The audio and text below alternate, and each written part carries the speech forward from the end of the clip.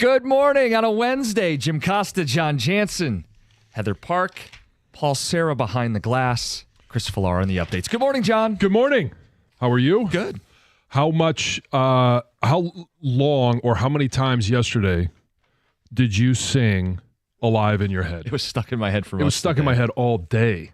And even at the end of the day, when I was getting ready to watch at least the start of the Wings game, it just every time I thought about the Red Wings, I started singing that song in my head, and it got nauseating. Well, good news. I don't think we're going to sing it for very long. Did you hear? Still only 3 back. It's still only 3 back. Gator hated it. Did you hear him talk about this? Oh, no. So Stoney brought it up because he was in for Doug, and he goes, you see this? Maybe it's a rallying cry. Maybe it's like the rally goose, and Gator's rolling his eyes, and he's like, that song came out when I was 21, and they played it at the bar all the time, and we got sick of it. And he's like, I don't want this to be their anthem. He got sick of Alive? Yeah. Pearl Jam? Yeah, he goes, he didn't like Pearl Jam for a while. Now they're okay to him, but he did not want this to be their song. Wow. Yeah. I mean, it doesn't have to be everybody's genre, but Paul, they didn't win. Don't do this. Oh, no, it's right there. It's okay. I just don't know why. Why would you hate the song unless it was tied to a moment? Now, maybe for Gator being 21, he said it was overplayed. They were at the bar all the time. Got sick of it. See, I would think it'd be nostalgic. Well, yeah. Yeah. But I also think it'd be nostalgic, right? Sure. Yeah. I hear this song and I kind of go back to that era of my life. You hear other songs. I'm not singing it. They lost. Come on. I'm not doing it. We got roasted on Twitter pretty good. Yeah, I know we did. Yeah, you got set up. You bid on that one. Yeah. Yeah. Who sings this song? And you posted. I sent it to the guy. Yeah, and he goes, "Yeah, let's leave it that way." Yeah.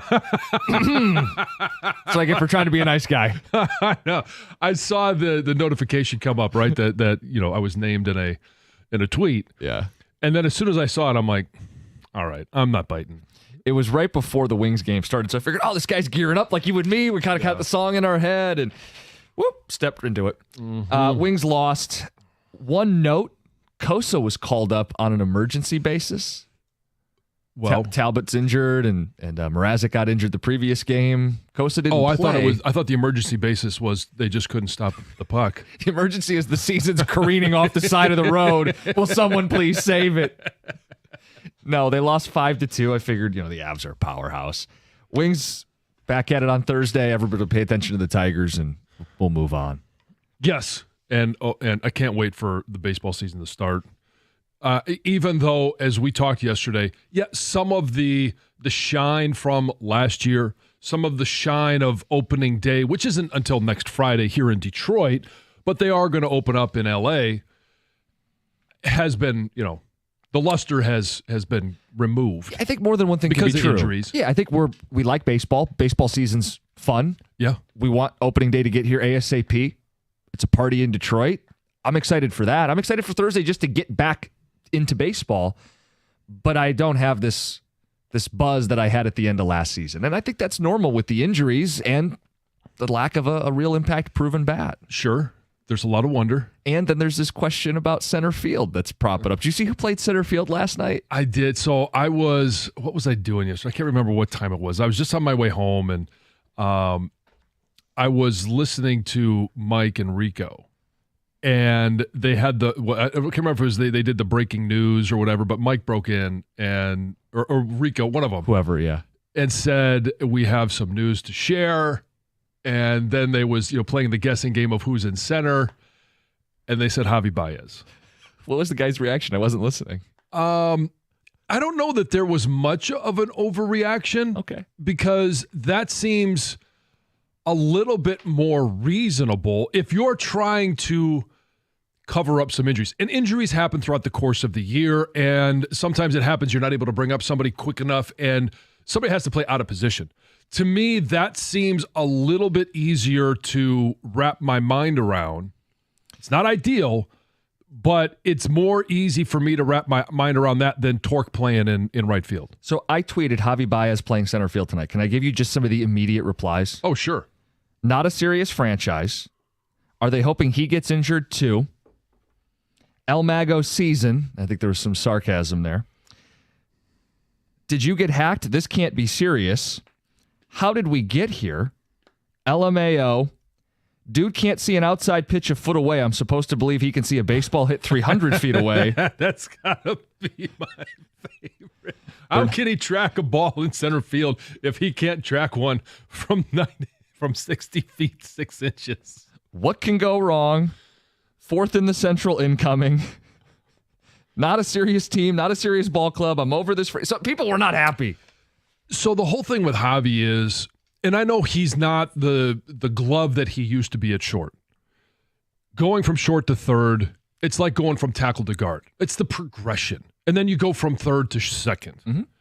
And then if you have a bat, you could even go from second to first. Yeah. But it's that's the general progression. And we all think that shortstops typically are the best athletes on the team. Yeah, I would say shortstop and center fielders.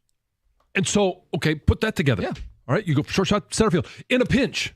I'm going to say something nice about Javi Baez right here. Are you ready for it? And this is not, I'm not setting you up. This isn't snark. This isn't sarcasm. I'm going to say something nice about Javi Baez. You like the goatee? This is an unselfish move. This is a guy who wants to help the team any way he can. Play me wherever. I'll play third. I'll play center, shortstop, wherever you need me. Gleyber Torres, meanwhile, very much pigeonholed at second base. Has played third, but it sounds like he was all but promised he can stay at second base on a prove-it deal for the Tigers. Meanwhile, Javi Baez is going, play me wherever. I'll be unselfish. A lot of things going on there. And when you sign a free agent contract and you have conversations, you have agreements, and I haven't seen this contract. I don't even know if it might be written in there.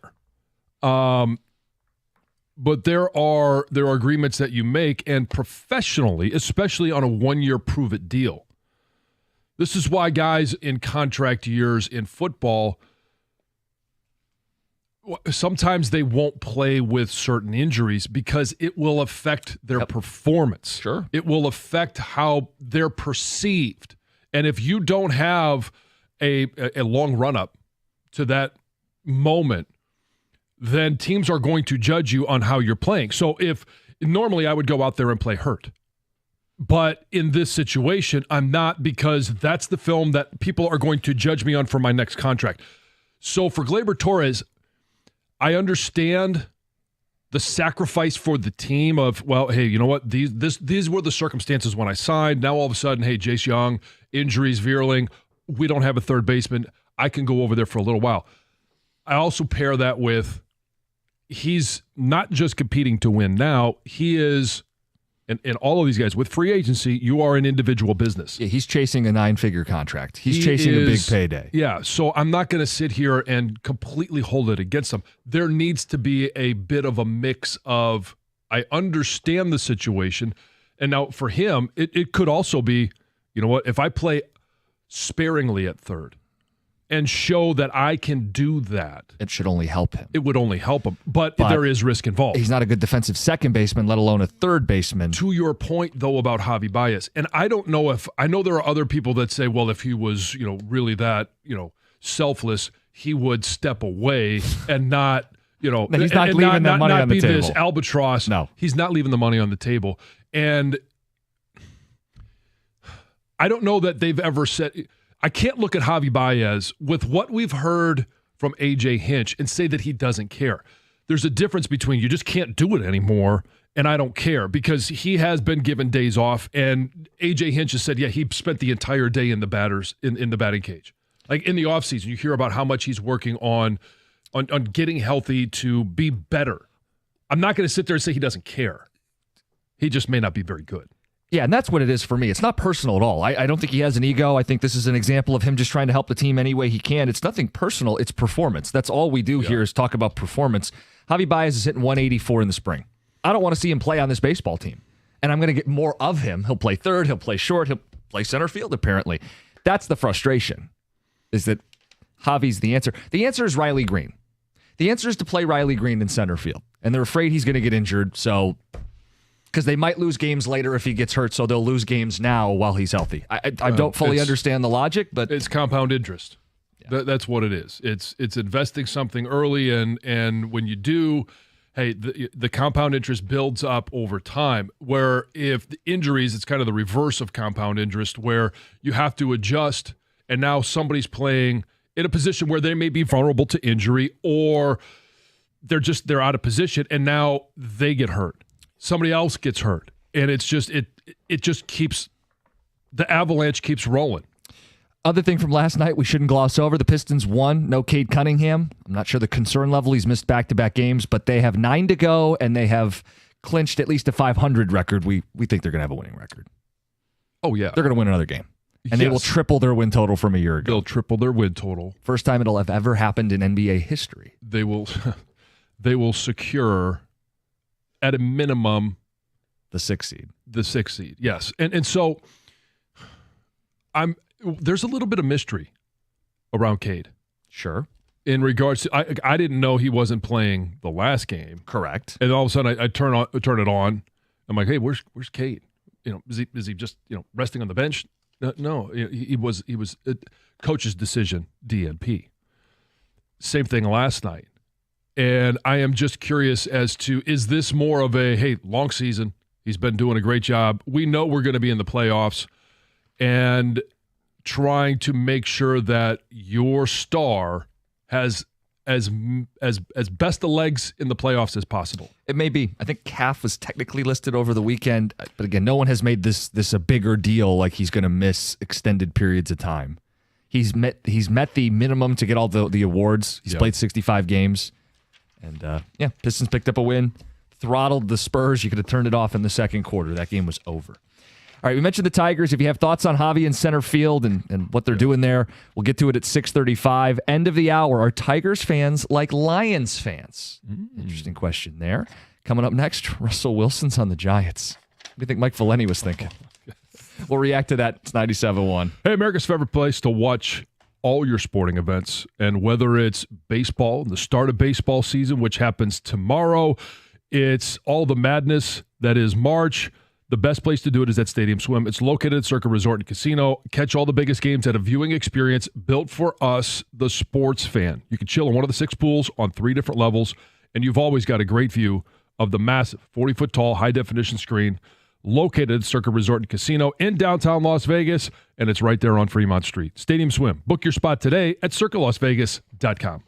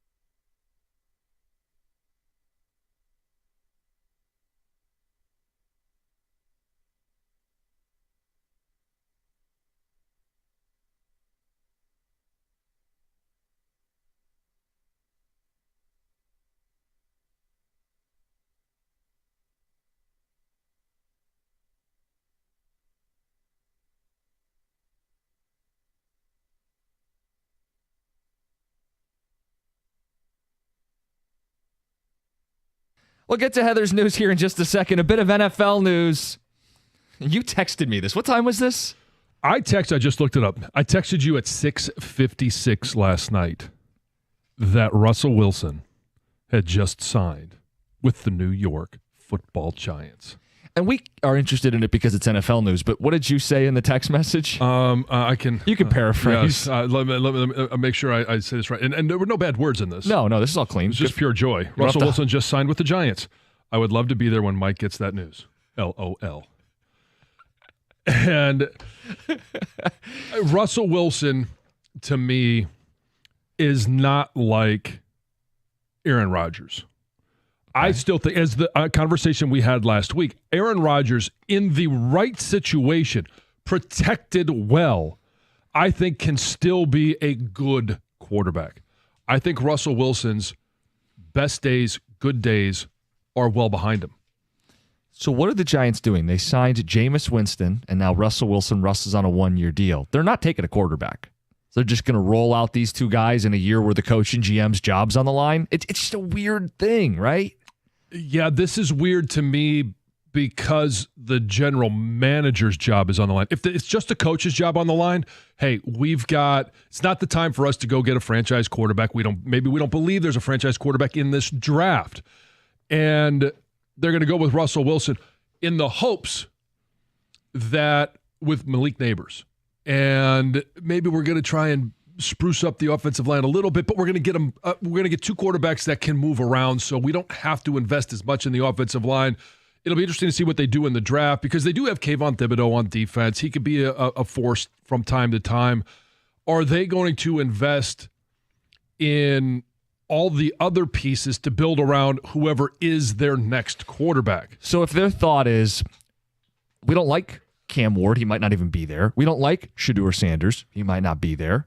Could go 1 and 2. Mm-hmm. We're not going to sit here and force it at quarterback if we don't like these guys. So we'll take a Band-Aid and we'll be in the Arch Manning sweepstakes a year from now. Yes, I think that's the theory. The problem is general manager and coach might not be there.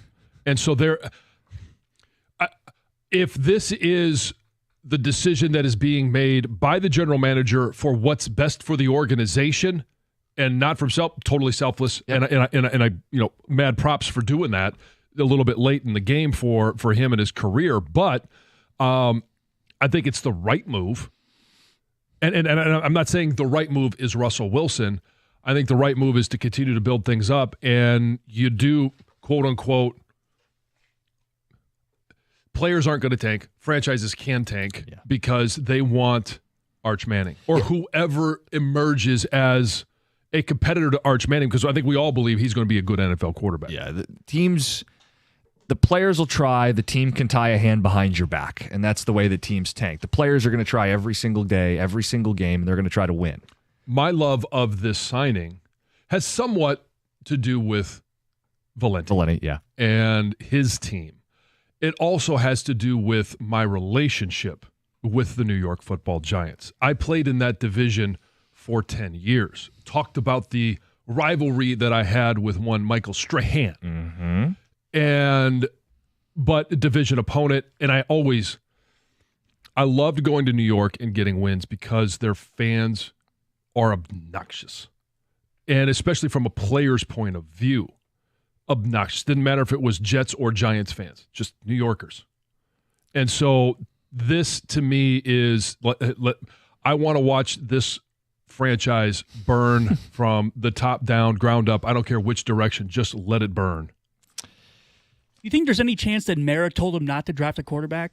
Because if I was an owner and guys were on the hot seat, I wouldn't want them to draft a rookie to save their jobs. Right. Because if I fire them, then I have to get a guy that wants that guy as a quarterback instead of letting him get his own quarterback in the draft. Except it's a second system in 2 seasons. Which is what happened with Caleb. Like, they're trying to save Caleb now because instead of just firing the coach in Chicago when they should have, now they have to bring in Ben Johnson and try to salvage a rookie's career. The only issue with that is if I'm a GM trying to draft a rookie quarterback to save my job, that is a losing proposition.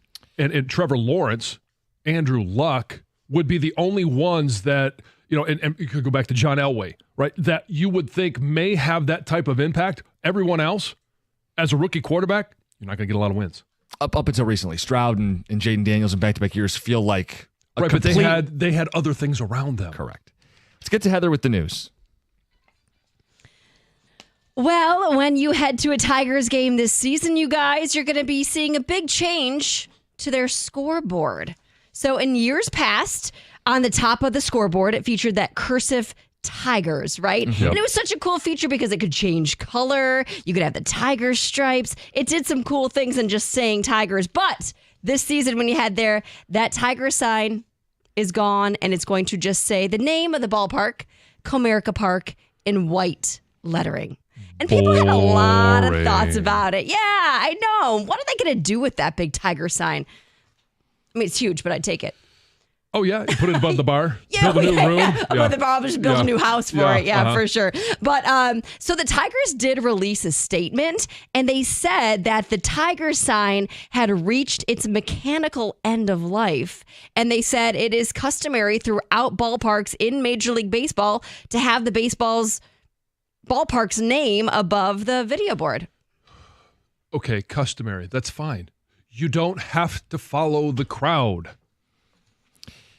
It's just another example of corporate money taking away something cool that fans like. The man. It was cool, right? Man is beating you down. Yeah.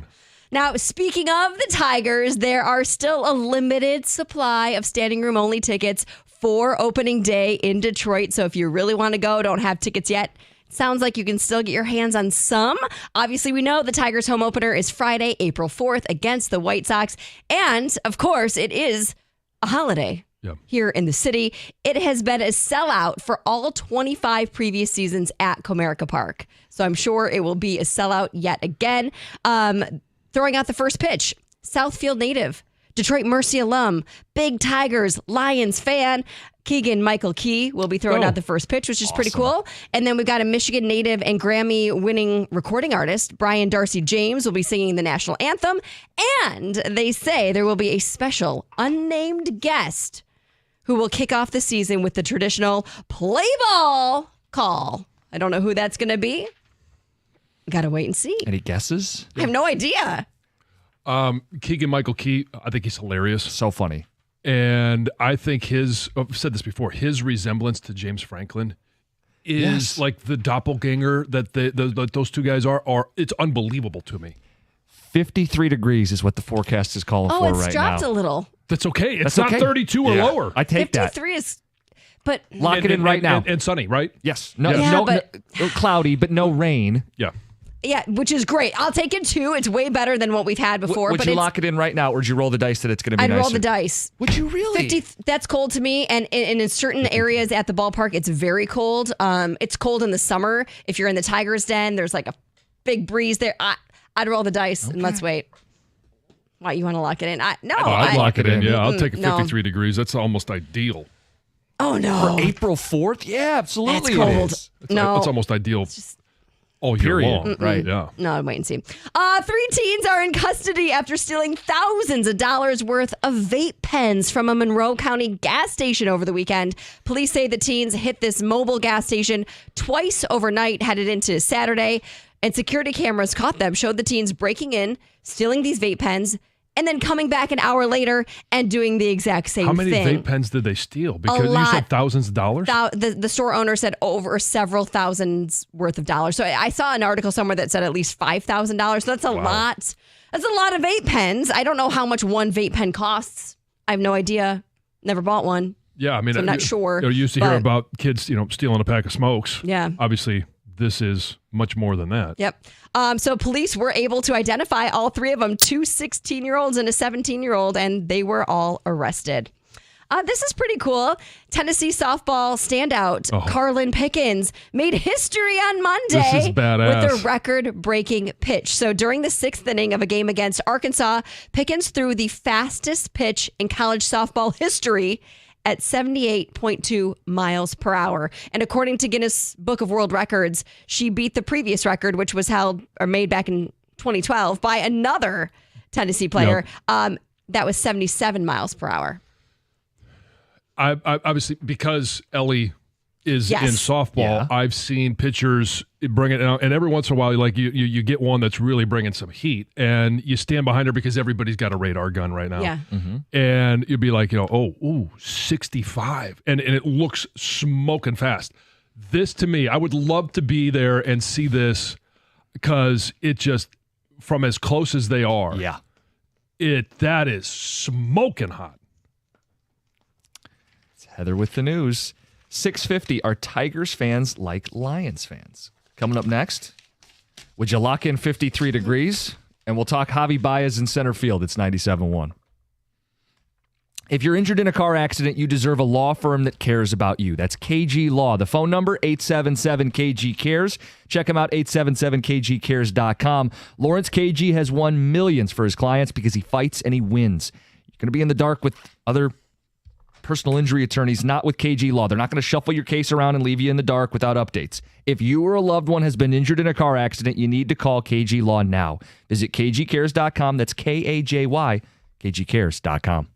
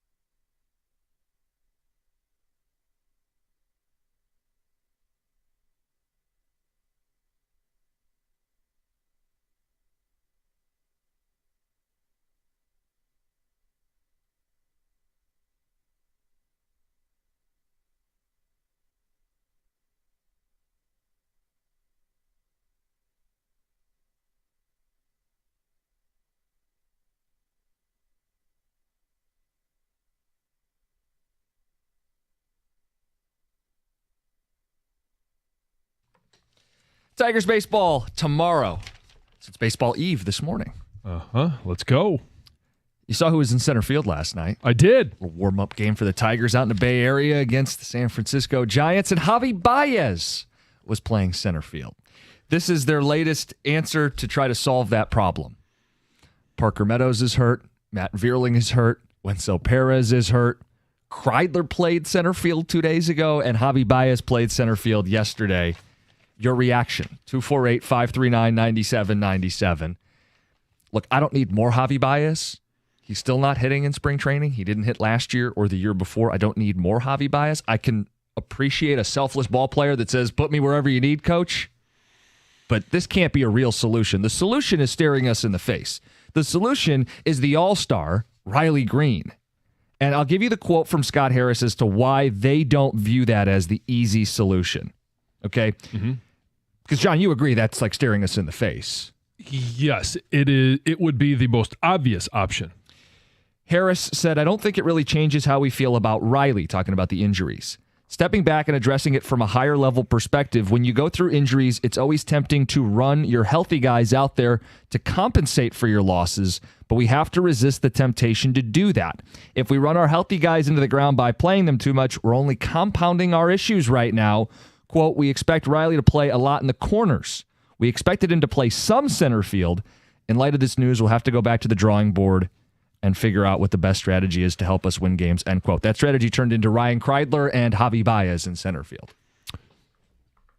And is it Manuel or Manuel? Manuel Margot. Manuel Margot. They said they like him more in the corners, which is odd because he can play center, and they need a center fielder. So going back to the drawing board means Manuel Margot will play more center field. Yeah, because especially if all right, they signed him as a 30-year-old. They signed him as a stopgap. Yeah. Do they care if he gets hurt? Not that they are going to try and go and abuse him by playing, which sounds ridiculous to me. But I think we will see more of Riley Green at center than they were planning on using him at the corners and occasionally at center. I mean, you have to. It's how you get your best lineup out there, both offensively and defensively. Well, because now you can stick offensively, you can stick a bat in a corner that you wouldn't feel comfortable putting in center field. Yeah, it helps you. Sure, but it opens up the question of: are you eventually? You're currently right now playing without Wencel Perez, Matt Vierling, and Parker Meadows. Do you want to add Riley Green to that list? Okay, but can't he get hurt playing left or right? Your risk is always there. Anytime you take the field, yes. Like he could try to rob a home run in left field on opening day, and I'm knocking on wood. My point is it could happen diving for a ball in either of the corners. Oh, but a lot of those balls to left field, yes, you could get hurt going up against the wall trying to make a play. More balls are going to go out of left field than out of center field. And so, and Riley Green is good enough to know when a ball is hit, that one's gone. And so it lessens the exposure. It's still there. Yes, you're going to be running around. He's going to dive for balls. You're not going to sit there and say, well, I'm not going to dive for this one because I don't want to get hurt. Well, and that's the question, is the trade-off. I don't know how much more likely is he to get injured in center field than left field? Is it 5%? Is it 10%? How much better is the team with him playing in center field? Because, John, to start the season, they are desperate for a center fielder. They're going to play a gauntlet of a schedule. Do you really want to put out a lesser product, lose more games, but hey, Riley's healthy when you're 10 games below 500? I don't know that makes a whole lot of sense. Yeah, he could get injured later. Get there and find out. It doesn't do you any good to go, he's healthy, but we missed the playoffs. What's this lineup look without him in it? From a batting standpoint? I understand. He's their all-star from last year. Yeah. Him and Skubal, but the all-star position player is Riley Green.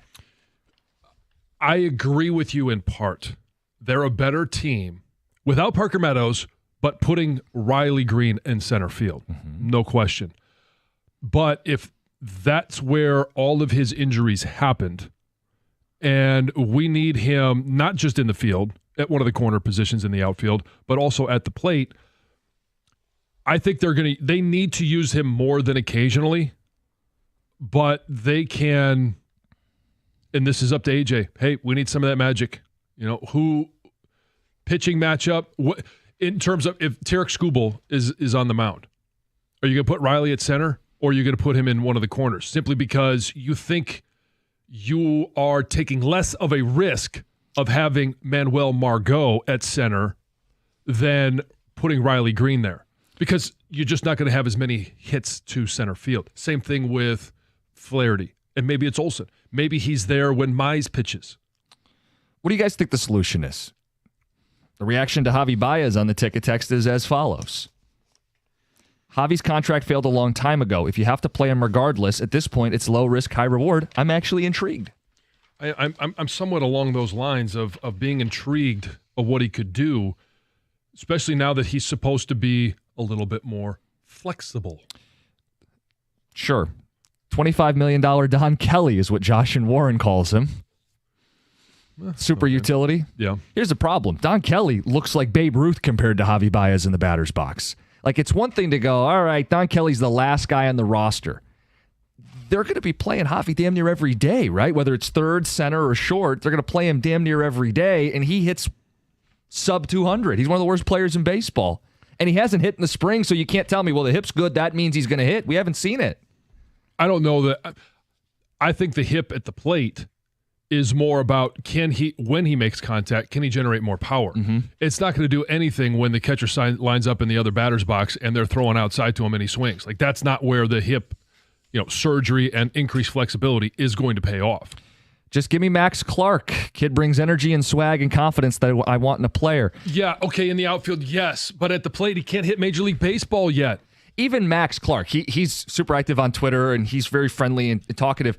He has said, I've hardly played high A. Like, I don't think I'm getting the call up to the bigs anytime soon. He's realistic about it, and it sounds like the fans maybe aren't. Well, his projection isn't this year. It isn't even next year. It's 27. Baez in center. 2 words. I'm out. Yeah, people not happy about it. 248-539-9797 on whether you'd lock in the temperature. Texter says 53 for April. Lock it in. You're taking a chance if you want to gamble for better weather for opening day. My goodness. We've had, so I worked at the ballpark for 10 years, so I've seen a lot of different opening days, and there has been some very good ones, obviously some very bad ones, cold, snowy. Yes. I've been there for all of them. So given and I would the take a gamble extreme of cold versus, okay, not that you would know the exact temperature, but have you had some 65, 70-degree days? Oh, there was a day, you know how I remember what I wore. Okay, I get it. And that's how I can recall. Like, normally I'm like bundled up. I've got a jacket, another Tiger's coat. I've got my big winter gloves on. I've got a scarf. But there's been times when I've worn just like a small, almost like a Lululemon, like small zip up. Uh-huh. And it's been I was warm. I was hot. The words that you used, normally I'm bundled up. So yes, I know. That's the norm. Why wouldn't you lock it in at 53, knowing that you wouldn't have to bundle up like you would if it was 32 and the snow globe? I think it's because last week when you looked at the temperature, it said 60. You told me 61.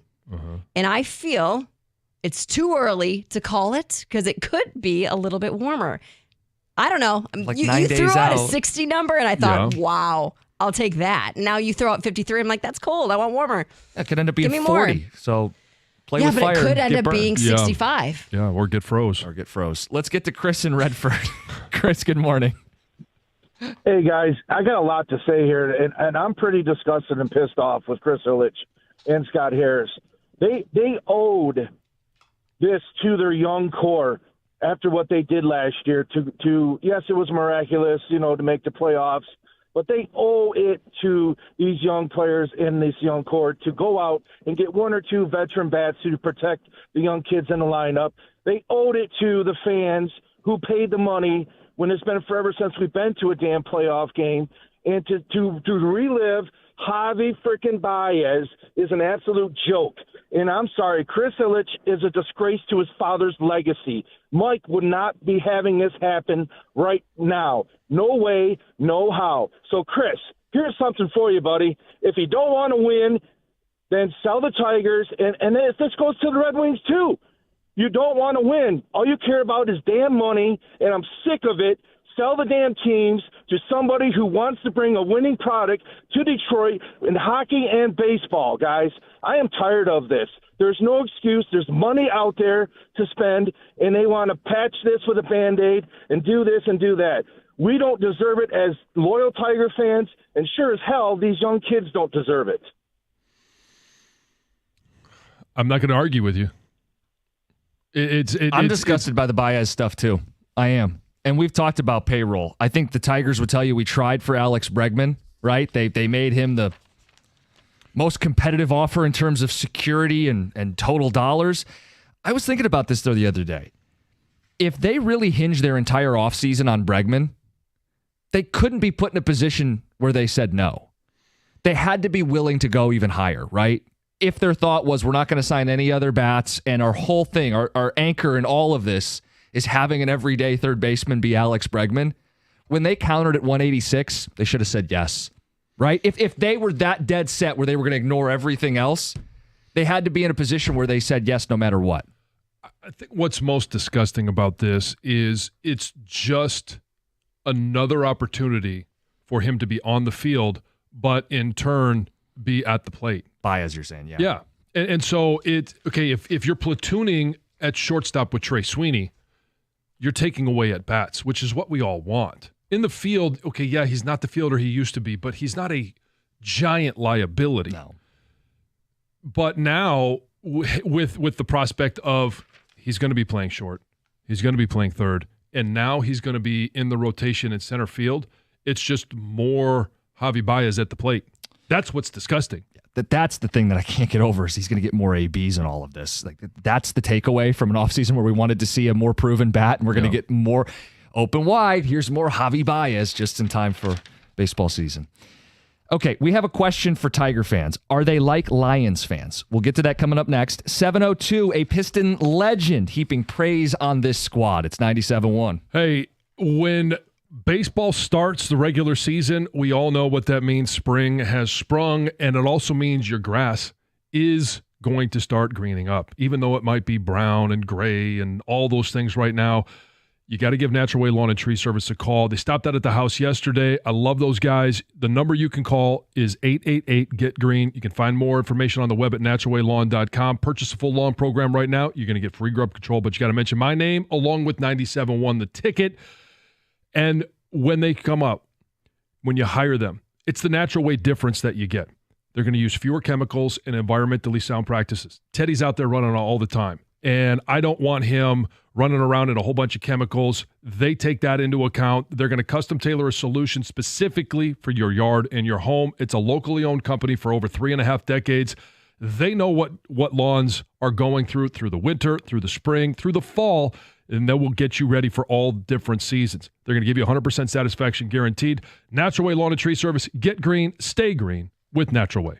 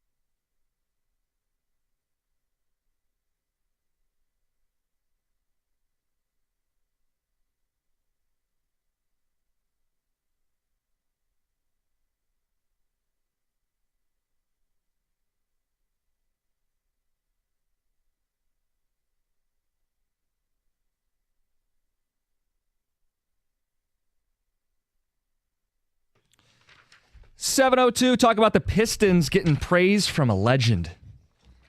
Talk about identity of this basketball team. Baseball starts tomorrow. Ticket, text, phone calls. Javi Baez in center field. Would you lock in 53 degrees right now for Tigers opening day a week from Friday? And much, much more. Ticket Texter says you have to root for Javi and Torque. If they play just average, even above average, it would be huge for this team. I have more confidence that Torque can do it because he's at least done it in spring training. He's tweaked his swing. His approach looks better. He's hitting the ball. I mean, last year he was awful in spring. Yeah. And it continued into the season. Just because he had success in spring doesn't mean he will have it when he's facing real major league pitchers in major league regular season games. But Javi Baez was bad last year at the plate, has been bad at the plate throughout spring training. Even though he's healthy, still doesn't help. So why would we anticipate that his swing or his production at the plate would be any better? First of all, I'm not banking on either. Just I think it's silly to bank on Torque. I'm more optimistic. No, yeah, we're optimistic. We're more hopeful. Yeah. Ticket Texter says Baez can't hit major league pitching. At least Clark is cheaper. Because you said Clark can't hit major league. But that's money spent. Yeah, it doesn't matter, guys. Javi's getting paid either way. Yeah. Texter says there's no other manager in baseball that has to work as hard as Hinch does and manipulate his lineup from game to game as much as he does. It's unreal. True. Texter is bringing up Chris Ilitch, the caller who brought up Chris Ilitch. Texter says Mike Ilitch was the king of bad contracts. Yeah, but he'd buy guys out. He'd throw money at the problem and move on, which is what a lot of these teams do. And his teams had success. Right. What's the clearest sign that Chris cares more about money than the team? Forget what's happening on the field. Look at the scoreboard. Now it's Comerica instead of that script Tigers. Yeah, it was in Heather's News. We'll talk about it as the show goes on. John, we had a question about Tiger fans and whether they're like Lions fans. Lions fans would travel to these road games. And it's apples to oranges. It's baseballs to footballs. But I wonder, will we see some fans make it out to Dodger Stadium tomorrow? Because this is one of the old ballparks. It's Scooble, it's Shohei, it's showtime. It's prime time. Yeah, and it's the start of the season. Yeah. It's Heather talked about the weather for opening day here. And we know people are going to take off work. Businesses are going to close. It's a holiday here to go to opening day next Friday against the White Sox. But if you have the ability to watch the first Tigers game in sunny California, and it's not just Shohei Ohtani, it's not just Scooble. There's a lot of different reasons why you'd want to be at that game. It's the start of the Tigers season on the heels of a postseason run. Do you want to be out there for that first Tarek Scooble pitch? Are you traveling out to L.A. like we saw Lions fans travel to Kansas City, travel to Green Bay, travel to Indianapolis, travel to San Francisco? I'm almost kicking myself that I'm not, because I've been to the oldest ballparks in baseball, Fenway and Wrigley. The next oldest is Dodger Stadium, Chavez. Go out and see it. Yeah. And what better time to do it than when it's colder here, warmer there, A-level pitching matchup, anticipation of a new season. I don't know if anybody's doing it, but I'm kind of jealous if you are. Yeah, I am too. It's going to be an experience, and to me, I want to see, because we've already seen the Dodgers. I don't know how many people watch those couple of games. We had it on here. I've gone back and watched them, but I'm curious because they have a couple of games under their belt. This is going to be Scooble versus Shohei Ohtani. Like I want to see that matchup. Just that's worth the price of admission, the price of going out there to see that. And these two teams played good games last year at Comerica Park. Yeah, right before the All-Star break. Yeah, that's right. So what, two out of 4, I believe, or 3 out of 4, maybe. I don't remember.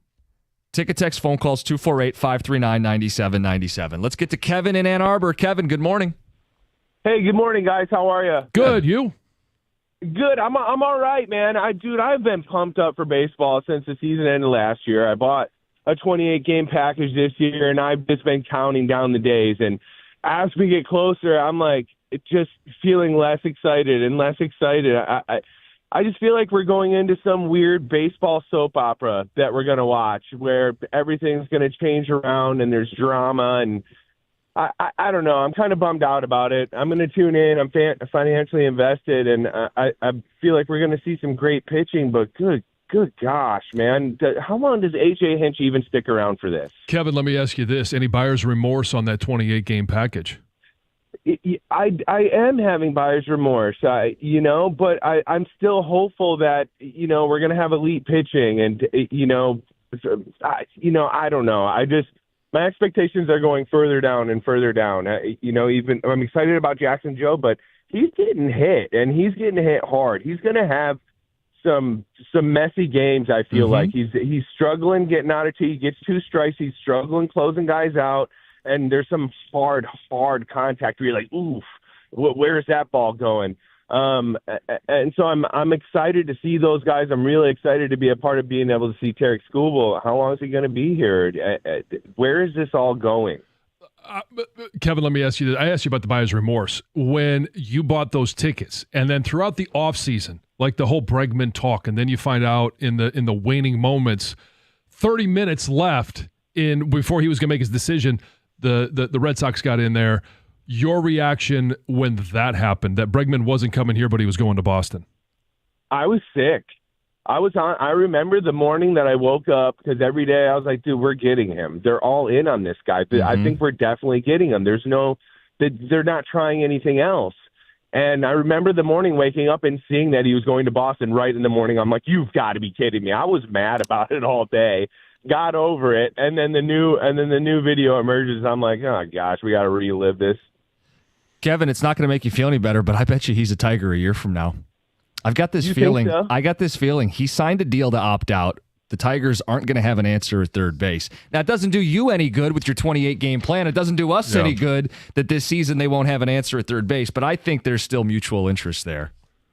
Yeah, and I think if Torque hits, if Javi could just get close to 200 and Malloy steps up as the DH and Green has a good year and Carpenter has a full season, and if Parker does come back in June, I mean, we might be able to come back, but it's going to be a rough 30 to 60 days for sure. You're right. The start is going to be hold on for dear life. A lot of ifs. And so many ifs. And John, we can't bank on a miracle again. We can't. It's so much fun, but what made it fun is because it's not supposed to happen. Right. It's not going to happen back-to-back years where lightning strikes twice. If they get off to a slow start, maybe it's the first time in Major League history it does happen in back-to-back years. You know what? I gotta, let's make history. Pull up a chair. Let's see it. Let's talk a little Pistons to start the 7 o'clock hour. Piston legend heaping praise on this squad, saying they have a clear identity. We'll get to it. It's 97.1.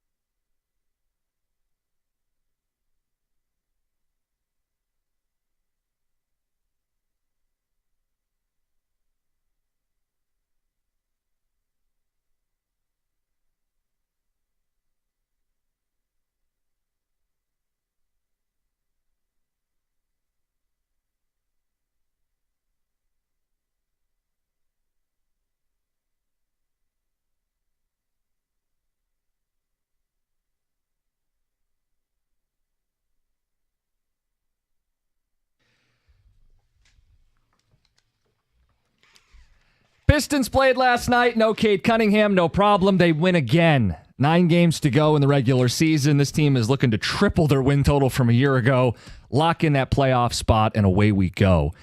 John, they have a clear identity. Yeah. And we've wanted this from all of our teams as they've been rebuilding at different stages, right? The Lions were the first to break through, and they have a clear identity. It's grit. It's Dan Campbell. It's tough. It's grit. It's a clear identity. Mm-hmm. The identity of all of our teams, if you had to assign it, I would say grit for the Lions. I would say chaos for the Tigers, both in a good and bad way. Yeah. Chaos is what got them in the playoffs a year ago and tinkering in the managing of the lineup and the bullpen. But chaos is also musical chairs to start the season this year. For the Red Wings, I would say collapse. It's kind of what their identity is. Mm-hmm. Good, but not good enough. Tease would be another word, but collapse. Pistons, the identity. Before I give you what I think it is, I think we all know what it is. Isaiah Thomas weighing in on the Pistons' identity.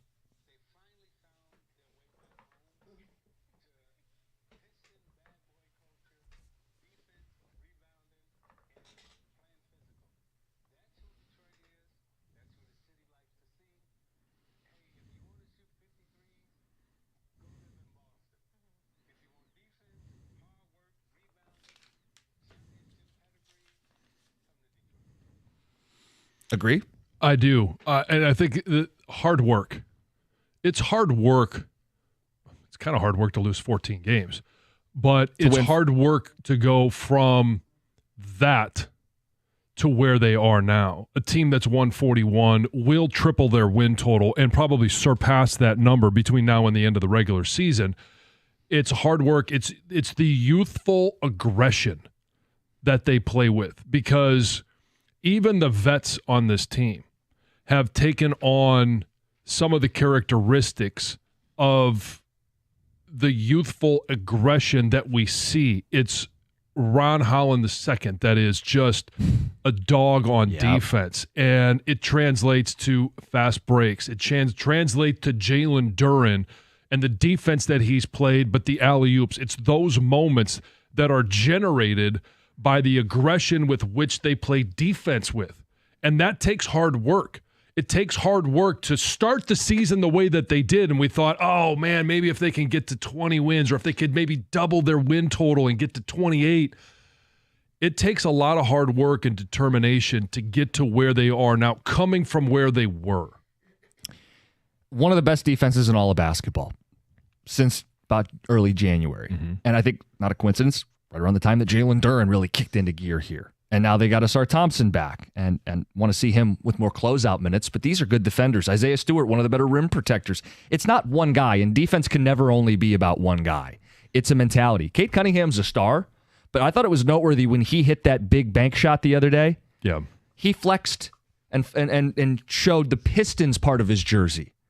Put the Pistons out for everybody to see. It's a team. It's not one player, which is reminiscent of 04 and 89 and 90, going to work and the bad boys in defense and team. Like, they are embodying their roots. So one of the old coaches' sayings, and one of the, it's all about the team mentality, is kind of what you just pointed out there. It's a rarity in the NBA, and it feels like it's super rare to be more concerned about the name on the front of the jersey versus the name on the back. And Cade got the max in his contract, but it doesn't feel like Cade has always been about me. It's not been about my numbers, my success, me being an all-star. And that bank shot, and to your point, when he, was emphasizing the Pistons on the front of his jersey, that to me is unbelievably rare in the NBA. When guys are jumping ship and they're wiping their social media. We see it in the NFL too. Yep. And it seems so childish, but it's all about me. It's watching guys that just simply say, I'm done with this city, with this franchise. And he's had every right to be done with the city, done with the franchise, the way that it was run up until this year. And he said, no, I'm still going to be here. And yes, they offered him the max contract. It was more than he was going to get anywhere else. But it's the fact that he has stuck it out for better days. he's endeared himself a lot. He's not from here, right? He's not from the Midwest. He grew up in Texas, played college ball at Oklahoma State. No reason to have any affinity for the city of Detroit, but he was seen here pre-draft, taking in the city, appreciating the city, saying, I want to be a Detroit Piston. He wore the buffs on draft night. He really endeared himself. And he got injured and he got banged up and he had some rough starts, to his NBA career.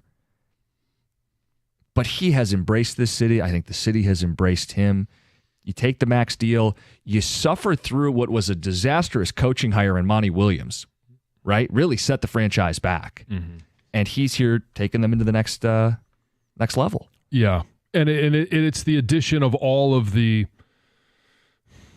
role players. Yeah. Like Marcus Sasser yesterday. How about Sasser? Goes for 27 off the bench. And we've talked time and time again about, the way that guys play in the Malik Beasley, in the six-man role, Isaiah Stewart, and the physicality. Now, we may not like some of the antics on the court, but it does. It builds a toughness, though. It builds a toughness, and that translates throughout the rest of the guys, the team. Jalen Duren is playing tougher, and I believe he's playing tougher because of guys like Isaiah Stewart. Like they're the kind of the tone setter. They might be the stars, but they're setting a certain tone that Jalen Duren can take to a different level when he does play tough. What did you make of the identities I handed out? So I say, whatever we want to say for the Pistons, bad boys, roots, physical, defense, they have a clear identity. Yeah. The Lions, we've all well established, kind of the similar thing, right? Toughness. Like tough, grit, hard work, outwork you. Tigers chaos, Red Wings collapse. Do you have a better word for those teams? For Red Wings, it goes along with collapse when things get tough and you can't find ways to grind out wins or you get to the end of the season. That's where the champion. I'm going to say champions. That's where postseason teams are made or broken. It's separation. Yeah, they're soft. That to me is the sign of a soft team, mentally and physically. Yeah, when you believe you have somewhat of a foundation, but then in March that foundation crumbles every single year after year after year, they're soft. That's their identity. They're soft. And the Tigers' identity? Well, I think it is chaos. I think it is. I'll say it's chaos, but it's also scrappy. Yeah. It's a scrappy team because you've got aggressive pitching. And that's what Tarek Skubal does best, right? When he gets in the zone and he's fist pumps and he's shouting at the crowd in Cleveland, like he's a scrappy pitcher. He's an aggressive pitcher. And then you got young guys that they may not be the best at their position. They may not even be good at their position, but they're finding ways to get hits opportunistically when they have to get it. And yes, there's a lot of times where they don't, but they just continue to scrape, scratch, and claw. They're a scrappy team.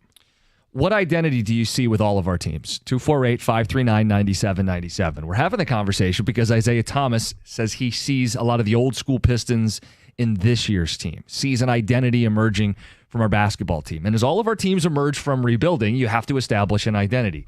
Matt and Adrian, what are you seeing? You're on 97.1. Hey, thanks for having me on. I must admit, of the big four sports, this is probably the one I pay attention to the least, but it certainly has my attention now, which is why I'm going to use the word renaissance. I mean, obviously we have the Red Center downtown, but renaissance means rebirth, and that's what this team has become. It's a rebirth of basketball that we like to see. It's reminiscent of the early 2000s, of the late 80s, early 90s. It's that same sort of culture. All the words in which you're describing, they're scrappy, they're fighting, they're doing this. It is a rebirth of the type of basketball that we like to see. So I'd like to use the term a renaissance team. Okay. I like that word. Yeah. It is a renaissance, a rebirth of what's worked in this city and what wins in this league and what matters when you get to the playoffs, which is part of, think about it. We got to this point where just wrap up the regular season already. I want to see them in the postseason. As Stoney would put it, they've restored the floor. Well done. He's going to have to rename the podcast. When he started that podcast, I don't think he thought it was going to turn around this quickly. No. There was some bleak Bleak Troy episodes. Weaver years. Yeah, no kidding. Ticket Texture says Red Wings soft. That is their identity. Good word, John. Good morning, Cookies. Your identities aren't that. Pistons and Lions each have true identities, grit and hard work, but the teams owned by the Little Caesars Entertainment Group don't have identities. That is actually the difference between the teams right now. I think they have identities. They're just not good identities. Yeah, and I mean, not a great identity is also somewhat a lack of identity. Fair. They don't know what they're supposed to be. Word for the Red Wings is premature on the ticket text. Oh, premature. What's premature about what they're doing? Maybe it's a positive spin. They're just early. They're not there yet, but they're going to be. Gosh, you don't ever really want to be premature. Now I get the slide grin. I was waiting for it. 248-539-9797. The identities of all of our teams. What do you see? It's 97-1. Hey, a personal injury attorney of any sorts or a personal injury of any sort is in fact personal. Injury attorney David Femininio has dedicated his career to securing justice and maximizing recovery for those who have been injured. David is also dedicated to ensuring that you get all the medical care that you need and deserve to put your life back together after that injury. You need an attorney who's going to make it personal, and that attorney is David Femininio. So if you or someone you know has been injured, you need to tell them to call David Femininio at 855-65-CRASH, or you can always go to the website, getdavidgetpaid.com. That number again, 855-65-CRASH, or on the web at getdavidgetpaid.com.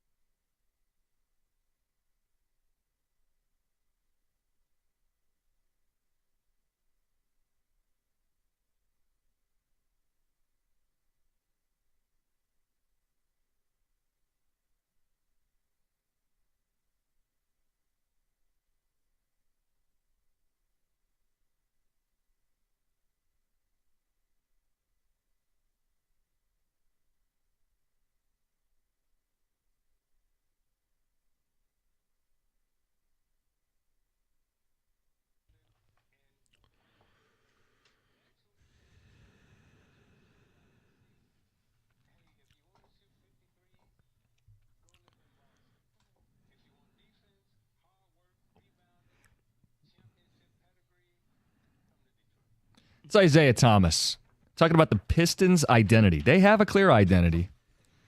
We've asked you about the identity of all the teams in Detroit right now. Some are more positive than others. Some are easier to see than others. Ticket Texter says, Lions are gritty. Pistons are scrappy. Tigers are chaotically resilient. Okay. And the Wings are simply bad, Mike in Waterford. Lions are grit. Tigers resilient. Pistons are tough. Wings are bipolar, Kevin and Canton. That's a great one. I think that's polite. They're off their meds. Someone help them out. Red Wings' identity is the Dead Wings. They choke when it matters most. Nort and Pinckney. I don't know if anybody else feels this way, but I see the writing on the wall. The Pistons can be the 3 seed in the East. Yeah, they could. There's an outside shot at that happening. I don't think they rise up to that level. They're running out of games to do it. Well, I mean, how many games back are they from the 3 seed? There's 9 to go. So again, and the other teams are going to play and win. These are good teams. Yeah, and so they are right now. They are at 17.5 back, and the Knicks are 12. So yeah, 5 games. I don't think they're they not get making to up the 3. 5 games with 9 to go. No, but it you is look at interesting. some of the injuries in Milwaukee. Well, the blood clot issue with Dame Lillard. Milwaukee and Detroit are both identical at this point, 17.5 games back of first place. Right. The Pistons could end up sliding into that 5 spot, play the Pacers. They could even catch the Pacers and get home court at the 4 seed. I don't think they're catching the Knicks. It's another 3 games. Let's get to the phones. John in Kalamazoo, what are you seeing? Identity of our teams. Hey, guys. Good morning. Good morning. Good morning. Hey, so a question I have is how much is it the identity of these teams and how much is it the teams taking on the identity of their head coach, right? The Lions are gritty and tough because Dan Campbell is gritty and tough. The Pistons have their resiliency because I think a lot of it because that's who Bickerstaff is. And the Tigers are just chaotic because I think A.J. Hinch, from even his time in Houston, it was chaos, do everything it took to win, including, maybe do some slightly questionable sign stealing. And then you look at the Red Wings and you're like, what are they really taking on from their head coach, right? Is that, how do you guys think that plays into it? Well, I'm with you. I think that leadership 100% matters, and it's all a trickle-down effect from ownership to general manager to coach to athlete. And we had that one texter text in about ownership of the Tigers and the Wings. Yeah. And I do think it's interesting because Sheila Hamp Ford, you could say, well, you want about the Fords up until she was, given the reins. Mm-hmm. She has a completely different mentality. She has a completely different presence. Yep. And that led her to hire Brad Holmes and Dan Campbell, who she saw something in them, some type of identity in them that matched hers. And now the team does that as well. So it all comes from the top down. And I would put the Pistons in this conversation, right? When they were their most embarrassing, we were looking at Tom Gores going, what are these quotes about when you set aside winning? Like, you don't seem like you're serious about this. But you know what happened? He paid $60 million to make Monty Williams disappear. That was a serious move. It's not a coincidence that the tone shift in Tom Gores and the commitment from Tom Gores trickles down. You hire a good coach in J.B. Bickerstaff, and away you go. With the Wings, I don't know. His implication is like, is Todd McClellan not getting his personality to rub off on this team? He hasn't been here that long. We initially saw the coaching bump, and I thought it was more than a coaching bump because it went on for a couple months. Well, yeah, it was the 7-game streak that they were on. 2 different they ones. Lost a couple, and then they went on another 7-game streak. Yeah.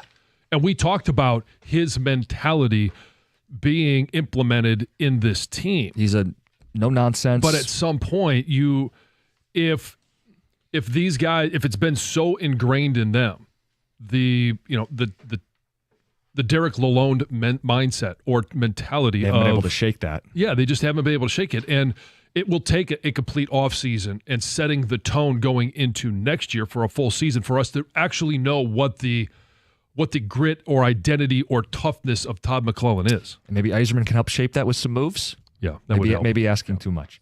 Tenacious is the word for the Pistons, unpredictable for the Tigers, gritty for the Lions, and broken, as in broken wings, for the Red Wings, Mike, in a truck. Let's get to Heather with the news.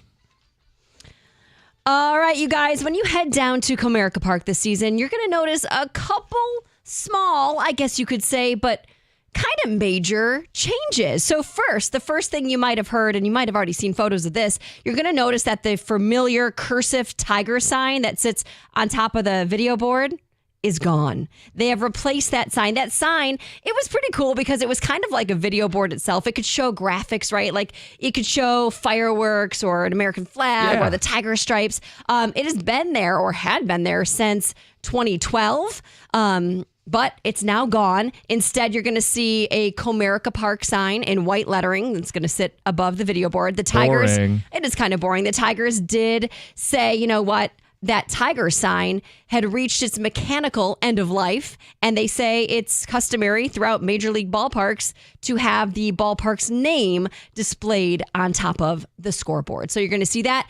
And next, you're also going to notice something different on the field, the keyhole. It's the dirt that runs from the pitcher's mound to the batter's box. That's also gone. So this keyhole area is now just going to be covered in grass, which is the case in every other major league ballpark. So we were kind of the one that was different, that stood out. We were unique. We were very unique. I remember doing a little feature on the keyhole when I worked there and asking people if they knew what the name of it was and what it was called, and kind of learned a little bit about the history of it. And it's just, it doesn't serve a purpose ultimately, but it was kind of like this old school nostalgic feel. I did too. That actually kind of bothers me more than the tiger sign. I was kind of disappointed to see that. It just looks very generic, the field.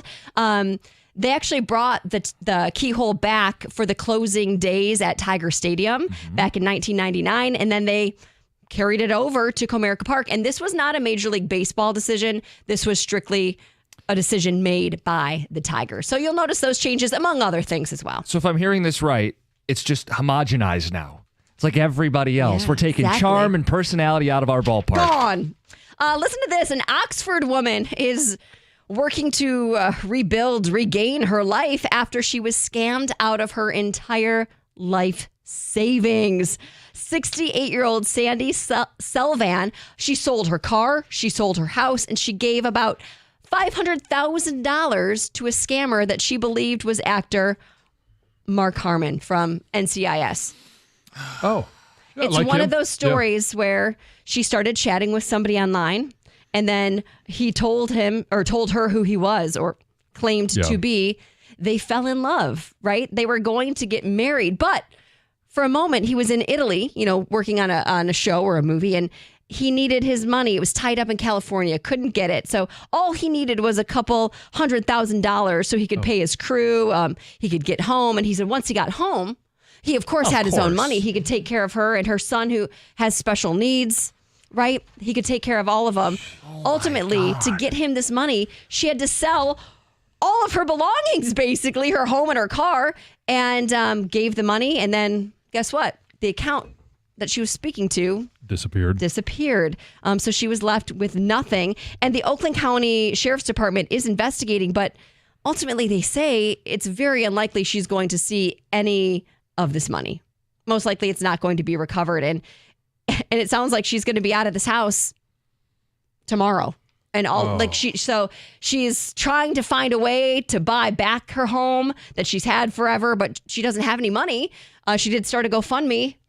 But it's like, how can you be so stupid, though? You hear these stories, but because they pry. The scammers are very good at what they do. Yes, and they're very convincing. Not that 68 is old, but they find older individuals who most likely have had some trouble or lost somebody in their life that's in a down period, and they prey on them. And they're good. Like John said, they can convince you, and they play with your heartstrings, and then ultimately you think that you're talking to somebody you're not, and it's got to be you're broke. It's so sad. It's so sad. I'm going to go out on a limb. I'm guessing she was more isolated because if you had talked to someone like a friend and said, hey, this is what's going on, a friend would have stepped in and said something. For sure. Sandy, what are you doing? You're going to sell everything for an account that's claiming to be this guy? So bad for her. It's awful when you hear, and they say this probably happens a lot, but people are embarrassed to come forward. Sure. And she's saying that she wants to come forward. She's hoping that this will never happen to somebody else, and is sharing her story. It's just very sad. Son, you said, special needs kid? Poor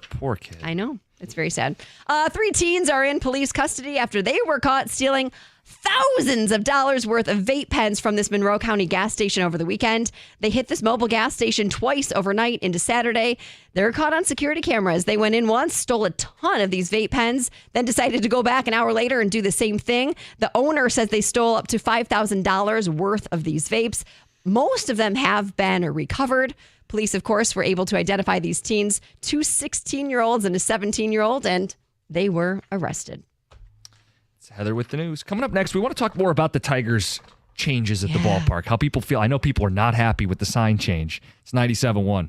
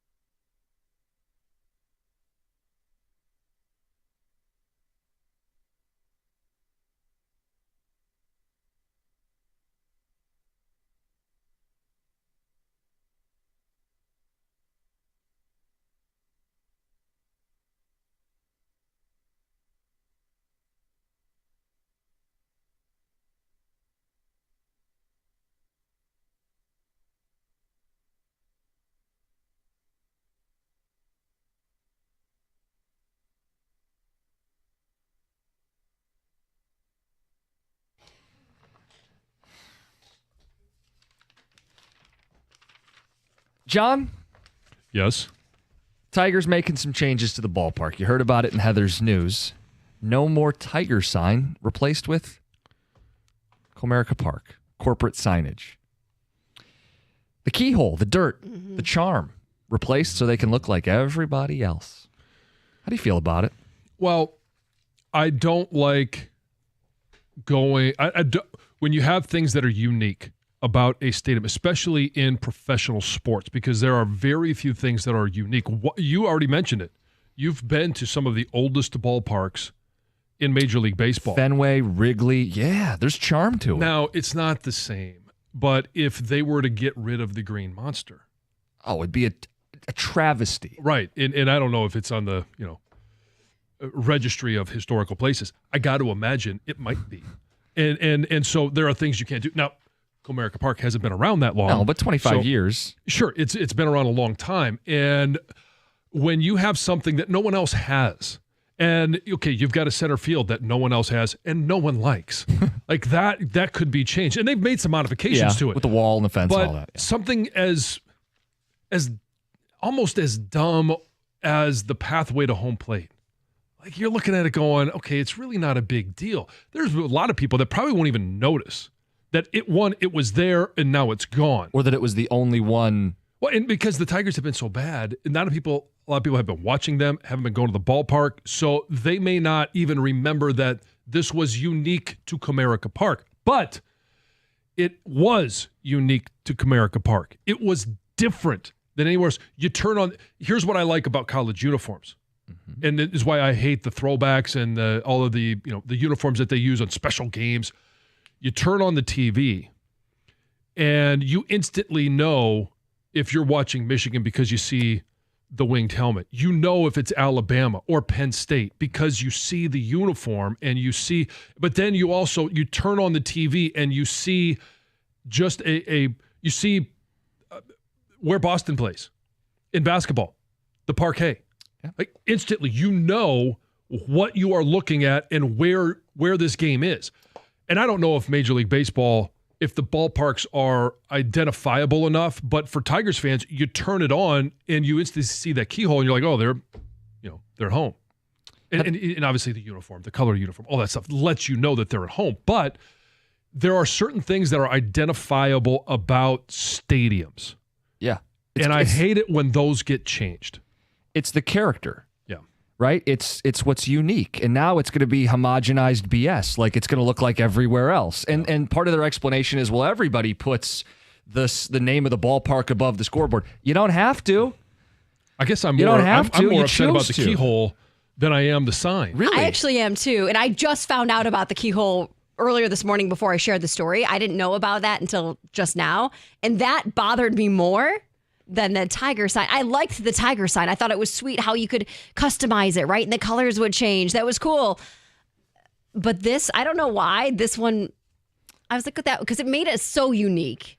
And it was a cool story. The sign bothers me because it's like anything for a buck. Yeah, right? It's I like get we'll that. compromise our tradition for the almighty dollar. The park's already called Comerica Park. You can put the sign somewhere else to take away something cool. And I guess to you guys, the keyhole was the something cool that gets taken away.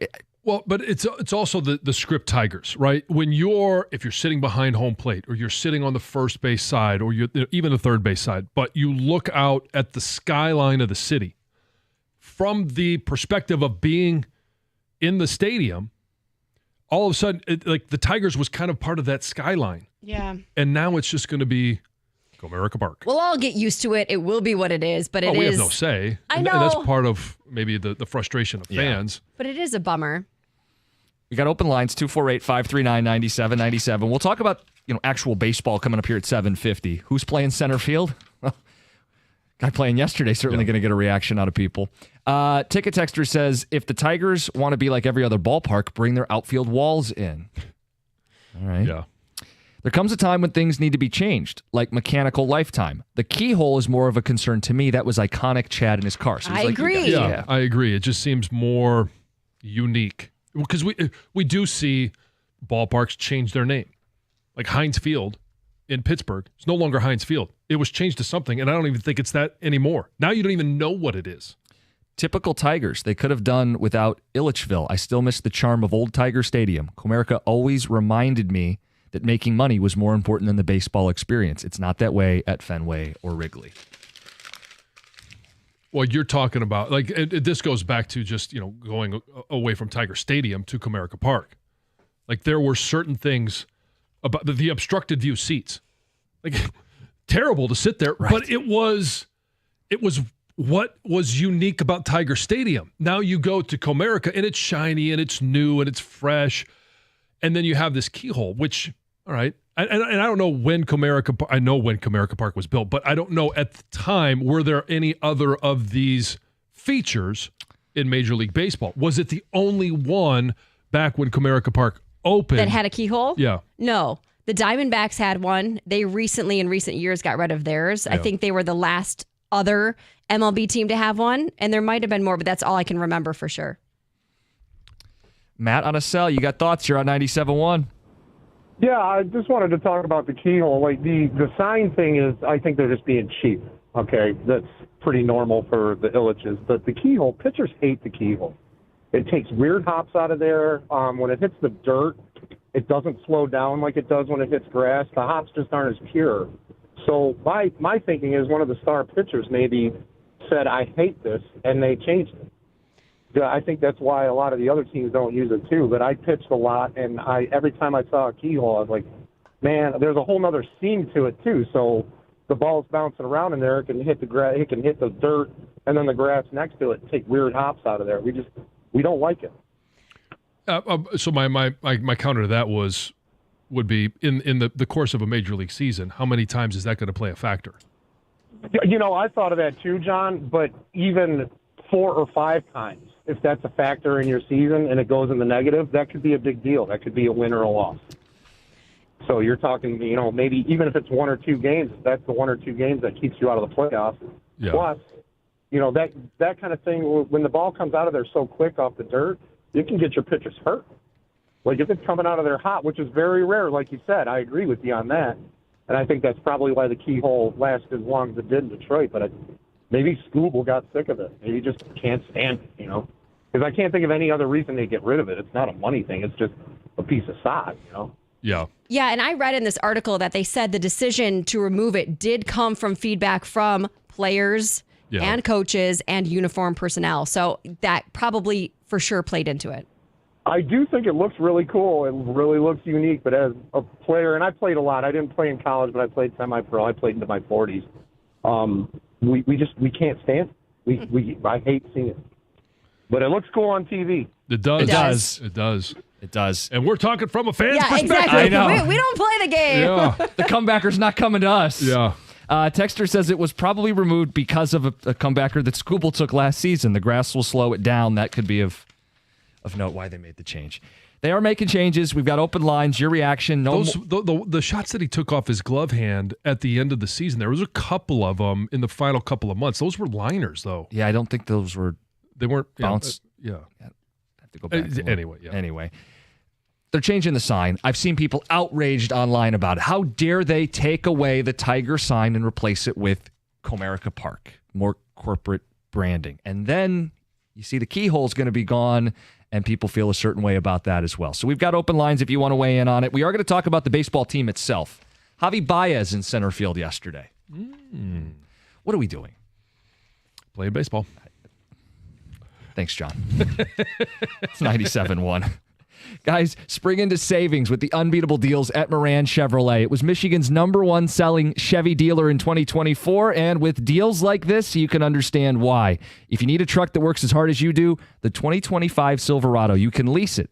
4-wheel drive, LT crew cab, $299 a month. Who's getting a truck payment under $300? That's a 24-month lease, $19.99 down, and everyone gets employee pricing. Moran Chevrolet, where you always get the best price, period. Check them out. See what they're all about. MoranExpress.com or stop by. They're on Gratiot north of 15 Mile in Clinton Township. Chevrolet. Together, let's drive.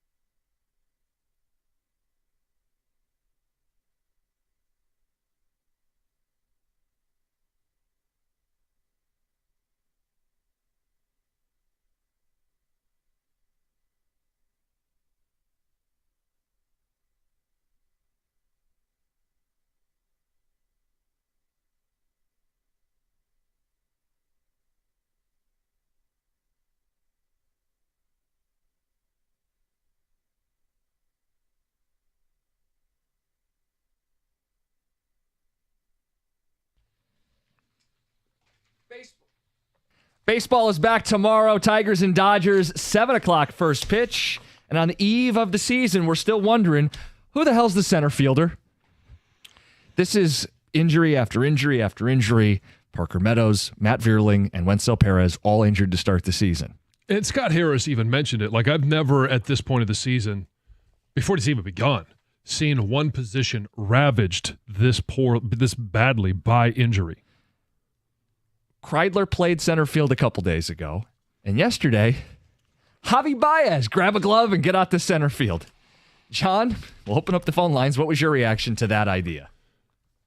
Not surprised and not necessarily upset. The only reason I would be upset about this, because your shortstop is typically your best athlete in the field, and they go from short to third to second to first a lot of times. And Javi Baez has this in his background. Now it's way back, but shortstop can play center field as well, simply because they have a lot of times the speed to run down some fly balls. Now, we could talk about, he hasn't tracked a fly ball in a long time. He can't track a baseball from the pitcher, so why would we think he would track a baseball in the outfield? But what upsets me about this is the fact that it just keeps Javi's bat in the lineup. Because, if he's not at short, and that's a Trey Sweeney day, is he at third? If he's not at third, he's in center. It's just another time that his bat is in the lineup, and that's what's concerning. I'm going to say something nice about Javi Baez. No snark, no smarm. This is a legitimate compliment to Javi Baez. Hold on. What is today? March the 26th at 7:53 a.m. The first non-snarky comment by Jim Costa. This is a selfless move. This is an egoless move. This is, I want to help, I want to play, I want to contribute. That's a compliment. The issue is, none of this is personal. It's performance. Right. He's going to play more. He can't hit. Even in the spring with the hips all surgically fixed up, he's hitting 184. So, hey, good on him for being a good teammate, but this is not a good move for the baseball team. You know what the good move is? To put Riley Green in center field. What if he gets hurt? I guess just throw away 2 months of the season and then everyone will be healthy. I don't understand operating from a position of fear. Yes, Riley Green could get hurt.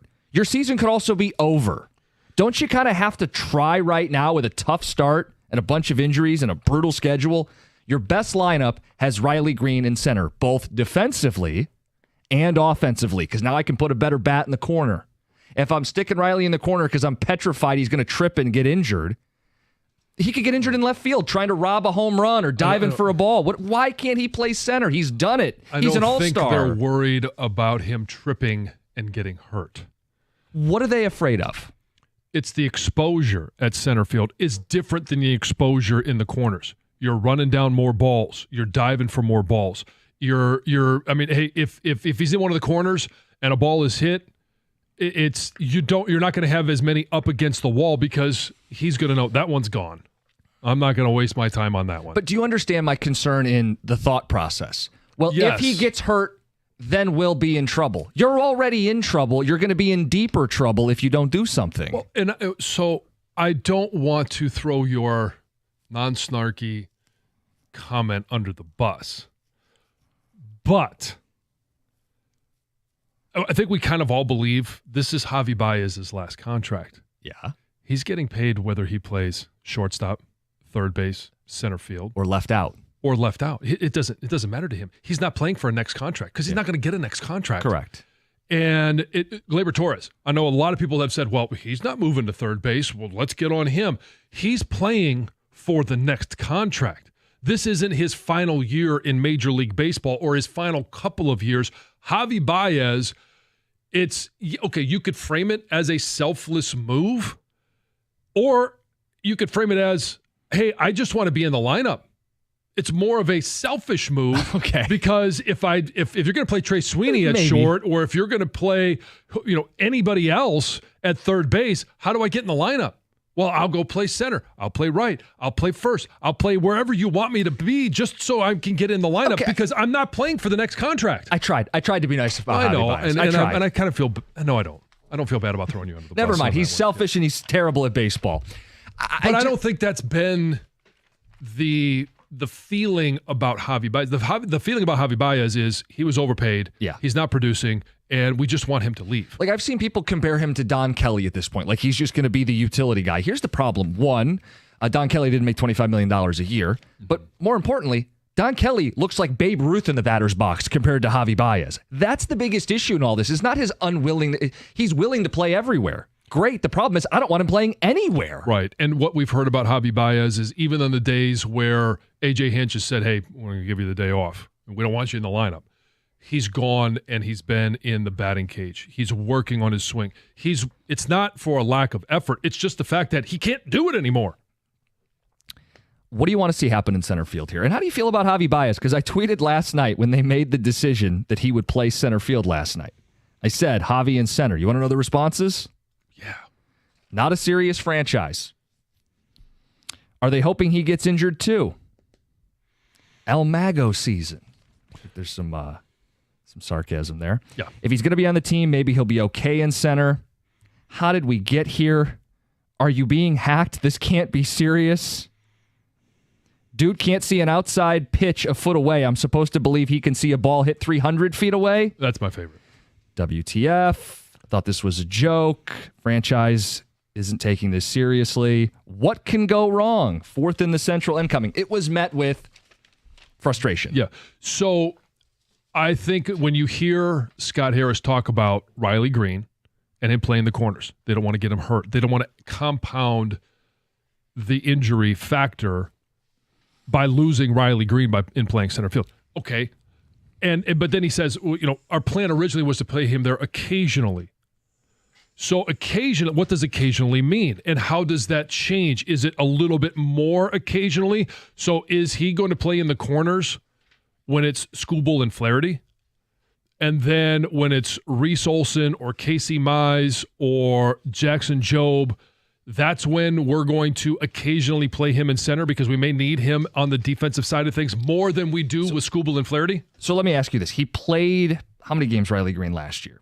Missed very little time relative to the rest of his career. He played 137 games. How many of them were in center field? 27. Would you anticipate more than that this season? That he'll play more than 27 games in center? Yes, I would think, especially with the injury. That's why I say, when Scott Harris is kind of a master at always giving himself a little bit of wiggle room in what he says, which I think he should do. Yeah, that's smart. Don't pigeonhole yourself into a corner and say, well, we're never going to play him in center. Then all of a sudden you roll him out there at center. So if he played 27 last year out of 37 games, you say? Yeah. I think you're probably looking at more like 40 to 45. And as long as the bulk of those are early while Parker Meadows is out, then I think it all kind of works. But if they're afraid to play him in center, that means they're going to put out a lesser lineup, which means they're going to put themselves in a tougher spot against a tough schedule. And sure, Riley Green may be healthy and Parker Meadows may get healthy and they may be 10 games below 500. And if we're going to do the whole cross our fingers and hope for a miracle again, wouldn't you rather take the risk with Riley in center field, knowing that if he gets hurt, that sucks, but you had no other choice. You got to try to stay afloat. You got to try to compete. Well, that's why I think it's chaos. It's mix and match, and it's when you have Skubal or Flaherty or maybe even Reese Olson, like guys that you think are going to develop some swing and miss and not be exposed defensively by a lack of range in center field. That's where you put him on the corners. When you have Mize, unless Mize proves otherwise, or Jackson Jobe, that's when he's going to be center fielder. I'm going to read you the Scott Harris quotes because we've been alluding to him. We want to know your reaction to Javi Baez playing center field. Is that a realistic option for this baseball team? And what should they do? It's 97.1.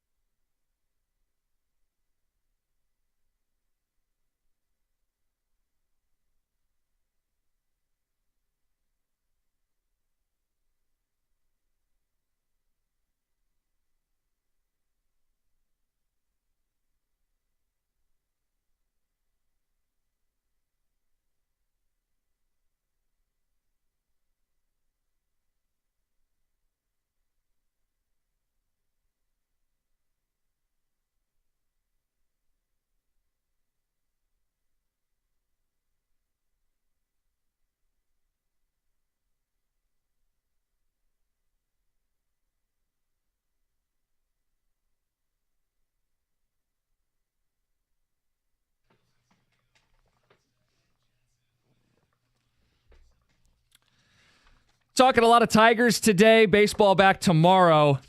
Brought up the sign. Comerica Park, no more Tigers sign. Brought up the keyhole. It's gone. Just more homogenized, bland, boring stuff for the ballpark. But really, it's all about what's going to happen on the diamond, right? If you win, no one really cares. Mm-hmm.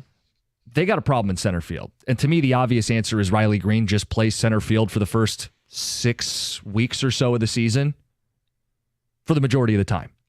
They do not want to do that. They'll play him some in center, but Scott Harris had some quotes. They are not planning on changing much of anything with Riley Green. They said, quote, "It doesn't change how we feel about Riley," all these injuries. "Stepping back and addressing it from a higher level perspective, when you go through injuries, it's always tempting to run your healthy guys out there more often to compensate for losses, but we have to resist the temptation to do that. If we run our healthy guys into the ground by playing them too much, we're only compounding our issues right now. We expected Riley to play a lot in the corners. We expected him to play some center field. In light of this news, we'll go back to the drawing board and figure out the best strategy to help us win games." Yeah, so they're going to go back to the drawing board. I don't think it's set in stone that Riley Green's not the answer. I also think that there is going to be a formula they're using for how many games they want to put him at center versus how many they want him on the corner. And that formula will have changed over the past four weeks, and certainly with Wenceel Perez being now out for 30 days, will change how they operate at the start of the season. It sounds like he was going to play the majority of the center field spots. Yep. In fact, they added Manuel Margot to play more corner. Mm-hmm. Now, I think, again, shift, he's going to have to play some center field too here. I don't know that I agree with the thought that it would compound their issues by moving Riley Green to center field. I think it would alleviate some of their issues. It compounds it if it leads to him being injured. Well, sure. Sure, if he gets injured, that's bad. I don't know why we're operating from a position of fear, though. I think it doesn't compound the issues. I don't think it's necessarily if you never use him in center, yes, that's a position of fear. If you're going to use him like you did last year, 37 games out of 137. Or however many. It's 27 out of 137. 27 out of 137. Can we get him up to 40 or 50 in light of the injuries? I think 40 to 45, and a lot of those will be done. A higher percentage will happen in the first 60 days of the season. Because I think it makes them better defensively, and I think it gets them a better bat, right? I mean, the alternative is what they did last night, Javi Baez, which he's batting 184 in spring training. Gotta love that he's willing to do whatever it takes, but him playing every day, whether it's at third, right? It's funny. We don't have a third baseman. Javi will do it. We don't have a center fielder. Javi will do it. Javi can't be the answer. Well, so I'm also not going to pre-bitch, and that is, before it actually happens. John. I know, and I love it. Until we see it happen. They're throwing darts at the wall in spring training.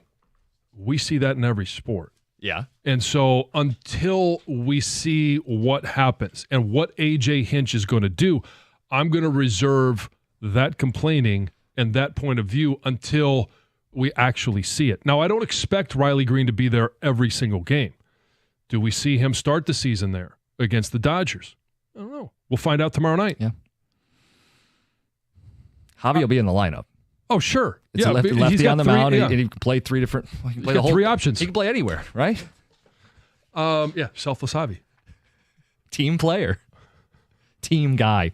Texters have said if he was a team guy, he should just retire. He's not going to walk away from all that money. Say that? Yeah. The money is too good to walk away from. That's not going to be what Javi Baez does, because this is the last team that he will play for. I can't imagine another team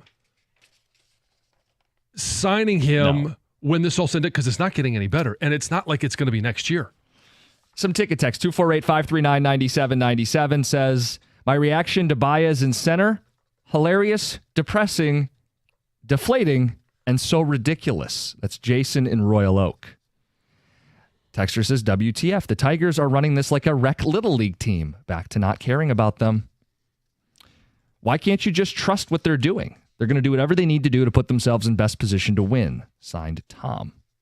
Under the circumstances. And we'll have to wait and see what that lineup looks like.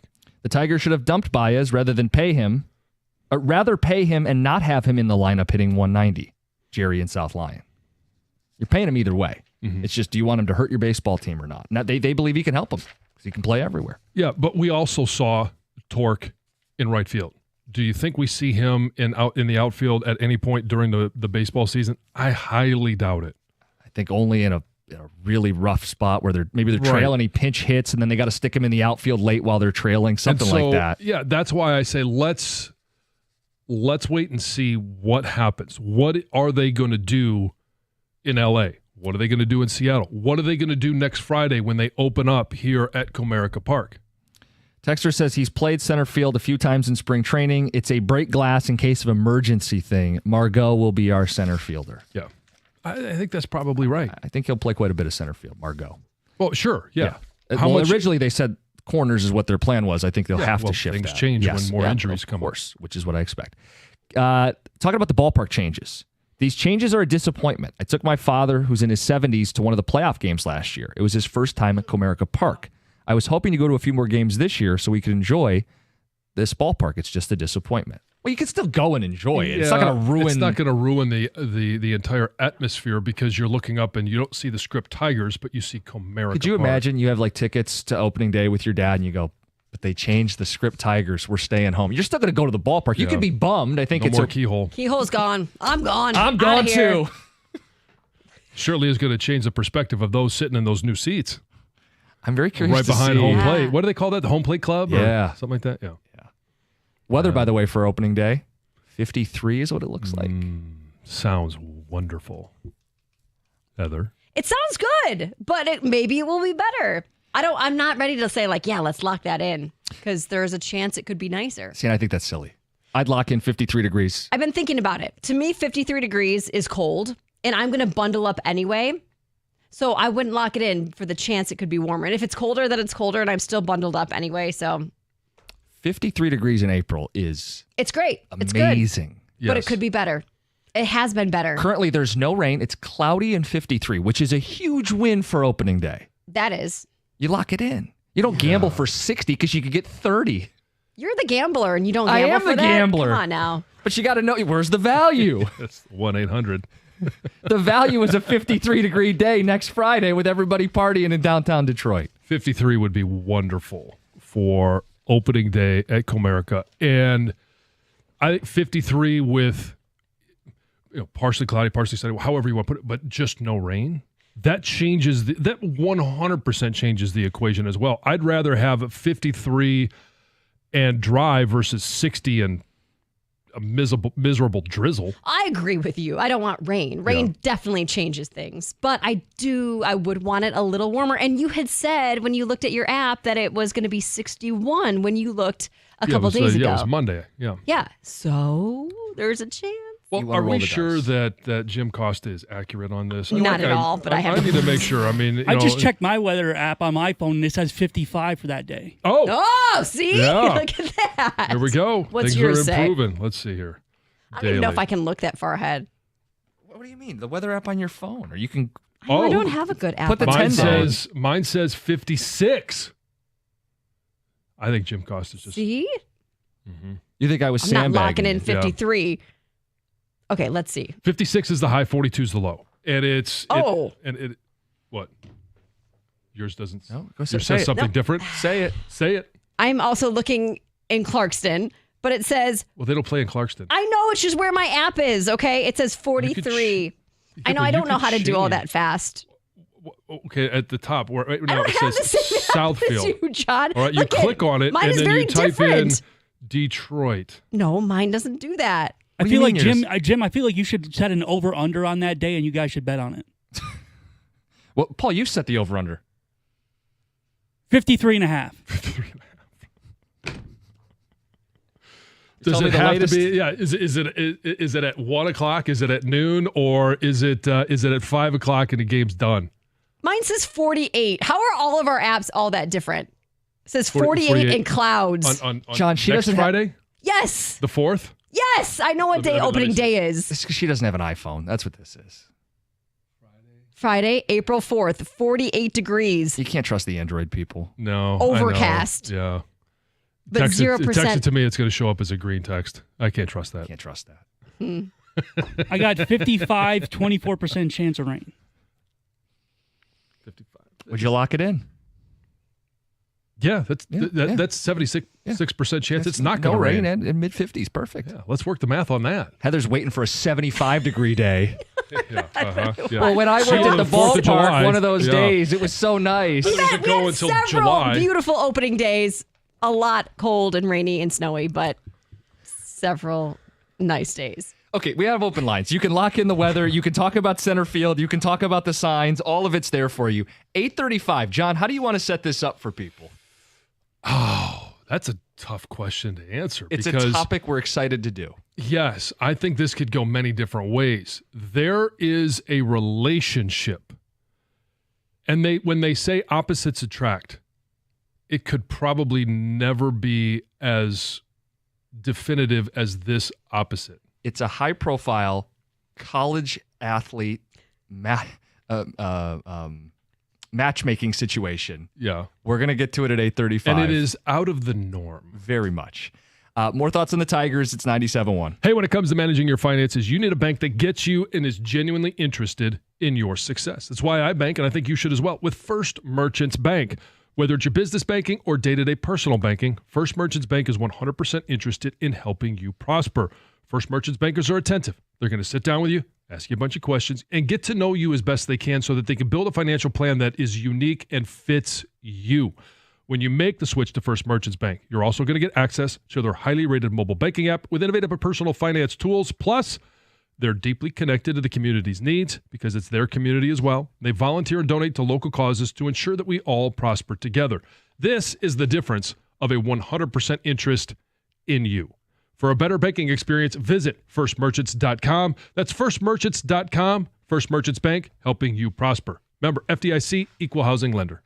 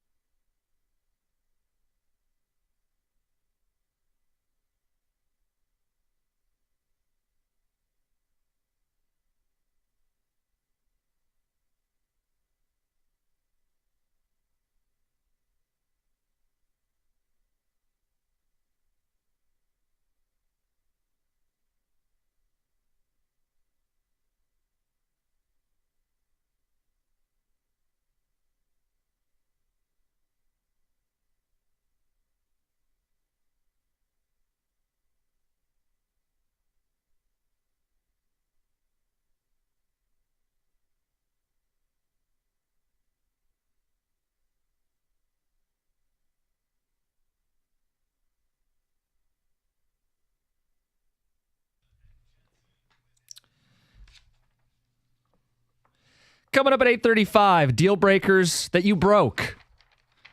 The story of a couple college athletes defying the norms.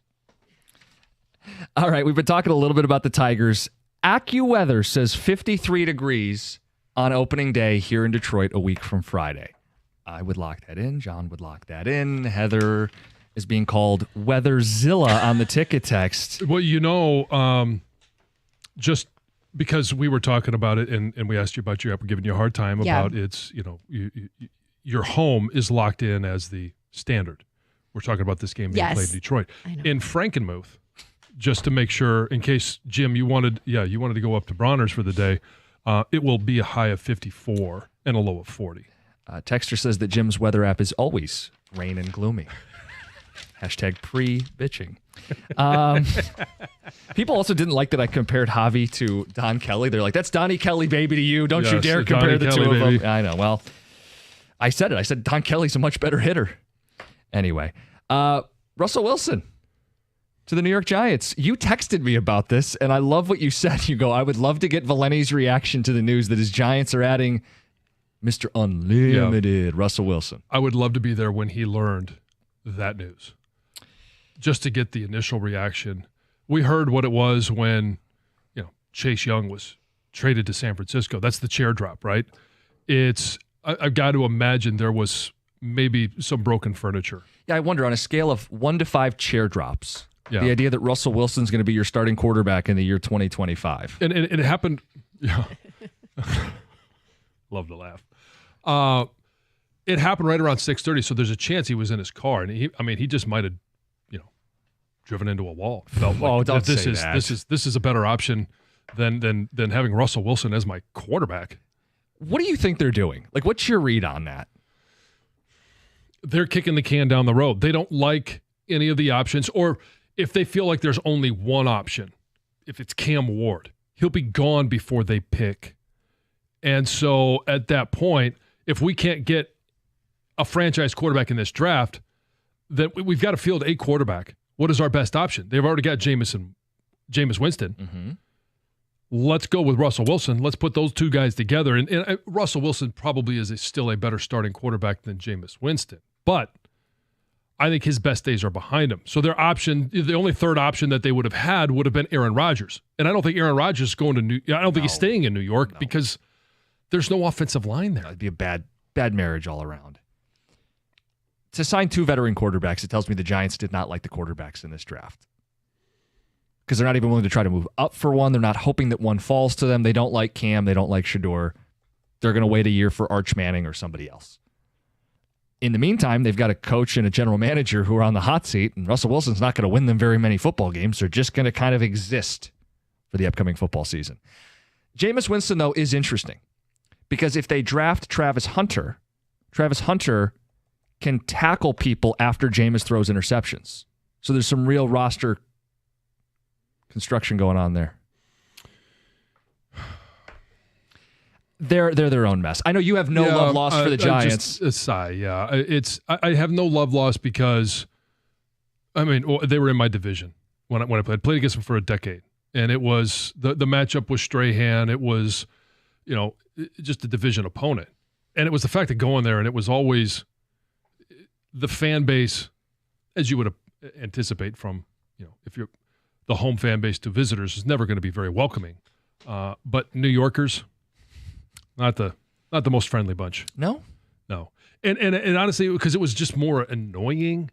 At least when you went to Philly, you were going to get anger, you were going to get hate, and that was kind of fun. It wasn't fun with the Giants?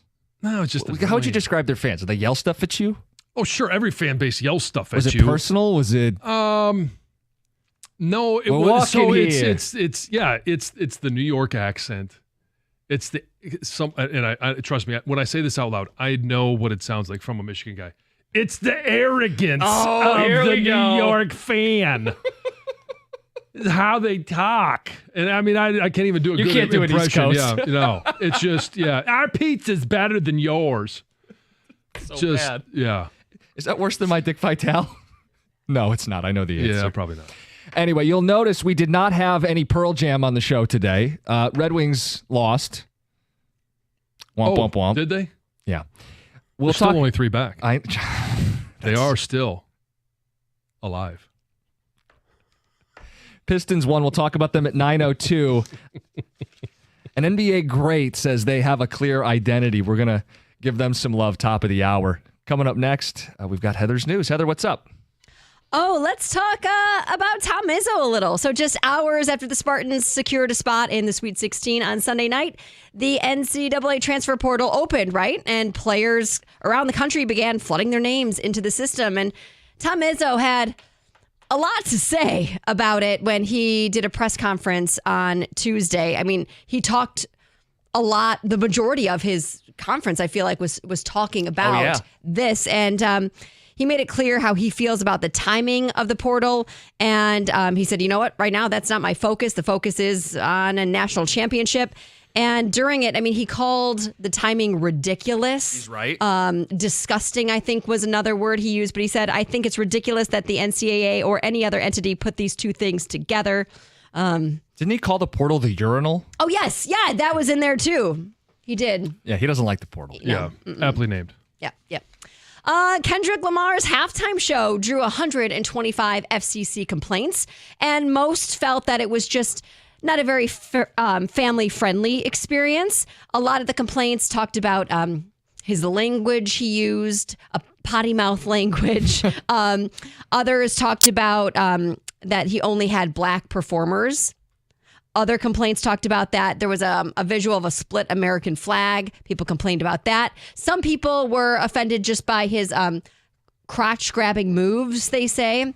And others were specifically upset about him like airing his beef with Drake. Well, that's what we wanted to see. I know, but people didn't like that he used his platform to do that. They didn't like that he did his most popular song. No.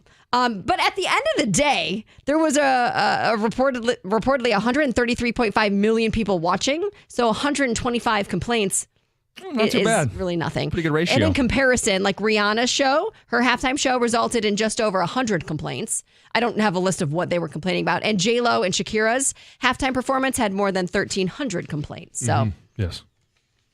Yes. So in comparison to some others. Listen to this. 3 Houston teens are in police custody after they attempted to kill their own mother because she turned off the Wi-Fi. What? Come on. Yes, the incident occurred dare she? on Sunday, and when police responded, they found this woman who had been assaulted by her 3 teenage daughters, age 14, 15, and 16. And the girls are accused of grabbing kitchen knives, chasing their mother through the house and then into the street and trying to stab her. The mother was also struck with a brick during this incident, and in the process, Grandma knocked over because she was trying to protect her daughter. So Grandma got hurt. No serious injuries reported, thank goodness. But the teens have been charged with aggravated assault with a deadly weapon. And a lot of the neighbors and witnesses are saying, maybe not this extreme, but police are at this home quite frequently, that this is nothing new. But This is just the latest. Yeah, but it's still very sad. Over the Wi-Fi. Over the Wi-Fi. Yes. Yeah. Obviously, they need better cell phone I thought it was plans. going to be because she gave all the money to Mark Harmon. Wow. Kick someone while they're down. Why don't you there, Paul? It's a good callback. Awful. Listen to this. A woman in Florida is facing charges for robbing a Dairy Queen at gunpoint, but she only got away with $1.50. So this 44-year-old woman flashed a gun at a Dairy Queen. This was near Fort Lauderdale. Told the cashier, hey, give me all the money you've got in the register. But she wasn't able to actually get her hands on that money, so she grabbed what she could from the tip jar, which was $1.50. And now it sounds like she's got a slew of issues. She's been in jail for several other armed robberies, and like drug charges as well. But yeah. Jelly Roll. Yeah. What about Losing him? some weight. Oh, really? He's not quite the man he has been. Not as many rolls? He's exactly Jelly. Well, I guess he's always been Jelly Roll, but not Jelly Rolls. Anyway, he's been on this weight loss journey for a year. He's down 120 pounds. Good for him. Yeah. He was a big dude. Yeah, he still is a big dude. He still is a big dude, but he was really big. He was. And his wife is saying that along with this weight loss, and then the body changes that come along with losing 120 pounds, there's some other things she's been noticing. Like he's been gaining chest hair. It's like, I lose weight, get chest hair. Like, it's like I don't think they coincide, but maybe they do. I wonder when that happens because I've lost 70 pounds. Do you have any chest hair? Any new chest hair? No new chest hair. No. I don't know if that's a bad thing or a good thing. What's his secret? How do you lose it? Depends on who you ask. Ozempic? Now, I have no idea. Oh, okay. No. You can't just throw out Ozempic? Because everyone's doing it. Not everyone is doing it. A lot of Some people are doing putting it. in the hard work of managing what they eat celebrities. and working out.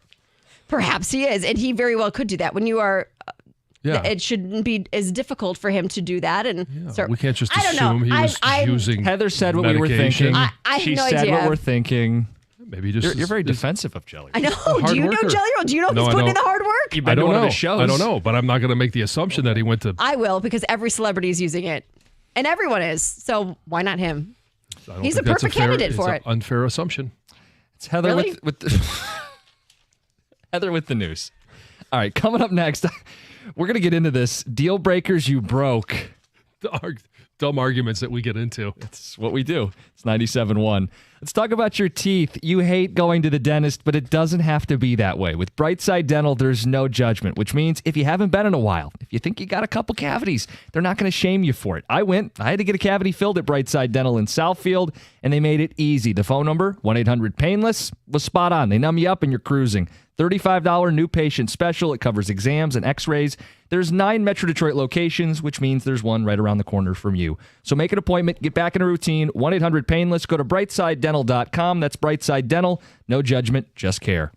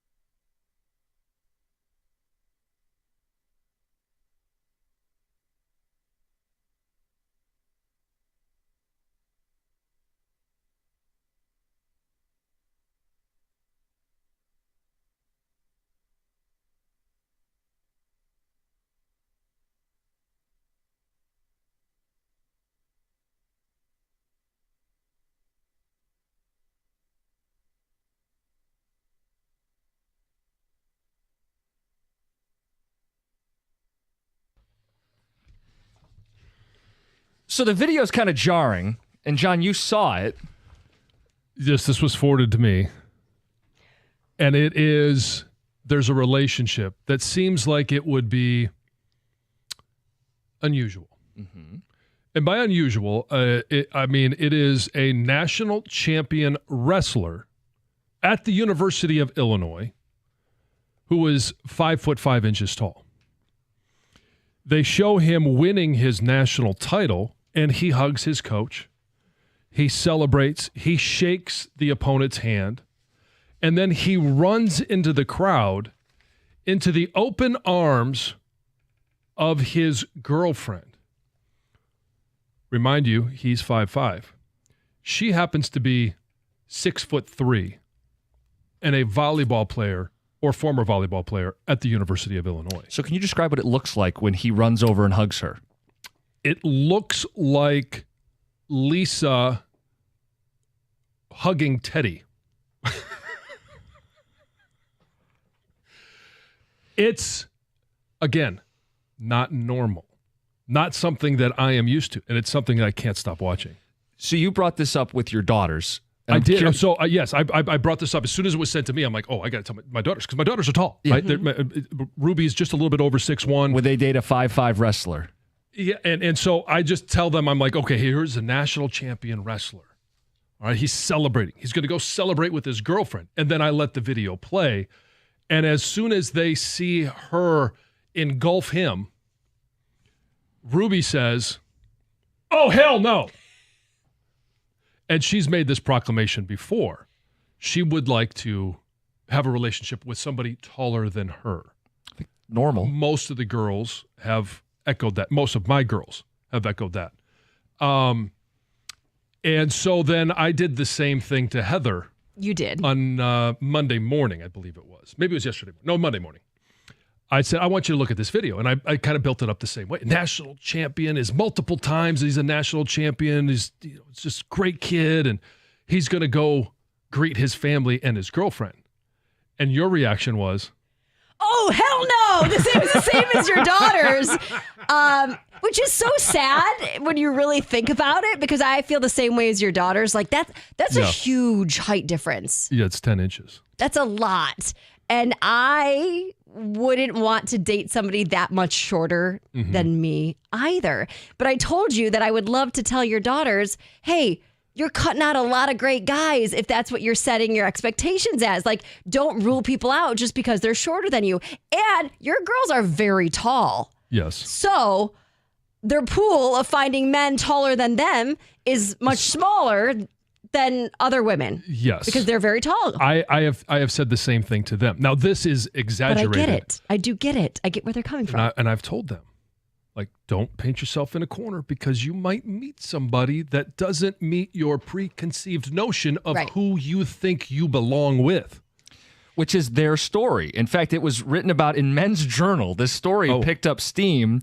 And just to read you some of their backstory, Lucas Bird looks up to his girlfriend. Literally. The 5'6" wrestler has gone viral, winning his first national title. Oh, yep, 5'6". Yeah, helping him out. His girlfriend, they listed 6'2". Again, trying to shrink the gap a little bit here. Now we're down to 8 inches. Okay, they're famous on TikTok, says the announcer. And apparently they have a joint TikTok account, which... That's a whole nother story. The people with their joint Facebook accounts. That's it. One of you cheated and there's trust issues there. But so you got to have a joint account so you can see all the messages. Or this is just the way the next generation's going to do it. These are like old. I'm thinking older. Yeah, the people I know of that do this, they're all older. It's like Joey and Stacy. It's like, no. Something happened that caused a rift. Yep. But anyway, I don't trust you. And Colin. Yes, yeah, exactly. It's not the and, it's the and. You know that's a red flag. Anyway, these two have 400,000 followers on TikTok. They are internet famous, and their height difference is jarring in all the videos, including the one that John saw. Her backstory, she was this elite high school volleyball player. She had to retire medically 4 games into her college career there at Illinois because she tore her ACL. They met at a bar near campus. She said she told him he looks like Harry Potter. She admits that at first... At first, she wanted to keep things platonic. How'd that win him over? Must have a magic wand. Perhaps he does. Anyway, she went on to say she thought it would be platonic, but thinking she'd never get over his height. But she said she came around, their friendship blossomed. Once I got over it, it flourished into this beautiful thing, end quote. And that does play. I wanted to know their backstory because I do think that plays into it. Because if I met somebody at the bar who is a foot shorter than me, I'm not going to look at you and be like, yeah, this is going to work out. I want to date you. But we got a future. But had I met this person, let's say in college or in high school, and you kind of grew up together, and then you realize, wow, we're compatible. I really like this guy. He's a great guy. He treats me well. I love his personality. You can get over some of those other shortcomings, right? So the conversation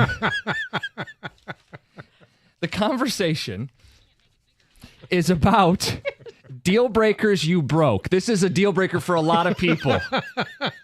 For a guy to be with someone that much taller than him, he may feel a certain way. For a woman to be with a man who's that much shorter, these are often deal breakers, but it's a deal breaker they broke. So we are curious about how you feel about these societal height differences. But if you have a story about a deal breaker you broke, you can call in with that too. 248-539-9797. So I love that when I've brought this up to people, they always ask, well, maybe I wouldn't, but would you? I'm like, well, if I did, all right, this woman would be 7'3". I feel like neither of you guys could be in that conversation because you're both tall. Oh, so finding Jim could. Well, you're what, 6'1"? 6 feet. 6 feet, okay. yeah. Okay. Ruby, not that I will ever want to. I don't even want to say it. Don't even bring it up. I know Ruby is tall. I know your girls are tall, but there's not, the average height of a female is probably what, 5'5"? Yeah. 5'5"-ish. So there's not a lot of women who are, for you, John, there's nobody really tall. Yeah, but like finding a woman that's 6'3", let's see. So I've never been with someone taller than me, and some of that's just the How odds. would you feel about it? Would that make you uncomfortable? Or like not uncomfortable, but like... I'd like to think I wouldn't be insecure enough to where it would be a deal breaker. I wouldn't think so. I've never been in that spot. Because it's... I think it's like a societal expectation or a norm that has been put on women. Like, because I think most women want to date a guy that's taller than them. Mm-hmm. Just knowing my friends, that's what you. Yes, it would be a social norm. And there's something maybe a little vain about it. Like for me, like it makes you feel a little bit more feminine. Like I wouldn't want to feel like I'm bigger than the guy I'm dating, and that's just me. But like. Colin's not that much taller than me. When you wear heels and you go, we're about the same height. Okay. If I wear heels, I don't wear heels anymore. No, it's not. I like being tall. I wish I was taller. Don't wear heels? No, never. He's never said he's that. He's secure. Good. No, not at all. I don't think it bothers him at all. Even if I threw on really tall heels and was taller than him, but I don't know. I think that's just kind of like.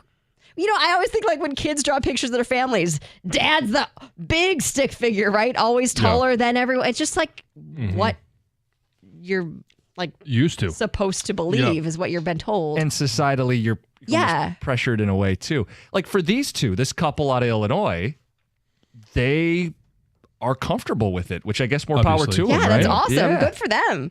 And maybe it is obviously a huge difference in height.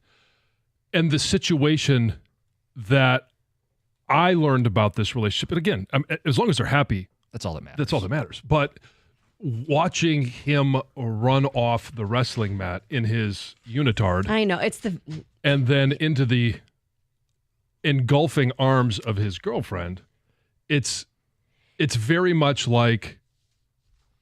It's very much like I said, Teddy like a running child up to Lisa. Yes, to a parent. A child to a parent. Yes. And she has to bend over when she gives him kisses, right? So that's, yeah. She does. Like in their TikTok videos, she does have to like. Well, yeah, she's make an adjustment. Yeah. She's 8 inches taller than him or more, depending on which stats you agree with. Couple quick ticket texts. We have phone calls to get to. Open lines 248-539-9797. Guys. As a 5'6" guy, I always found it difficult for me to find women willing to date me. I applaud her for dating this guy and not getting hung up on it. People are allowed to like who and what they like. I guess she's not as shallow as John's daughters or Heather. Oh hey. Of course, people can love who they want. Everyone, but make your own decision. I don't know if I would call it shallow. I do think it's something like this societal thing that has been like pushed on you. Like it's just normal. Or it could just But be it an doesn't need to be individual normal. But I preference. do, for me, I don't want to feel larger than the person I'm dating. And maybe that is shallow, but it's the truth. But this is extreme. And credit to you for owning it, whatever it is. We all have our preferences. There's nothing wrong with having preferences. But what I've never understood is if it's close. Okay, if you're going to exclude people who are like men who are, they have to be at least 6 foot tall. That's going to take away 85% statistically of your dating pool, which that's going to make it really hard for you to find someone if you're going to be that stubborn about it. I think it's more this extreme. The extremes, because a guy that is a couple inches shorter than me, I don't think would be a big deal. No. But almost a foot shorter than me, that's a big deal. But their love knows no bounds. Anyway, we'll get phone calls and your thoughts in the mix next. It's 97.1. Hey, FanDuel is giving all customers the chance to take a swing at $500,000 in bonus bets every day from March the 27th through the 30th. This Thursday through Sunday. It starts tomorrow. It's all part of the $500,000 daily home run jackpot. All you have to do is use your jackpot profit boost on any player to homer. And if they go yard, not only are you going to get bigger winnings and your home run bet, but you're also going to get a share of that day's $500,000 jackpot. This season on FanDuel, big wins are certainly on deck. So all you have to do is visit FanDuel.com/971Detroit. That's FanDuel.com/971Detroit and look for the daily home run jackpot. Make every moment more with FanDuel, your home for betting home runs. Must be 21 or over and present in Michigan. Opt-in required. Must apply profit boost token on select markets. Prize pool to be split equally among all eligible participants who made the correct pick. Bonus issued as non-withdrawable bonus bets that expire 7 days after receipt. Restrictions apply. See terms at sportsbook.fanduel.com. If you have a gambling problem, call 1-800-GAMBLER.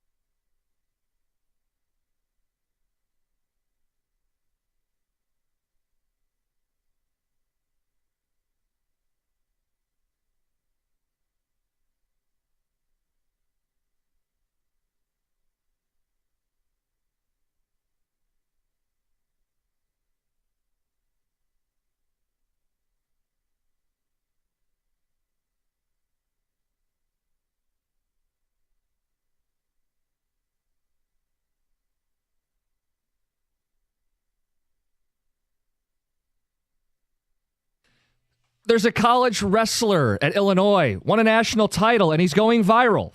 Not because he's a national champion, but because of who he's dating. No, she's not a celebrity, but she's 8 to 10 inches taller than him. Mm-hmm. He's 5'5", she's 6'3".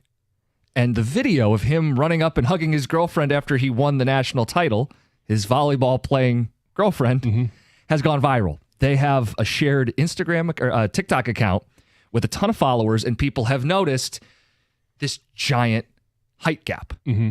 And we bring it up because it's not normal that you see that, right? No, normally, or in most relationships, I think the man is usually taller than the female, and because men are taller than women, like statistically, genetically, generally, like yes. Statistically and genetically. But this is also a common deal breaker for both sides. A lot of guys don't want to date someone who is significantly taller than them, and a lot of women don't want to date a guy who's significantly shorter than them. Right. Unless they are Harry Potter. Apparently that's what does it for her. So we've asked you guys your experiences dating with height, but also deal breakers in general, and deal breakers that you broke, because they broke a huge deal breaker for people. There wasn't anything that I necessarily, broke or a deal breaker that I broke in my relationships. And so I think there are some that maybe my wife has in regards to things that I have, hobbies that I have, things that I'm into that she was never exposed to and probably never thought that she would be with anybody that was an avid outdoorsman.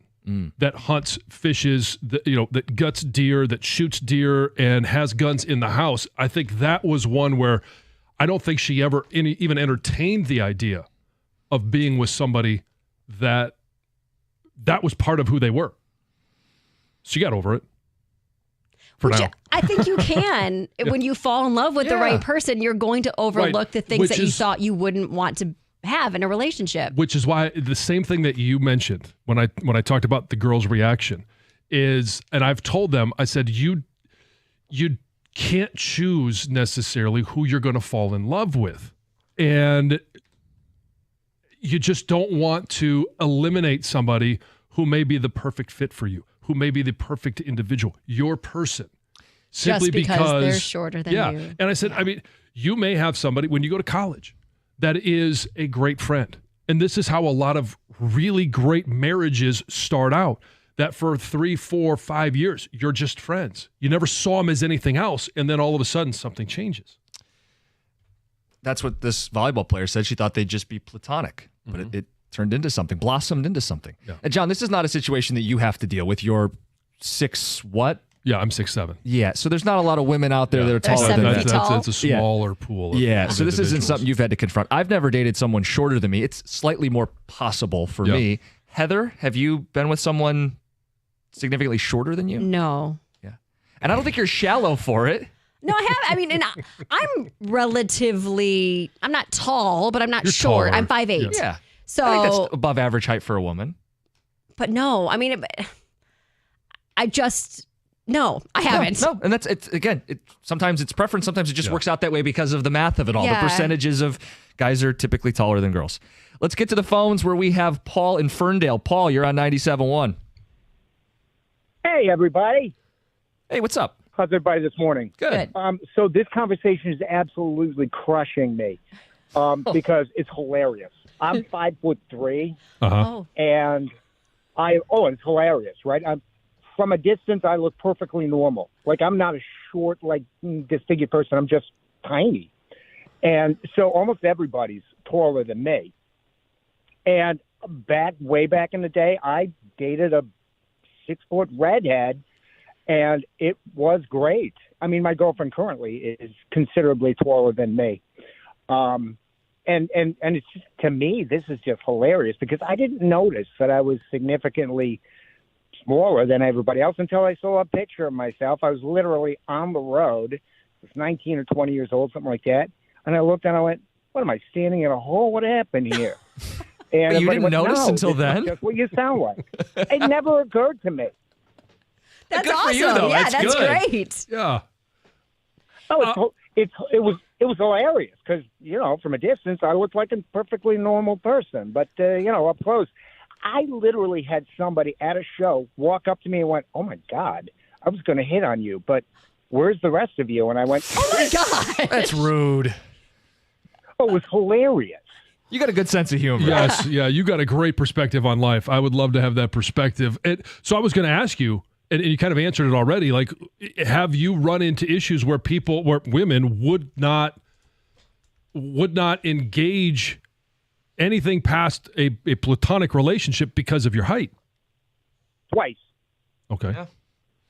Twice. And it was this first person who was just an imbecile.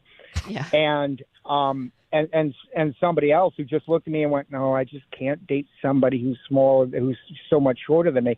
And I went, "Then go have fun with life." I mean, I don't know what to tell you. Right. Yeah. Good for you. Oh God, it was this. So this thing, Jansen, the whole thing about New York fans and the accent, it's killing me. I was going to ask, where are you from? Oh, for God's sake! It's a long story. I'll talk about it. But Paul, can you give us your best? I'm walking here.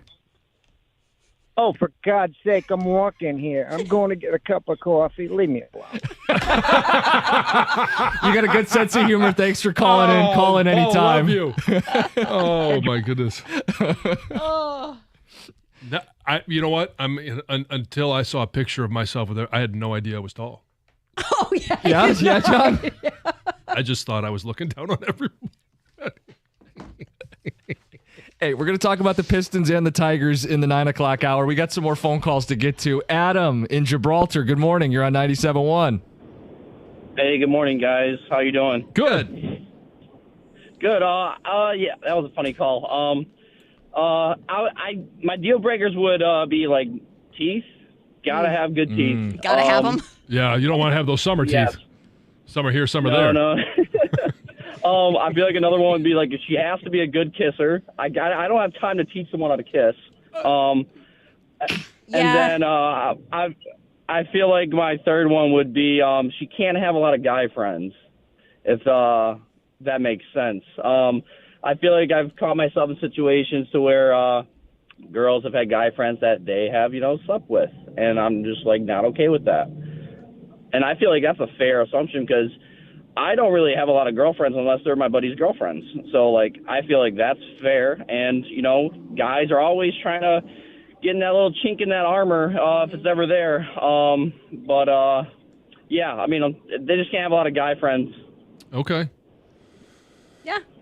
Especially guy friends with benefits. Yeah, Oh, God. Don't want to have. Right. No, John, you can't have that. Well, unless you're in an open relationship. Well, yeah, he's saying guys and girls can't be friends, and he doesn't want to date. I mean, well, they can't he's be had a friends, lot of but friends. just too many of them. he wouldn't like it. I don't If she had a best friend that was a guy. I don't think he would like that. I don't think he would either. All right. I mean, based off of what he said, I'm making an assumption, but it sounds like it doesn't matter how many. You've known Colin for a long time. Oh, we grew up together. I mean, we were and so children. How many friends does he have, close friends, that are girls? 0. Me. That's Okay, yes. Outside No. of So 0. Yeah. 0. Okay.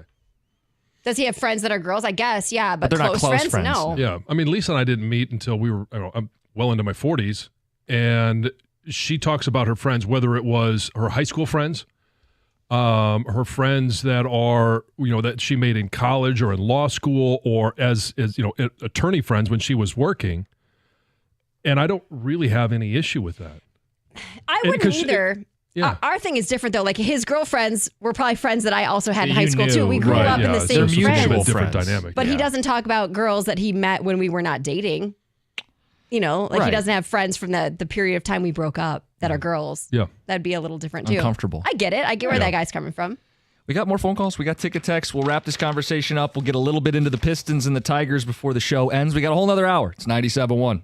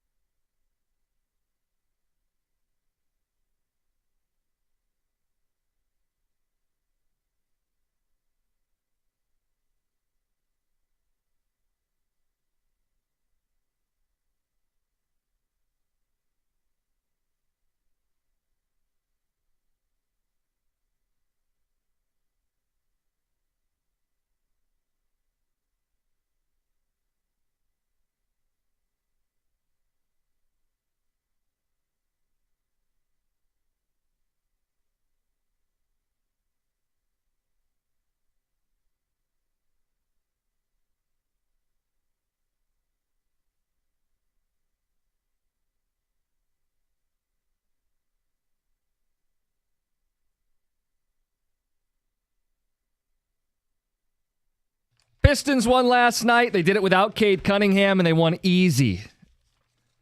Just get us to the playoffs already. And we're excited because it looks like this team has a clear identity, something that Isaiah Thomas picked up on. We'll play that audio for you here in just a second. We wonder about the identity of every team in the city right now as they all kind of come out of rebuilds at their own pace, what the identity is for all of our teams. We'll get to the Tigers, 9:35, the plan in center field, and playing with the signage out at the ballpark. Wrapping up our deal breaker conversation. Texter says, I'm 6'1", and I'd have no trouble dating a taller woman. Legs for days, boys. The deal breaker for me would be if someone was too high maintenance, Doug, at work. Yeah, I think there's other things. I don't know that I would ever. There's not a lot of women that I've run into that have been taller than me. But in that world, would you be okay with it? Yeah, I think tall women are beautiful, and so that would not. The only thing that would be a deal breaker for me maybe is if I ran into a 7'3". It's too big of a yeah. I mean, yeah. Again, within like an inch or two. I know how I felt when I was standing next to Shaq. You don't want to be married to Shaq. Yeah, I mean that to me might be. Yeah, I'm sorry to say that it probably would be a deal breaker. I think the extremes. Sorry for all you 7'3" ladies out there. Maybe you're probably not. I'm shallow. I think it's when it's jarring, which is why this couple went viral, this Illinois wrestler and Illinois volleyball player. It wasn't like, oh, he's 5'10" and she's 6 foot. It's 6'3" and 5'5". Yeah. Ticket Texture says, when I was dating, I would not date a guy who I outweighed or had better hair than me. So this from a woman's perspective. Yeah. Everyone's entitled to their own mountain to climb, Mark in Macomb. John's daughter's going to have a hard time finding someone if they have to be 6'5" or taller. Is that kind of what you've told them? No. Well, that it could be harder. Yeah. Oh, absolutely. Yeah. But I also think in regards to like, you don't run into a lot of, like, okay, Ruby's 6'1". I'll just use that as kind of the baseline. You don't run into a whole lot of 6'3", 6'4", 6'5" guys on the road, or in life. Yeah. Because the average height is, what is it, 5'8"? For a man? For a man, maybe 5'9". I think it's 5'9". Okay. So, but in the friends that I have, a lot of them are tall, bigger individuals because, and so the people that they're around, the people that they socialize with are amongst the taller individuals. Mm-hmm. So they are exposed to it more. Not that they're going to find anybody in that group. Some of them, I hope they don't. I imagine so. Yeah. If he's anything like his dad, oh, hell no. Stay away. Yeah. All right. We've got this Isaiah Thomas audio. And I think it'll kick off a fun conversation because I think the Pistons have, among other things this season, they've won more, they've found their star, they found their identity, and it's what Isaiah Thomas was talking about.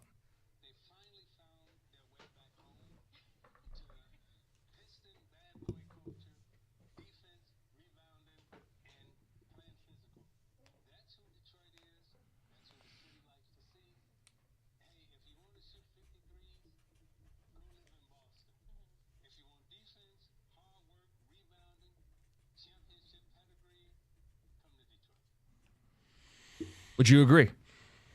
Yeah, I think that's pretty accurate. And I think those are the teams when they play, and they play with that mentality, like the Lions currently, like the Pistons currently. And he's obviously coming at it from the bad boy perspective.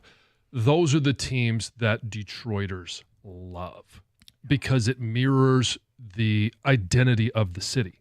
That's why they love the way that Dan Campbell, no nonsense, I'm going to tell you as it is, that's Detroiters.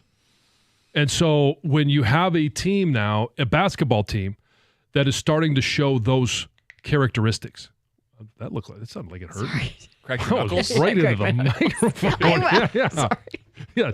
Heather, I didn't expect it to be loud. I thought it was going to be quiet. Them fighting words, John. You want to talk about physical? You want to talk about defense? Heather's looking to suit up for the Pistons.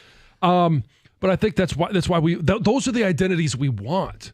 Plus, those are the identities that we know have been successful here in Detroit. They have produced championships. It's what works. It's what wins. It's what we like. Isaiah Thomas says defense, hard work, and rebounding. The Pistons have a clear identity.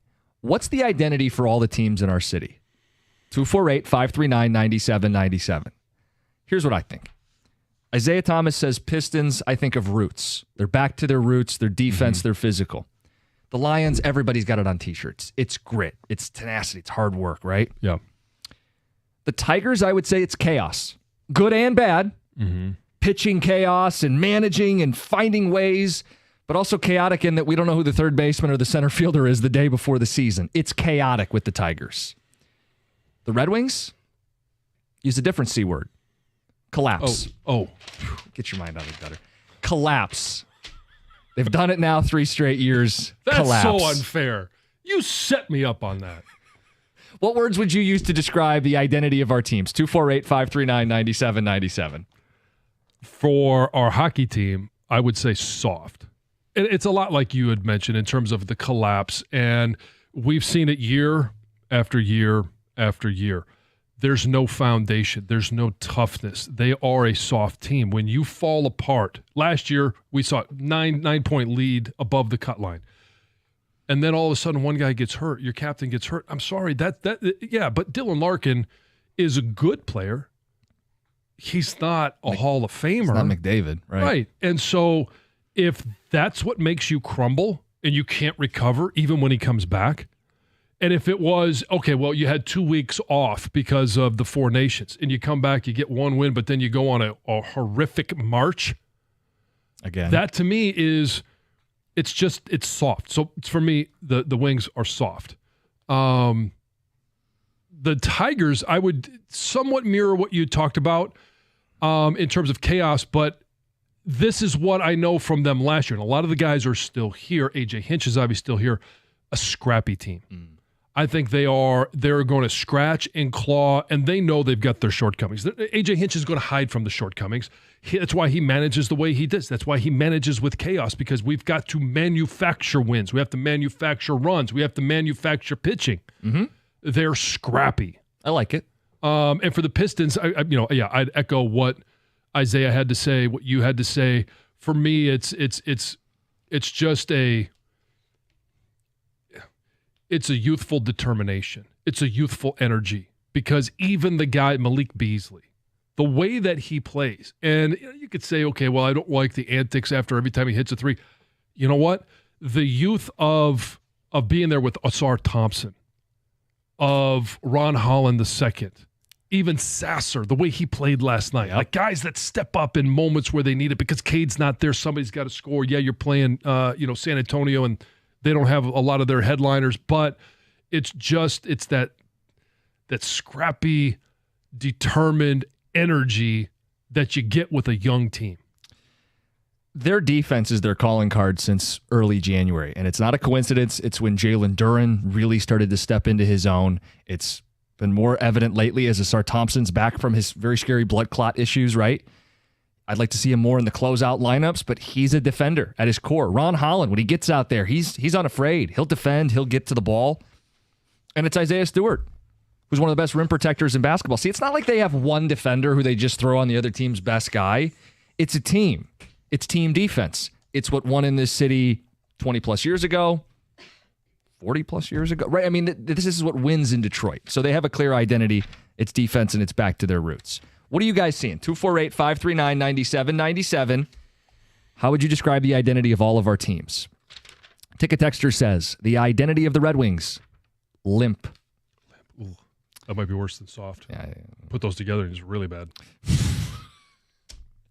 The Wings' identity, stop playing in March.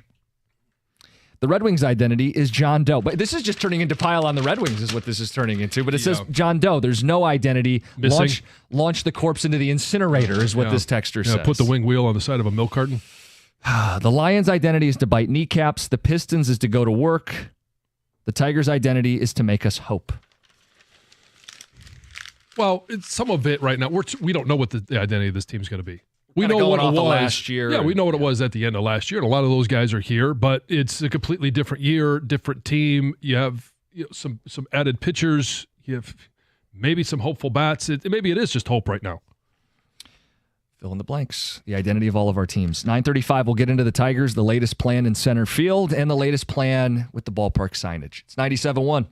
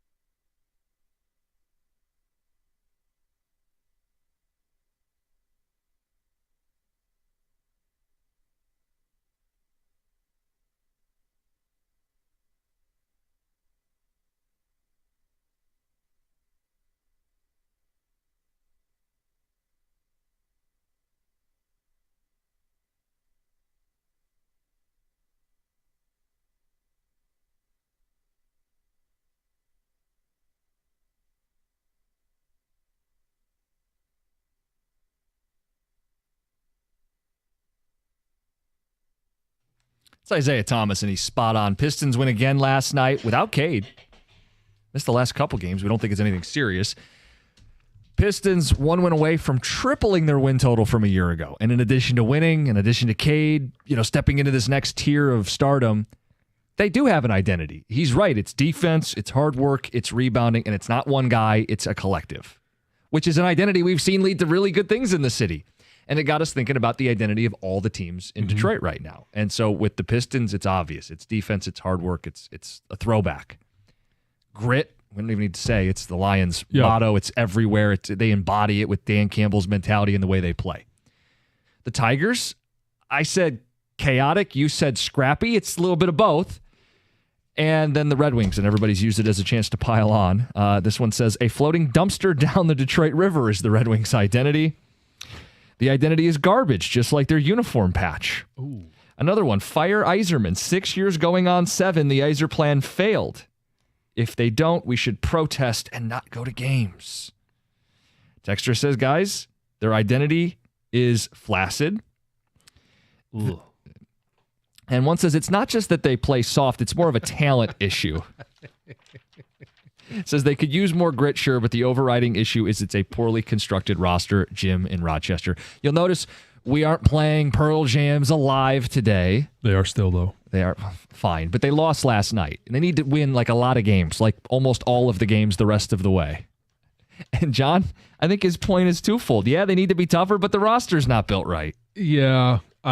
So we're just simply talking about the identity. And if you want to say their identity is just bad, then that could be it as well. I said collapse, you said soft. I mean, it's disappointing is where we're at with this hockey team.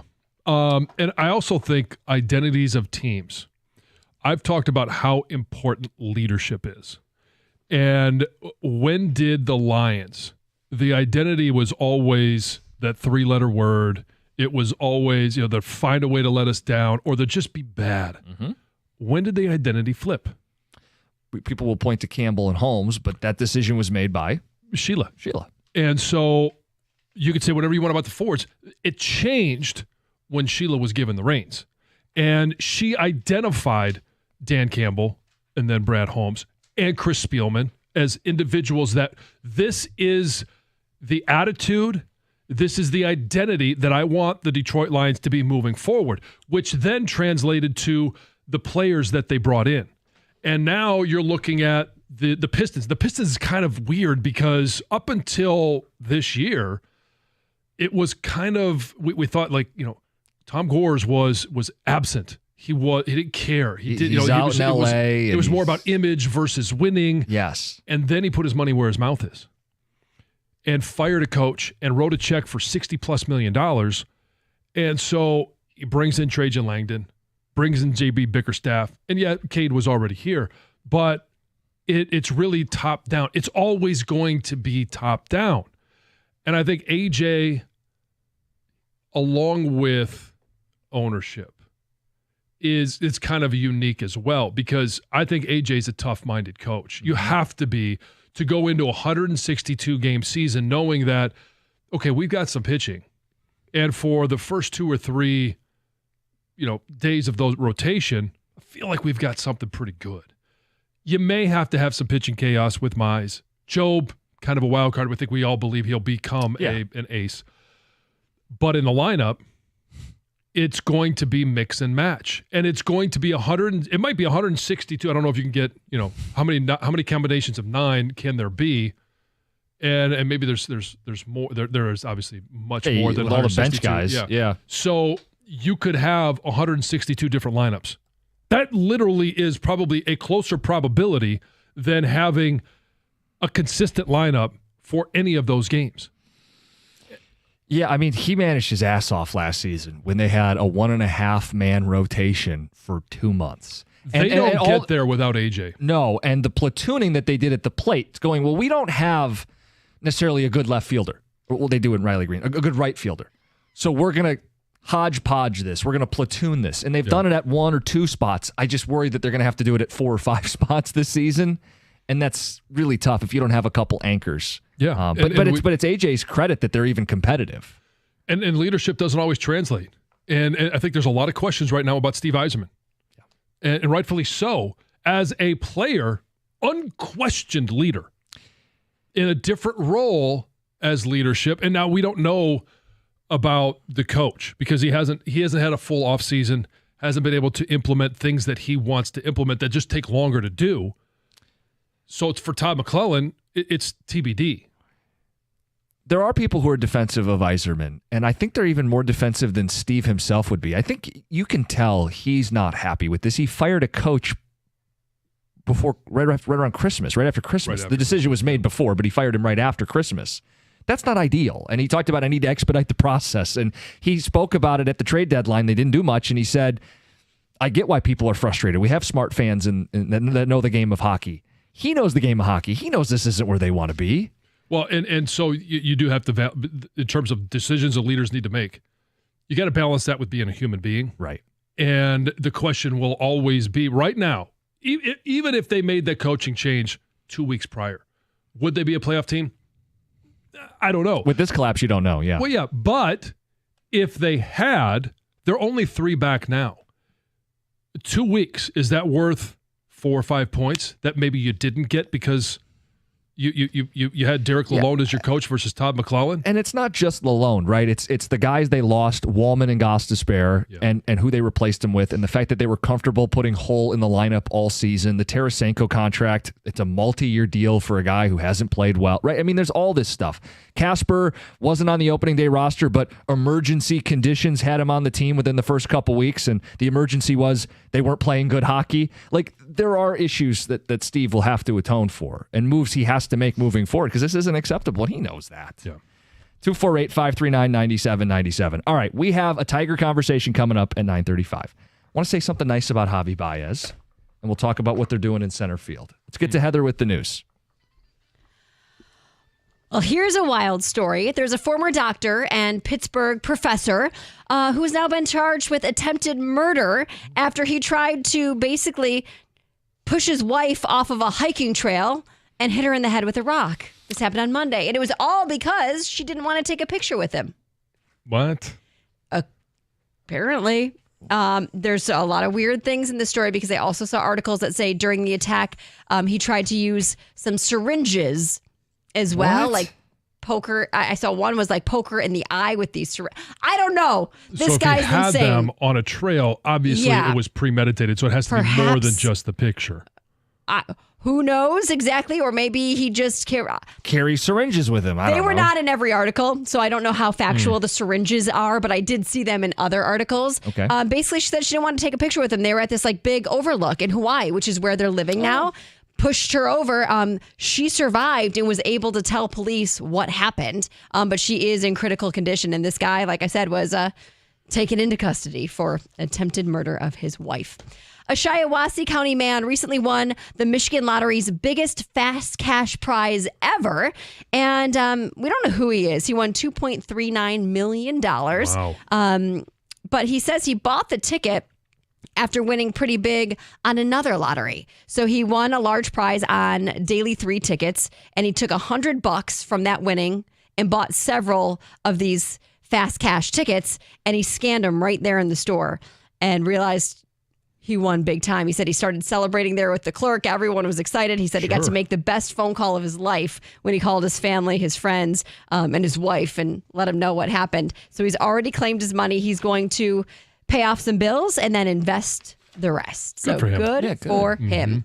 Well, just several hours after the Spartans secured a spot in the Sweet 16 on Sunday night, the NCAA transfer portal opened, right? Yeah. And players were instantly flooding it with their names, putting Over it into the system. 700 to this point. Wow. Tom Izzo did make it very clear his thoughts about the timing of the portal, and he made it clear that, you know what, that's not his focus. He's focusing on a national championship. But during a press conference, somebody asked him about it. He's like, hey, I don't fault you for asking me. I get you have to do this, but I hate this. He called it disgusting, ridiculous. He's right. Yeah, he said one of his quotes was that it is ridiculous the NCAA or any other entity put these two things together. And he just went off and talked about it for quite a while. Well, it sucks for players and coaches. Coaches right now could be getting a jump on next year's team But you can't do both. If You can't. You're focusing on what you have. And he doesn't want to push guys off the roster. No. He still needs these guys. Yeah, exactly. This sounds like a miserable flight. There's a United flight from LA to Shanghai had to turn around over the Pacific Ocean after the pilot realized they forgot their passport. All because of that. So it was supposed to already be a 14-hour flight, right? Long journey, but it was even longer when the plane turned around. It was about 45 minutes in, landed in San Francisco. So that took 3 hours from takeoff to San Francisco. Then the passengers had to wait around for 5 hours because at that point they needed to do a crew swap. Waited around for 5 hours and then took off again. And you know what? It was okay. You know why? They got a $15 meal voucher for their troubles. Come on. Always love that.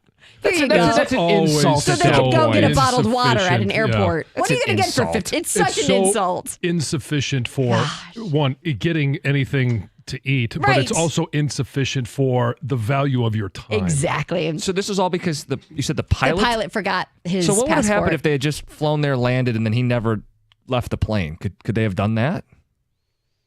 I don't know. Or maybe there's he rules. just couldn't leave the airport. Yeah, I don't know. I would But think. I guess he could sleep there. I mean, I think there is rules about how long somebody can be, the crew can be on the flight. I mean, there's a lot of rules. I have no idea, but apparently that wasn't an option because they had to turn around. So Travis Kelce, Taylor Swift, they're enjoying this off season together, right? She's done with all of her big Eras tour and he's enjoying the off season. And now there's speculation heating up about what's next for the couple.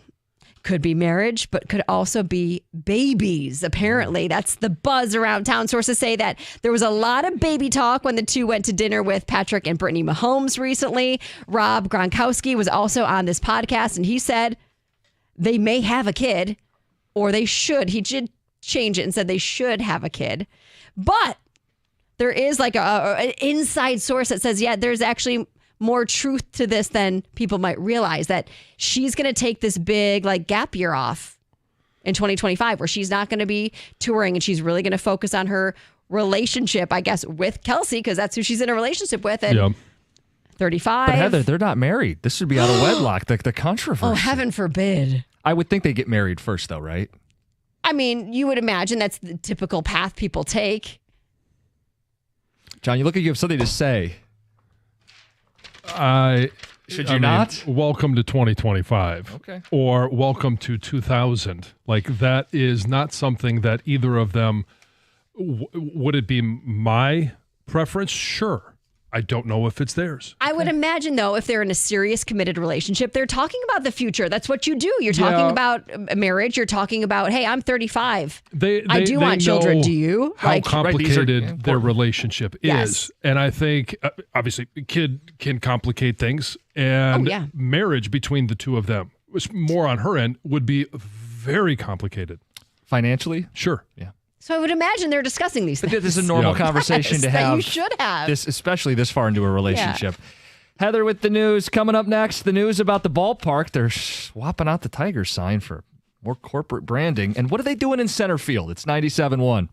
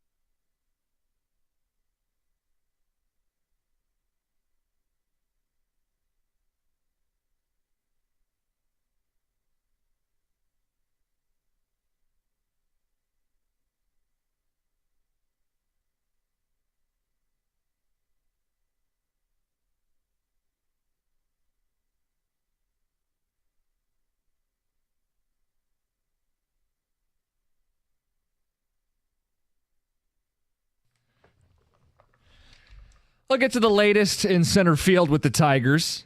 Yeah. They're back tomorrow. Saw who was in center field last night. Real live game action. Thursday. When you make your way out to the ballpark next week, you will notice there is no more Tiger sign over the scoreboard. No script Tigers? No, with the Tiger pattern, and they can do different things. Some of the personality of the ballpark is being replaced with a corporate sign that just says Comerica Park.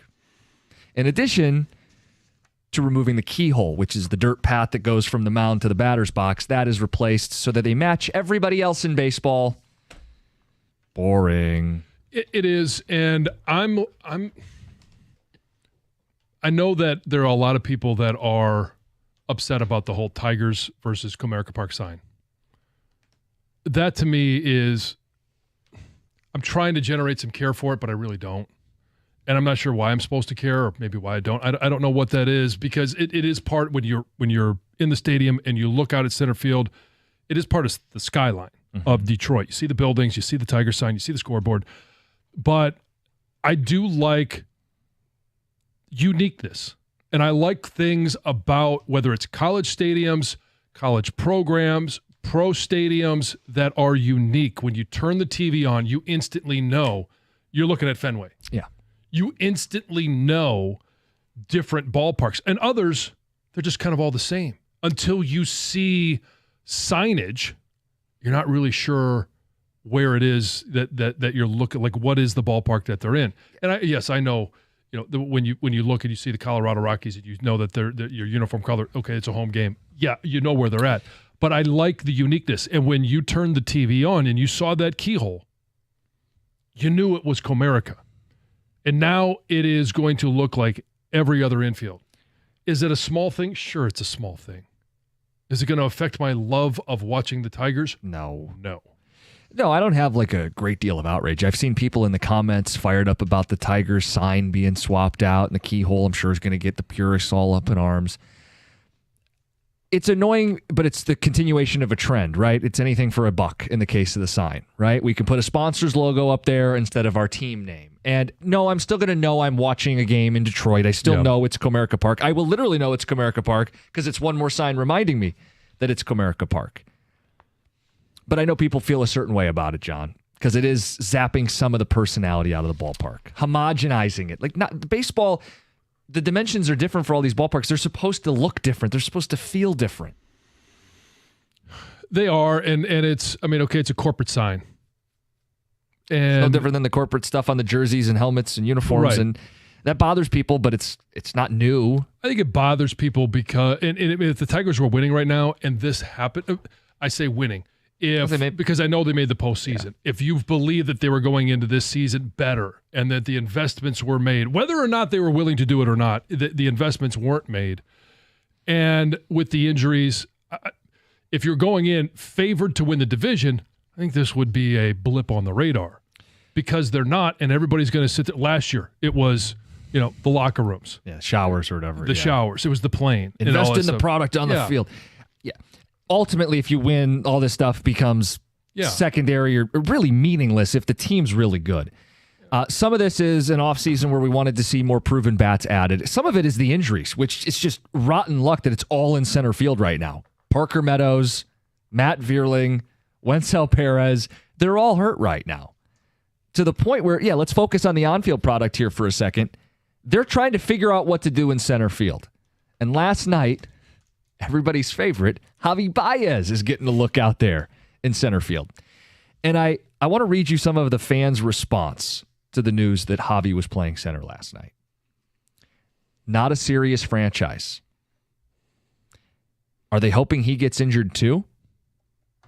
Did you get hacked? This can't be serious. I feel like the season is over before it's even started. WTF. I thought this was a joke.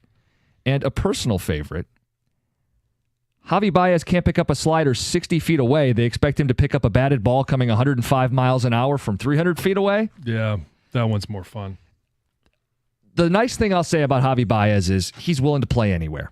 I mean, he should really have no choice. He's lucky to be on the team. But he's not pouting, and I'm a shortstop, and I have to play shortstop. Just, hey, put me wherever you need. He said he wants to play center. He'll play third. He'll play short. It's unselfish. There's your compliment for Javi. The problem is he can't hit. And if they're finding more ways to get Javi Baez in the lineup, John, that's not a winning formula. I think the answer is staring us in the face, and they are hesitant to put Riley Green in center field, but he can play center. He's played it well. It gives them their best lineup, defensively and offensively. And it's not a full season. We anticipate Parker Meadows or Vierling or Perez or all of them could be back at some point this year. Why not just put Riley Green as the center fielder to start the season? 6-8 weeks. What if he gets hurt? Well, you might not have a season to compete for if you don't put the best lineup out. They got a tough schedule. Why isn't Riley Green just the obvious answer here? Well, it does seem like the obvious. It's the best answer. The question is, how often is he going to be in center field? And I know everybody would want to say every day. I don't know, 7 out of every 10. Is that all right? Until we get to a point where they have a better option. Because Javi, look, I hope he can make the transition. If you're an athletic shortstop, maybe you can play center. But it all feels like flying by the seat of their pants, like musical chairs. Riley Green is a known center fielder. He could get hurt in center. He could get hurt in left. He could try to rob a home run or dive for a ball. Like, put your best team out on the diamond. Why is this such a fight that we have with the Tigers to put the best team on the diamond? Well, first of all, and I'll use a term I used earlier, I'm not going to pre-bitch about this because we haven't seen it. We don't know. They're kicking the tires. They kicked the tires with Torque in right field. They're kicking the tires with Javi in center. Do I think he's going to be there more times than he's at short? No. Do I think he's going to be there more times than he's at short and third? No. And we saw Riley Green play center last year, but it wasn't every time. And it's like 27 even games. when Parker Meadows went down, it wasn't Riley Green in center field when he went down to Toledo. Well, they had Vierling and Perez. Right. And so both Vierling, Perez, and Meadows. Meadows aren't there. So it does raise the question, how much more often will he play in center field? And I think it's really going to come down to, because they got Margot they could put in center. I know he was signed to play on the edges, but they could put him in center. And I'm questioning, does it depend on who's on the mound? Because if you got Skubal and Flaherty brings what we saw from him last year, a lot of swing and miss, and some ground balls, are you going to need Riley Green? Now, it's kind of one of those chicken or the egg, because if you don't need him in center and he's in center, he's not going to get hurt because the ball's not going out there. So I think it may depend on who's on the mound as to when they're going to, because they may need him more in center field when Casey Mize is on the mound or Jackson Jobe is on the mound. 248-539-9797. There's a lot to talk about with the Tigers. They begin their season tomorrow in Los Angeles. Center field, the signage, 97.1. Hey, the tournament's going to be back on Thursday, and if your bracket's busted, new customers right now on FanDuel can get $200 in bonus bets when your first $5 bet wins. That's $200 extra bucks to bet on everything from clutch shots to last-second heartbreaks, and even who's going to be cutting down the nets when it's all said and done. And if you've been waiting to join FanDuel, there's absolutely no better time. There's tournament action almost every single day, and FanDuel has amazing bet types like spreads, totals, game props, and so much more. All you have to do is visit FanDuel.com/971Detroit. That's FanDuel.com/971Detroit and get in on the college hoops action all tournament long, and there's still plenty of tournament left. Must be 21 or over in present Michigan. First online real money wager, only $5 first deposit required. Bonus issued as now in trouble. Bonus bets that expire 7 days after receipt. Restrictions apply. See terms at sportsbook.fanduel.com. If you have a gambling problem, call 1-800-GAMBLER.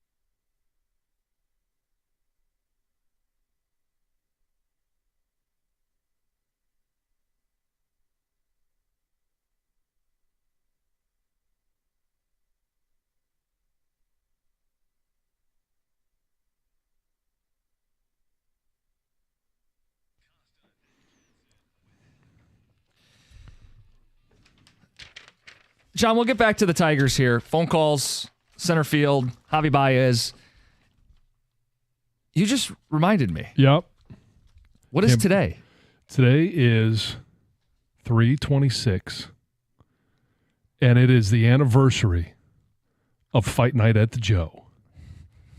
It is and it's ironic that last night is when they played the Avalanche. Yeah. Not as much drama involved. Nope. As the 9-fight beauty that we saw. A turning point. Yeah, in 1997. Yeah. So, happy anniversary to everyone.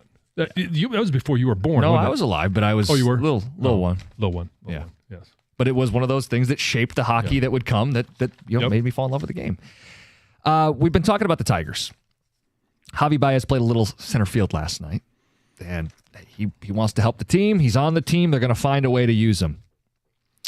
He's certainly doesn't have an ego. He's unselfish. These are nice things. But the answer in center field is Riley Green. Mm-hmm. And they appear to be hesitant to do so. And Scott Harris had those quotes where they don't want to compound issues by moving him to center field full-time. They'll still play him there some, but they don't want to make the move full-time. And to me, it's just one of these deals where you're afraid of an injury and it's going to stop you from putting out your best possible lineup. He could get injured, which would hurt the team. Mm-hmm. But if you don't play him in center, you're definitely hurting the team. So to me, I would take the risk because I don't want to currently he's tie still the team. in the lineup. Yeah, but you get a better lineup with him in center and a better bat in the corner, right? As opposed to Javi Baez in the lineup. Well, yeah, Javi Baez anywhere is not going to be an improvement at the plate. Or it's just not. Right, and sometimes it'll be Margot in center, and then you can put Riley in the corner. Again, let's see how this plays out. Okay, John. I haven't said that in a while. Because, and again, I'm not going to pre-bitch before I need to get upset about it. It hasn't happened yet. You're going to kick the tires on a lot of different things. Mm-hmm. In spring training, in training camp, all of these different times. That's when you try things out and see if anything sticks. And if it doesn't, hey, you know what? It doesn't matter. And you also we just need to get you exposed to this in the event that we need to use you there. We don't want to put you there the first time in a real Major League Baseball game when it matters, because you haven't been there in a long time. Talking Javi is kind of a break glass center fielder. Let's get to Jason in Royal Oak. Jason, good morning. Hey, guys, good morning. Shout out to Val and Heather. I'm calling about Javi. You know, he's a liability out in the field. You know, so if the Tigers organization is dead set on using him, just make him be, you know, a designated hitter or a pinch hitter. You know, if they're dead set on keeping him on the roster, you know, just make him a designated hitter or a pinch hitter. And he's also a liability at the bat.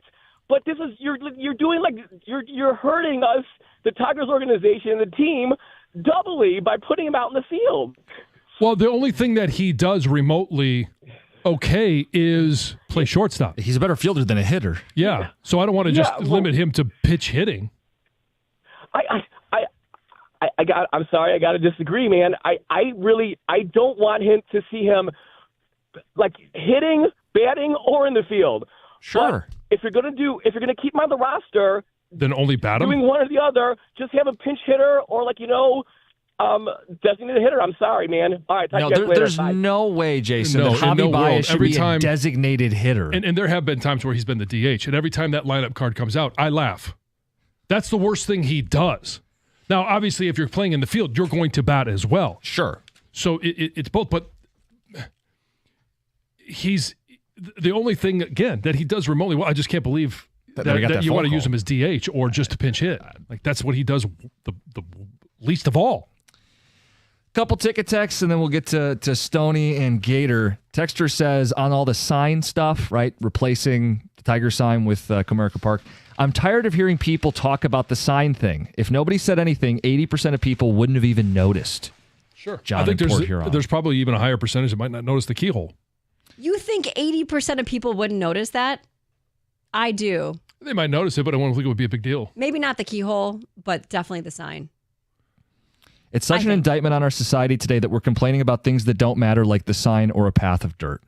Another ticket text. Well, of course they the don't path matter, of dirt to me, it doesn't matter. Is it going to cause them to win one more game than lose? No. To me, it's just I like unique things. And I like when I turn on a game knowing just by looking at the infield, it's Comerica. I agree. I found out this morning like you guys did. I almost called in sick. Beside yourself. So upset by it. Oh, yeah. Can't go on. Because it's the beauty of baseball. Yeah. It makes... What do we know about baseball ballparks? They're all different. Right. Did you see what the new thing they're doing in Camden Yards? No. Left field?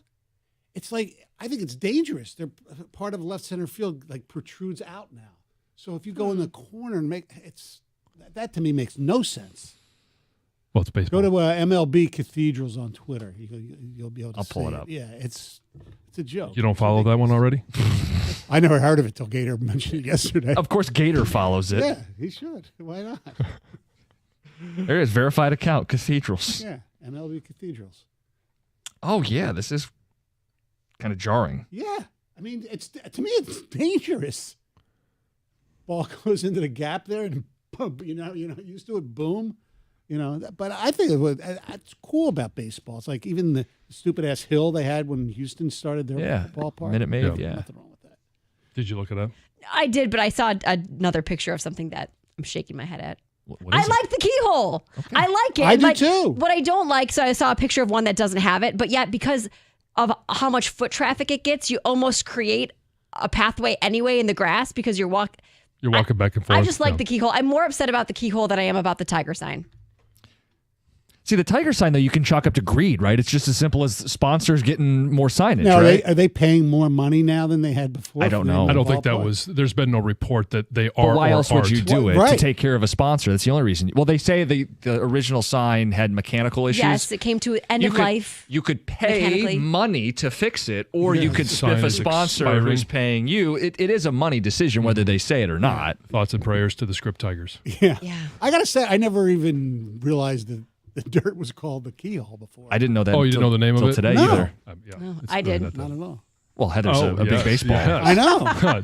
Haha, Stoney, I did. I say, well, you know what? I had to cover a story on it. That's the only reason why I know. Okay. Looked into the history of it. It was back when I worked for the Tigers. But you had all was kinds like a of facts trivia today, thing, yeah. right? Like Yeah. I had to go and ask people if they knew what it was called, and then I would school them on it.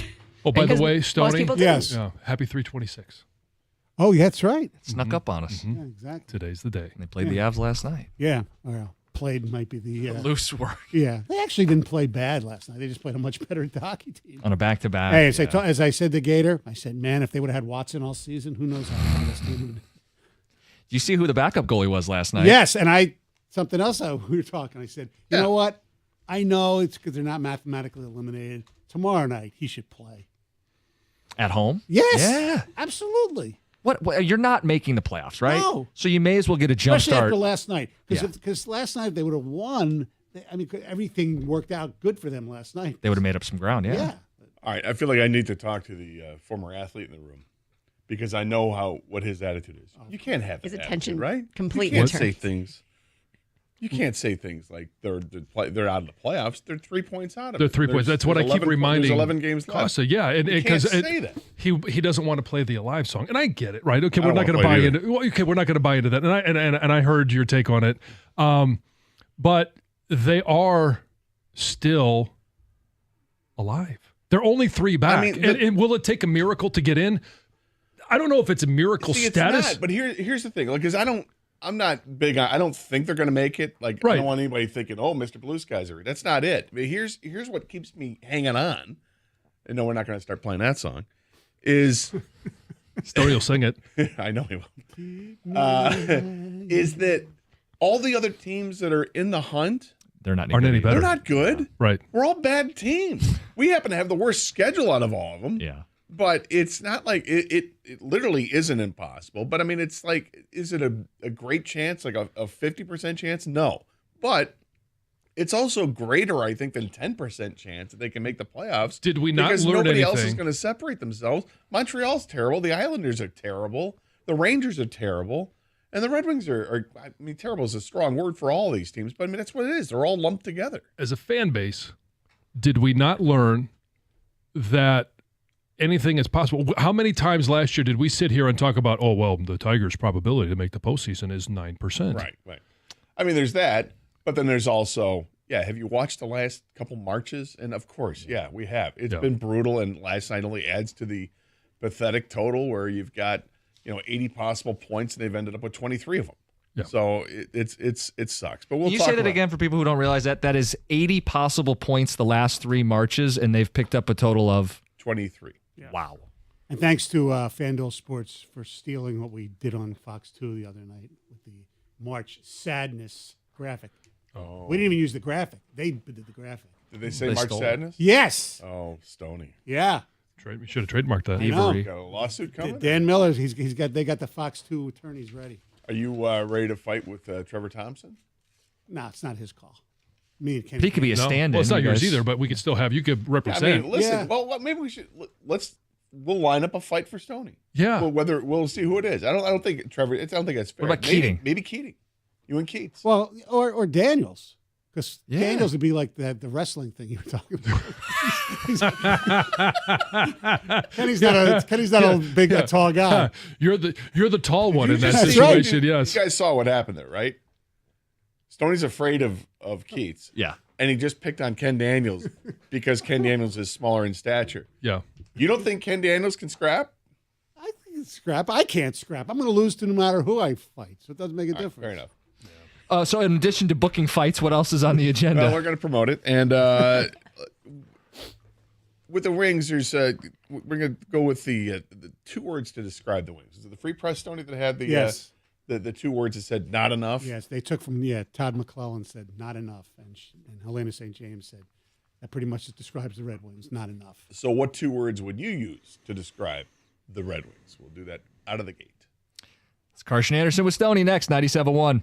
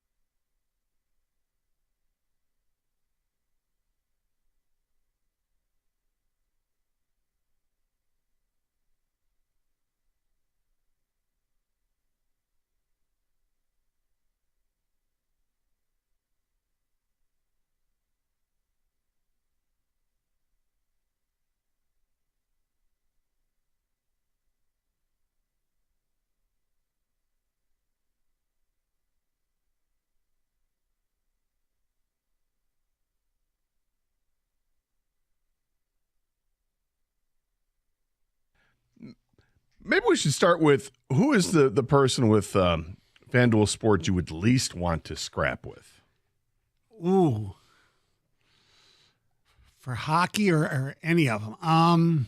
Just for hockey, because they're the ones that stole your thing. It's not just mine. It's still Dan Miller, Fox Sports. Yeah, but you said March Sadness. Yes, I said that. And Dan Miller came up with the stat, and they put it on the graphic. I'm I mean, stats, you can't really trademark stats. I mean, it is what it is. But the phrase March Sadness. The least likely I would want to fight? Yeah. Like when you hear, you're like, oh, no, sir, I don't. Probably DeKaiser, because he's probably the youngest in best shape. I think that makes sense. That makes a lot of sense. Although he doesn't strike me as the kind of guy. He'd be like, oh, Stoney, come on. No. I would think it would be Mickey York. The least likely because he's big? Well, but he doesn't even do wings. See? Oh, I guess not. Well, because if I'm going the whole kit and caboodle, I don't want anything to do with Grant Long. Well, no. He'd knock the crap out of me. Yeah. Not that Mickey York wouldn't, or Tim McCormick. You're right. So the hockey guys were, but it's Keating, Osgood. Yeah. Murph. Mickey Redmond. Yeah. Ken Daniels or Danny DeKaiser. Is that what it comes down to? Yeah. And Trevor Thompson. You're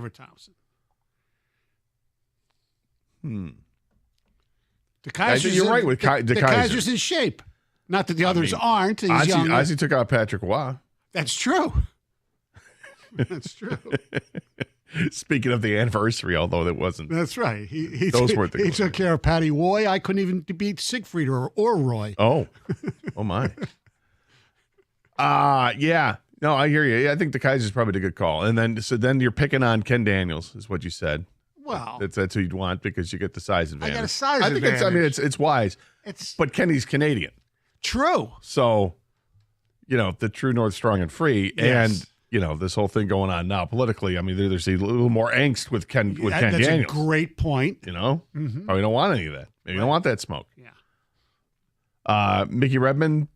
No, Mick can still get it done. Yes. Yeah. Plus, he'd pull out the BC two-hander on me. Right. He'd punch you out, and then he'd grab you a beer. Right. Because that's what Mick bingo, would do. bango, here's a beer. Okay, Stoney. Trev, I don't think you want anything to do with Trev. Again, Canadian. And Trevor's, they're all good people. The funny thing is, they're all great people. Yes. They're all By the way, awesome. speaking of... But the March Sadness, I feel like that was yours. I wanted to stick up for you a little bit. Speaking of FanDuel, were you watching the Pistons at all last night? A little bit. I was flipping everywhere last night because there was so much happening. Like, I thought the Pistons were probably going to be on, FanDuel Sports 2, and they weren't. They were. They were. Oh, they were? Yeah. Oh, I didn't see. They were on Channel 20. Oh, okay. Well, they were on, if you have Xfinity, on 707. Yeah, it was on 707. I didn't know that. I just went, it must have been a commercial, so I flipped around and I said, Pistons, speaking to the microphone, and it came to 235, which is Channel 20, basically. And, it had to be, I think, the third quarter. They lost their picture. The next thing you know, there was 12 straight commercials. Yeah, there was a point. I was flipping around. There was a point it came. It was just the audios that were having technical difficulties, and then they just kind of ignored it, and I wanted to know what was going on in the damn game. Yeah. But there was so much happening last night because you had the Pistons were playing at 7. Yeah. And that was going to end around 9:30. You had the Tigers start at 8 o'clock. Right, on MLB Network. On MLB Network against the Giants, and want to watch Jackson Jobe was pitching. Want to see Jackson Jobe pitch. Mm-hmm.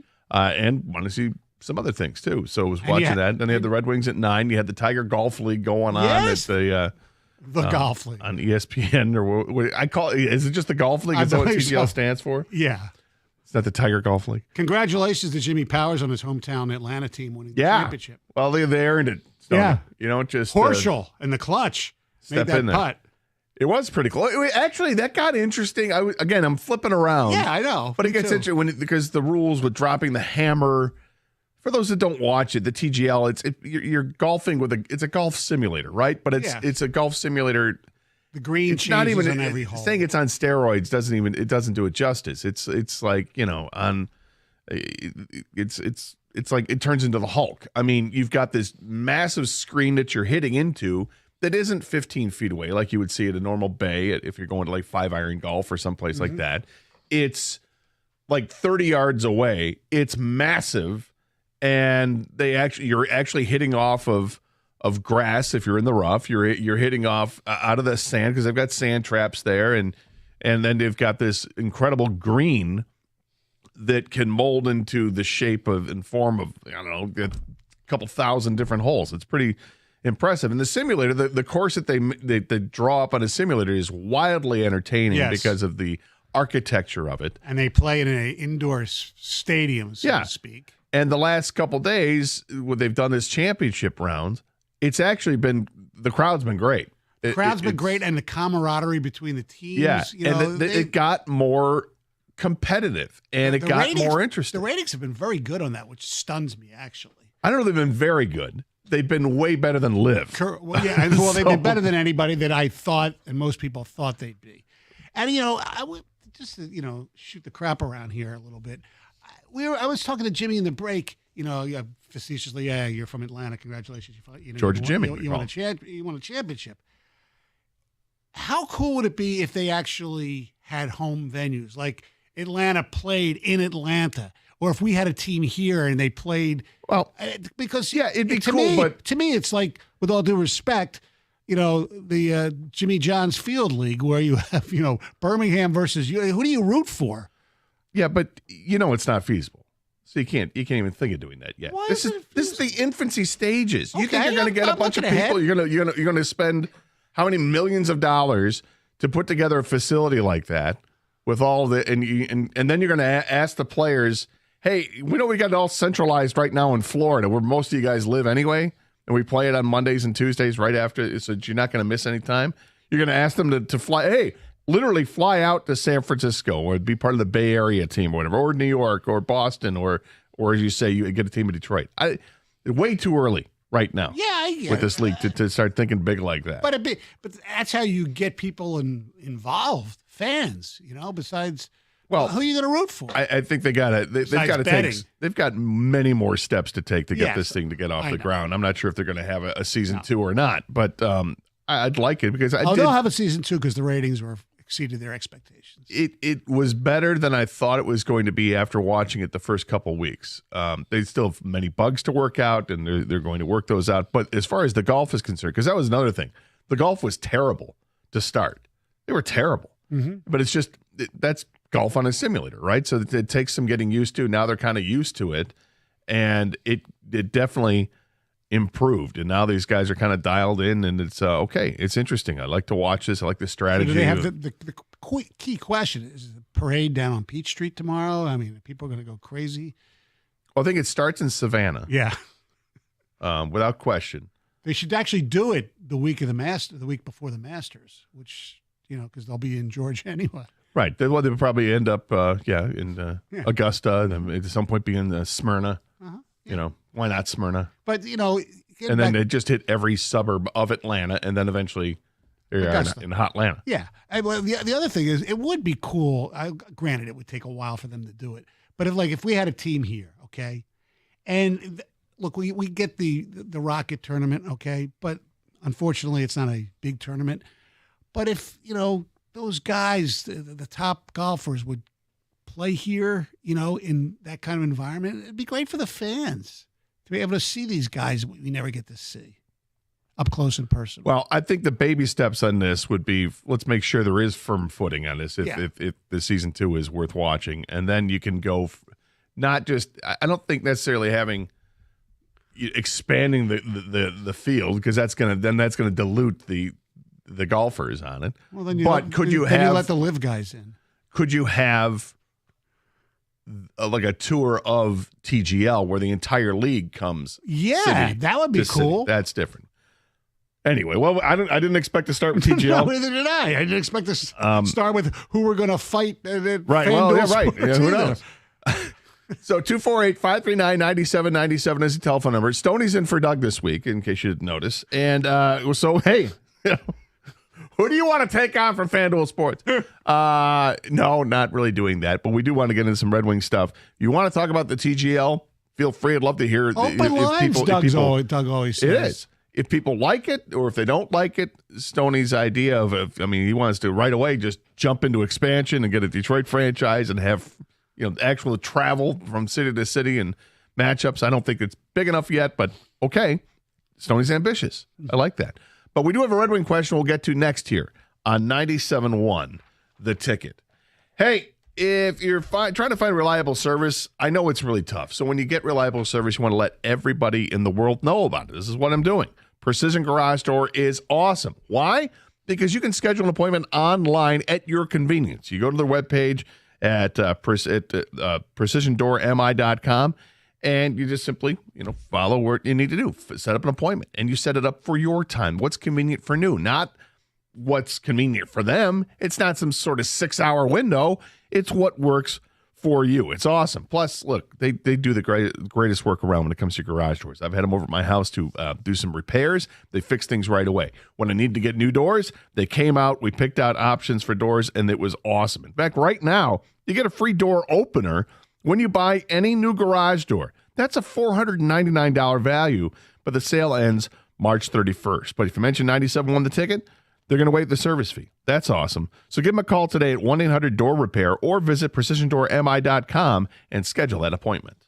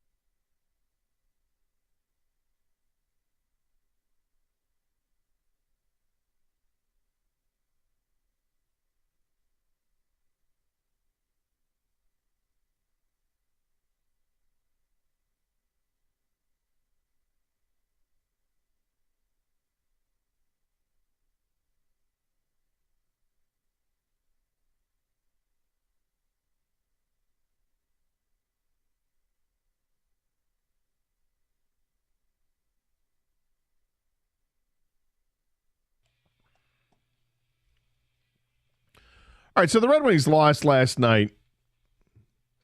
5-2 was the final in Colorado, but it really wasn't that much of a disparity. Well, I guess it kind of was, but they played hard. Yeah. They missed some opportunities, and it was 4-2 late in the third period, and then the Red Wings got a jump on the faceoff, and was it DeBrincat that came in alone? Yes. And DeBrincat had a chance to make it 4-3 with a couple minutes left, and it really would have been interesting if that were the case. They weren't able to get that next goal, which was tough. And then I don't know if it was a bad play by Seider, but he couldn't, stop the puck from getting into the zone. His ass couldn't stop the puck the first goal. Well, right, it almost did, but instead redeflected in the net. But then Colorado was able to, outrace Seider to the puck and put it in the net easily to get the empty netter and win it 5-2. But it looked like for a second there, this might be an interesting game, 4-3 with a couple minutes left, and the Red Wings could have pulled the goaltender and see what happens. Instead, they did pull the goaltender, and the empty netter went in after they missed their opportunity. But it left us, I guess, as we're Red Wing fans watching this game, we've all got different views on this, and the comments from Todd McCullough afterwards was it's just not enough. Correct. He said, quote, "I thought we put a pretty good effort in against a really good hockey club. Obviously not enough." And Helena St. James in the Free Press basically said not enough are the two words that sums up the Detroit Red Wings. And she's right. I mean, since the Four Nations break, the Wings have gone 5-10-1. They have not won consecutive games since February 23rd and 25th. Yeah, that's not a good winning percentage. That's less than 33%. Because you got the extra overtime loss in there. And this is so disappointing because the team going into the Four Nations Cup was playing great hockey, and then they lost the last game going into it. You basically had 2 weeks off, and you come back, and the players that were involved in that, like Dylan Larkin and Lucas Raymond, they didn't look the same when they came back. Came back from the Nations Cup. And I'm not sure if there was an injury in there or not, or they just, different type of thing, maybe adrenaline dump. You're playing for your country, right, which is more than playing for the team that you're going to play for 82 games in the schedule. But it wasn't the same. And now both players are starting to get back to where you want them to be, but the team isn't there. It's not an overly talented team. They're just not. Last night's a perfect example. Colorado, obviously, with one of, if not the best player in the league, is a better team. And they made a lot of acquisitions since the offseason to even make that team even better than they were before, even with getting rid of Ratnan. Well, to try to compare him to Colorado is completely unfair. It's a team that won the Stanley Cup a couple years ago, and it's a team that has legitimate superstars on it, like Cole McCarr and McKinnon. Those guys are amazing. And then the rest of the roster is littered with good players. Yeah. The Red Wings don't have a superstar. They've got several good players, but too many players that are either meh or just extra guys on the roster. Just a guy, exactly. And that's unfortunate. So you asked the question, what are the two words that you would describe this Red Wing team at this point in time? I don't know if you can say it's two words, but it depends how you way to pronounce it. Fait accompli. It's done. They're done. How about that? They're done. They're done. There's contraction in there, but I'll allow it, sir. They're done is what you're saying. It's over. That's a contraction. It's another contraction. Yeah. Okay. For me, the two words, I guess, why don't you defend it? Why you say it's over or it's done? Because let's say they win out. If they win out 90, they get the 94 points. They're not going to win out. They're going to have to go on an incredible run. Yes, I know they've had these two streaks before, 7 and 7 twice. So, yes, technically it's possible. The schedule still is the schedule. They still play. Have to play Carolina. They, I don't know. Ottawa's much better than they are now. I never thought I'd say that before the season. As they say on Spit and Chicklets, it was like the Viagra triangle of Detroit, Buffalo, and Ottawa. and right now only Ottawa's the one who's basically there. They're just not good. They don't have good goal. They don't have playoff caliber goaltending. Their defense, with the exception of Seider and Evanson, are not really good. And they have some forwards who are really good on the power play. That's it. It's I can't be any more specific than that. I mean, yes, crazy things can happen. All right, they're not a good hockey team, and that's why they're done. They're not a good hockey team, but the reason why I would disagree with the assertion of they're done or it's over is that the rest of the teams aren't very good either. You've got Montreal who's in that second wild card spot with 75 points. They lost last night, and that's not a great hockey. That's not even a good hockey team. But they've been playing really well the last month. They lost to a team that's on fire, St. Louis, out of nowhere. Like they is incredible. Fair enough, but they've won 4 games in their last 10. Montreal has. The Islanders, they're not very good. The Rangers aren't very good. Columbus isn't very good, and the Red Wings aren't very good. Now there's 3 points in separation between the Red Wings and the Bruins, and the Red Wings have a game in hand on Boston. So I'm kind of excluding Boston now from the mix. I am too. So you've got 4 teams. There's 5 teams in the mix for one last playoff spot, and none of them are extraordinary. So for me, I can't go to the it's done, it's over phase where you're at. That's fine where you because I'm not here to fight anybody. You want to say that? That's fine. Go ahead. Those aren't my 2 words. I'll tell you what my 2 words are coming up in 5 minutes. It's not even, I don't know if I would say it's along those same lines, but I think it sums up how I feel about this team, and that's what we're trying to look for. What are the 2 words that sums up how you feel about this team right now? 248-539-9797 is the same number to text. 97.1, the ticket.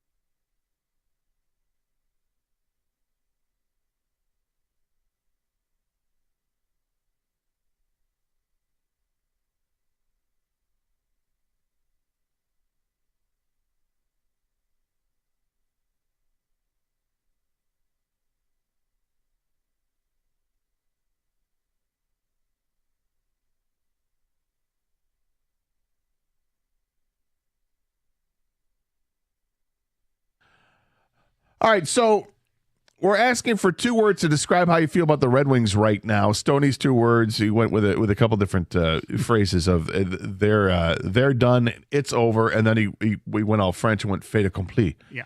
And here's another reason why, Gator. All right. And I know we all hate to play this game, but I have to do it in this case. It's the schedule game. Out of the games, the teams that they have to play, who do you think they are definitely better than? And I would say maybe, and that's a maybe, Saturday night because it's home against Boston. Okay? They're not better than Ottawa. And I'm not saying they can't win these games. Obviously, the best team always doesn't win.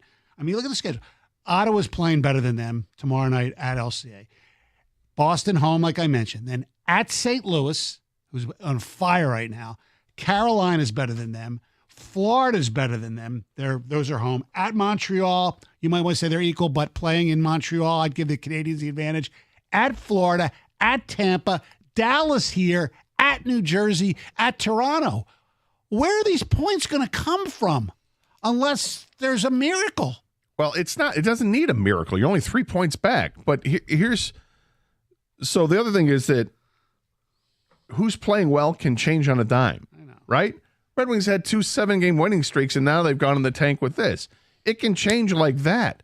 So if you think one of these teams that's in the mix is playing well, that can change real quickly, and the Red Wings' fortunes can change real quickly. Look, I hope you're right. I'm not saying I'm right. I'm wrong a lot. I'm just pointing something out here. That's all. I know. Because I don't think these teams are very good that are all vying for the final spot. So my 2 words are so frustrating. That's it. So frustrating. This team is so frustrating because you see how different they were. The attitude was completely different once Todd McClellan took over, right? Once you got past the first 2 periods at an awful first game against Toronto, and then they played a little more inspired in the 3rd period, and then McClellan had his famous moment, just play effing hockey, and the team went on a 7-game winning streak. Then they lost a couple games. Then they did it again. They got another 7-game winning streak. It's so frustrating for me, and I imagine lots of Red Wing fans, to see how good they can play. When you start to dream like, wait a minute, this team, not so bad. And they work themselves up to having that 4-point cushion in the number 1 wild card spot. Yeah, and then everything goes the other way. And they beat good teams on the road. They went on the West Coast. They beat Edmonton, Calgary, Vancouver, Seattle, all on the road. Right. They're capable of doing it. That's why, to me, it's not. It's done. Or they're done and it's over. It's, to me, so frustrating. And knowing that this schedule ahead of them is going to be tough, but they've had tough schedule before and they've been able to do it. And looking at the rest of the landscape of the teams that are fighting for that second wild card spot, yeah, there's 5 teams involved, but no one's going to run away with it because they're all the same type of team. Look, I'm not going to go like I did back in 2014 and say if they make the playoffs, like I said with the Tigers, I'll get my chest hair waxed like I did back in the day. I'm not going to go that. But there's no signs for me that they're actually playing good hockey and can turn it on like that. And I hate being a defeatist and negative and all that crap, but they're just not good. And I just don't see something that all of a sudden the light switch is going to go off and the other teams that they're going to be playing in the games, not to mention forgetting about who they're competing with for the spots, because most of those games that they play are not with teams that are competing for those particular spots, except for Montreal once. That's it, really, in Boston. But Boston, I think, is done. I don't know. I'm so frustrated like you. Well, that to me is what it is. It's so frustrating. I'm so frustrated that they're done. Well, I'm not there. I've seen crazy things happen. Let me ask you this. 248-539-9797. Different sports. Is what happened with the Tigers analogous to this? No, I don't even look from one sport to the next. I think you got to stay within the sports. And I'm not going to.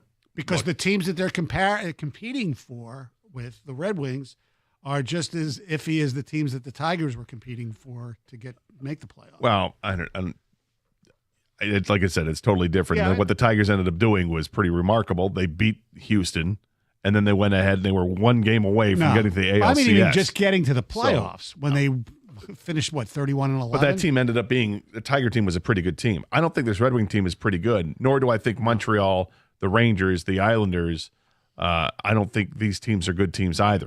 Columbus, these are the teams that are all in the mix. That's why, to me, it's frustrating. They're done at this point. But they all have better goaltending, too. That's the other thing. Well, okay, but, it can be fleeting. Everything is fleeting, and then, it's just how are you playing, and things can change quickly. Was not prepared to see no Soderblom on the ice last night, which was different. And then you had Kosa backing up because of a Talbot injury, apparently. We'll see what happens tomorrow night when they return home against Ottawa. And is Talbot going to be back, or is Kosa going to be backing up, or is Kosa going to get a start? You know what? Maybe something like that. There's the thing, the genie in the bottle, maybe. Start Kosa. He plays well, they win the game, and all of a sudden, boom, you ride a young goalie to the playoffs. That's something that would be unexpected. So we've got plenty of response to the ticket text at 248-539-9797. You can call us as well. My 2 words for the Wings are fire Yzerman. 6 years going on to 7th, and they've gotten worse this year. I'm done with him. He should be gone. I would say this, because I always often use the reference to the heated seat that you have in your car, and it's got the 3 levels. Yes. So once you hit that 3rd level, you're officially on the hot seat. For me, he's on level 2 of the hot seat. Ooh. And if this team doesn't make the playoffs, it goes to level 3, and then he's got the offseason to make a difference. And then you start the season and you see where you're at. And if it's not getting any better, then at that point, I'd probably say, yeah, time to go. But not yet for me. And my reason for saying not yet is I recognize there are a lot of players that we still have yet to see from his pipeline that I want to see. Now, maybe it just goes, he's a great drafter, and as far as acquiring talent's concerned, not good. And that might be reason enough to say we got to move on. You're only doing half the job, so to speak, even though obviously there's more to it than that. It's quite possible. But they've got money to spend this offseason. And they're going to have players on this roster next year that aren't on this roster this year that might be difference makers, like Axel Sandin-Pellikka. Might be a real difference maker on the blue line. And we might actually see him this year. Don't know. They've got a couple other players in the pipeline that are now they're getting moved around, and there's a couple guys that are going to Grand Rapids right now that we're having seasons elsewhere. It's going to be interesting to watch them. So I'm not at that fire Yzerman moment, but I think that the seat warmer is getting ready to go to level 3 if we get there. Red Wings in 2 words, Dissa and pointing. 2 words describe the Wings this season, big sigh. There are no words. Oh, indescribable. How they've fallen from the mountain. We were from cup after cup to now settling for, they played hard, and we'll take that they almost made the playoffs. Yeah, I mean, having the 25 years of playoffs was amazing, and the first half of that came without a salary cap. And the reason that's important is because they were able to hang on to that core group of players that was fantastic, that basically came from a couple of drafts. When you're able to draft Sergei Fedorov in the 4th round or whatever he was, Nick Lidstrom was, not a 1st-round pick. Vladdy was a late Konstantinov pick. was like a 7th-round pick. You're able to get guys like that, and Pavel Datsyuk and Henrik Zetterberg were later guys as well. That's a pretty good formula when you're finding literal superstar players later in the draft. And then they didn't necessarily hit on the high picks that they had.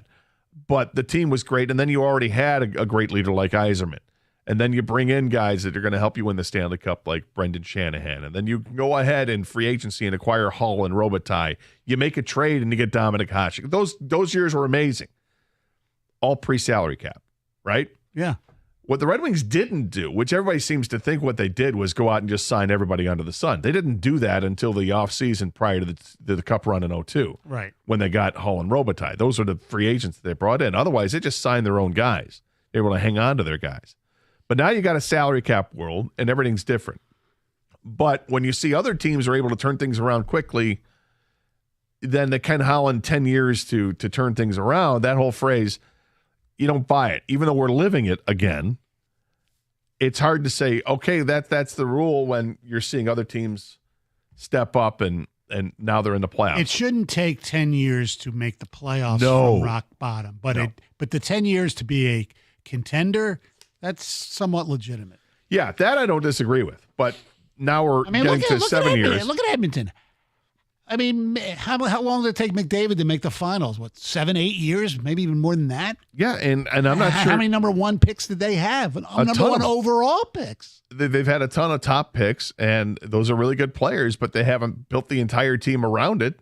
And then last year they finally make the finals, and they still didn't win. Mm-hmm. I'm not convinced that team stays together. I don't know if you're going to see Draisaitl and McDavid being teammates for the rest of their careers. Well, I mean, if you're signed Edmonton, big deals, so they well, probably yeah, will. but I think one of them is a free agent real soon. And I mean, if you're Edmonton, you got to start thinking about breaking it up and recouping assets before you lose them for nothing. 248-539-9797 is the telephone number. Lots of ticket texts coming. We'll get to some more of those and get your phone calls as well. Your thoughts on the 2 words to describe the Red Wings as it stands right now. We're also monitoring to see if there are any news out of California and what the Tigers are going to do with their roster. And by the way, Gator, it looks like you're going to get what you want for the other winter sport in this town. Interesting. We will get to that next, soon, coming up here on 97.1 The Ticket. Look, you don't need luck this March to find the right HVAC team. The red, white, and blue trucks, they're everywhere. They're everywhere for a reason because they know what they're doing and people call the experts. Those are the expert technicians at Birmingham Plumbing, Heating, and Cooling. They're going to help keep your family staying warm the rest of the winter and, of course, cool when we get into the summer. But don't just take my word for it. Check out the A+ rating they have from the Better Business Bureau, or how about some of the 5-star reviews they have on Google. So whether it's your furnace or your water heater, a boiler, or water filtration, maybe your AC unit, schedule an appointment online at birminghamplumbingco.com. Birmingham Plumbing, Heating, and Cooling, your Metro Detroit boiler experts.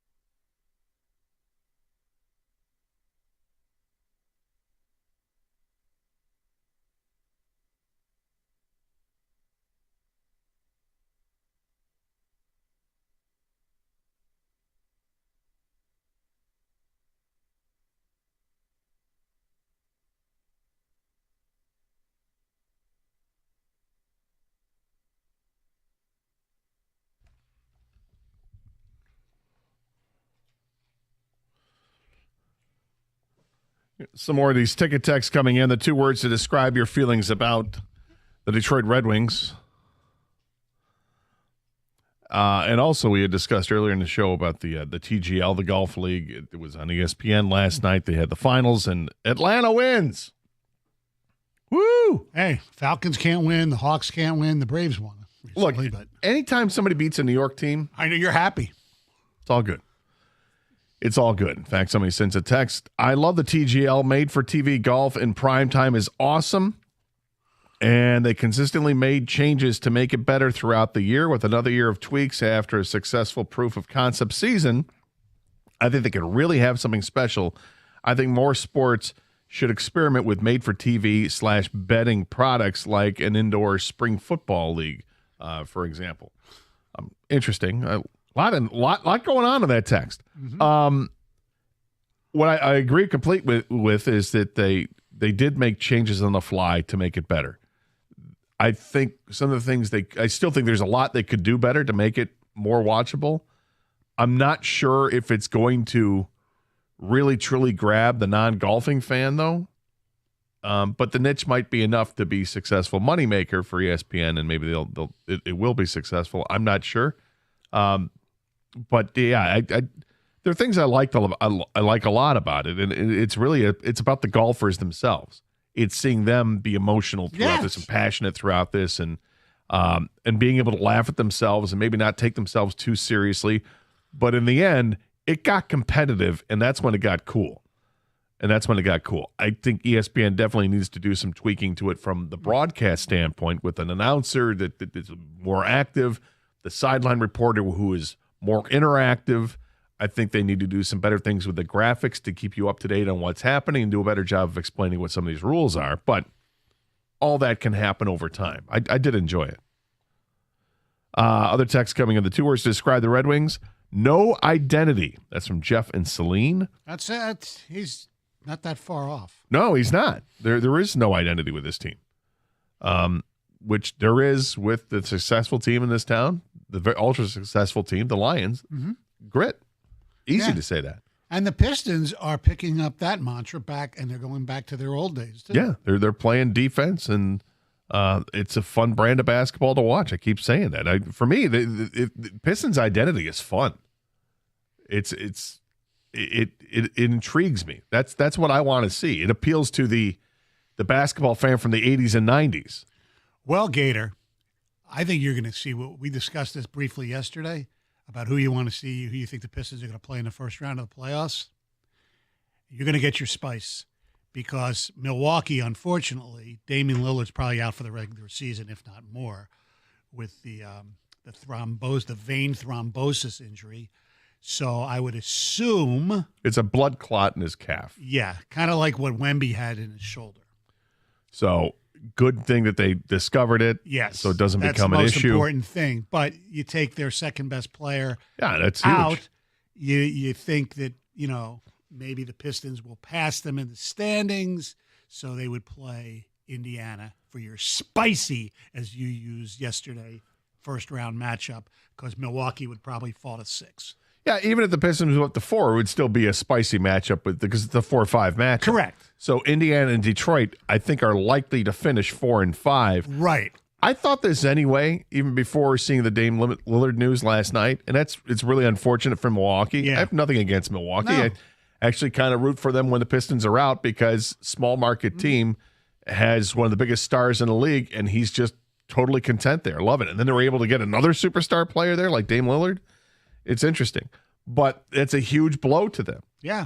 And nothing that the Pistons haven't seen. They played without Jaden Ivey now for 40 games or whatever it is. So Pistons are going through the exact same thing. Well, maybe Ivey isn't Dame Lillard, but Ivey's pretty good. Was their second best player at the time when he got hurt. I would love to see that matchup. Yeah, it'd be great. Now, it won't be, the big national market. Like if the Pistons were playing the Knicks, you'd get a couple games on ABC. Basically, Indiana, Detroit will be either NBA TV or TNT. You're not going to see them be the marquee matchup, which I don't give a rat's ass about. I know a lot of people do. The games itself will be that they'll have to tell the story in order to get the bigger story. But I think we know here locally, because we watch it, we see that it's a budding rivalry between Indiana and Detroit. These teams don't like each other. Yeah. You've got the history of passing on Halliburton.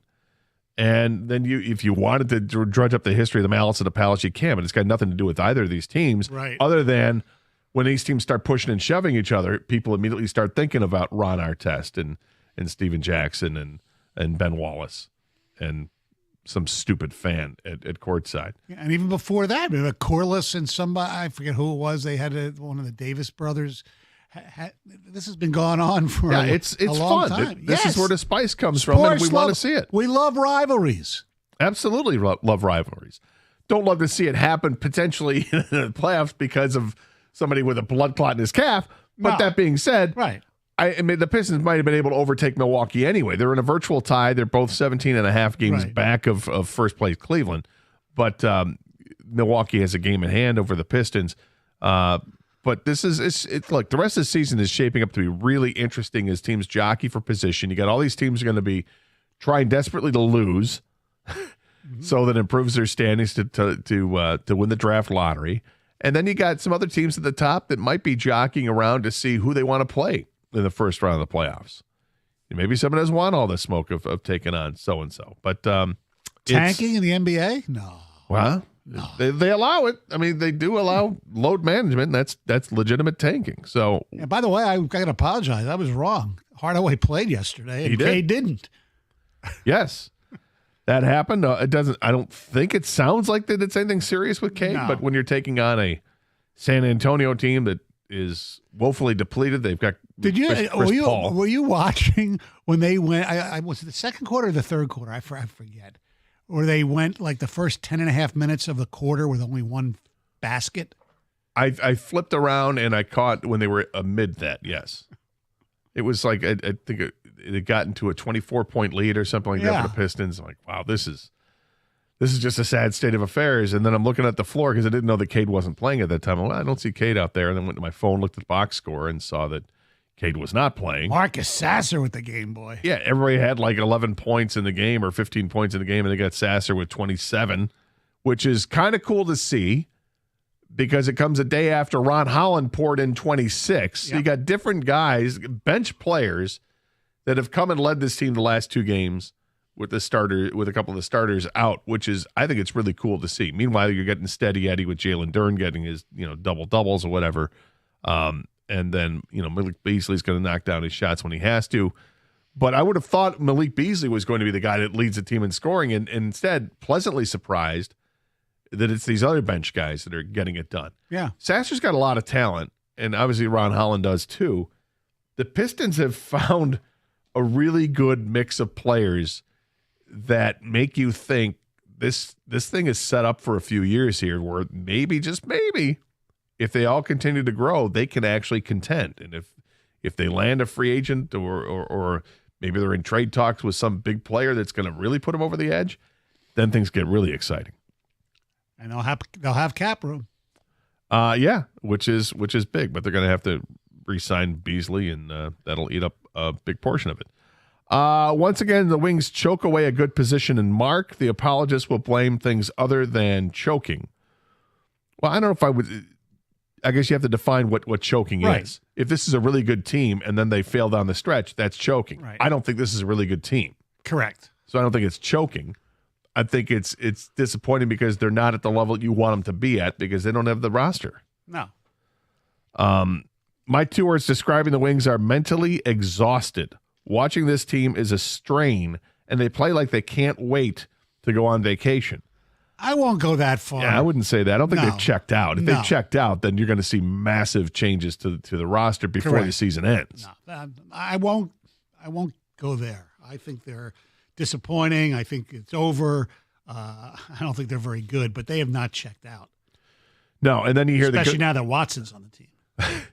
I like watching the guy play. I know. Well, I mean, because Red Wing fans they want to see the big guy out there and throwing his body around, and Watson's a big guy. I think he's 6'3", 6'4", and he doesn't shy away from the physical stuff, but he's also a guy who's only going to play 8 to 10 minutes a game. But hey, got his second goal in as many nights. That's right. kind of cool to see. And, you can't help but have your brain go there. Not that he's a difference maker, but would he have been a better option on the roster than, say, Christian Fisher? Christian Fisher was the one I was trying to think of. Yeah, than Christian Fisher. Or Tyler Mott. I think Tyler Mott, if he didn't get hurt, I actually like the way he plays, but he's just a guy. Unfortunately, yeah, that's the roster. Right. That's the last 5 forwards on the roster are just guys. Just guys. And then you got guys you counted on to be top 6 or top 9 that are just yeah. Point every other game guys at best. And it's weird, and trust me, I don't want to say, you're using an injury as an excuse. I'm not. It's not like Larkin got hurt last year, which still wasn't an excuse. The team, once Kopp got hurt, they really dropped a lot. I don't know, I don't know if that's coincidence. Well, he had a better year this year than he had last year. And it's kind of underrated on this whole thing, or maybe not underrated, but it's something we forget quickly that Kopp isn't on this team. But that begs the question, was he really that important to this team? And maybe he was. I thought he was especially once the coaching change was made. Yeah, I mean, I can't deny that. And now that he's out, it does line up with some losing hockey, unfortunately. 248-539-9797 is the telephone number. Tigers start the season tomorrow. The roster is still not set, though it looks like it can be any minute. As soon as that happens, we will report to you. But there are some battles getting down to the real nut-cutting time. They have like one roster spot, and there's like 3 guys competing for it. Who's going to get that spot? We can debate it a little bit coming up next year. 97.1, The Ticket.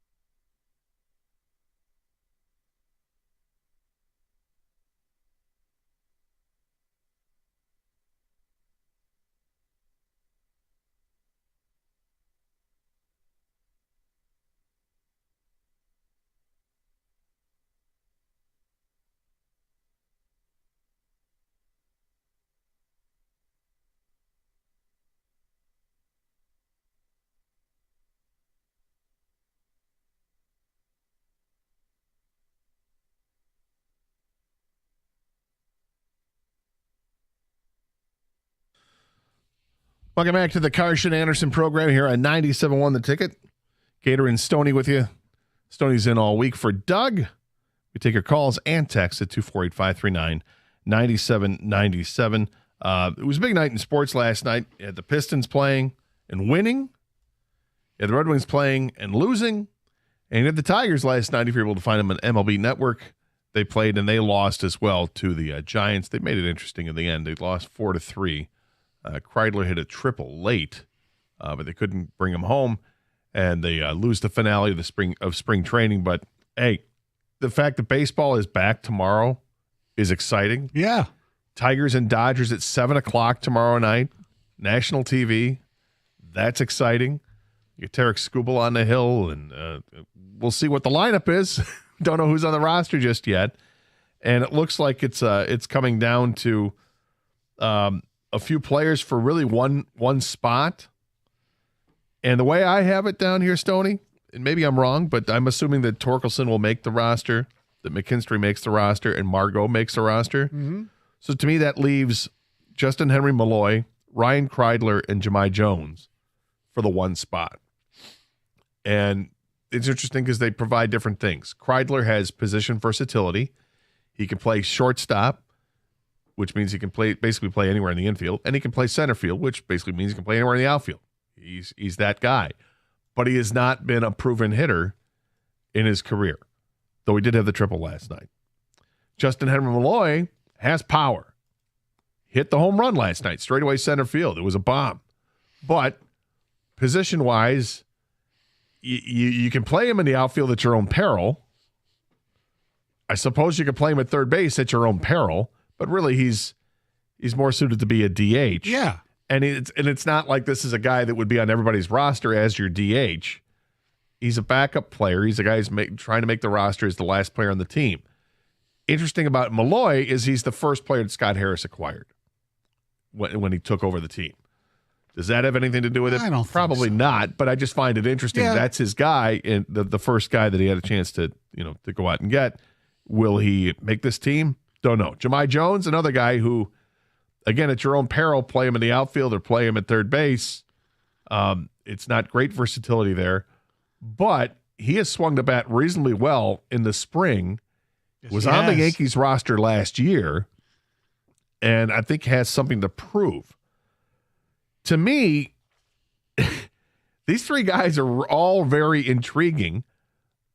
And when it all is said and done, I think it's going to be dictated by the situation they have in center field.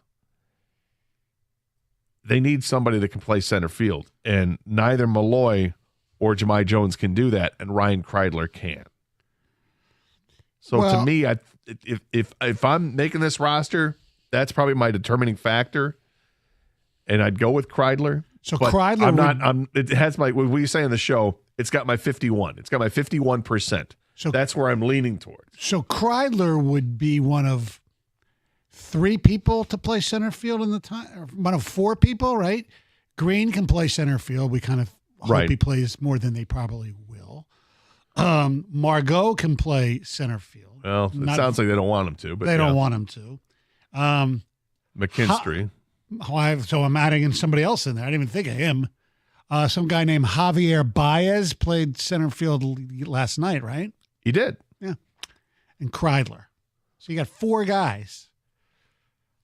I don't know. I don't know if Baez is a realistic option. I think it's something we wanted to see. But you had mentioned something on the show sheet this morning that when you heard that Baez was playing last night or was playing in center field, that you got triggered into what? Vomit.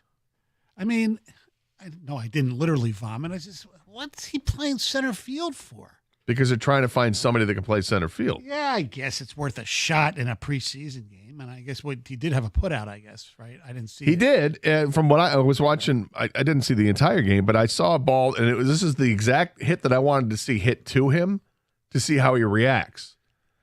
A line drive, a deep line drive, because I think that's probably the hardest ball to judge for an outfielder is something gets hit right at you with good velocity, and he was able to make the play. He was able to figure it out. There's a sun factor. had to move a little bit to one side, and he made the play, and he looked like a center fielder doing it. Look, Javi Baez is only going to stay on this team if he can hit. Correct. So trying to find some kind of position versatility when Javi Baez is on. Let me change that. Javi Baez will only stay on this team if the only way Javi Baez won't be on this team is if management decides they're going to eat the money. Otherwise, he will be on the team no matter what. Well, they're not going to eat the money, not right away. No, I think you'd have to get into the second half of the season for them to even consider eating the money. But until we're at that point a couple months down the road, and if he's hitting below 200 and playing horrible defense and is the bane of everyone's existence again for a third straight year, I'm going to give him the benefit of the doubt and start the season fresh and see what you can do. Because when he still has the ability to be a better shortstop than, say, McKinstry. Kreidler is the guy who might be the last man on the roster now, and can play probably the best shortstop on the team. Trey Sweeney is maybe going to be your everyday shortstop.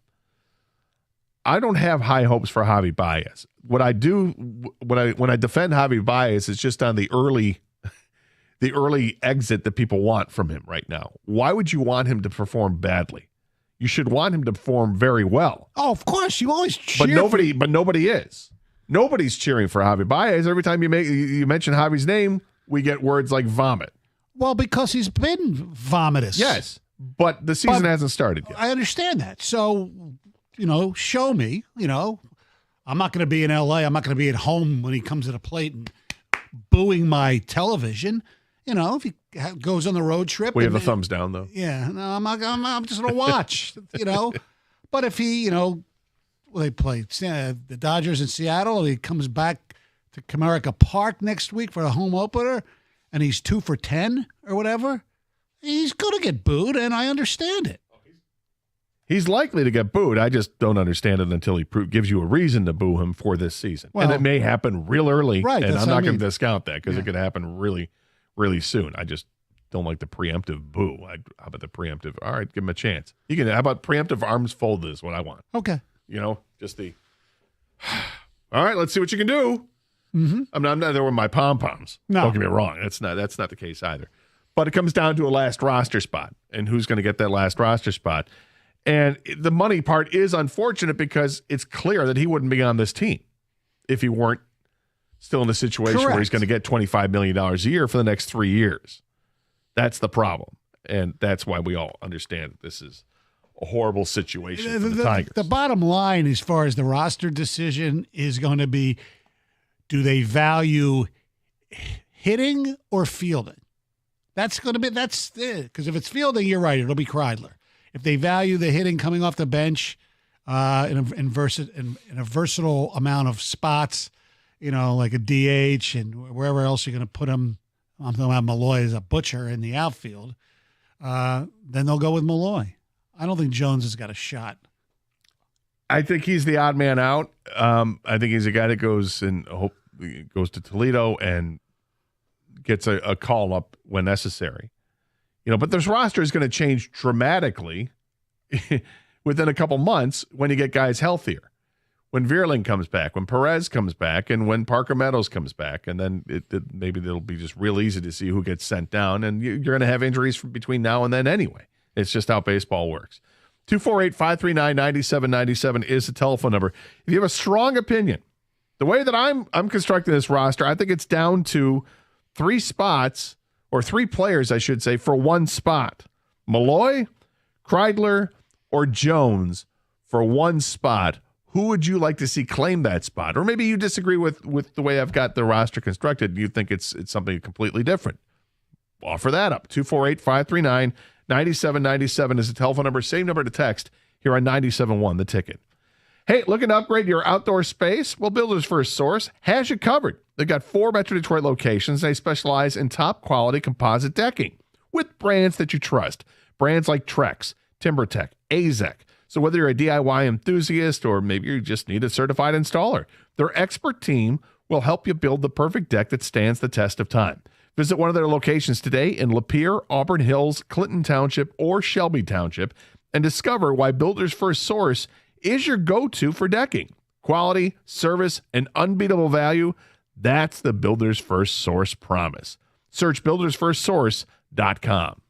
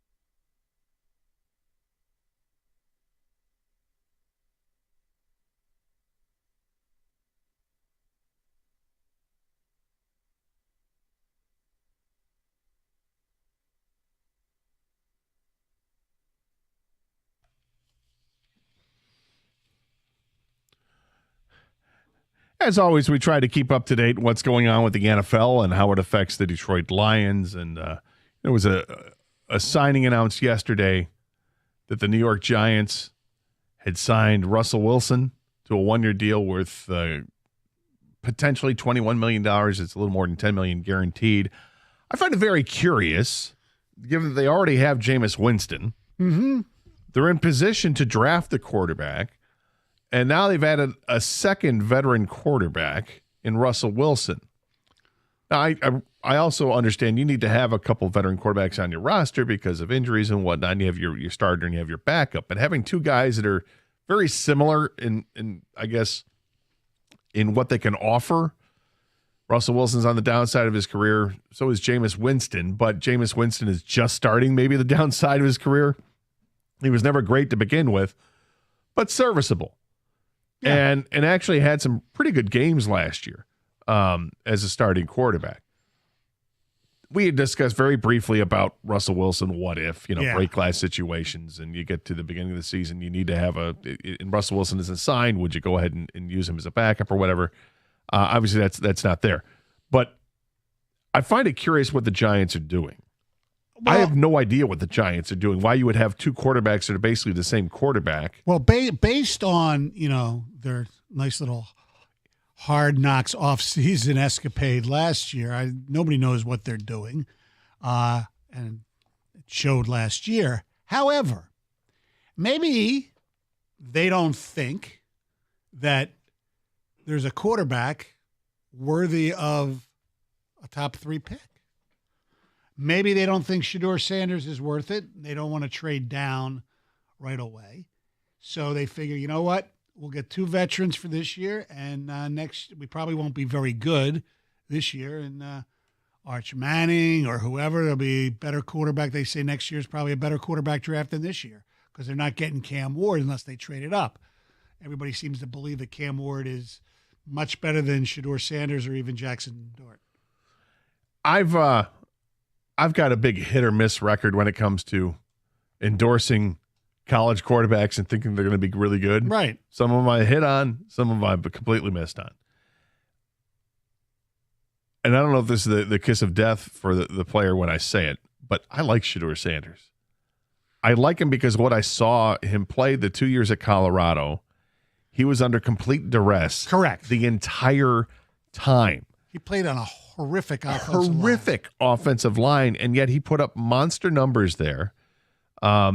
And he's been running a pro offense his entire life. He's worked with the best of the best, worked with Tom Brady forever in the offseason.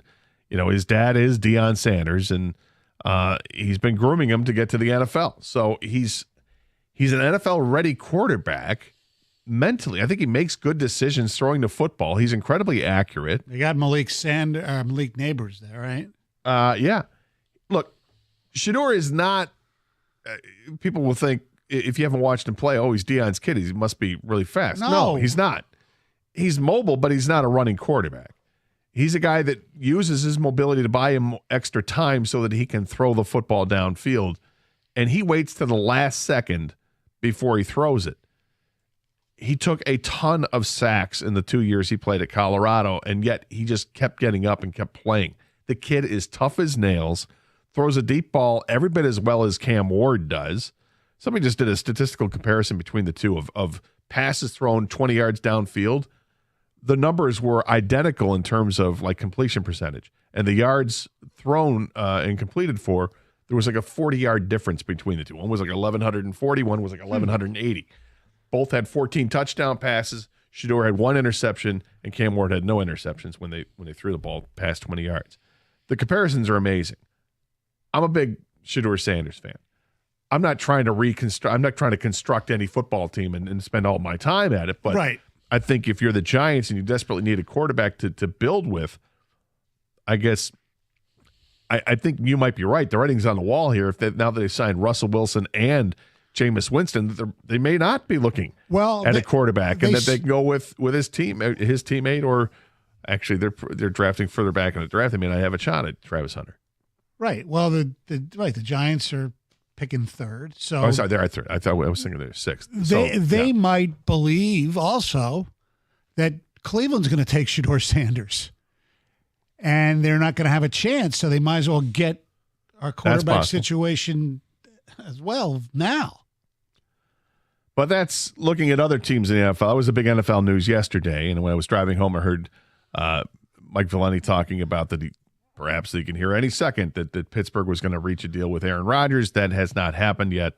So no kidding. The prima donna is going to make everybody wait a little bit longer. That's fine. Real quick, what do you make of Diggs to New England?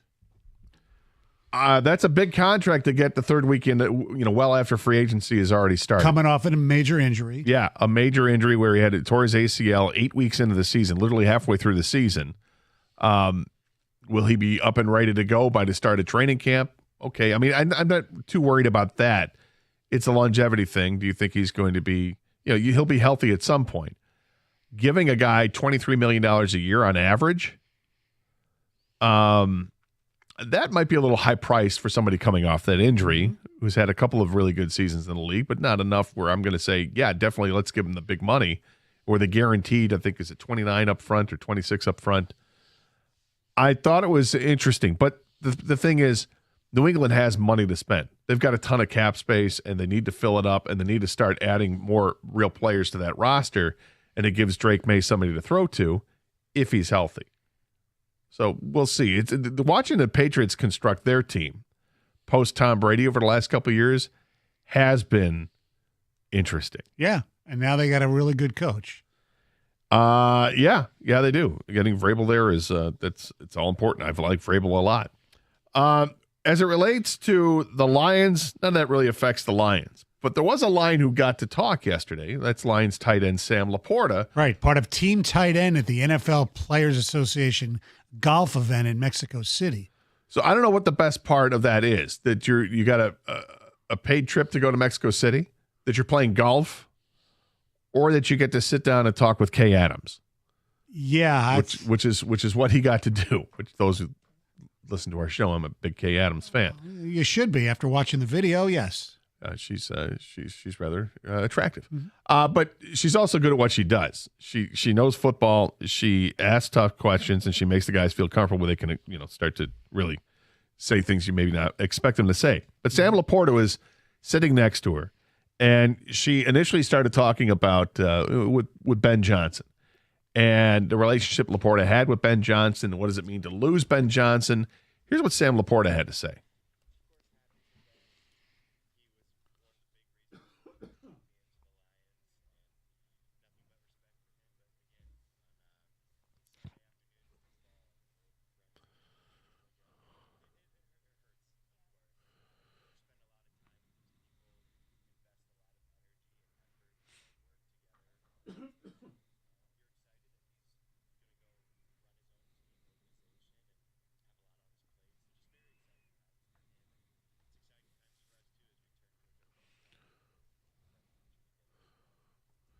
Curious, because he said it hurts. It hurts I'm sure it hurts to lose somebody from the fold that you've been building up this team, and with the Lions go to 15-2 and make the playoffs the last couple of years and all this, and then the offensive coordinator finally decides to go. He could have gone any time in the last couple of years. Correct. Finally decides he's going to leave this year and go to Chicago of all places within the division. To me, that's the part that hurts, is that he's just there, and you're going to have to face him twice a year.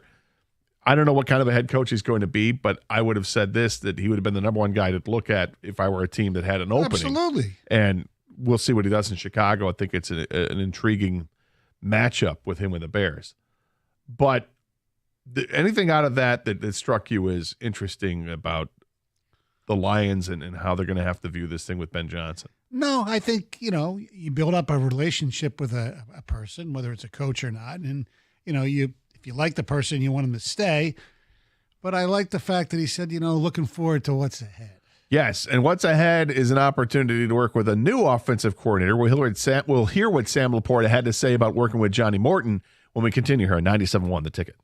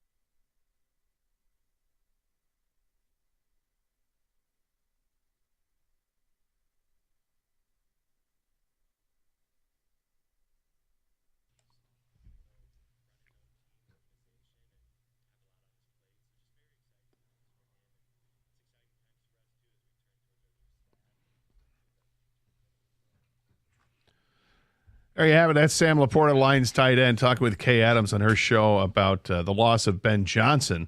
Look, there's going to be a rivalry with the Lions and the Bears. There always is with the Lions and the Bears. But now that the former offensive coordinator is the head coach of the Chicago Bears, it makes it even more of a rivalry.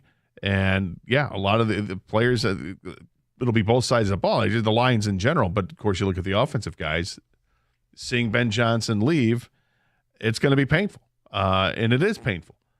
And now you usher in the new era of the Lions with a different offensive coordinator, which is now, I guess you could officially call it, Stoney, maybe the fourth offensive coordinator they've had since Dan Campbell took over, because you started with Anthony Lynn. Yes. He was relieved of his duties in terms of being the offensive coordinator and replaced by Dan Campbell. Correct. And Dan Campbell was grooming Ben Johnson, let Ben Johnson take over. And now it's going to be Johnny Morton. Not that Johnny Morton. Do we call him John Morton or Johnny? I don't know. It's always been John. I've seen it Johnny all the time, which threw me off initially months ago when I first saw the name. I'm like, wait a minute, not that Johnny, right? Not the guy who got knocked the F out in his mixed martial arts debut that I saw when I was in LA in the Coliseum for that fight. You were there live? I was there. Wow. Yeah, it was a promotion we had with the station, a chance for a listener to win a trip out there, and I was allowed to go as well, bring a friend of mine in L.A. for a couple of days. At the Coliseum, cool. In fact, that was the same night that the Pistons played the Cavs in the playoffs, and LeBron had like the 25 straight points. Oh, that game? Yeah. So I missed that game because we were flying to L.A. You're lucky. It was a Thursday night, yeah. And then did the show the next day. I did it from L.A. without having seen that game. We spent 4 hours talking about a game I never saw. But that's beside the point.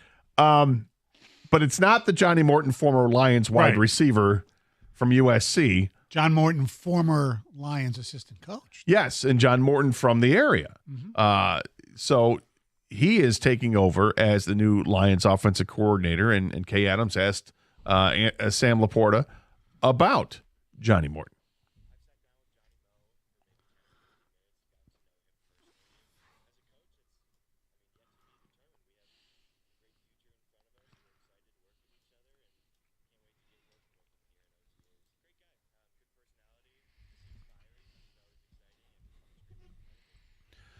So it seems fiery, extremely competitive. Doesn't sound any different than other guys they've had with this team. No. What's he going to say? Oh, man, I can't believe we hired that guy. No, but I mean, they're a different approach. You don't have to say that he's fiery. I mean, when I think of fiery, I think of Deuce Staley. You know, when he was here with the Lions as the running backs coach, and it seemed okay. That's a guy you could see get promoted and get a job as an offensive coordinator at some point, and that to me was fiery. You see Ben Johnson kind of stewing on the sidelines at times, and sometimes he will yell, and there's some fire there. So when he mentions that this guy's fiery, I like to hear that, because not everybody is. Correct. Yeah. But it is going to be a new era, and it's one of the question marks I think the Lions fans have about the Lions this upcoming season is how different is the offense going to be? Because you got a new guy calling plays. He's going to want to integrate his own stuff into the offense, but he's also a guy who was here a few years ago. Correct. When they had started this whole thing, he was part of the coaching staff. You know, the cliches, if it's not broke, don't fix it or whatever. To me, if it's not broke, maybe tweak it a little bit. That's all. Sure. But I think to me, what's curious about it is, are we going to see the abandonment of all the trickery that Ben Johnson integrated into that offense? No, I don't think the plays so. are still in the book. Dan Campbell came up with some of those plays too. Yeah, of course he did. But Ben Johnson's the one who gets all the credit for it. So are we going to – so you don't think they're going to skip a beat? It's going to be very similar to what we had. Yeah. I'm not convinced that that's going to be the case. I think we're going to have a lot of similarities, but I do think that we'll notice differences. I don't know what it's going to be. But it's just my gut is my prodigious gut, Stoney. My prodigious gut is telling me we'll notice some differences that take place. Okay. But nonetheless, I'm looking forward to it because it's football, and we're excited about football. Yes, we are. 248-539-9797 is the telephone number. We mentioned the NFL stories with what's going on with the Giants and signing Russell Wilson, and what does that mean with the draft, and then you got the Patriots has signed Stephon Diggs, and does that mean that they won't go for a wide receiver early in the draft, or what happens there? The key word there is draft. Yes. And I know you've got a couple mock drafts you want to look at. We'll get to that coming up at 11:45. But what I wanted to start to kind of whet the appetite a little bit. Yeah. Is when you start looking at players that could be available to this team at 28 or perhaps later in the draft. You don't have to do it at 28. And we look locally. Unfortunately, my Spartans didn't provide enough from the talent standpoint where we're looking at players for Lions fans to evaluate from the Spartan family. If they paid one of their players more. Right. I mean, Derek Harmon is there. Right. But, or I don't know if that was just an NIL deal or he just wanted to get out and whatever. Don't know. But Derek Harmon was the only one that had that, but he obviously finished off at, and so did Ricky White, the wide receiver, who finished it with Vegas. Or was it Nevada? I always get it confused. It was UNLV or Vegas. That was the one who UNLV caught the touchdown passes against Michigan. Yeah, he was really good. Rocky Lombardi's guy. Yes. Ricky White was great and actually went on and had a great career after he left Michigan State. But nonetheless, I'm looking at Michigan players, all right? You know, I'm not a Michigan fan, but I can respect the players. And when it comes to the Lions, I don't have any allegiance to Michigan or Michigan State. No, I just want who's best. Right. That's why I'm a big Aiden Hutchinson fan. Made all the sense in the world. There he's a 2. Go get him. I don't care that he went to Michigan. Right. And I can recognize he's a hell of a player. So when it comes to this draft, you've got a number of really high-end talented Michigan players that could be available and a couple that will not be available. You're not going to have a chance to get Will Johnson, the cornerback. He's starting to fall a little bit, but he won't fall that far. I don't think he's going to fall into the 20s. Mason Graham is thought of as being a top 10 pick, maybe even top 5 pick. Everybody seems to peg him at Jacksonville at 5. So real strong defensive tackle, can get into the backfield and wreak havoc. We know he's great. But what could be there at 28 are a couple of players at 28, and certainly would have at least 3 players that would be there at 28, but I wouldn't take the third one at 28, but you might take him later in the draft. And those 3 players are you've got Grant, the defensive lineman. You've got Colston Loveland, the tight end. Right. And Josiah Stewart. Yep. The edge rusher. So with Kenneth Grant, Josiah Stewart, Colston Loveland. Knowing that you wouldn't take Grant, or I should say Stewart at 28. No. All right, that's too early to take Stewart. But of those 3 players, which is the one that you would not pass up on? Whether it's Loveland or Grant at 28 or Stewart in perhaps the second round. If you went around if you went the way of getting a defensive tackle in the first round, then you're looking at an edge rusher. Would you look at Stewart in the second round? I wouldn't pass on Stewart if he's still there with their second round pick. I think they probably would have to trade up in the second round to get him personally, but I don't know if that's a fact. So I think Grant is the one. If he's there, I'm taking. If it's between Grant, Loveland, or Stewart, and they're all 3 there, let's say hypothetically, I'd take Grant. Because I think Grant, as good as Loveland is, I think Grant is more versatile. He can play if he has to, inside and outside. And he fits that Detroit Lion culture. Now, I mean, I remember the Penn State game where he sprinted the field to, make a play after it was the running back was going down. Yeah, I mean, he's a guy that I think says Detroit Lion. I like Kenneth Grant a lot. I think he'd be outstanding. I threw Colston Loveland in there because, I know it's going to piss off some people to even, how dare you bring up a tight end? How dare you bring up a tight end? And people do that. So how dare you? You can't do that. You can't waste a first-round pick on a tight end. And, you can. If you think they're going to be special, you can. But not if you have another tight end who's really freaking good, though. That's the difference. But here is also the difference. The difference is that at some point, you're going to have to pay tight ends, right? Which is what happened when they had T.J. Hawkinson. They weren't going to pay him, so they traded him and got an asset for him. And then eventually they draft Sam Laporta. So if you start looking at things long-term, which Brad Holmes is going to have to do, all right? Now you're in the thick of it. You've got all these contracts signed, these extensions signed for players.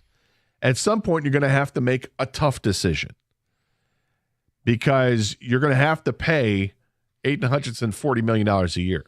If you want to hang on to Kirby Joseph, you're going to have to pay Kirby Joseph $25 million a year, right? If you want to hang on to Jamison Williams, you're going to have to pay JMO $25 million after you pick up the fifth-year option. If you want to hang on to Sam Laporta, tight ends are becoming a commodity now, and that could be a pricey endeavor, maybe around $20 million a year. Well, because it's a commodity, and we're seeing it in the last couple of drafts, there seems to be 3 or 4 really good tight ends that come out every single year. I'm not taking a tight end right now. It makes no sense. Well, I'm trying to make sense of it because I think there is logic to it. I wouldn't do it either, but there is logic behind it. And Colston Loveland, different kind of tight end. This is a guy who he wins every battle he's in. Again, I don't like the guy because he went to Michigan. However, I know. Separating that, I know. He was dominant at his position. The only guy that was a threat in that offense, the only guy that was a threat was Colston Loveland, and he was always open. At 6'6", 260 pounds, it's hard to ignore a weapon that comes around like that. If it's there at 28, I don't think he'll be there at 28. I think some other team is going to say, look what's happened with tight ends in this league, how important it is, and then maybe not. But somebody's going to go and get him. But I don't think you can completely ignore that. And plus the idea, knowing that the Lions were one of those teams that did it, where they moved on from the previous tight end who was a Pro Bowler. They traded him because they knew they weren't going to pay him. At some point, I wonder if they're going to come to the same conclusion with Sam Laporta as he enters year 3, and he's only under a 4-year deal. Are they going to say the same thing, and we need to look at a backup or a backup plan, which would mean let's start the process and having this guy? I think you'd do it a year later. I don't think you'd do it now. You might, but this is just something. This is why I bring it up, because I think it is something that can be debated. 248-539-9797 is a telephone number. Those 3 players from the University of Michigan, Colston Loveland, Kenneth Grant, Josiah Stewart. Which one would you like to see the Lions get? You wouldn't have to go to 28 to get Josiah Stewart, but would you like to see Josiah Stewart? Is that the guy that intrigues you the most? And then when you can go somewhere else at 28, offensive line or defensive tackle, whatever, that's not Kenneth Grant, whatever it is. We can take your calls and texts. Again, 248-539-9797. Plus, Stoney has a couple mock drafts he wants to send my way. We'll get to that in a couple minutes as well. Well, spring is here, and there is no better time to make a move than right now at Sarah Chevrolet Southfield. The weather is warming up. The deals, the days are getting longer, and the perfect time to take advantage of some incredible offers that are really hard to beat is right now. Because right now, you can lease a 2025 Equinox EV for just $159 a month. That's right, only $159 a month. Plus, if you're looking for something with maybe a little more power, you can drive off in a 2025 Silverado for just $298 a month. And here's the best part. Both offers are just with $999 down. That includes taxes and fees. Yes, you heard that right. No hidden surprises at all. So whether you need a sleek new SUV or a powerful truck, Sarah Chevrolet Southfield has the perfect vehicle waiting for you. But you'll need to act fast. These deals, they won't last long. So why wait? Head over to Sarah Chevrolet Southfield today and take a test drive. You'll see for yourself why they're known for making car buying a stress-free experience. Spring into action today. Don't miss out on these amazing deals. Together, let's drive.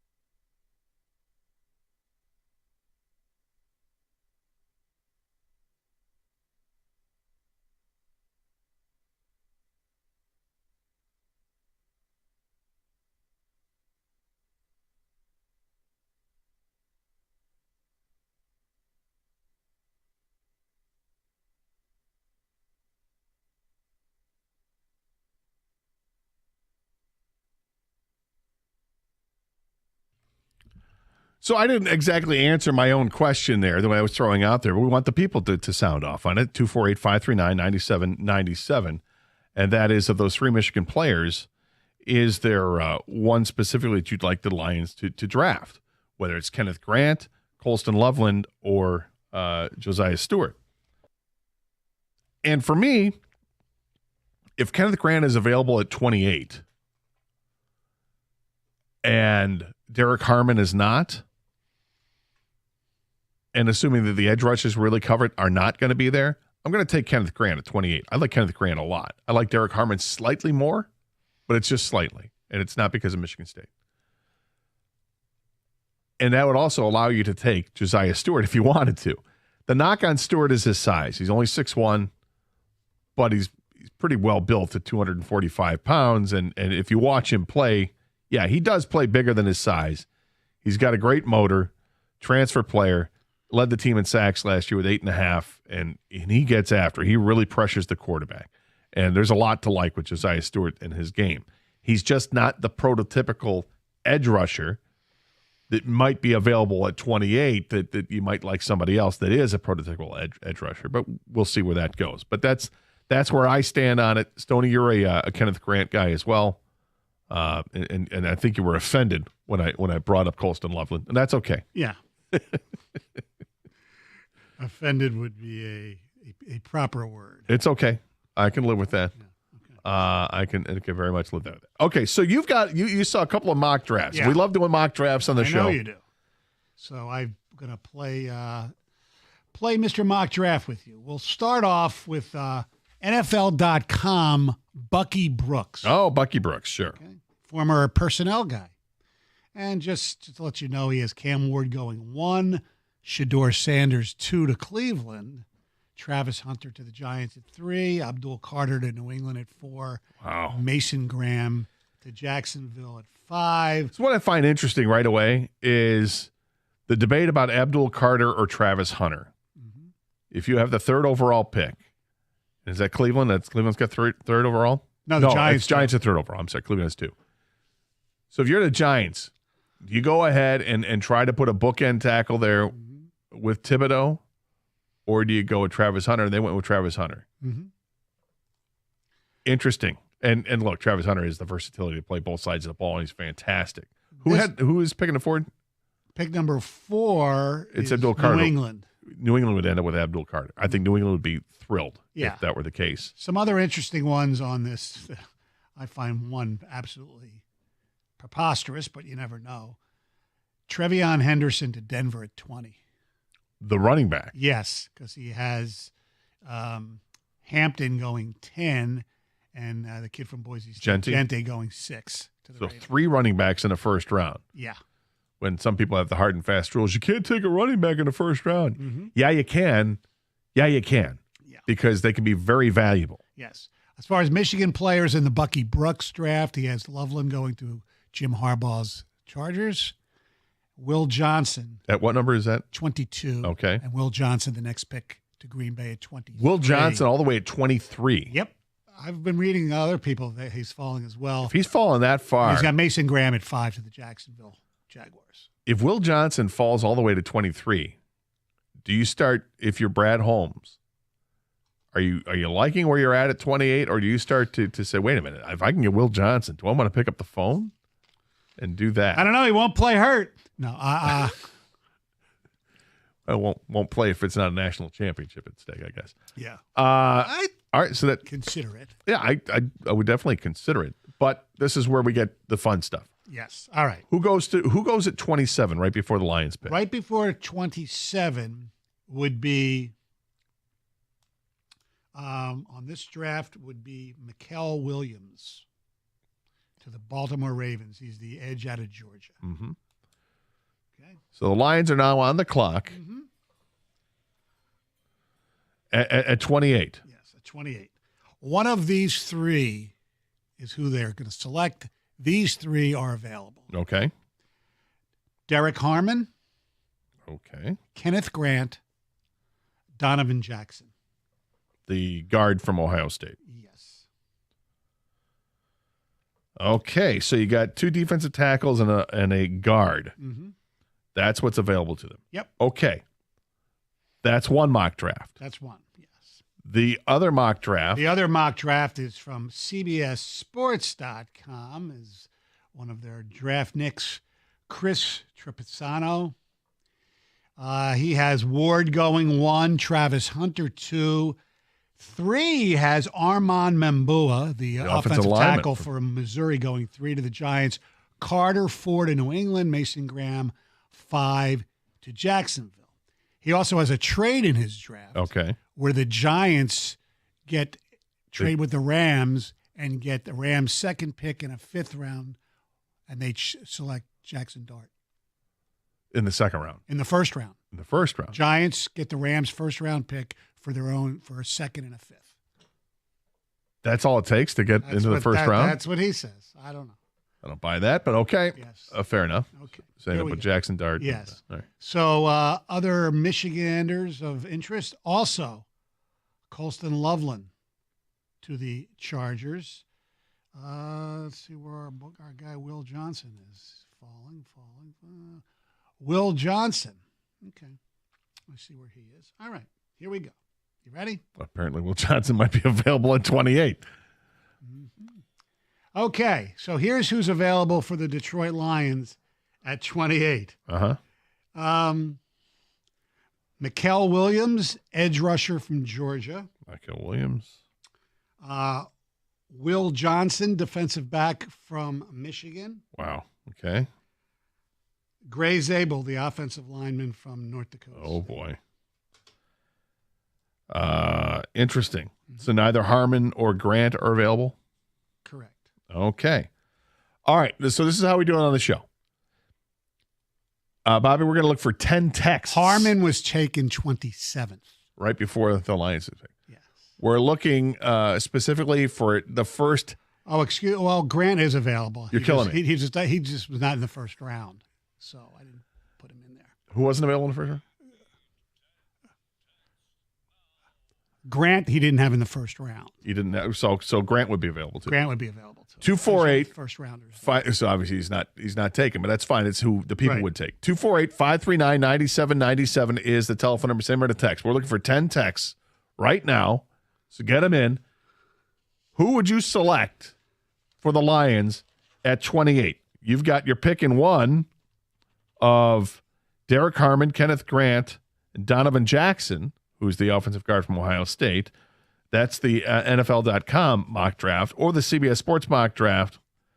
Says Mikael Williams, the edge rusher from Georgia, Will Johnson, the corner from Michigan, Gray Zabel, the offensive lineman, or Kenneth Grant from Michigan. Even though you know ahead of time that's not who they select, but that's okay. It's about who you would select. Right. If you were Brad Holmes. You got these opportunities. Who do you like? 10 texts right now. Make sure that you sign your texts so that you get credit for it as Bobby sends them over to me. We will reveal what these mock drafts what they reveal, and also I will say what I would do. Sony, you can offer what you would do, and we will find out what the people wanted to do as well. This is 97.1 The Ticket.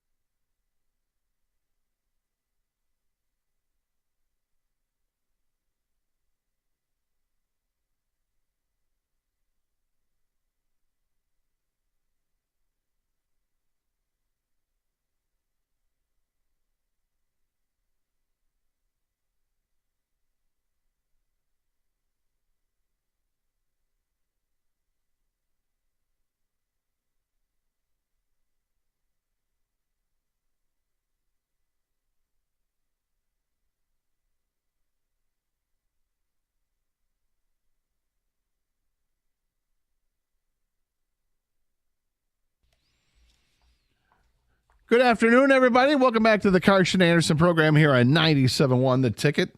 Gator and Stoney with you today. Stoney is in for Doug all week. We continue to take your calls and texts at 248-539-9797. We went through a couple of mock drafts there, although we did not reveal what the mock drafts would say. We asked for the 10 texts, who Lions fans would like at 28. In one mock draft, you had a choice of Derek Harmon, Kenneth Grant, and Donovan Jackson, the guard from Ohio State. And in the other mock draft, you had a choice of Mykel Williams, who's an edge rusher, Will Johnson, the corner from Michigan, and Gray Zabel, the very versatile interior offensive lineman. 10 texts, people have spoken, Stoney. Okay. First one, Joe in Farmington says Zabel. Marlon says go with Kenneth Grant. Corey in Dearborn doesn't play along and says no one. Trade out. Thanks, Corey. Yeah. Jason, the Uber driver, says Kenneth Grant all day. Jordan in a FedEx truck says I would take Kenneth Grant at 28. At 28, I'm taking a defensive end no matter who it is, unless somebody falls dramatically like an offensive lineman. Thanks, that's from Sean in White Lake. Well, then maybe, I don't know if you feel that Gray Zabel's that guy who was an offensive lineman. But the defensive lineman, the defensive end that was available was Mykel Williams. Andrew in St. Clair Shores, not playing along either, offers up a different name, James Pierce. I'm not Brad Holmes, but I would trade up and get Mason Graham with my draft pick. That's from G-Man from Macomb. All right, so you want to trade all the way up to like 5. You're going to have to give up like a second and a third, if not more. You'd have to give up your first and probably a first next year. Obviously your first. You have to give up a first next year, I think, too. Yeah. That's way too high of a price to pay for Mason Graham. In my opinion, you can get Mason Graham light, which is Kenneth Grant, and offers up a different kind of versatility. I don't know. I'd look there. Mykel Williams, Brad Holmes is going to go back to edge rushers just like he did with corners in last year's draft. That's from Andrew and Howell. So we'll get Mykel Williams. Interesting. And last one, Terrell at Work says, Derek Harmon for the win. We need an interior rush. Okay, so Stoney, in the first mock draft opportunity, you say Derek Harmon, Kenneth Grant, or Donovan Jackson. For me, it would be Derek Harmon. I like him slightly better than Kenneth Grant. I think he had a better pressure rate. I think both players are outstanding. They both can play inside and outside, but for me, it's Derek Harmon there. What is it for you? I agree with you, Gator. I know you're not supposed to agree, but no, I wrote it down. Derek Harmon. That's who I would pick out of those. I think he can be a beast, and I'm not going to say, oh, well, because he's from here makes a difference. But you never know. So Bucky Brooks from NFL.com says, the Detroit Lions select out of the Ohio State University offensive lineman Donovan Jackson. I hate this mock draft. Really? Uh-huh. All right. Again, it's a mock draft. This isn't what really happened. You're not allowed to get pissed at the person who wrote it just because they put something in you don't like. Yeah. But I don't think that would... And the next pick, which is Washington's, is not one of those two either. They have him picking Matthew Golden, the wide receiver from Texas. You got Kenneth Grant going to Buffalo at 30, Derek Harmon to the Chiefs at 31.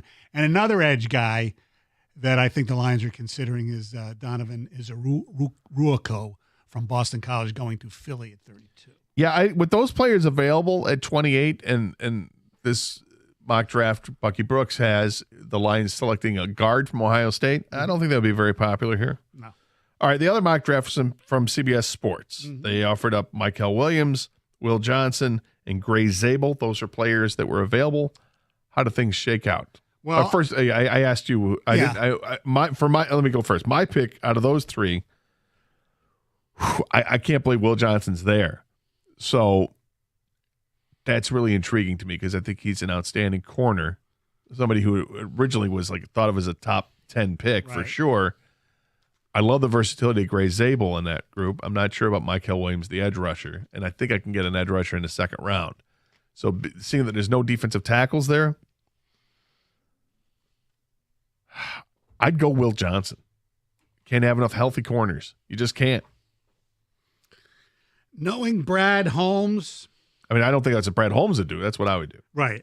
I would take Mykel Williams because I believe they need anybody who can rush the pass rusher. And you're right.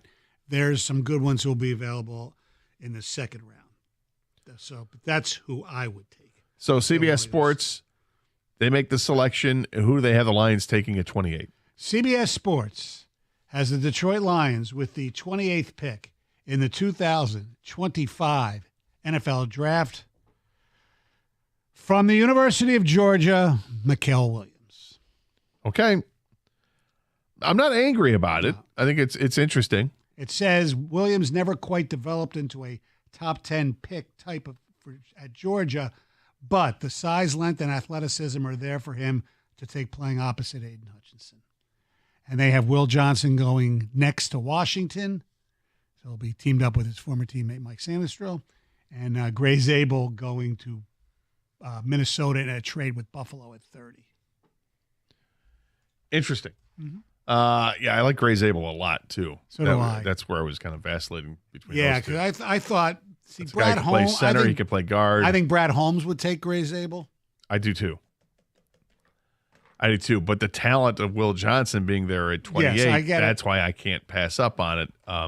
And then if Arnold develops the way you think, and if you think Arnold Johnson's is great. good, then your corners are set for the next decade. Yeah. maybe. Now, part of this, me going Will Johnson is my own theory that you really, and other people subscribe to it too, you can't have enough corners. It's the secondary is a position of attrition. Guys get hurt all the time.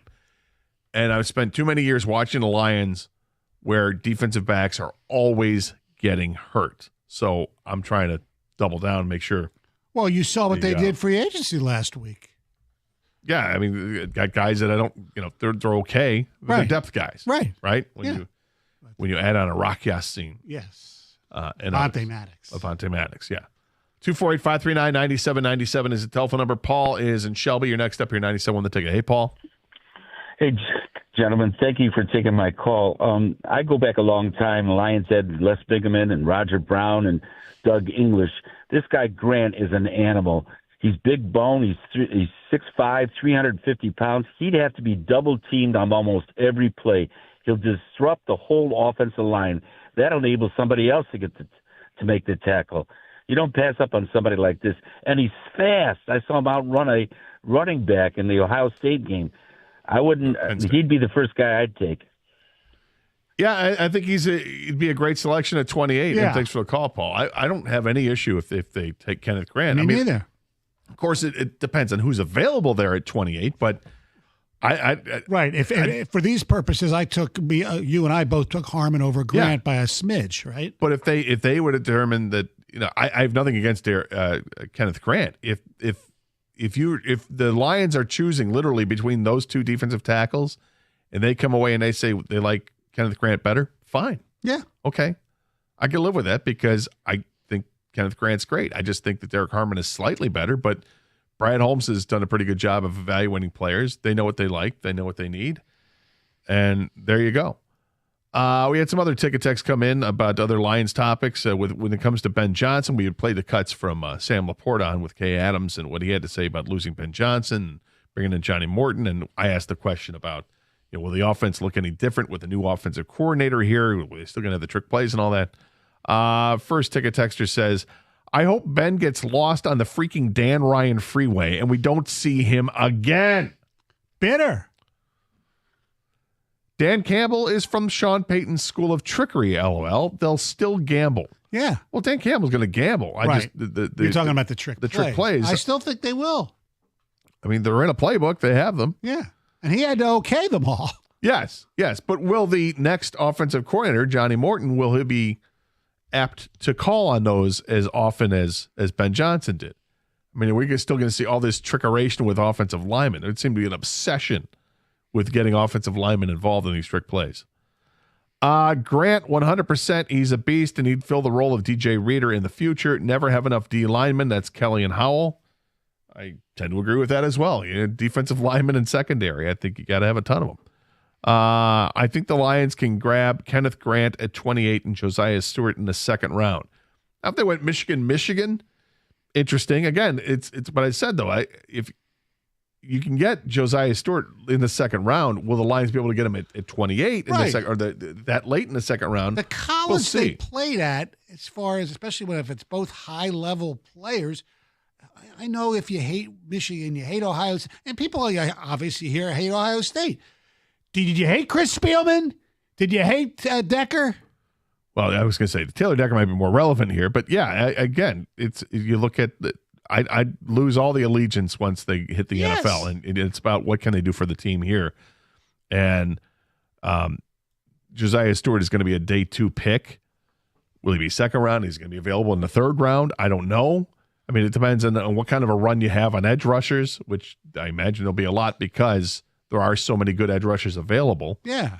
You're going to see a number of them go in the first round. You're going to see a bunch of them go in the second round, but that's the depth of the position. That's what we like about it. 248-539-9797 is the telephone number if you want to remark on any of the stuff we talked about there with the Lions, these mock drafts, players that were available, what you'd like to see done. Also with the Tigers, there's some changes at Comerica Park for this upcoming season. You're watching social media right now. You're seeing some of those changes, and some people aren't real happy with what's going on. We'll discuss that next here on 97.1 The Ticket.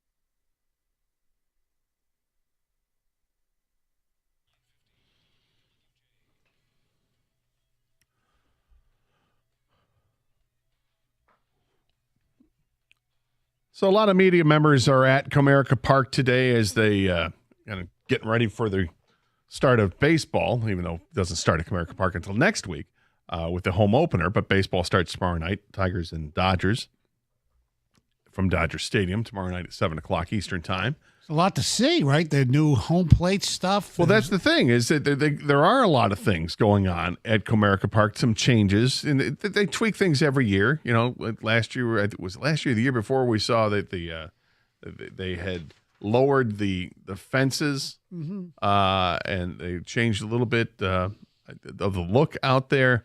They always do the food thing. What's new with the food? We've been out there the last couple of years, but we're not there this year for this. They've got the new luxury seating area that they have behind home plate with a new club that's going to be there as well. The seats look interesting because they have heating and cooling capabilities. Oh.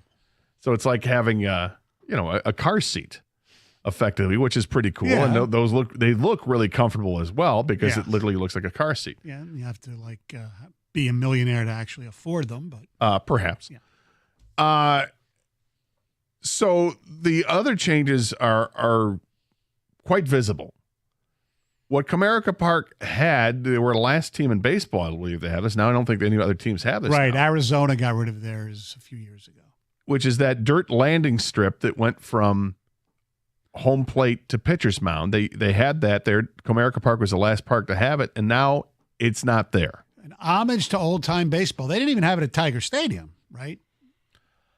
I don't think back they did. in the day, I forget if they had brought that back for like the last couple of years at Tiger Stadium. I don't think so. I had to look at one of my pictures from the final game there. I don't think they did. No. But that little landing strip of dirt, what do they? I forget what Jim Price called it the keyhole. I think it literally the keyhole is what they call it. But so that's not there anymore. And the other change that comes is above the scoreboard.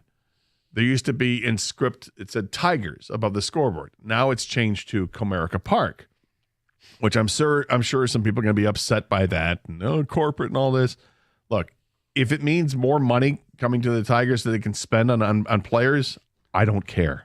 Yeah, but we have no idea where that money goes. That money might have gone to building those new heated seats that you're talking about. Maybe, yeah. But look, I guess my point with that is it doesn't affect my viewing pleasure, my entertainment value, not even a little at all. I'm not big on the whole corporate names of stadiums and things like that. I just wish, and at least so far here, we've kept them for a decent amount of time. They don't switch every 5 years like they do at some places.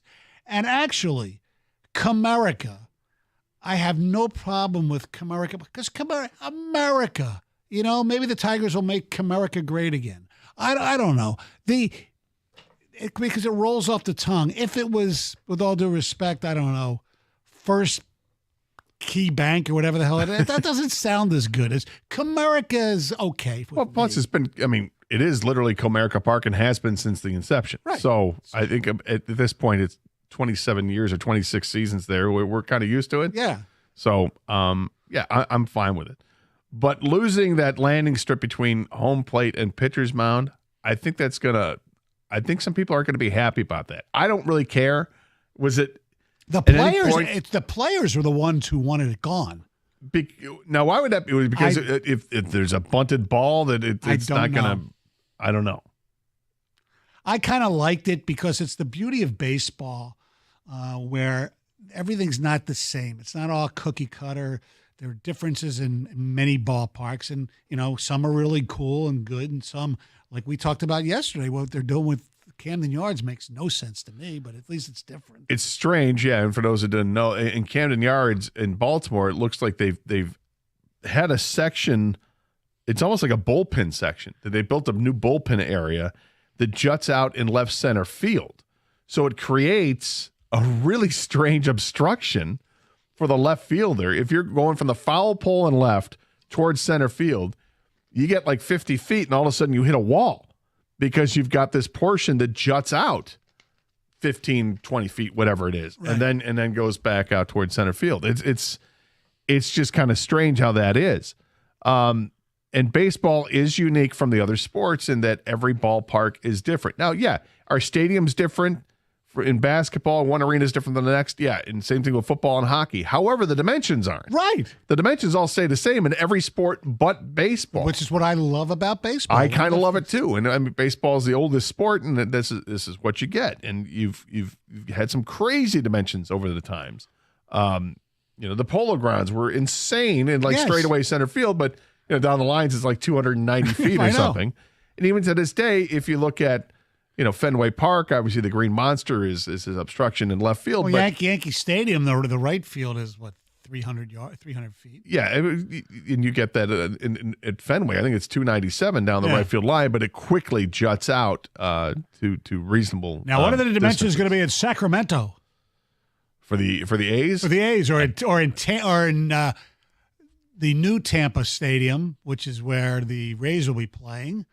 Because it's where the Yankees play their preseason game because of the when they had the hurricanes and the roof fell well, those apart. are real dimensions. Yes. It's a Florida State League Park, and I've been there. I can see it, and I think that's where fans of that ball team would rather see them play there anyway because it's actually in Tampa. It's not in St. Pete, and that dome stadium they have is awful.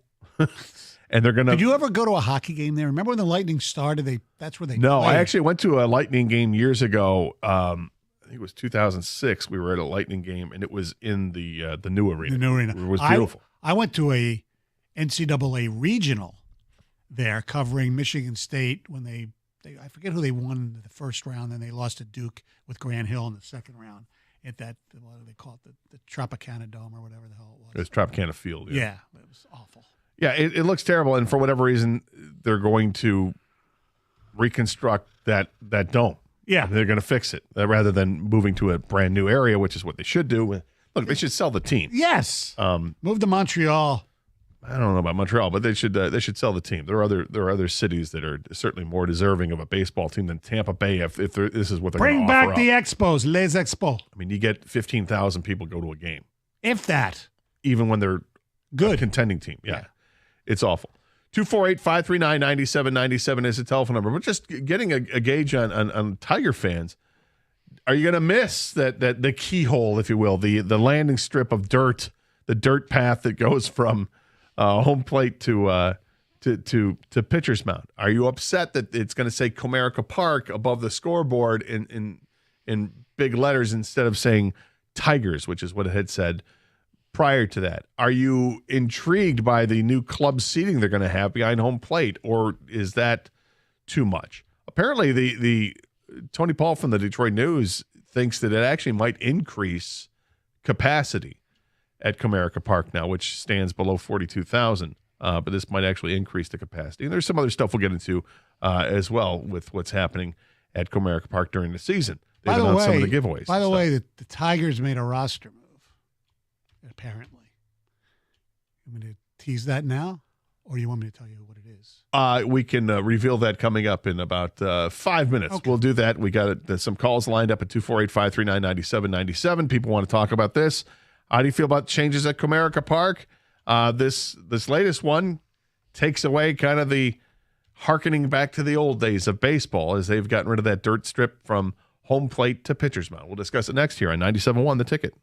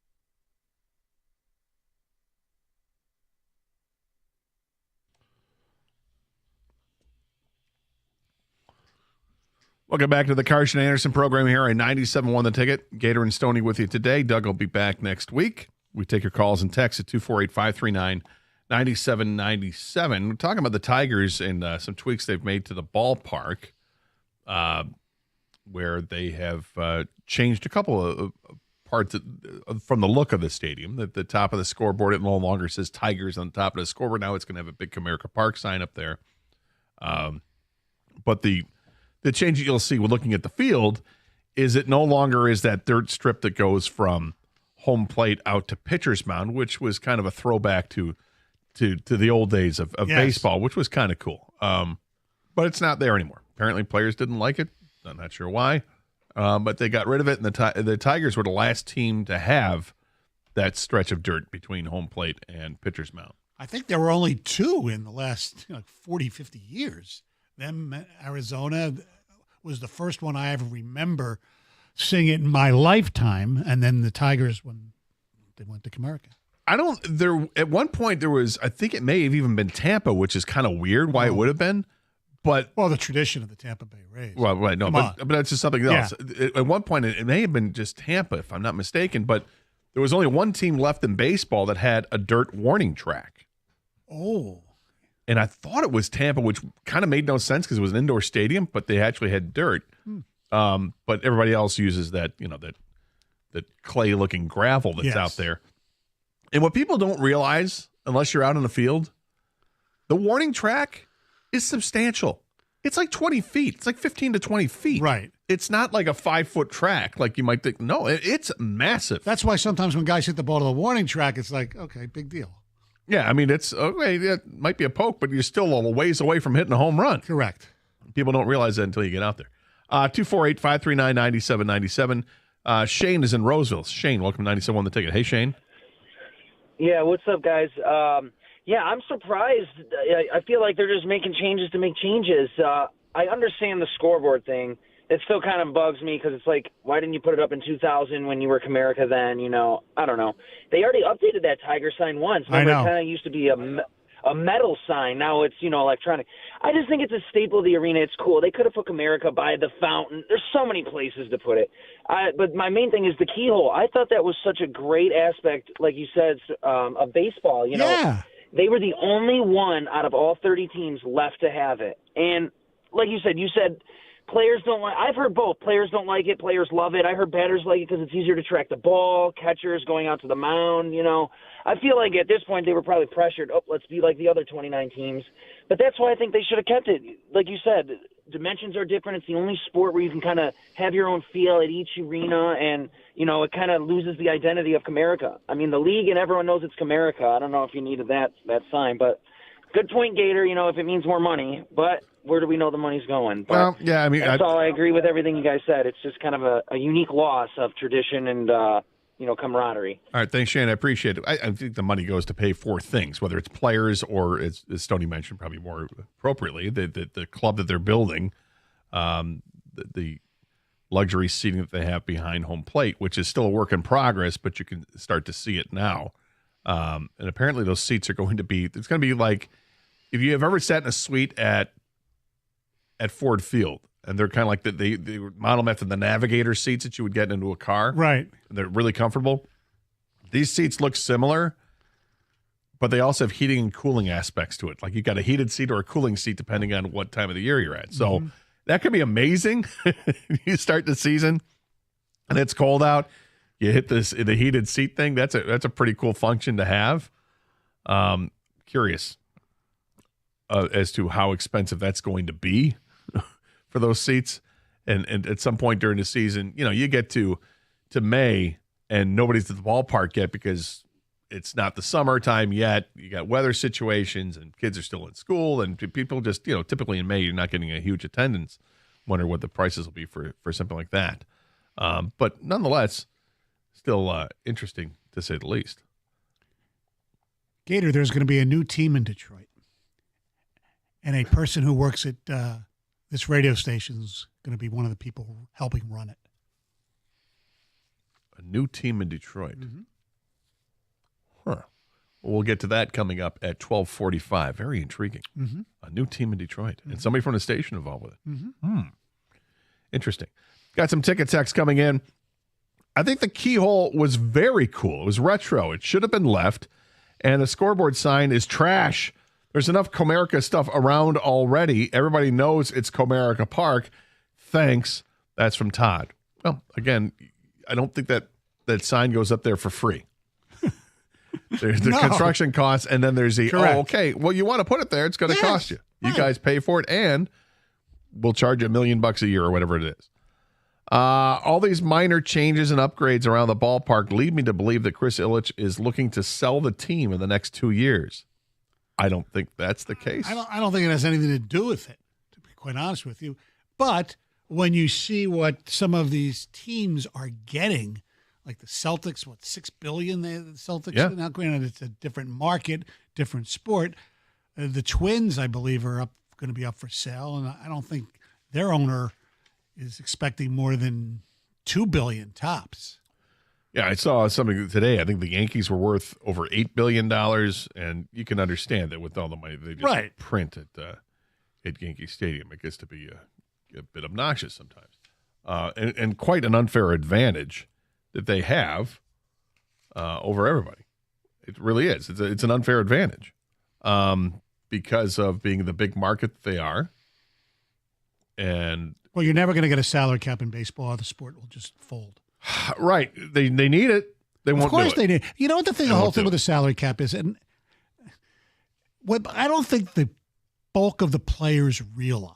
Because, look, there's such a discrepancy between teams like the Dodgers, the Yankees, the Mets, those, and teams like, and the Tigers should be in middle of the road, which they pretty much are now, or a little below it. But, Pittsburgh, those type of real small spending teams. If you have a salary cap, you also have a floor.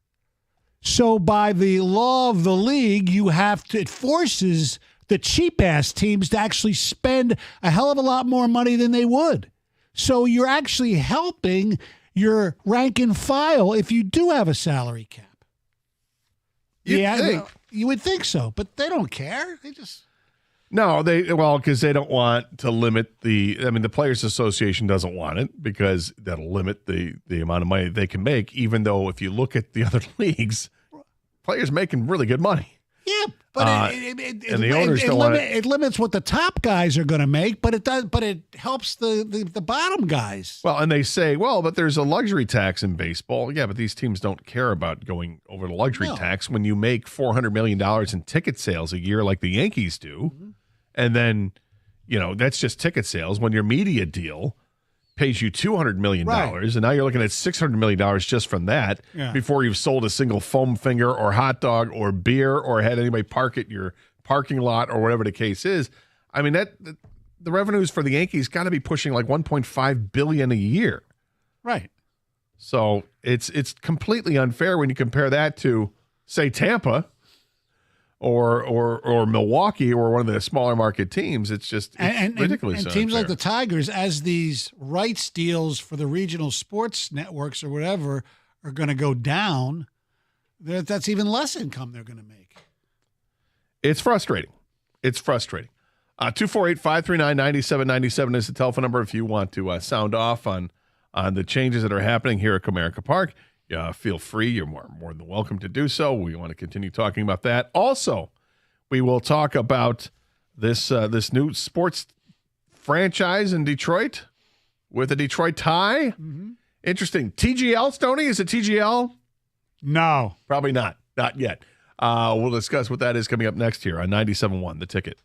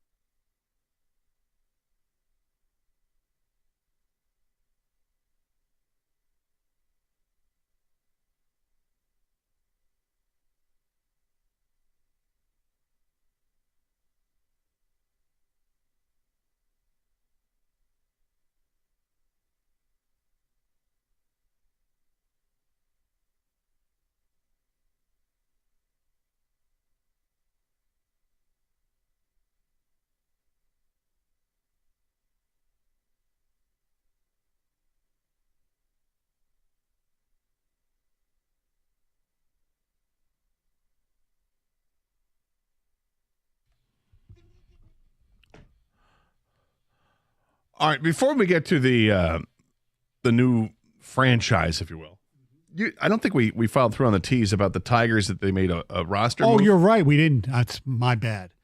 It appears, according to Evan Woodbury, who covers the Tigers for MLive, Tigers have optioned Jason Foley to Toledo, according to the MLB transaction log, is what he said. Okay. Which means Hannafy will make the team. Hannafy! It's just fun to yell at Hannafy. Mm-hmm. It's kind of surprised considering he was their closer last year, meaning Foley.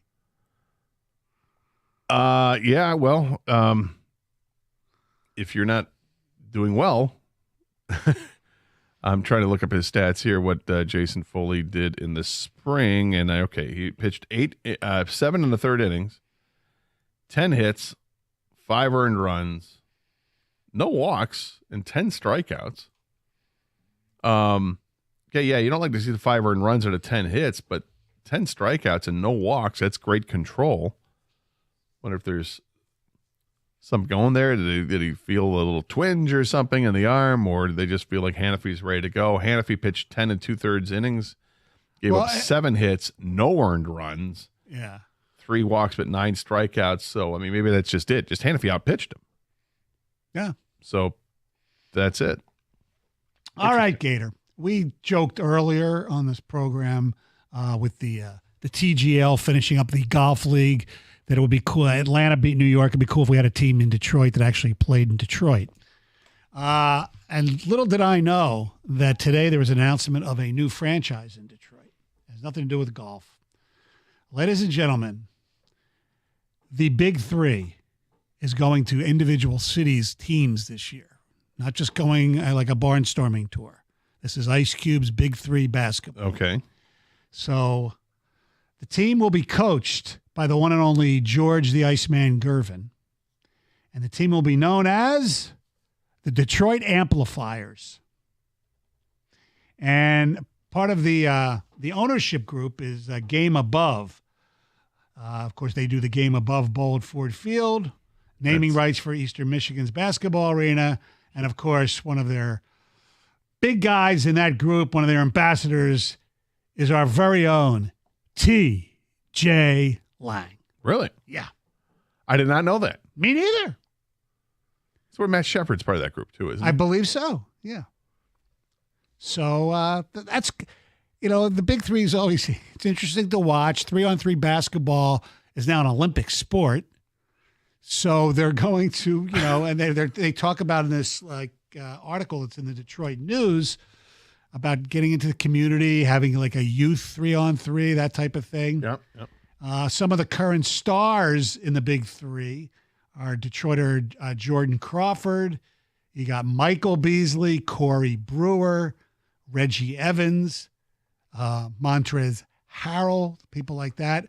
Now, the other 7 teams, so we have to get our rivalry going here, right? Yep. For our amplifiers. The Boston Ball Hogs, coached by Gary Payton. That's about right. The Chicago Triplets, they don't have a coach yet. Not yet. No. Maybe Ben Johnson. I don't know. The Dallas Power, being coached by former Detroit shot coach Nancy Lieberman. Oh, she dropped the Klein part? I guess. The DMV Trilogy, which is DMV? District, Maryland, and Virginia. Oh, okay. Coached by a guy who spent some time in the Palace stands, Steven Jackson. Okay. The Houston. He's got a nice podcast. The but okay. Houston Rig Hands, coached by Calvin Murphy. Rig Hands? Rig Hands, RIG, second word, HANDS. Was it like a playoff of John Riggins? I don't know. They would be in Washington if they were, but that's the Rig Hands. This is, I'm sorry, for what team is this? The Houston Rig. Houston. The oil oil rigs, rig. Gotcha. Okay. So it's like Roughnecks, but it's Rig Hands. The Miami 305, which is their area code. Thank you. Coached by Michael Cooper. And the Los Angeles team that I can't believe this is their nickname. Coached by Nick Young, of all people. All right. The Los Angeles Riot.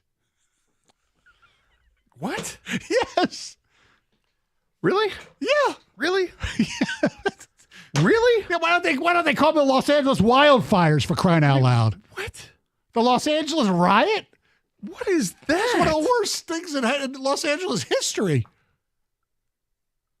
I mean, you got the Carolina Hurricanes. That doesn't. I guess that's destructive too, right? Yeah, but the riot was. I don't think I would. No, I wouldn't do that. No. Did they have the Chicago Fire? Wasn't that a team? Yes, that was in either the USFL or something like that. Yeah.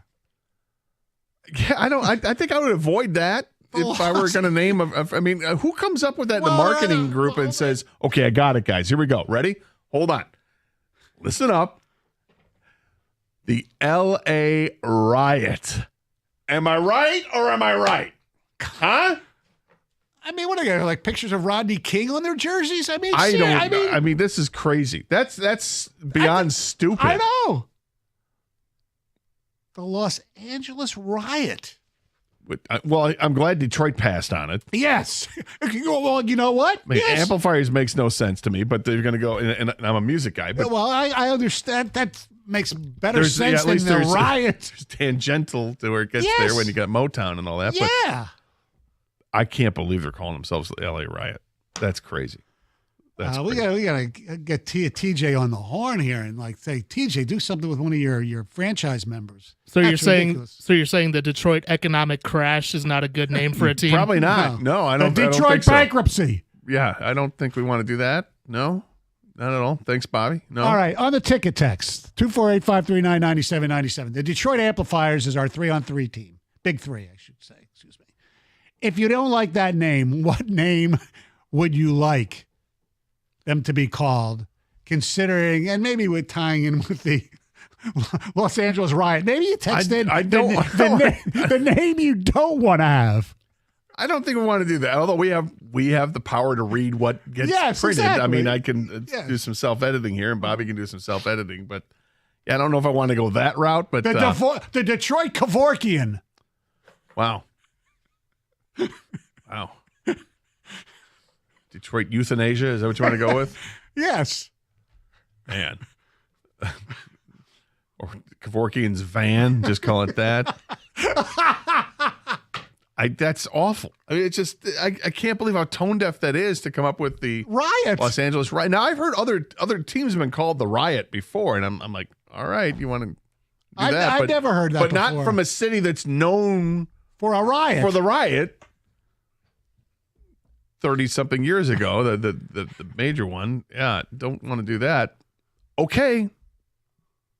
Hook 'em. I don't know what to say to that. That's just awful, but sure. Come up with something better than Amplifiers. 248-539-9797. Wonder if TJ had a hand in that. Did you have a hand in calling them the Amplifiers? I don't know. I don't mind that. You know, because you have the opportunity to change. Like, they're from Detroit, right? Yes. They're going to play at Little Caesars Arena. Of course, Ice Cube runs the league. I will offer you up this one. Okay. And I think this would have been great, right? Because each city went with something different, whether they wanted to use their city name or not. I wouldn't have used the name Detroit. I would have done this. Call them the Motown Sound. Oh. What do you think of that? That's really good. I like that. You're welcome. TJ, you listening? The Motown Sound. I texted him to tell him I was going to mention this. Is that better than the Detroit Amplifiers? And I'm a music guy. I love amplifiers. Sure, sounds okay, but amplifiers. I would go with the Motown Sound. That's what I would have done. 248-539-9797. They have giant speakers on their jersey. I know. Although basketball jerseys, they usually don't have logos per se. No, right. Yeah. Except for the Raptors when they had the dinosaurs. It was awesome. I like the dinosaur. Pistons had the horse head, which everybody hated, and now everybody loves. Yeah. It just took 30 years for people to appreciate it, 25 years for people to appreciate it. Interesting nonetheless. 248-539-9797. There's a lot on the table. Look, we started the show talking about the Red Wings and the two words you could use to describe your feelings about the Red Wings. Stoney's was, they're done. Mine was, describing the Red Wings was so frustrating. They lost the game last night. They're still 3 points out of the final playoff spot. There's 5 teams competing for that one spot. All those teams are basically the same. No one's really separating themselves.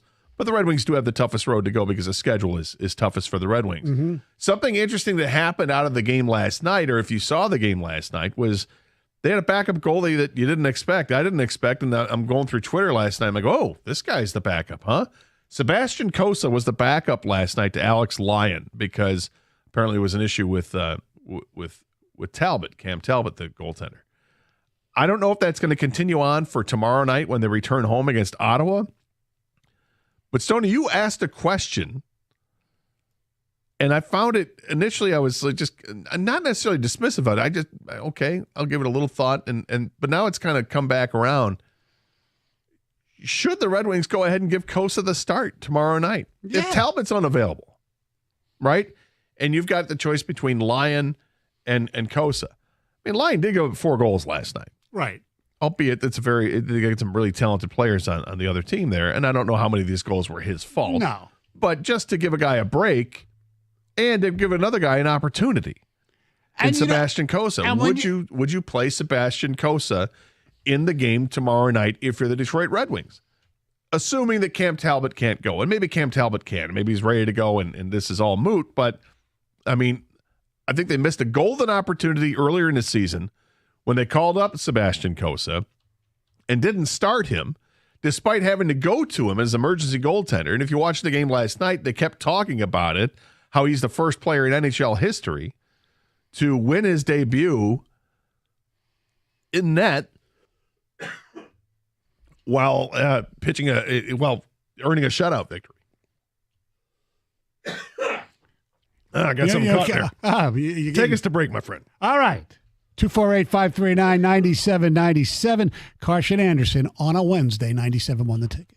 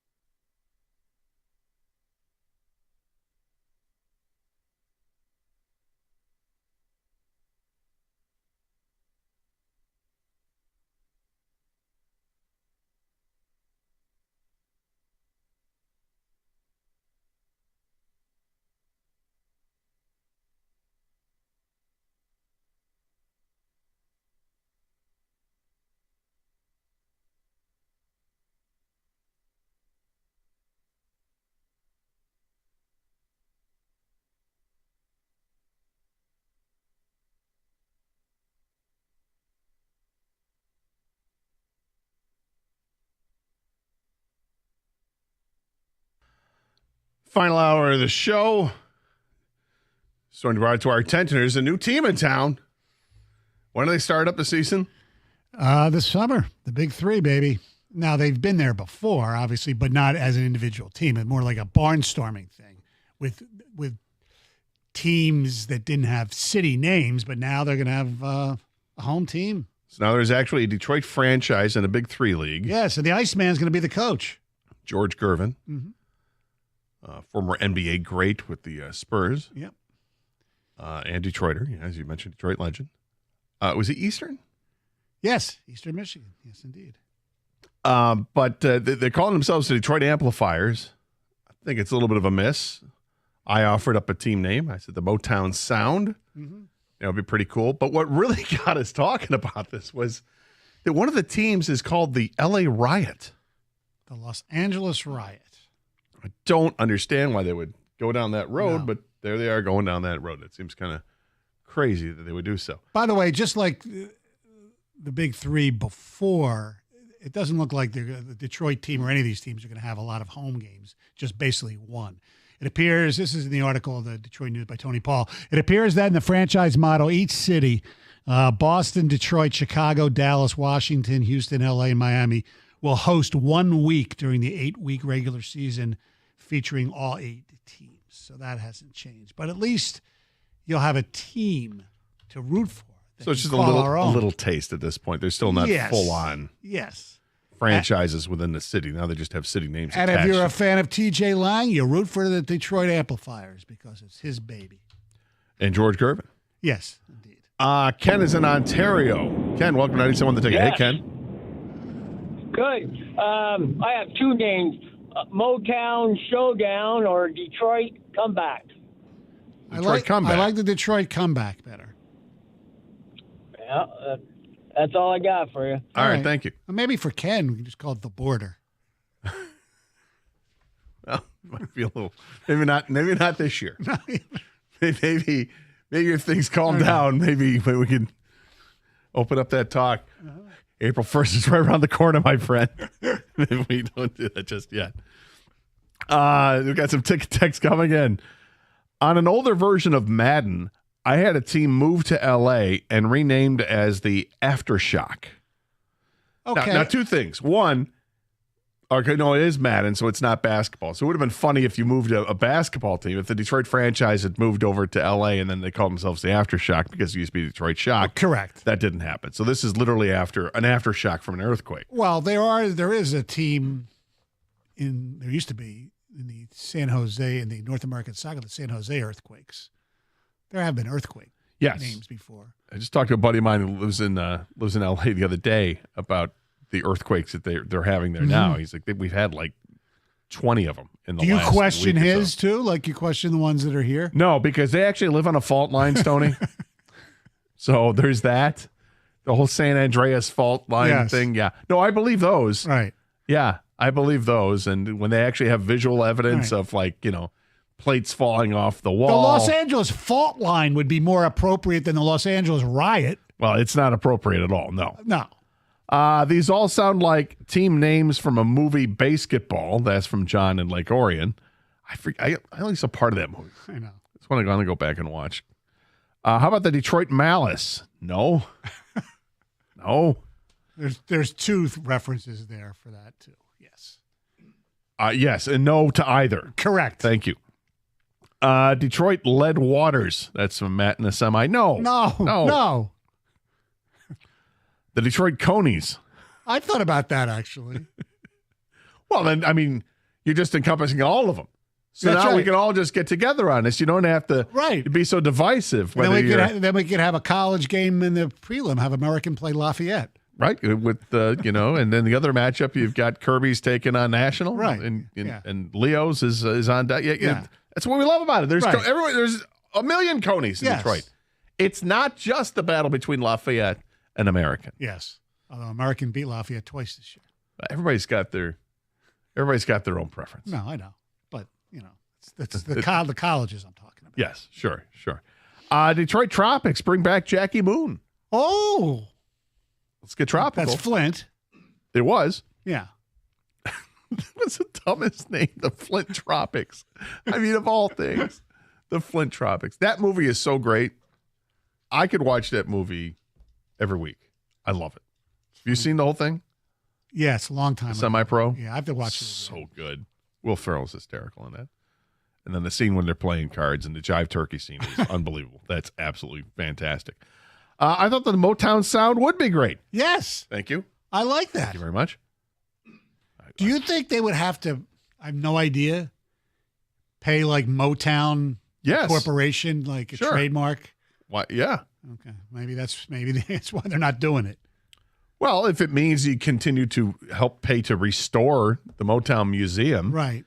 I'm amazed every time when I hear that, like, whether it's that or like the Kronk Boxing Gym or something, that, like, how is it not set up in perpetuity that those iconic places are taken care of? I don't know. You know, it just seems kind of crazy to you can't just be bought out. Like the property's bought out, then you're just paying taxes on it. Wouldn't think the tax would be terrible, but anyway, that's a whole other topic in my head. How about the Detroit Strike? That might be a good name. If I was a hockey team, we could have the picket line.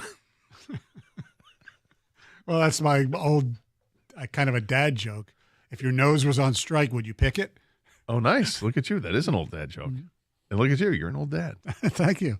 Thank you very much. Your children aren't that young, but you're an old dad. Yes. Sorry, I didn't mean to point. That's okay. Can't use Motown. It's a registered trademark. John in Lake Orion. Thanks, Buzzkill. Yeah. Appreciate it. Oh, they'll pay. Figure it out. Ice Cube's got the cash. TJ's got the cash. That's true. That's true. Right? Yeah. Let's spend more of TJ's money. Yeah, exactly. Motown Sound, you'd have to pay major royalties if you ever received unlikely permission. Okay. Thank you again, Buzzkills. Yes. I appreciate it, but I'm sure there's a deal that can be worked out. Do you think that maybe Motown wouldn't mind having their name associated with that? Probably they might. Maybe a deal could be struck. Yeah. Negotiate. See what can happen there. I don't know. Just these are just thoughts that were creeping through my head when we get to this, and I did not know that was going to be a possibility that they were going to have the franchise here in Detroit. So good for TJ and company for landing that, and good luck to George Gervin when the time comes over the summer. 248-539-9797 is a telephone number. Again, talking about a number of different things. We also mentioned the Tigers earlier today that this roster is still not settled. They haven't finalized it just yet. I'm a little surprised, though, Stoney, that it hasn't been finalized yet, that we haven't gotten official word on it. And that tells me that Scott Harris is feverishly working. Trying to solve the problem from within about, do we do that is it just an in-house solution to a lack of a center fielder, trying to find out who gets that last roster spot, or is Scott Harris on the phone actively trying to work a trade to bring another asset here to the Tigers before the start of the season? I've talked with a number of people very close to the Tigers, whether beat writers or otherwise, over the last couple months. And more than one person has come back to me and said they really expected this team to make a trade because they have a lot of pitching prospects and assets. Young assets. Yeah, a lot of young assets they could work out. And, when you had going into spring training, there were like 9 guys vying for 5 rotation spots.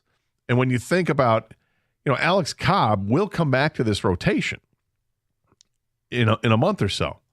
And when he does, someone's going to have to leave the rotation. That they do have players and prospects that they could potentially move, and yet we haven't seen it. Do you think that's all in play still, that Scott Harris is trying to maybe work a trade? Or is this just something, hey, we're not in any rush. Season starts tomorrow. We'll have a roster ready. I think AJ's more than Scott Harris. Obviously, they consult, is the one in his coaching staff is trying to figure out what's the best way to start the season position-wise. And when it comes to the position players, it seems like, now I'm not constructing the roster. Nobody asked me from the Tigers. I didn't get a text message saying, hey, Gator, who's going to be on the roster? But the way I look at it is I think that there are 3 players that are fighting for one last spot. Justin Henry Malloy, Ryan Kreidler, and Jahmai Jones. Jones and Malloy both have power in the bat and are better bats than Kreidler is. Kreidler is by far the superior fielder, has versatility to play center field and shortstop for that matter. The other guys, I mean,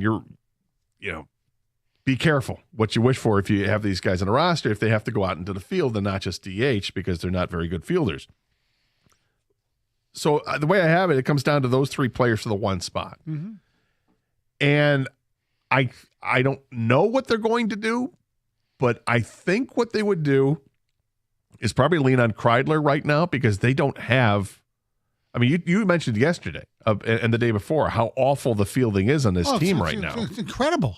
So if it's that bad, if it's epically bad, wouldn't that be the prudent choice to add to this team? The last player on the roster would be Ryan Kreidler.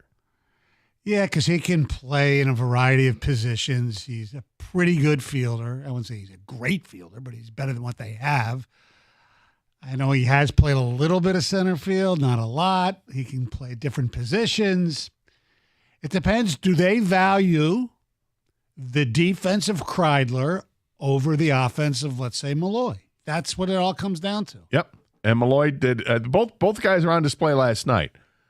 Malloy crushed a home run to straightaway center field. It's a good shot, and you know that he's got power, and just hope that you see more of it with the Tigers than what we saw last year because he didn't show a ton of it, but you saw flashes. Right. Jahmai Jones came from the Yankees organization where he actually played with the Yankees last year. And when I first saw him in spring training, I was like, who's this guy? He looks pretty well put together, and he's got power. Okay, interesting. Can he play in the field? Maybe not as much, but he can hit as well. Ryan Kreidler was on display last night, and he promptly hit a triple when he was inserted into the game, into right center field, went off the wall and maybe misplayed a little bit, but nonetheless, he smoked the ball. And that's not what he's known for. He's known more for the glove. So interesting to see when it comes down to the final roster spot, who gets that final roster spot, and am I accurate that those are the three guys they're choosing from? Hopefully we find out later on today. By the way, Gator, a former colleague of yours, and kind of mine, has announced his retirement coming up after this season. Interesting. Mm-hmm. Hang on to that. We'll have that coming up in about 5 minutes here on 97.1 The Ticket. So let me tell you about a great experience that I had with Precision Garage Door. A couple years ago, I was having the garage door is really sluggish. Things are wrong. Battery need to be replaced, and it's not like just fixing switching out a 9-volt battery. This is a real undertaking. I called Precision Garage Door because that's the people you call. Anything garage doors, this is who you have to call. They came out immediately, fixed the problem. Couldn't have been happier.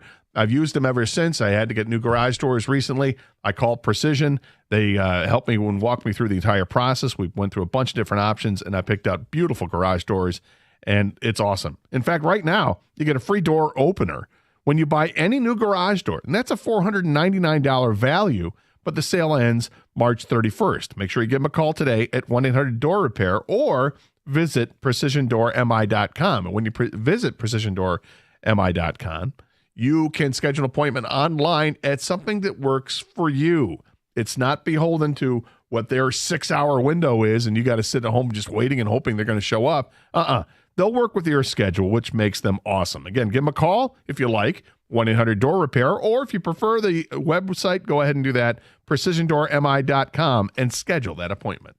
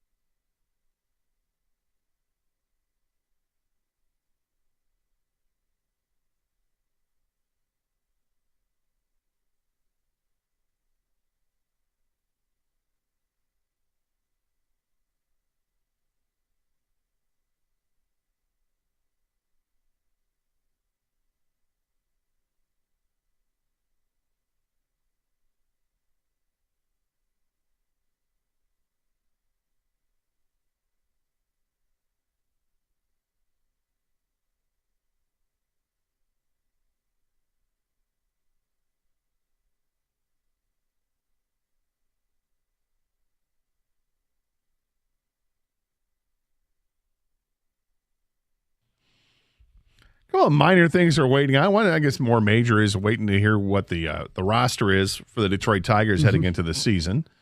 And the minor thing is about tomorrow night's Red Wings game.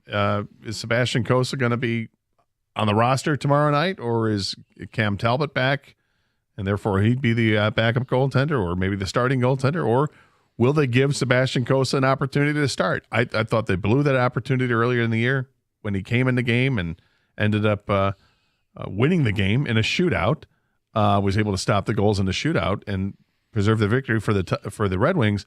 And then he was up for like the next 2 or 3 games and didn't start. I know. I'm like, what a waste. And that was under Derek Lalonde. Now Tom McCullen's here. Last night, understand emergency situation. He's brought up as the backup, but if he's available tomorrow night, I'd like to see him start as a fan. Yeah. Look, and at this point, you mentioned earlier, but just maybe looking for a spark. Yes. Does this guy give him a spark? And hockey has a history, and I'm not going to go back and recite the history, but hockey does have a history of late season call-ups for goalies who get on a run and teams do really well. I wouldn't expect it to happen, but it is possible. I would love to see Cossa play tomorrow night. I did mention that a former colleague of yours, okay, I mean, because you worked at the same place, obviously. That's what colleague means. Yeah. And a colleague of mine for a short period of time as well in the television game has announced he is stepping down following the 2025 season. One of the first personalities of this radio station. I could be wrong. But Gary Danielson, former Lions quarterback, says he's going to step down after the following upcoming college football season. Charles Davis will take his place, and see what happens when you go from Alabama, Georgia to Purdue, UCLA. Wow, he had other games to look at in the Big Ten as well. I know. I have no idea if this is forced age retirement or he's. I sure hope not. I thought Gary was still one of the best in the business. He used to come on our show all the time, and I think he still did. He's Jim and John. Yeah, still does. And Doug and I have had him on a couple of times, and I worked with Gary when Gary was part of the locker room show here with Eli and Gibby, and I'm a huge Gary Danielson. Me too. Fan. Gary Danielson bailed me out at the halftime of the Michigan State-Florida game at the Citrus Bowl, and once we turned to January 1st, 2000. I was supposed to interview it was Boomer Esiason that I'd set up an interview with ahead of time because Boomer happened to be in the press box area, and I went and asked him and his representative, is it okay? He's like, yeah, absolutely. I'm like, okay. So like 8 minutes into halftime, I'll come get you. Just come in the studio and we'll do it. And he goes, no problem. So it's like we're maybe 2 minutes out of the interview. We're in the halftime already. And I walk out of the studio, and there's Boomer, and he's doing interviews with a bunch of people, the cameras and microphones. And I'm like, okay, his representative comes over. I'm like, okay, we're going to need him here in about a minute. And he goes, oh, he can't do it. I'm like, what do you mean he can't do it? So, well, he's doing this right now. Like, he agreed to do an interview with me. He's like, yeah, he can't do it. I'm like, well, that's awesome. Great, thanks a lot.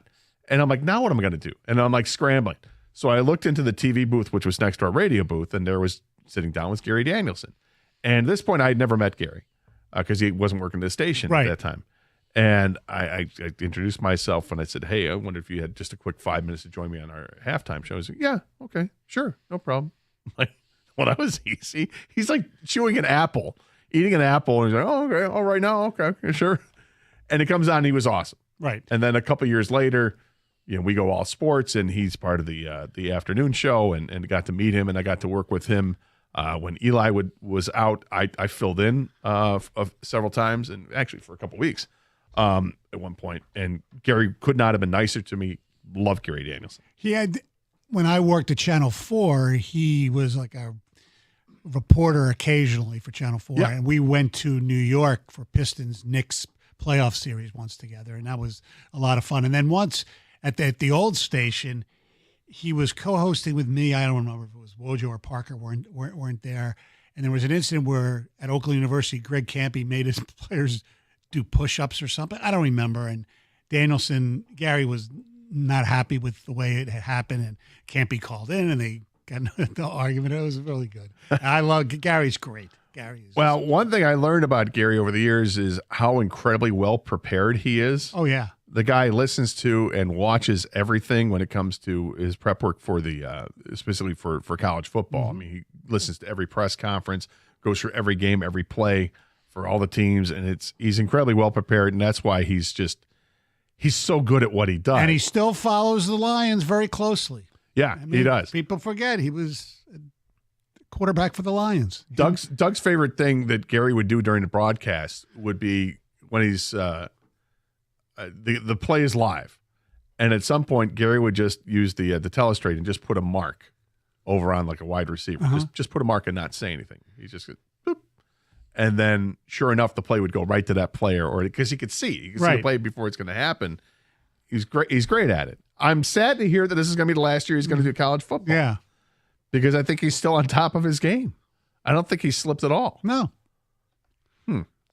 Interesting. More golf for Gary Daniels. Love the plays he loves. That guy loves golf. Yes, he does. Oh boy, does he love golf! And his favorite trick to do on the golf course, you know what it is? No. He likes to be the first player out in the morning. Oh, really? So that what he does is after they finish the hole, and there's still a dew on the grass and particularly on the green, he'll take a ball and set it just outside the hole, and then he'll roll it from the hole to like the collar of the green. Oh. So when people come up, they think, "Oh my God, this guy's killing it! He just knocked down a 45-foot putt. Did you see the path of his ball?" Just kind of funny and interesting how he does that. 248-539-9797 is the telephone number. You want to talk about Sebastian Kosa? You would like to see him play tomorrow night and get a start with this Red Wing team? Do you have an opinion on which one of these three guys should get the last Tigers fielding spot, whether it's in the lineup, whether it's Malloy, Kreidler, or Jones? We can talk about that. We got some Tom Izzo stuff we want to get to here as well. Friday is going to be quite the day for basketball in our state, right? We've got Michigan State and Ole Miss going on at 7-something, and then right after that game is done, a half hour after that game's done, you got Michigan tipping off against Auburn, the number 1 seed in the tournament.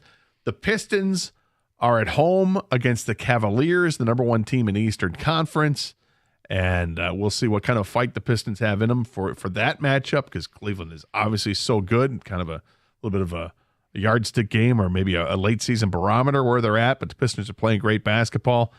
Cleveland's playing even better during this stretch, which is crazy because the Pistons have been amazing over the last 35 games or so.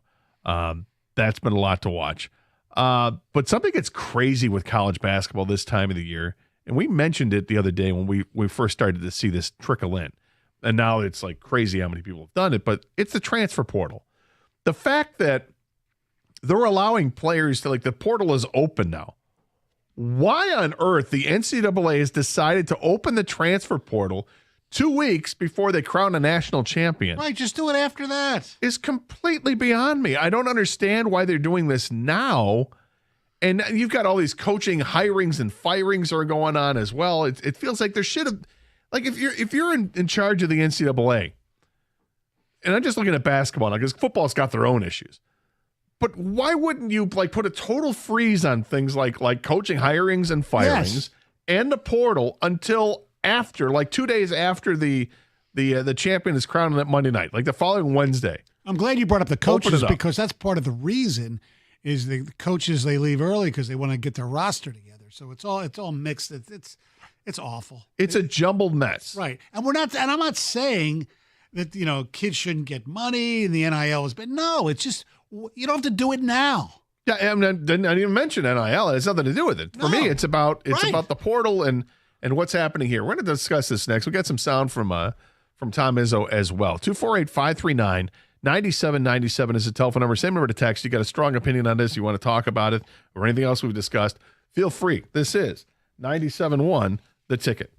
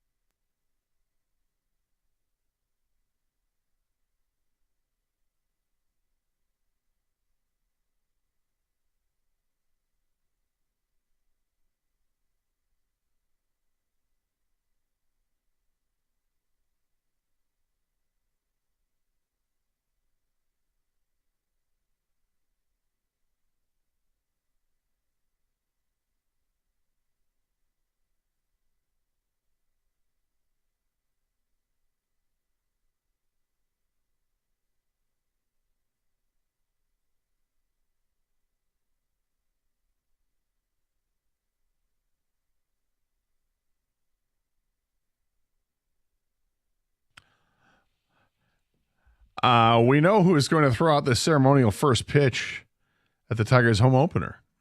Yeah, it's kind of cliche, but wouldn't have been the first one that I would have thought if you're going to go like cliche. I mean, I think it's great. I like the guy a lot. Yeah, do I. So James Franklin's lookalike. Exactly. Michigan native and actor Keegan-Michael Key will be throwing out the ceremonial first pitch at the Tigers home opener on April 4th. This from Brad Galley of Channel 7. Yeah, he seems like a great guy. I never had a chance to meet him, but funny. I love Key and Peele. It's just some of the funniest stuff you watch on TV back in the day. The football thing was one of the greatest names. things of all time. By the way, speaking of football, the NFL rule proposals, it looks like the dynamic kickoff that people hated, it's staying. But to get more returns, the touchback, if you kick it out of the end zone, will be at the 35 as opposed to the 30. So they keep inching forward and forward and forward. It was the 20, then it was the 25, now it's the 30, and now it's going to be the 35. They just hate kickers. Well, I think it's good because it gives you an opportunity.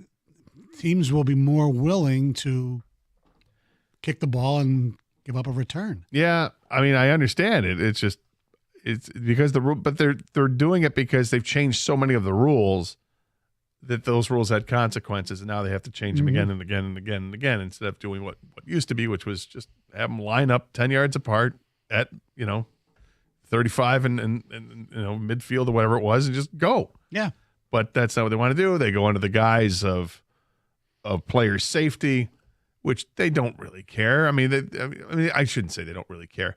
If that were truly the case, then you wouldn't add a 17th game and soon to be an 18th game, right? That you would actually outlaw some of these tackles and some of these hits, and you'd try to make it safer in other ways, and that's not really what they're doing. So, I don't know. A lot of conflict when it comes to that. What was the other rule change you were going to do? Onside kick? Onside kick, you can do it at any time if trailing, not just the fourth quarter. Which makes all the sense in the world. Unfortunately, the surprise of the onside kick is not there because you've got this stupid kickoff rule. That's the dumbest thing ever, I think. Yeah, as far as those rules. But that's what happens when you change the rules of the kickoff and you put the players, whatever, 10 yards apart, but they're at the opposing 30-yard line, and nobody can move until the ball is caught. Okay, great. Well, what about onside kicks? And some other things, replay assists can pick up a flag as if it's clear and obvious video evidence that it was a wrong call, but they can't add a flag if they see something. So you're only kind of pregnant. Yes. Is that what they're saying? Exactly. I mean, I guess it's better than nothing. When you see an egregious call like, no, that wasn't hands to the face, which is what I've complained about all forever. That's the one rule I would change is to have video replay for hands to the face or face mask. But to ignore the fact that, okay, there was a face mask there and you didn't call it, but you're not allowed to throw the flag on that now? Yeah. We'll see how this works. Again, you're halfway there. I don't know why they just don't go the whole way. But it's the NFL. Okay. Those are some rule changes. Lukewarm to them. I think, adding the ability to kick an onside kick at any point that you trail makes sense, but still there's no element of surprise to it. I mean, the surprise might be, well, this is an odd decision they're making now in the second quarter when they're down by 7. Right. Okay. But again, it's still the onside kick. Gives Dan Campbell more ingredients. I guess. I thought that maybe, because they talked about messing with the onside kick where, okay, instead of doing the onside kick, that you give like a 4th and 15 or 4th and 20 opportunity from your own 35-yard line. That had some merit to it. I didn't love it, but, at least there's more intrigue to that than the onside kick itself because the way the rules are, it's almost impossible to recover. Correct. The recovery rate is like 5% or whatever it is. But going for it on 4th and 15 would create more intrigue because there's always hey, if there's a penalty, automatic first down if you get defensive holding. And we know the Lions players can get a little handsy out there. Well, we'll see if that end up getting amended again in years to follow. But again, lukewarm to them for me right now. Let's go to the phones. Kevin is in Pontiac. Kevin, welcome to 97 on the Ticket. Hey, Kev. How you doing today, sir? Good. How are you? Good. I was trying to call it they need to take away the alternate ball in college basketball because you see a lot of guys do good defensive plays and really held balls, and they don't get the ball. It's still been a jump ball. They get the other team get the ball back again. Another 30 seconds off the clock. I don't like that. Oh, you mean the possession arrow? Possession arrow. Yes, sir. Yeah, I don't like it either. I don't know why they don't go to the jump ball like they do it in the NBA.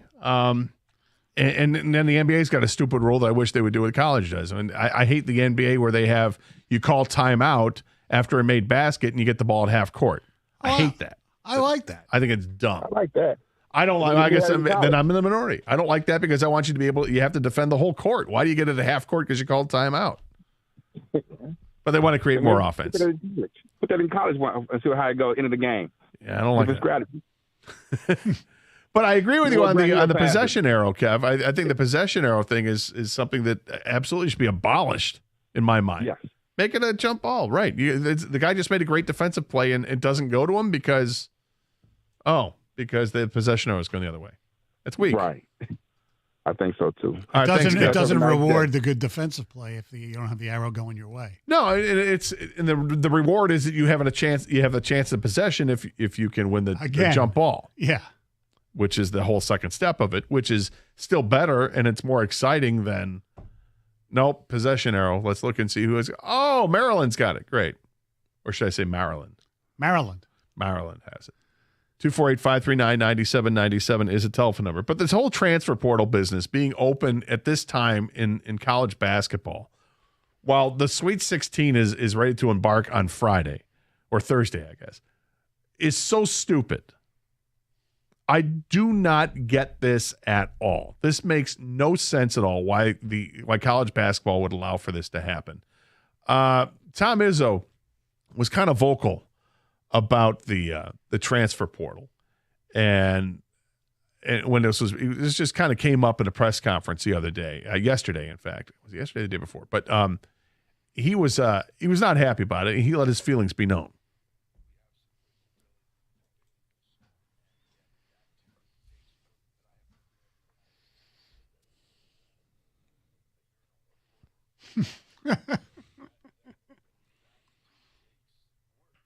So, not a Freudian slip. I know it's absolutely done on purpose. He's not a fan of this and the time and how it's going on right now. Look, Michigan State has benefited from the portal, like every team in college basketball has benefited from the portal over the years, or if it was just transfers or whatever. But the timing of it is what's ridiculous and what stinks about it. He had a further comment that may have gone a little too far, but here's what he had to say.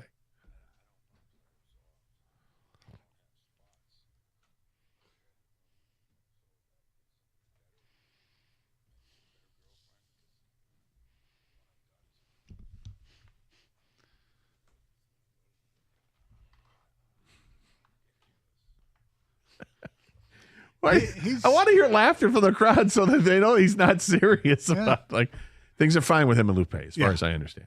He's, he was never a big fan from the get-go. I remember John and I interviewed him. We were doing a show from Oakland Hills. And I said, well, the portal's going to be good for the players. And he said, what, are you kidding me? These players, no, because most of them won't get picked up, number one. They'll be stuck in the portal. And where are they going to graduate from? And as it turns out, he knows a lot more than I do. He's right.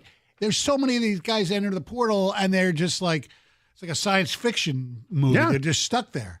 There'll be like 1,000 players or more that enter the portal when all is said and done, right? Mm-hmm. And there's only so many programs in college basketball. Now, there's like 300 and something to compete that are eligible to compete for the NCAA championship. A lot of those teams have to win the conference championship in order to do it because they're from the smaller conferences. But nonetheless, there's a ton more. There's like 3 times more teams than there are in college football. But there's also way more players available in college football. This is definitely an issue, the portal. And when you open the portal, when you decide to open that up, I think is very important. And I think the NCAA has to take it's not even a real long look at this. I think it's a logical conclusion to draw that the way that they have it set up right now it's wrong. Just simply wait till after the tournament's done. Put a freeze on portal entries, put a freeze on coaching hirings and firings. Right. Okay? Exactly. You can work behind the scenes. I'm sure about getting all your ducks in a row. Hey, we're gonna move on from you as head coach, or whatever. You can choose to do that behind the scenes, or you can let it play out until the time comes where you can officially do it and do it at that point because maybe you don't want things to get out. Whatever the case is, at least give us the illusion that you're acting in the best interest of college basketball. Yeah. Because doing it this way is ludicrous. For Michigan to have a player like Pippen, who was on the roster a couple days ago, but now he's entering the portal while his team is playing in a Sweet 16, seems crazy. It is nuts. And now you're going to have a situation, and we got into a discussion during the crosstalk yesterday with Rico and Mike about it. Like, okay, if any of these teams end up winning a championship while a player is already declared for the portal, I mean, do you give the guy a ring? He was part of the team for the whole season, but he's going to opt out. If he doesn't play, no, you don't get a ring. It's just going to be. It's an S show. It's all it is. Football, it's completely avoidable, which is the mistake. Football, a way to pacify it, and I'm not, but is a lot of times you got to do it because you have to enter school, enroll for the second semester. It's a little bit different because of the basketball. semester switch. No, right, no, not at all. I mean, some kids are in spring break. Yes, they still have another 7, 8, 10 weeks to go, and whatever the case is for their for the semester. But yeah, it's not the same as football, and football has their own problems, and they should probably visit that schedule of events of when they want the portal to open up and close, and the same type of thing with a freeze on hiring and firing coaches. But it's tougher because, as you mentioned, because of the semester situation. 248-539-9797 is the telephone number. More of your calls and texts. We continue here on 97.1 The Ticket. Hey, you want your lawn to look great, and look at outside right now. You got some blue skies out there, and sun's shining, and your grass is probably brown at this point. It's going to be green if you do the right thing, where you call Natural Way Lawn and Tree Service, where you get green and stay green with Natural Way. 888-GET-GREEN is the telephone number, or go to naturalwaylawn.com. And for a limited time, you purchase a full lawn program, you get free grub control, but you have to mention My Name Gator and Stations 97.1 The Ticket. Look, you want to get green and stay green and save green when you prepay. Call by the end of the month. You get the early bird discount. That's awesome. Get that first treatment for crabgrass control, which is utterly important because you don't want to see crabgrass. When you see crabgrass in the summer, frankly, it's too late to deal with it. You got to treat it right now. Make sure you take care of it while you still can. Natural Way is great. They use fewer chemicals, environmentally sound practices. In fact, each lawn is assigned its own specialist. They've got certified applicators and arborists that come out to your yard and custom tailor a solution specifically for your yard and your home. They just came to my house, and when they leave, they leave a little note on your door. You take a look at it, and you say, yeah, you got to water these areas. You have high areas, you got low areas, and here's the damage done, and here's what you should do. I love it. They've been great. I've used them for about a dozen years now. They're a locally owned company. They've been around for 35 years. They also offer the 100% satisfaction guarantee, and for if you want to give them a call today, please do. 888-GET-GREEN, or go to naturalwaylawn.com.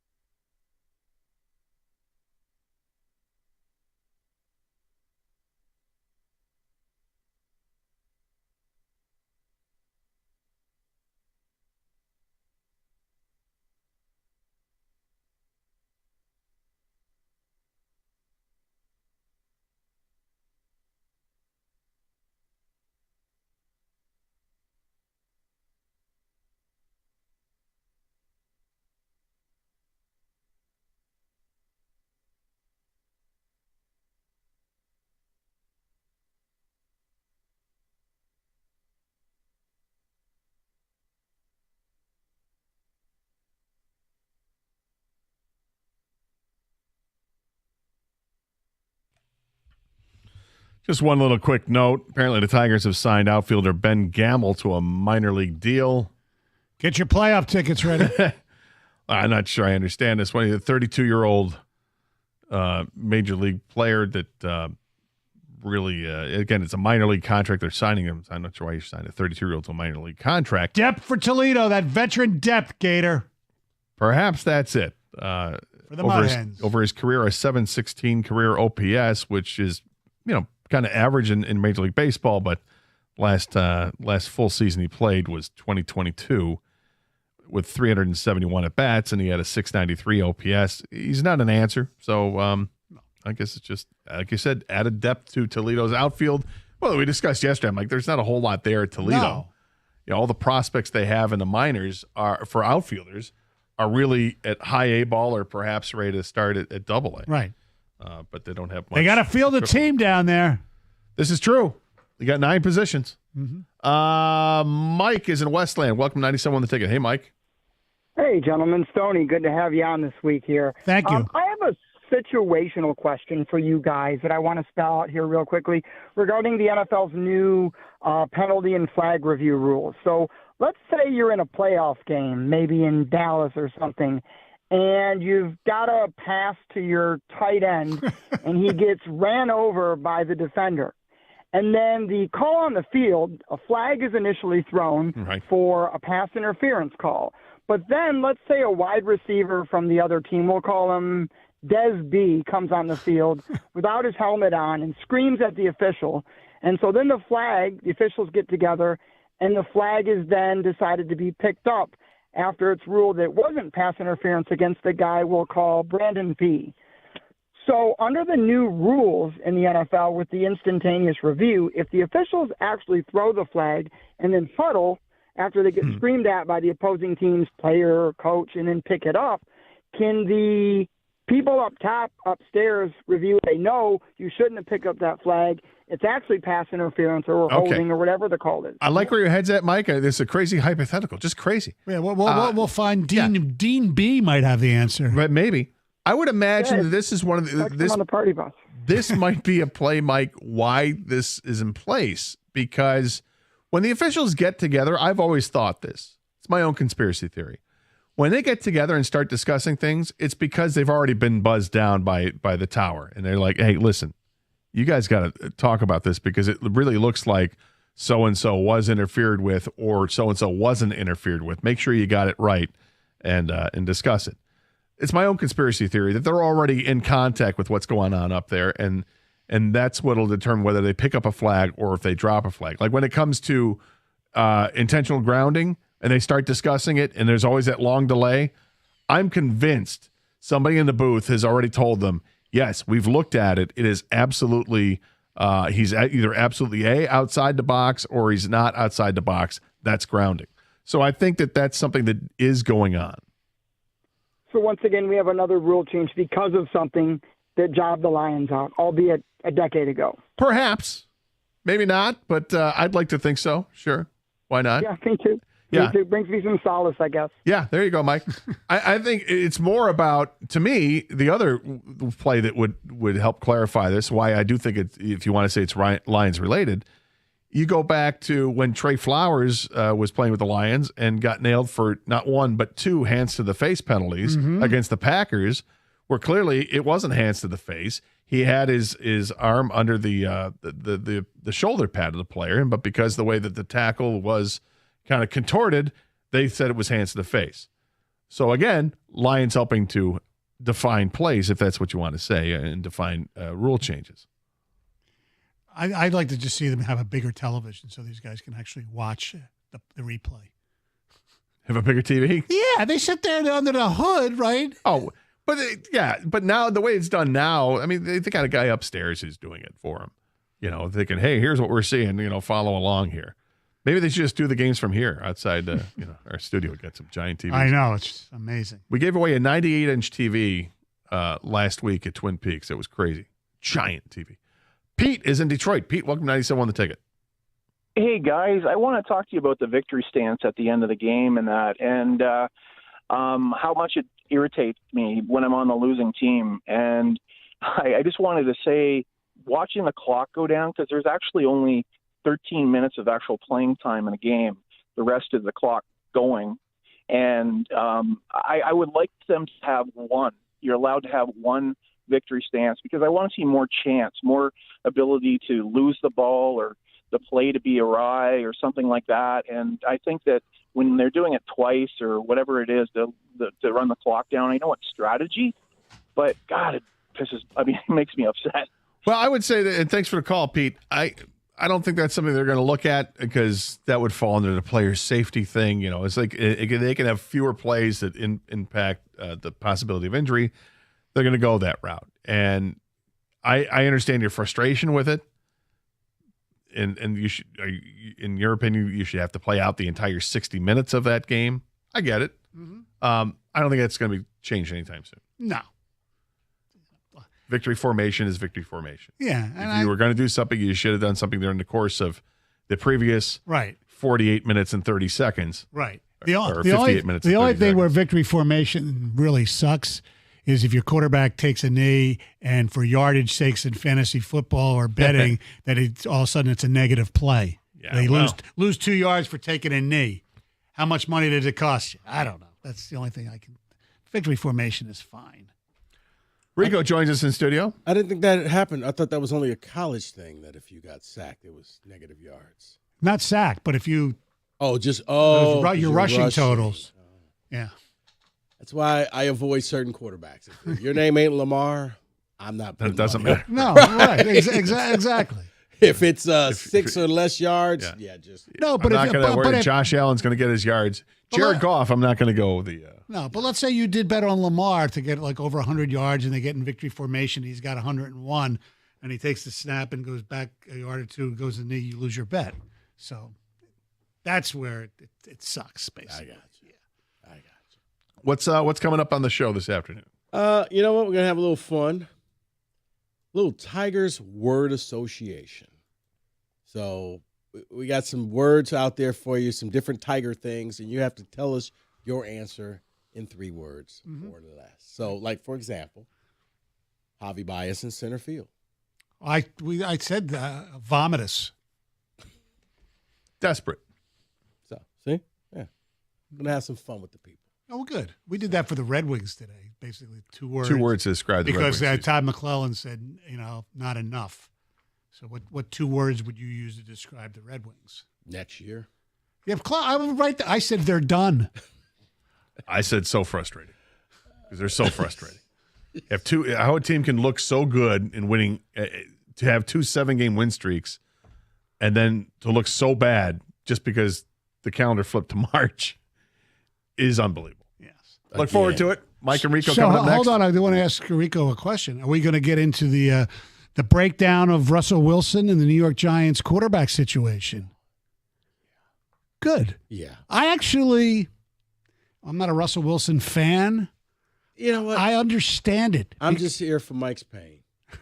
I'm just here for that. Every now and then, you just get served a softball. Hey, look, it's bad enough it's Jameis Winston. Now you're going to throw Russell Wilson in the mix, and then they're going to draft Shedeur Sanders and make it a trifecta.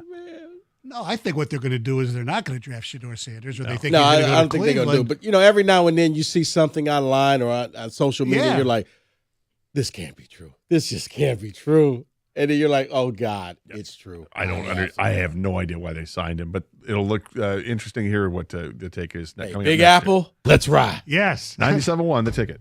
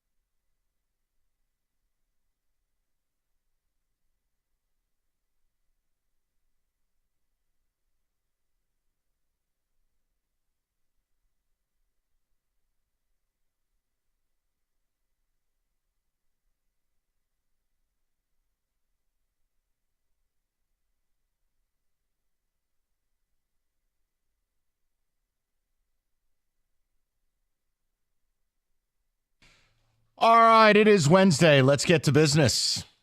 That song is, every time I hear it, it's more uncomfortable. I'm like, I don't know about that one.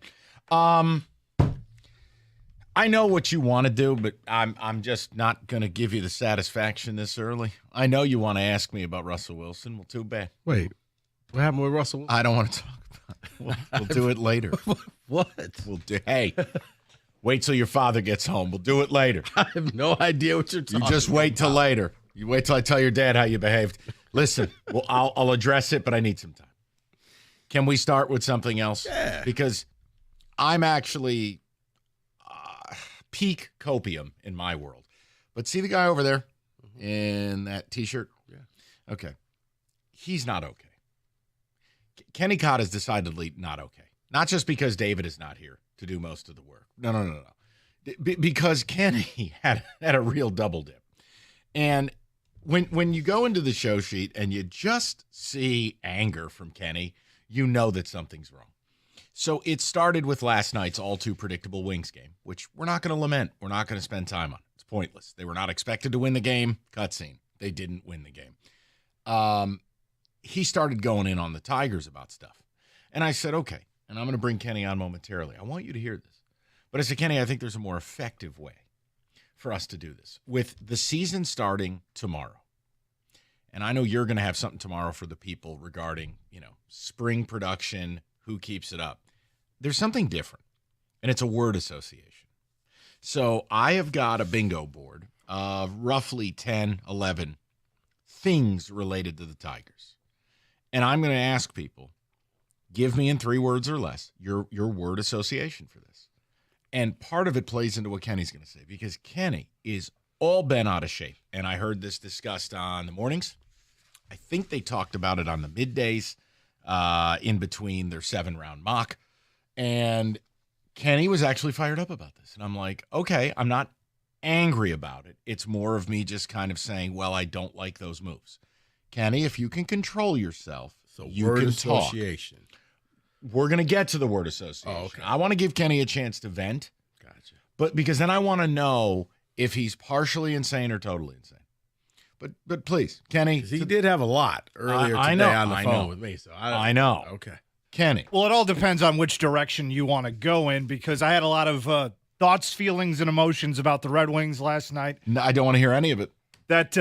And also the Tigers. I mean, the idea, first of all, the idea that you want to replace the things that people care about. People actually did care about the keyhole thing, the path from the mound to home plate. People cared about that. It was the last park in the league that had it. Players don't really like it. I just hate to break that to you. Players don't like it. That's not the hill that I'm going to die on. I know a lot of people. But it was a unique aspect of the park. It was neat. It was cool. It was fun things. It was. I didn't really understand that one, but I was like, okay, aesthetics. Yeah, not gonna yell. You want to change the color of the wallpaper and rearrange the furniture. Do your thing. Still never understood why all the walls aren't dark blue, but I digress. Carry on. It was that, and then it was the Tigers logo being removed from the scoreboard and being replaced with corporate sponsorship, and then them just lying straight to our faces and saying, oh, well, it reached the end of its life cycle, like it's a patient in hospice care. Well, hold on. Oh, yes, it's passing away. Let me say this. I'm not interested in proving whether it's a lie or not. I would prefer if you just make the change, tell us Comerica wanted more signage, and you really enjoy the relationship with your keynote sponsor. Looks like, seems like, feels like, by the way. Much better. I just don't want to make an accusation there. That's not fair to them. The point is that the script Tiger on the scoreboard, that was cool. Yeah. That was our thing. Now, you got to call it what it is. It looks sterile. And I'm okay if Kenny goes, you know what? They're taking some of the charm. Remember when the old Tigers, you'd hit a home run and the eyeballs glowed? Yeah. Yeah, well, maybe the battery's burnt out. That doesn't happen anymore.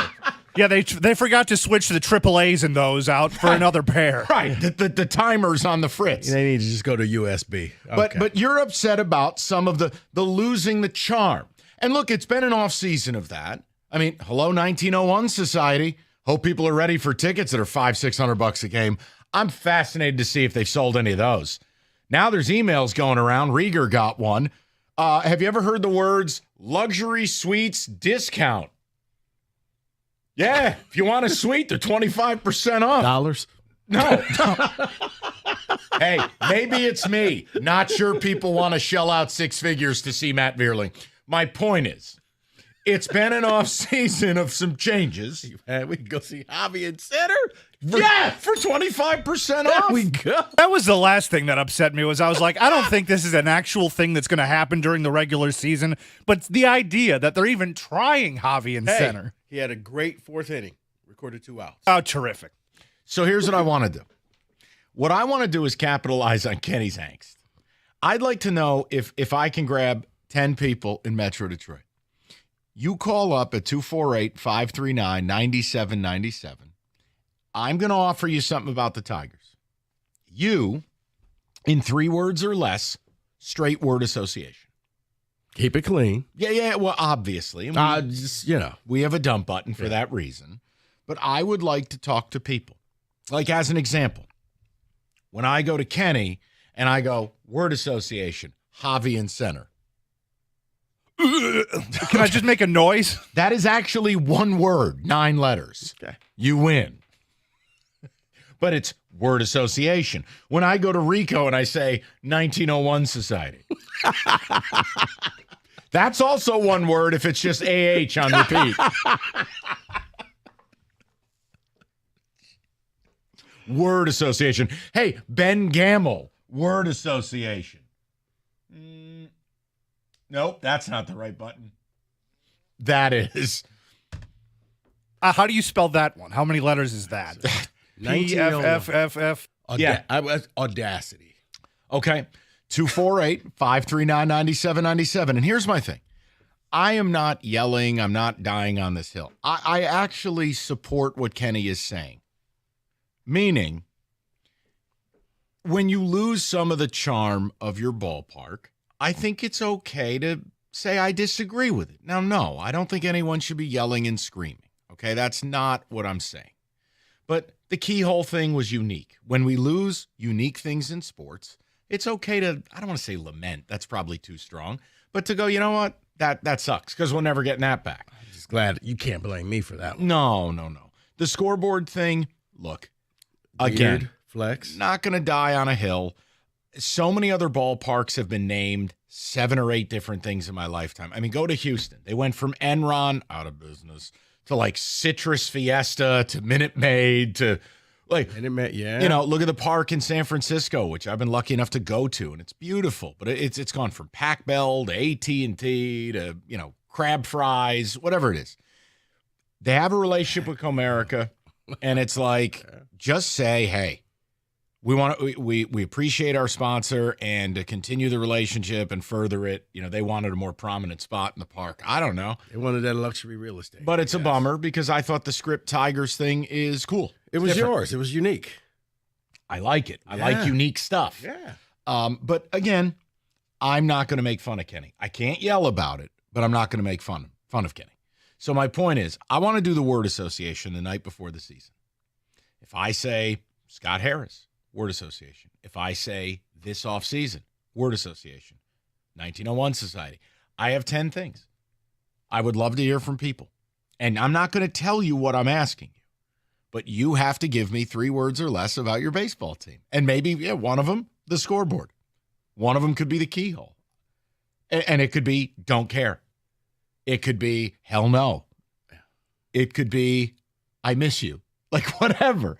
I want to have some fun with the Tigers to start the day. And there's one on this list that I'm almost ready to throw a flag. When I read it, I just cracked up laughing. Okay. Well, listen, don't give it away. But I want to offer the people a cornucopia. Yeah, the one above Scott Harris. Got it. It's in play. Listen. You never paint a beautiful picture when you only color inside the lines. You got to push the limits, all right? That's true. We got some shading to do, if you will. 248-539-9797. And again, whether it's Kenny with the scoreboard, the keyhole, Javi in center, I treat it all the same. I don't think any of them are yellable issues. But I do think it's okay to look at some of them sideways, to say I don't like something or that scares me. And again, it's the night before the season. And you're tinkering, you've had Torque and right, you got Javi in center. No, I don't think it'll be a regular thing. Do I think there's a possibility there's a day game, it happens, and there's a chair drop? Sure, I do. Little getaway day, late inning substitution on a pinch hit? Sure. But I'm not going to yell about it now. Or as John Jansen put it, this might be the funniest thing John has said. I was driving around, and he goes, "You're not going to pre-bitch about this, are you, Cookies?" I've never heard of the term pre-bitch. But then Cookies is like, well, that's what I do best. But I won't pre-bitch about some of these things. I think we need to make that a thing, pre-bitch. Okay. Pre-bitching. Yeah. 248-539-9797. Hopefully we get to you guys and some ticket texts. And then, yes, I'll play word association around the room. But are you with Kenny on these issues? You don't like the changes to the park. You don't like what they did to the scoreboard. You don't like the keyhole. Maybe you don't care. You're not wrong either way. And then we'll get to the rest of these associations, including the one Rico is uncomfortable with. Uncomfortable. I just 97.1. Hey, can you take the power of your home internet almost anywhere with Xfinity? You can. Do more of what you love in the places where you go the most with internet and mobile together. Xfinity has built a network that is 99.99% reliable. Plus, Xfinity Mobile has Wi-Fi Power Boost, giving you the ultra-fast Wi-Fi at home and on the go. Get the same reliable network in the places you need it most, like at the coffee shop, in line at the grocery store, even at the game. All the power of more of what you love, whether you're a gamer, streamer, or you work from home. Whatever you're into, you'll love how fast you can do it with Xfinity Internet and mobile together. And now through April 17th, get a 300 megabit Xfinity Internet and one unlimited mobile line together for $30 a month for 1 year with no annual contract, and save $1,000 in your first year over Verizon and AT&T. Plus, ask how you can get a free premium 5G phone. Visit Xfinity.com, call 1-800-XFINITY, or visit a store today. Requires paperless billing and auto pay with a store bank account. Restrictions apply. Equipment, taxes, and fees extra. After promo, regular rates apply. Actual speeds vary. Savings compared to Verizon 5G Internet plus one unlimited welcome line and AT&T Internet 300 plus one unlimited starter SL line. Xfinity Internet required. Reduced speeds after 30 gigabits of usage per line. Data thresholds and actual savings vary.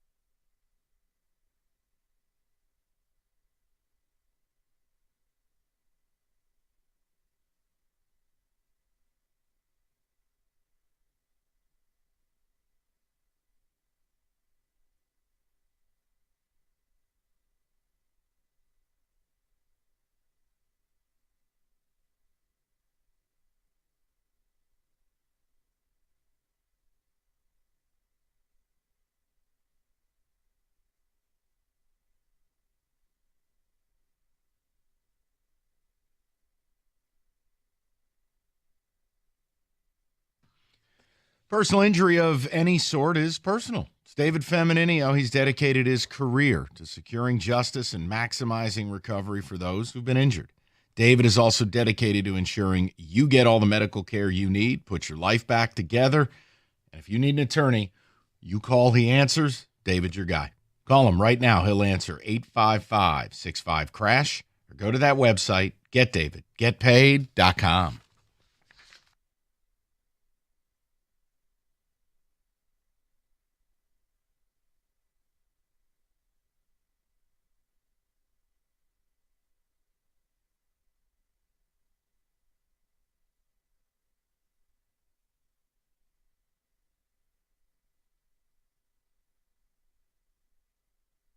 All right, Kenny, I'm going to get to the people.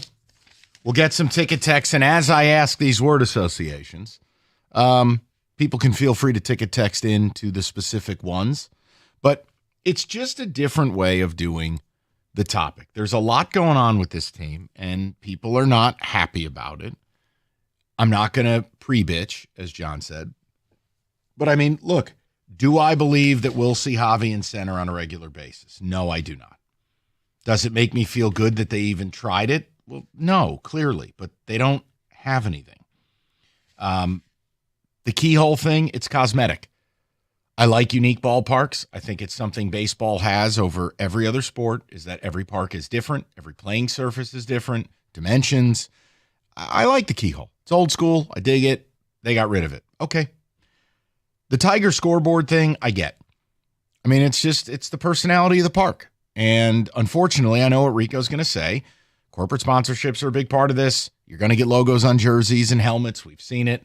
The Wings do a great job of living up to their corporate sponsor because they are, in fact, garbage. So it's perfect.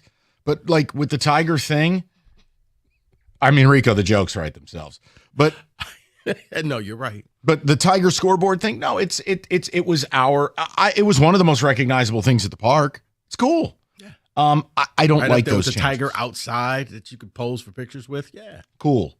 I like that stuff. Now, maybe they'll get rid of that, and that'll turn into him holding a Comerica sign. I don't know. Whatever. The point is, Banky the bank. I want to do word association. Let's get to the people. Let's start out with Ryan, 97.1. Ryan, what's going on, pal? How's it going? Good, so Ryan. The word association that I would use is confused. Okay. I'm just confused by all these moves that they're making. They're trying things out in the outfield, and they're taking away, the script Tigers. I'm confused because they're operating like a minor league team. So let's do a word association. Let's have some fun. Okay. So you use confused. Does that apply to Scott Harris? Word association, 3 words or less. Yeah, confused as hell. Why aren't you making a move? You just came out off your best season in over a decade. You have the AL Cy Young winner on the mound, tomorrow night. Let's build the team a little bit here instead of worrying about how the stadium looks or how people are going to afford to sit at the home plate club. Excuse me, sir. It's the 1901 Society. Come on now. Home plate club. No, the 1901 Society just sounds so stodgy. I mean, it's fabulous. That's own private entrance. Climate-controlled seats. I'm interested to see in 10 days. Look, I know opening day, I'm sure the park will be packed. And look, the Yankees struggled with this when they started and the pricing. They're going to have to find their sweet spot. I really have doubts, and I don't have the information, but I have doubts that that's going to be full. I mean, the Yankees for a long time struggled, including playoff games. Now, the difference is the Yankee seats are about $2,500 a piece.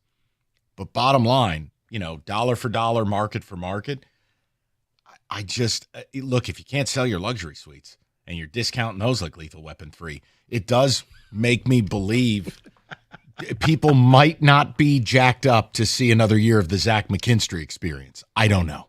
Let's go over to Owen, 97.1. Owen, what's going on, buddy? Yeah, the word I would use is a boondoggle. Okay.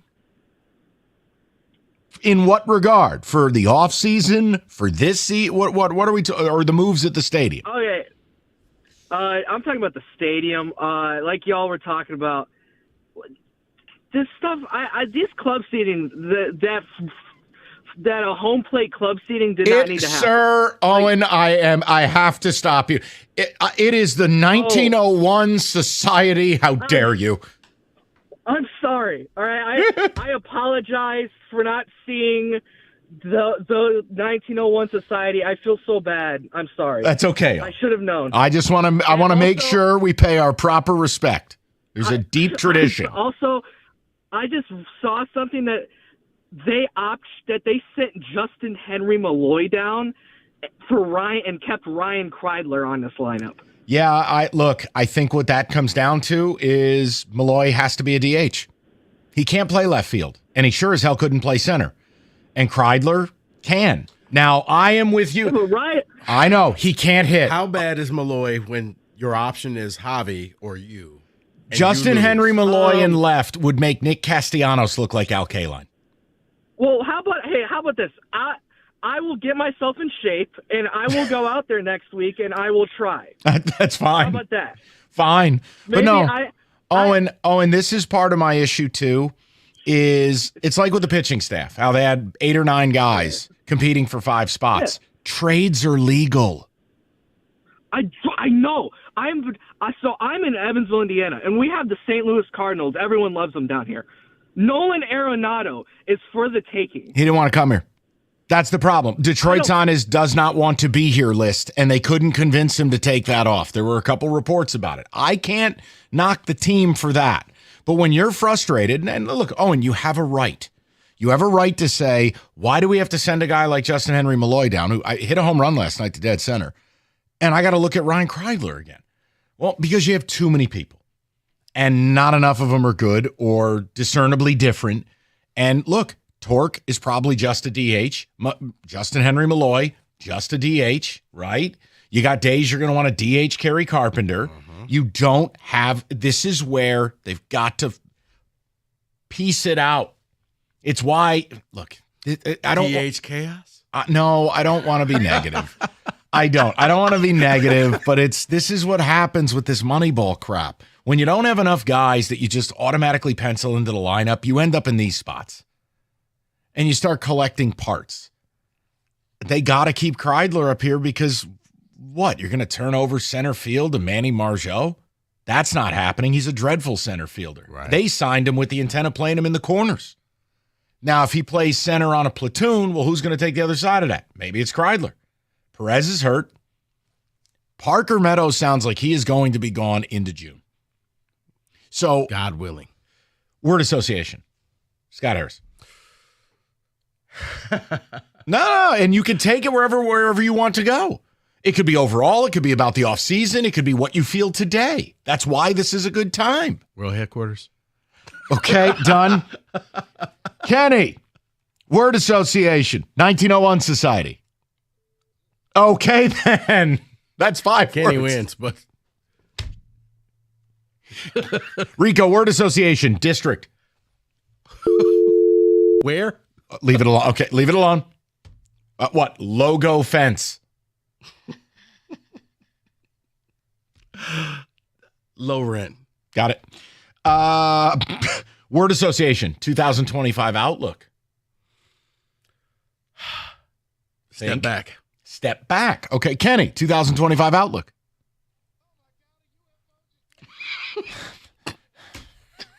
That's like 17 words. Kenny, I'll allow it. All right, just traffic report. There you go. Discounted suites. I've got one. I've actually got a drop that works for this. Oh, where is it? The Stony one. Here it is. Ready? Yeah. Yes. 3 words. It's perfect. Yes. Discounted suites. Not going good. Not going good. That's not a good sign. When Rieger gets an email like he's stroking a check for a suite, 25% off, I go, oh boy. Uh-oh. Yeah. Maybe that's got some trouble. New target audience. Yes. Or Disney's Snow White. An equal disaster. Kenny Ticket Text, what do the people have to say? Tiger baseball, 3 words, no longer interested. Harvey Baez in center field, chaotically irresponsible. Ooh, I like that one. I like that one quite a bit. My words for the Tigers, absolute cluster bleep. Can't say that last one. I like the edit. Yep.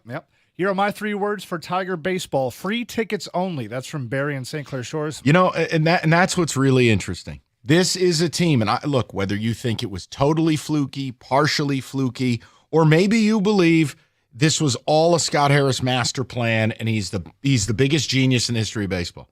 Factually, they made the playoffs last year.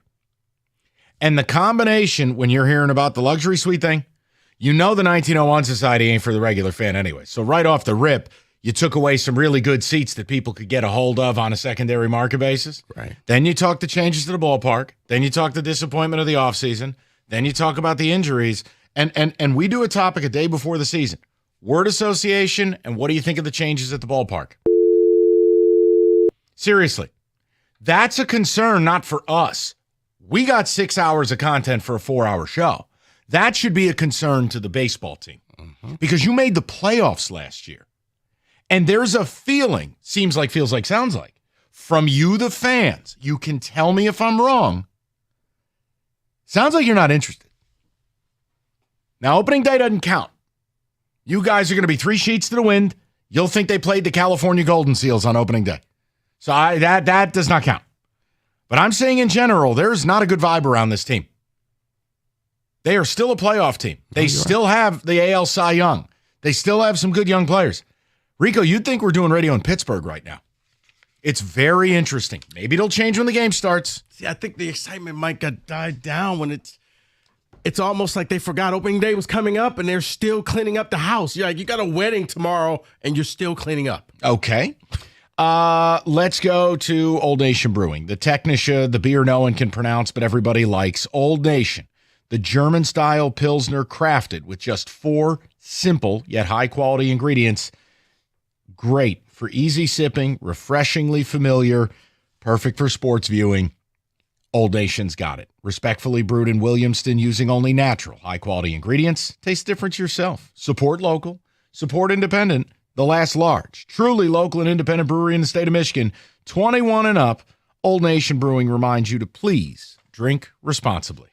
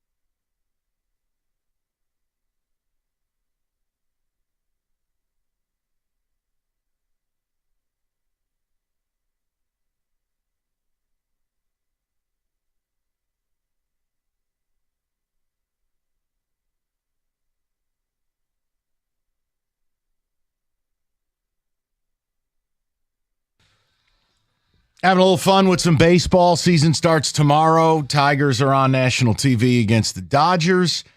And there's kind of this barrage of information. And I said, okay, let's do word association. So no yelling, no huge monologues. It was, they're changing the scoreboard at the stadium, and the script Tigers is gone. And now it's just been replaced by sterile corporate ad. I mean, can't freak out about it. How many of your rivals have changed the name of their stadium 3 times? Team's got a 25-year relationship with a sponsor. They probably wanted more real estate. No, I don't need the explanation that the script Tigers had outlived its life cycle and somehow would come hurtling down to kill everybody. Really not needed. That's just, whatever. It's just corporate. It's business. Believe me, we get it. Taking the keyhole from home plate to the pitching, that's just cosmetic. It's one of those vibes things. You're a baseball purist. You like unique. It'd be like if they make changes to ballparks all the time, but you don't change certain things. I like that the Tigers were the last team in the league to do it. Yeah. It's interesting. The keyholes, it's not like Fenway Park saying we're going to cut down the Green Monster. No, there would be riots. Right. But then the other stuff, Javi in center, Justin Henry Malloy sent down, 1901 Society, emails going out about discounted luxury suites. So I said, let's do word association. Season starts tomorrow. 3 words or less. Well, Kenny said, while people are not flooding phone lines, the ticket text is spinning like a slot machine. So read it. Go ahead. People can do the word association. Here are the things for the word association. Word association, 1901 Society Word Association, top hat and monocle. I like that. I don't think Mr. Peanut is showing up at a game. Kenny, here's everything available for word association. Yep. Ready? 3 words or less on the following. Javi in center, 1901 Society, script scoreboard change, keyhole, 2025 outlook, Chris Ilitch, district, Scott Harris, the offseason, and discounted suites. Oh, here's one. Any and all is available to you. Here's one on the offseason. Is Yzerman GM? That's 3 words. Okay, here's why I'm not going to say that's unfair. Again, you come off a playoff berth. It felt like they rushed to get Alex Cobb, who was contemplating retirement, paid him $15 million. Now, if he pitches 150 innings, it's 17.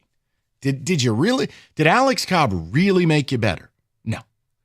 Then they went and signed Gleyber Torres, who we have chronicled this start to finish. 18 errors at second, refuses to play third. No one with the Yankees is sad to see him go. Those feel like Tarasenko type moves. Those don't feel great. So I'm going to allow that. 3 words for the offseason, not bricked up. Okay. Always next year. That's on the 2025 outlook. Okay. This one just says, bring back the whales, cowards. Jesus, the mural? Wow. Yeah, which I kind of enjoyed that one. The good old days. Who bleeping cares? That's the 2025 outlook. Hold on. Which is crazy to think, because you said it last segment. Is this team made the playoffs last year? They won a playoff series. They have Tarek Skubal, Cy Young winner, Tarek Skubal. If your take is who bleeping cares? Look. That's damning. I'm not mad at that person because, here, go behind the curtain. I looked at Rico in the break and I said, dude, sorry. This just didn't hit the way I had envisioned. And Rico made a good point. Most people don't even know season starts tomorrow. That's the truth. A lot of people just think the season starts opening day here. Yep. Hey, I'm on the Nemos bus. So, maybe Rico's right. They don't know the season starts, and they're still salty about their Lions. The Wings stink. The Pistons are in, but there's no drama. We're going to have some fun with the Pistons, but there's nothing. Oh, no, a big win last night. Yeah, over the Spurs without Wemby or De'Aaron Fox, who are openly tanking. Sorry. Yeah. Mike, it's funny. For the Javi in center field, I know it's not 3 words or less, but you know what it reminds me of? You're breaking the rules. No, but I'm just, it's our show. We can break rules. At the beginning of a movie, and sometimes you hear the narrator saying, you're probably wondering how we got here. When I see Javi in center field, it's like, you're probably wondering, how did we get here? I like that. Okay, I'll allow it. Yeah, because that's what it feels like. What? And it's like a super slow-mo of Javi tripping over a sprinkler. Right. Yeah, you're probably wondering how we got to this point. Let's go to Connor, 97.1. Connor, what's going on, buddy? What's going on, fellas? Good afternoon. Afternoon, sir. So, just like Kelly Ilitch, my one word is unfulfilled. You can't do that. You're killing me. You can't do that. You can't do that. You know what? I might have to take one of these off the list. This is what you asked for, Mike. I did not ask for that. I thought people would behave themselves. I dropped it. Listen, Connor, if you're still listening, I'm not mad at you in the least. Come on. I can't allow certain things now. You're busting my balls. There's certain things on Ticket Text, too, that I cannot cannot abide by. People, we have to. No. No, Rico, it's Wednesday. I'm not getting myself in trouble today. Kenny wants to wait till Friday to get fired at least. Straw thing all over again. At least let David get back in here before I get myself in trouble. Yeah, that's right. Let David run cover for you. Right. All right. Read the ones you can read. And you know what? A couple of these I should take away. Tigers word association for the 2025 season is unwatchable. Now, see, hold on. Is that... I can't imagine there's more than 10% of the fan base that feels that way. I think this is the vocal minority speaking because I believe most of the fan base actually are excited. But the fact that there's an amount of this fan base. See, I think there's 10% that are like Scott bots. Then there's 10% that are irrationally negative. I think the other 80% of Tiger fan base is nervous. I think the other 80% of Tiger fan base is that Amon-Ra drop. Like, wait, we just went to the playoffs and this is it? Right. Ben Gamel? Right. I mean, you put on your Tiger cap and your jacket and you're looking like, this is... My word association, I think, for 80% of Tiger fans as the season starts tomorrow, 3 words. I don't break the rules like you. No. Wait and see. Oh. I really think a vast majority of this fan base is in wait and see mode. They want to be pumped up. They want to get involved. They don't know what to do because they look at the roster. Wait till you see those $600 1901 seats. Where's my Tiger scoreboard? What happened to my keyhole? Why is Javi in center? All right, stop. Let me go to Adam. He'll get the last word, and we'll get some football or basketball in the mix. Adam, thank you for your patience. What's going on? How you doing, fellas? Good. Oh, man, I'm excited about the Tiger season. Like you're talking about the 10%, that really just, they don't really know the game. Maybe they Tiger fans here or there. But I think, let's be honest, we're 3 years ahead of schedule from last year. We made that playoff run, which was, let's be honest, it was epic. You'll never see it again probably. But I think we're 3 years ahead. And don't get me wrong, should we have to wait? Well, it's the Tigers, man. And I just think we're loaded in the minor leagues. We've got a lot of great things coming. Mortgage the future by going out and get a Bergman who's probably going to hit 240 with 25 home runs. I'm good. I'm good with what we got. I'm excited. Well, hold on. There's Adam, there's a couple of problems. First of all, his name's Bregman, not Bergman. Second of all, it's okay. I just want to make sure people aren't ticket texting and slamming you. But then there's also, look, you're not mortgaging anything but money. I didn't want to pay him a 6-year deal. I'm not mad they didn't get him. The farm thing is where you lose me. We just did this yesterday a little bit. Like, for instance, McGonigal, by the time he's ready to come up, might be the number 1 prospect in baseball. One problem. By the time he's ready to come up and give you 500 at-bats, and you can have an idea if he's truly going to be really good or not, it's 2027. So I can't do totally that. Agree. Yeah, and Adam, that's my problem with it because I'm not waiting around for that. They made the playoffs. I guess my question would be straight up to Ellis and the rest of the Tigers. Like, why not bring up Max Clark if we're going to really use – and we're really going to put Baez in center field. Because he's not ready. Why not just bring up Max Clark? No, Adam, he can't hit. He's not ready. That's the bottom line in all of it. Adam, I got to let you go. He's not ready. I'll say it to you again. He hasn't played at AA. He hasn't played at triple. He doesn't have the at-bats. He's 12 years old. There are a lot of people in baseball who think he'll never hit 15 home runs. He's not ready. That's it. And even if a guy is ready, and is major league ready, and everyone's excited. Cutscene, Jackson Holiday, 1 for 38, you're back in the minors. Jordan Walker, the only thing you've hit is a sprinkler and blew your knee. Like, we can do this all day, and then you'll fire back Paul Skeens, 1 of 1. So, yeah, we've got to stop that the minors are going to help us now or any point in the near future. And that's okay if you supplement with players. Right.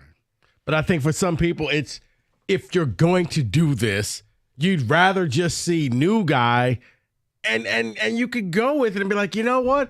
I think it's the same reason why people look at Torque and his struggles and say, maybe it works out. I'm still rooting for you. Torkelson I and haven't Mize. gotten bitter yet. Torkelson and Mize, 2 elite prospects. How's it going?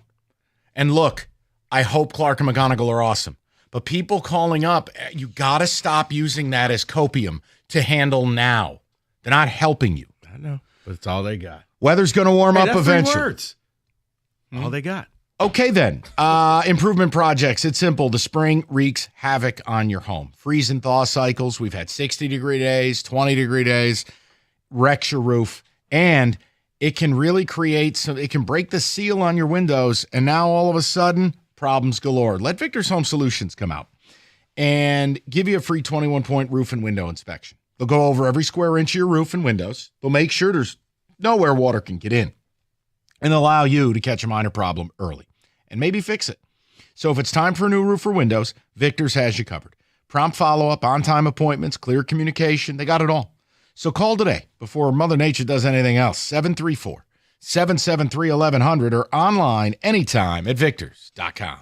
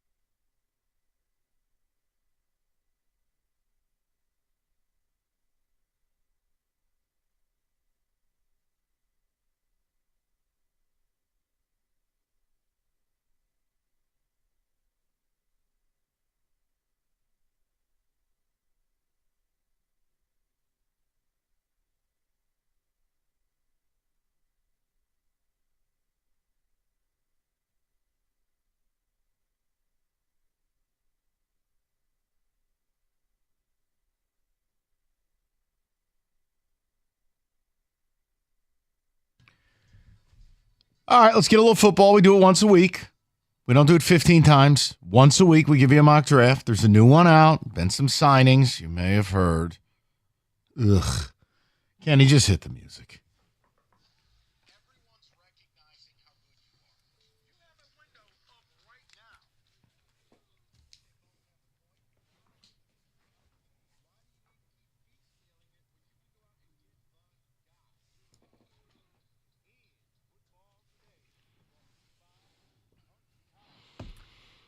Okay. Remember, we try to do this where whether it's Kenny, David, Rico, or I, pre-selecting what we deem to be the 8, 10, 12 most interesting things. It is mind-numbing to just go 1 through 10. It's stupid. So, Kenny, be interesting. All right. The interesting ones. You know what's interesting about this one is this one does account for your new quarterback, Mike. Yeah, and this, I bet you I'll end up happy. I'm sure you will. Go ahead. I'm sure only outcome is possible. Number 1, Cam Ward to the Titans, Travis Hunter to the Browns. Stop with the Browns. Right there. Rico, it's got to be Rico's reaction. If the Browns pass on your guy, Shedeur Sanders, and they take Travis Hunter, how bad of a mistake is that in your world? I mean, honestly, Mike, I don't think the Browns know what they're doing. So, good. All right. No. Well, that settles it. To send Shedeur Sanders there would be another failed quarterback because it's a rudderless ship. They have no direction. They got Myles Garrett. How do you not take And Abdul that's it. Carter there? Extend Myles Garrett's career. You just paid him $40 million. Because I think right now, unfortunately, the Cleveland Browns are in the we need to sell tickets category. Oh, that's a great way to run a team. Oh, All right. oh, I know. But it is, Next. hey, we got this guy who can play both sides of the ball. Come out here and watch. And that's why. Abdul Carter means you're actually serious. And, okay, let's make our defense even better. Nah, we just need a novelty act. Kenny? Just do it. Originally, Tannenbaum had your team taking Shedeur Sanders. Now, No. the updated pick now is Mason Graham. This is Christmas Story when Ralphie is in the dream sequence and he turns in his theme. A plus. Mason Graham next to Dexter Lawrence. Kayvon on one side, Brian Burns on the other. I'm in. All about it. What are you doing at top 5 if you're not taking a quarterback? Take a big person. Mason Graham is a stud. Hey, Kenny, why aren't they taking a quarterback? We got Mr. Dangerous. Hey, word association. Fake Giants as word that rhymes with duck. Did you see how he celebrated signing with the team? Picture of MetLife. Been here once. Can't wait to do it again. A reference to winning the Super Bowl. Yeah, okay, dude. Try crawling out of the NFC East basement. Weirdo. Wait, it was no let's ride? You got to be unlimited. No Statue of Liberty. Hey, Let's Giants win ride. total before Russell Wilson was a league low 3.5. After signing Russell Wilson, real difference maker. 3.5. Kenny? Vegas people were just sleeping. Just wait. It'll update. Yeah, I'm sure it'll bump to 4. Kenny? Here's a name you brought up earlier. Abdul Carter goes 5 to the Jaguars. Love it. Go opposite. Yeah. Josh Allen, Hines, or whatever he changed his name to. Abdul Carter, to me, is the best player in the draft. Yeah. I would take him 1. And then we have Ashton Genty going to the Raiders at 6. Okay, so Shedeur is nowhere, correct? That's correct. Okay. Now, see, I wonder how much of this... That's Pete Carroll, bro. That's him drafting his Marshawn Lynch. Remember, did you see the reports? They reached out on K9? Yeah. They're obsessed. They are. And they're saying that, he's the, Derrick Henry 2.0. I think I don't buy that. That's a reach. I think he's a very good player. But Pete Carroll doesn't have time to sit there and develop a quarterback. No, he's 100. Right. The second he went there, Shedeur is never going to go there. Now, the thing is, it's a package deal. You got Dad coming along with him. So you got to make sure that that's who you really want. But let's see. There's another New York team out there. And the 8-9s are the Panthers, couple of Georgia kids going. Jalen Walker, 8 to the Panthers. Michael Williams, 9 to the Saints. Good luck. The word that would define those two, it's just a lot of inconsistency in there. Mikal Williams was a game-time decision for 15 weeks. Keep going.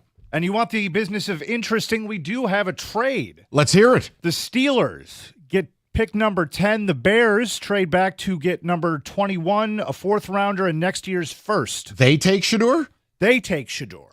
It makes more sense to Yeah. me. You're going to have Aaron Rodgers for 1 year. You're a playoff caliber team. You put Shador for a year to learn. That makes sense. And I don't think Tomlin's taking Deion's phone call. So no. And I mean, and if you think He's about LeVar Ball with a cowboy hat. And think about this, Mike, and I'm glad David would agree with me. The Steelers know how to handle the circus because look at how many people come through that organization and are just basically it's a circus act. It's clowns. So to bring in Shador and Deion, man, Pittsburgh's used to that. Like, that's it? That's all you got? Wow. We've had wide receivers do wackier things than that. Looking at you, Antonio Brown. And Rico, your team selecting number 11 gets Will Johnson out of Michigan. Uh-oh. You're not taking a big person. I like Will Johnson, but I'm not happy with that pick because they have to rebuild everything. The secondary's been decimated, Mike, but that's you know me. I'm all about big person draft, get the best one out there. Hopefully, Kenny, there's not some out there that I'm going to end up regretting if they take Will. I like Will, not a necessity at 11.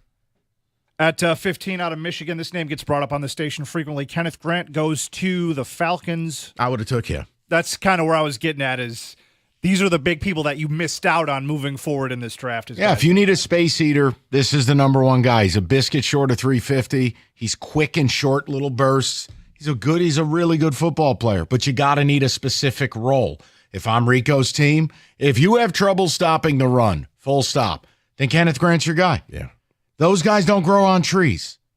And they do, because at the end in the fourth quarter, their defense just collapsed. So yes, you need somebody on the defensive line, and I would just need to see the health report on Will Johnson to see what exactly happened and why he's been MIA for so long. Oh, word association, business decision. Kenny. And 16 wide receiver Matthew Golden going to the Cardinals. Here's what's interesting. First of all, this is the worst wide receiver draft in a decade. But the first receiver going is 16 overall, and it ends up being Matthew Golden. He's the only, when you look at this class, there are good players, but none of them have juice. None of them great players. They don't jump off the screen. Golden is probably the best athlete, and you're seeing what teams want.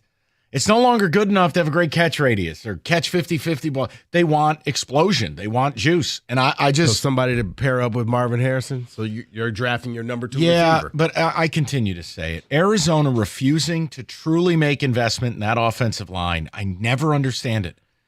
You have offensive weapons. line, Mike, and I mean, it's too late. I probably would have let Kyler Murray go somewhere else. Well, he's going to be the Giants QB next year. I have it all worked out.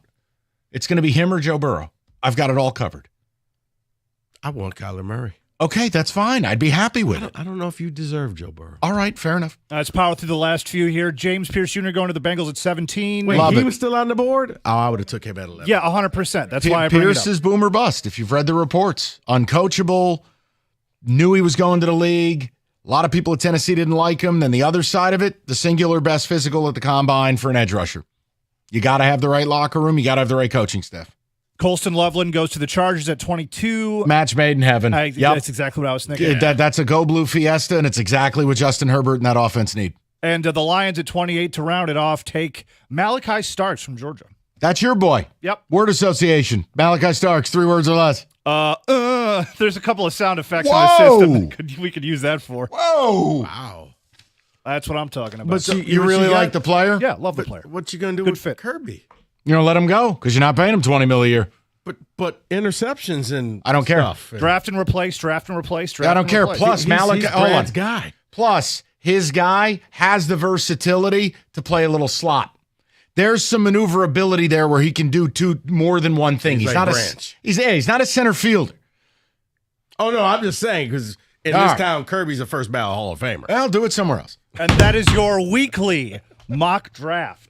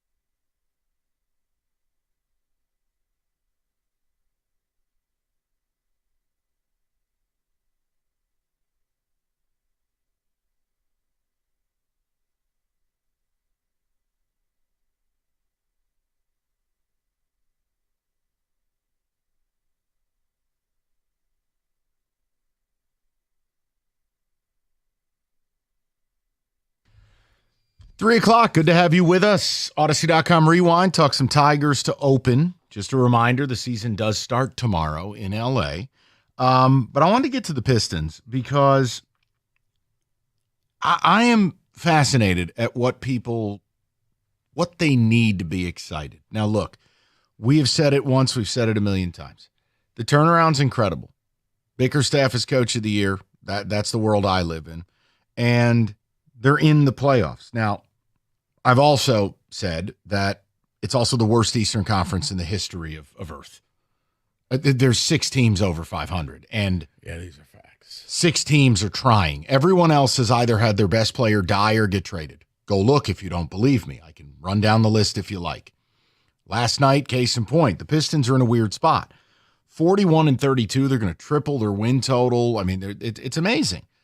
But a lot of the games are simply, hey, we're playing the Spurs without Wemby and Fox. Great. You win. Get to the playoffs. And here's my question. I want to know the level of what gets you excited about this team. Now, if you're already excited, that is fine. I have no issue. But I need more. Because if you don't win a playoff series or you don't take a team to the limit, what is it really all for? Look, part of the Wings making the playoffs and the reason we want it so bad is hockey, there's a volatility. You can do damage. The seeding means less. But see, I think this Eastern Conference, the seeding means less. And news today that Damian Lillard now has a blood clot and may be out for the rest of the year. That would be the expectation. Right. The problem is I think the scenario of lining up to play the Bucks in a 4-5 matchup is very low with 11 games to go. 8 games to go. So that doesn't benefit you. But I wanted to ask, because I said earlier this year, look, I will be excited about the Pistons this summer when Trajan Langdon has an opportunity to make a bold move, to take a big swing, and to put this team firmly in the top 4 of the East, where it's Cleveland, it's Boston, it's New York, and you. I think that's possible. I do think Giannis is out of Milwaukee. I'm not sure Miami bounces back right away. If you wanted to go with Orlando healthy versus everyone dead, fine. The point is, I have a hard time getting excited because I know what I'm watching. I'm satisfied with the turnaround. I'm satisfied with the development. But being excited and satisfied are 2 different things. So I would like to know what you need from the Pistons to buy in. And look, maybe you're a fringe fan. Maybe you're a Lions fan and you just hop on a bandwagon to entertain yourself in the spring. That's a lot of people. If you're not aware of it, the Pistons, who basically won 2 games last year, are 41-32. Cade's become the superstar that we've all wanted him to be and what we drafted him to be. And Bickerstaff has shown you that when you don't have a sock puppet as a head coach, boy, some good things can happen. So that's great. But if it results in them going in, and I'm sorry, I don't believe, Piston fans are talking like they're going to roll over the Knicks or roll over the Pacers. I don't see it. Playoffs are a whole different animal. But if they were able to really get a playoff series to a deciding game, whether they win or lose it, I would actually be excited. But if you go into the playoffs and you never get a closeout, you never get a chance to advance, or you don't advance outright, that's difficult for me. So I wanted your perspective on it. And none of this is diminishing what they've done. Right. I don't want to have this nonsense where people call up and view a discussion it's not negative. Nothing I've said is negative. No, it's not negative. And lost in that, Mike, for those who really don't know, they're 41-32 for the first time, and I can't remember when. They can't have a losing season. They're at 41 wins. But even Bickerstaff said at the press conference last night, it doesn't matter. That's not what we're here to do. No, I know. Right. But I'm looking at the steps. Bickerstaff just got here. But as somebody who's followed the Pistons for so long and watched that epic collapse last year of just loss after loss after loss, of knowing, wow, you can't have a losing season. You're going to the playoffs. It's like, wait, this is really happening. And yeah, the East is down. It ain't your fault. No, you're going to be there. For me, I think the floor is, can you get to that deciding game? And if you lose it, fine. I would like to see you win your first series. I would. That to me says, okay, this thing may have some legs. This thing could go somewhere. And now maybe you're attractive to some free agent and saying, I like what you're doing out so in Detroit. you and I are similar then, because it really is about summer. The NBA is so different. The NFL, if you creep into the playoffs, you can do a lot of damage. Hockey, we've acknowledged it. Look at baseball. Yeah. Basketball's different. So the only time I can really get excited is if I know there's a pathway to actual damage. Right. They're not built for that right now. No, you cannot get rolled in the first round of the playoffs and become just a joke where it's like, oh, well, you made it, but yeah, you are who we thought you were. And that's why I would hold the excitement until summer. If you bring a Lowry Markkanen in here, or you bring a Devin Booker, or you bring in player X. Right. And that's why if you go out there and you play hard and look, I take away his haircut, but if Cade goes out there and presents to the world the way that Trae Young did when he went out and he beat the Knicks, and he let everybody know, hey, I'm Trae Young and I'm in Atlanta. You want to come and play with me because we are going to be about something. Now, it didn't turn out to be that way, but then all of a sudden, Mike, Atlanta was part of trades. People wanted to go play because they saw what Trae Young did. This is where Cade Cunningham can put his name on the map, and he can go from just being Motor City Cade to now he can be Cade across the country, and everybody can see what he's doing. So that's what I need to see. You can't just get swept out of this thing. You cannot have a no-show. You have to be competitive, and if you lose, let it be in that final game. But if you can win a series, that to me, I can sit back and say, I don't really care about the rest. Mission accomplished. I'll see you this summer. 248-539-9797. And look, I'm really not interested in all the ancillary stuff. We've already established the foundation's been laid. That is satisfactory. The fact that you've been historically bad and now you're not, the fact that you're one of the 6 teams in the East that just isn't regrettable garbage, these are all good things. But to fully buy in and get people really excited, no, there's a higher bar to clear. So what I don't want to do is have a bunch of people calling up and telling me how excited they are about the 8th guy off the bench. I'm not interested. And neither is society. Like, it's not about nerding out. It's about on the overall, what is it going to take for you to watch a Pistons game?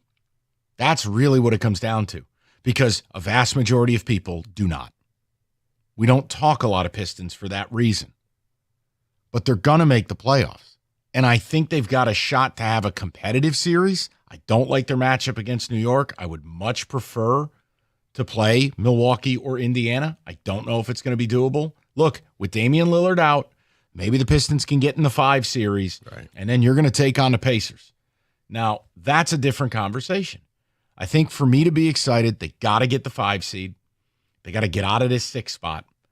And I would need to see a series that's a street fight. But I would need to see a series in doubt that would allow Trajan Langdon to make the big move to then fully be excited about this thing. But right now you're scoreboard watching because you're right there neck and neck with Milwaukee and Indiana. You're 6. They're at 4 and 5. So it is possible that you could end up playing either Indiana or Milwaukee. Yeah, you're tied with Milwaukee now. And you would assume, and assumptions are dangerous, I know. The bottom line is, without Damian Lillard, they're going to falter. If you pick it up in your last, 9 games, Pistons have been 6-4. Cade has missed a few games. No big deal. Play decent ball. You end up in the 5. Yeah. Now we got a playoff series. I think if you play the Knicks, no, I think you get waxed.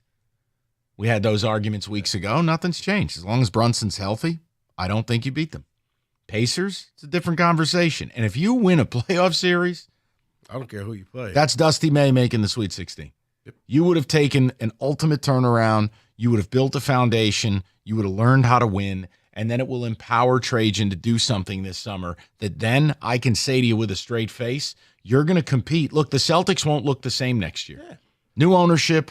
They don't want to pay a $400 million tax bill. I don't believe Cleveland's real, not long term. There's an opportunity here. And Mike, I don't think Detroit becomes a punishment. It's like, oh, well, we got to take Detroit's money. It's like, wait, this team may be up and coming. They may be in that next wave of teams that you could get some superstar to buy in and say, yeah, I want to play with Cade. I want to play with under Bickerstaff. And that's where, strike while the iron's hot. Yeah. Because I don't want to, look, I had this conversation the other day. It drives me nuts. Oh, well, I don't want to give up any of our young players. All right, cool. Then never win the East. Just sit here. I've had this conversation as well. I mean, I don't know what to tell you. Draft picks, guys, in the NBA, your draft picks. You don't get to it's keep almost everybody. like baseball, because by the time they actually do something, it's 3-4 years later, and now you got to decide, do we want to buy into this person or not? Or just let that be somebody else's problem and just go get the star. All right. You guys tell us what you want to do. 248-539-9797. We'll get your phone calls coming up next. Northville Lumber, largest Trex decking outlet in the country. Northville is Michigan's Trex Superstore. They stock all colors of Trex decking, railing, lighting. They have it all the time at the lowest prices. So whether you're a builder or a do-it-yourselfer, you can count on Northville to have all the Trex decking you need when you need it. Now's time to plan it and build it and get it at the best price. Call Northville Lumber today, or better yet, stop by, take home some samples. Call Northville Lumber, Michigan's Trex Superstore today, or go to northvillelumber.com. That's northvillelumber.com.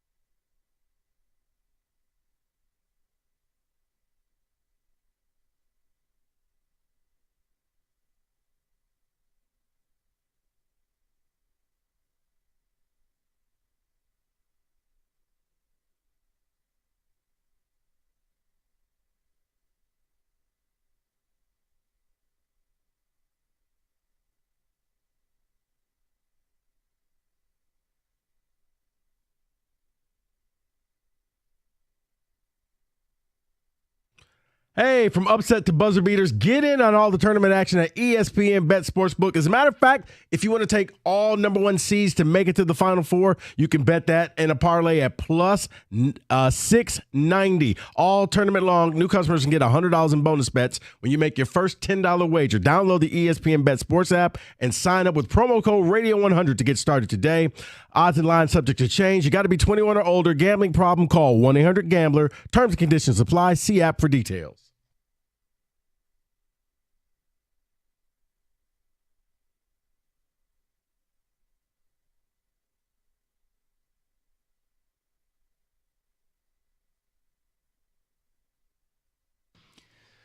If you're looking for Tiger Talk, we did it hour one. Probably get back into it a little later.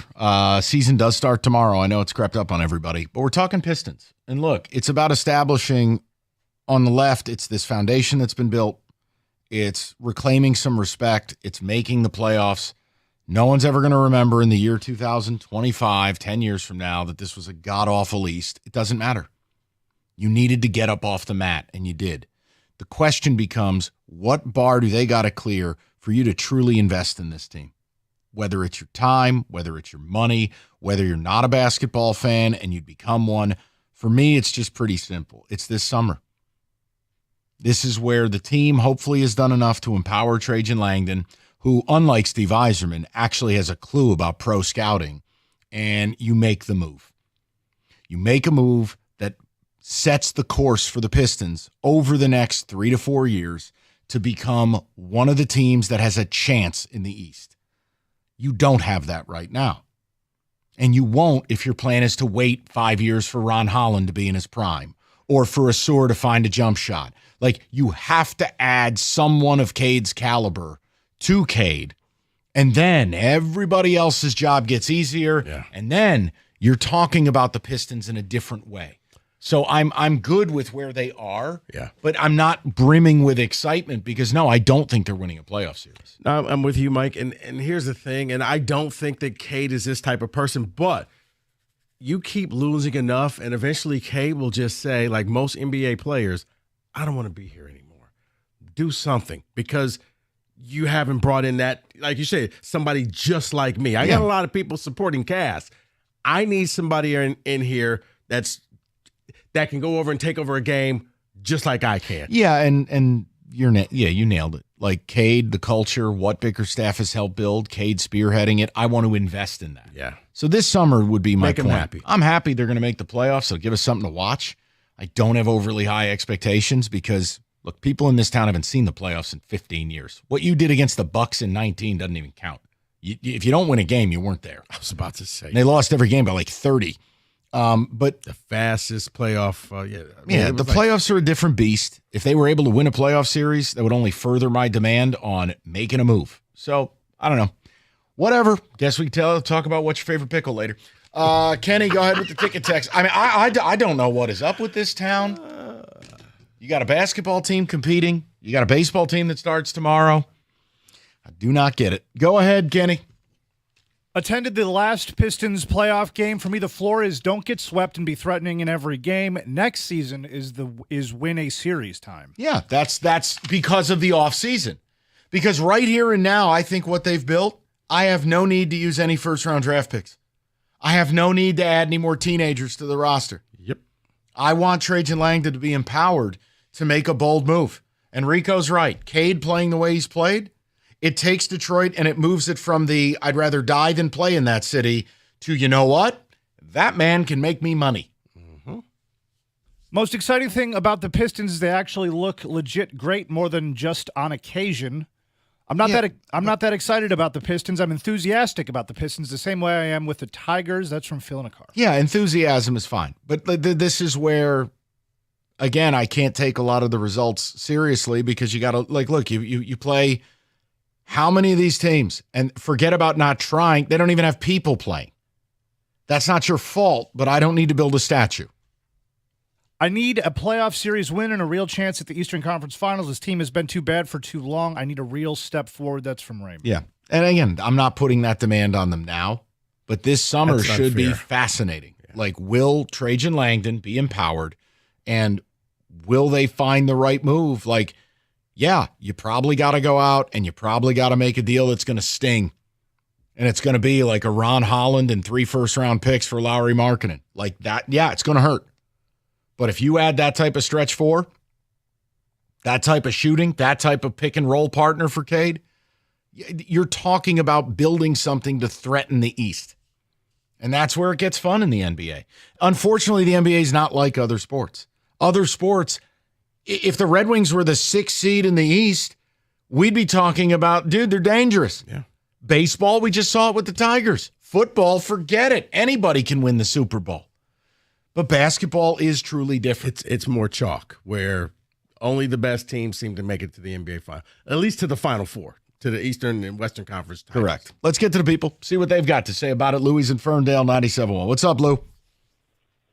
Hey, guys. Thanks for having me on the call today. Long-time listener, first-time caller with you. Welcome. A lot of times you drive me insane, but you're always good entertainment. Today, though, you really struck a chord. There is a ton of things to be excited about with this Pistons team. They're on the verge of tripling their win total from last year, which, I mean, you guys can correct me if I'm wrong here, but I think this will be the first time that's ever happened in the NBA. There's a top, I think they were cracking. There was a top 8 list that was published, Louis, I don't know, 2 weeks ago, and they were sitting just outside of it. There have actually been like 40 game improvements in the history of the league, but it doesn't take away from what they've done. It's one of the top 10 turnarounds in the history of the league. Yeah, it's fantastic stuff. Thanks for that stat correction there. No, you're fine. Fantastic stuff. I mean, how I look at basketball, I'm a huge basketball fan. I watch these Pistons even when they are just absolute trash the last few seasons. Cade is performing like a top 10 player in the NBA.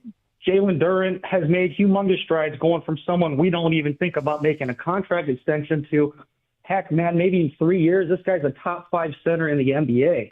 On top of that, you guys seem to think that they have no chance in the playoffs. I honestly believe if they get matched up with the Knicks or the Pacers, they have a real legitimate chance to beat both of those teams because they'll have the best player on the floor. Jalen Brunson's not even playing basketball right now. He's not going to be 100% healthy. He might not be 100% healthy until May, June, July time frame when they're not playing basketball anymore. Cade, on the other hand, will be. And I know this will be his first playoff experience, but I think last year was Halliburton's first year, and they did just fine in that. I don't want to see them match up with the Bucks. I know Dalvin Dame isn't playing, but Giannis is just a nightmare matchup for our boys. We don't have anyone that can stop him. He's going to follow Betas. He's going to steamroll us. He's going to get that whistle. But truthfully, the Knicks, Cat, he's an outside big guy. He's not going to follow Betas. And if Brunson doesn't have the explosion because of the injury, I truly believe that you put a well, okay. All right. How much of this do you think is just slow him down? How much of this is just the Knicks saying we don't need him right now? Let's power him down. Let's get ready for the playoffs. Well, that's the whole thing I was just about to say. I mean, I was letting Louis. Why would you want to get rid of his rhythm for that long? For a month and a half before you come back to the playoffs? Why would you want to disrupt his rhythm for a whole month and a half? He hasn't played, I think, since March 6th. Because the playoffs. I know that he's a top 7 guard in the NBA, but that's when he's healthy. Yeah, and his rehab and his rehab is progressing faster than anticipated. Articles out of New York yesterday. Like enough. And the playoffs. Louis, I've had enough. Like if we're just gonna make things up, he's out till July. Like enough. Yeah. You were triggered. Here I'm triggered. Don't make stuff up. That's all. If you think they can beat the Knicks, God bless. But you're basically acting like Brunson's in a coffin. Cutscene. Every article out of New York yesterday, he's smashing through the window of his rehab. Right. I'm just saying, can we at least be on the level here? You don't need to play him right now. And why do you want to disrupt this rhythm? Because the playoff run in the NBA, I know Pistons fans have forgotten, but when you're good, it lasts about 2 months. So you don't need him right now. You've pretty much locked up that 3rd spot. Let's just go ahead, rest, and we'll see you when the playoffs. Right, there's 12 games left. And he's going to get cleared for practice. If Brunson doesn't play, I agree with Louis completely. I just get so flustered because, again, Jalen Duren's a top 5 center in the league. Yeah, I heard that. I was just letting that one go. I get tired of the euphoria because that's not even what being a fan is. That's what being a lemming is. It's okay to just talk about it. But we overrate our athletes in this city. Him being a top 5 center? Fine. Then do me a favor. Go pay Jalen Duren 4 at 180. Do whatever you want. No, just then go do it. Yeah.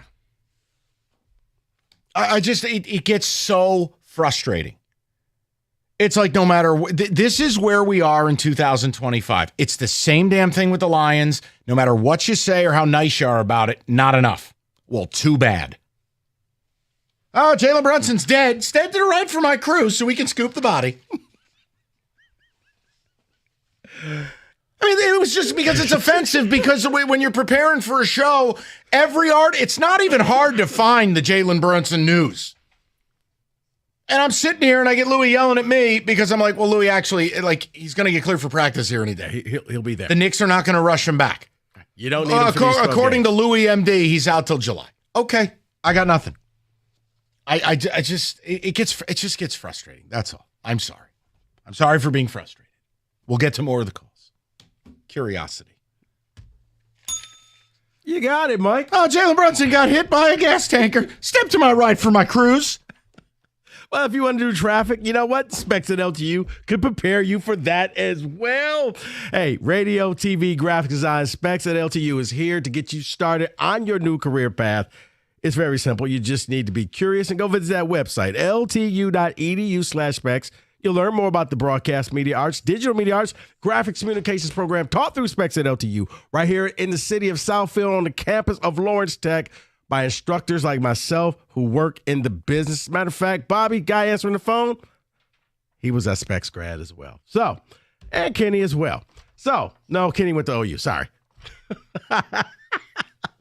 But hey, we're not going to waste your time. You're going to learn from day one what it takes in the lab to make it in your newfound field. It's just so simple, guys. You got to pick up the phone or you got to go on the website, ltu.edu/specs. That's ltu.edu/specs. You're going to learn more about the broadcast media arts, digital media arts, and graphics communications program because that's the career field that you want to go into. You know you've been thinking about it. Just be curious.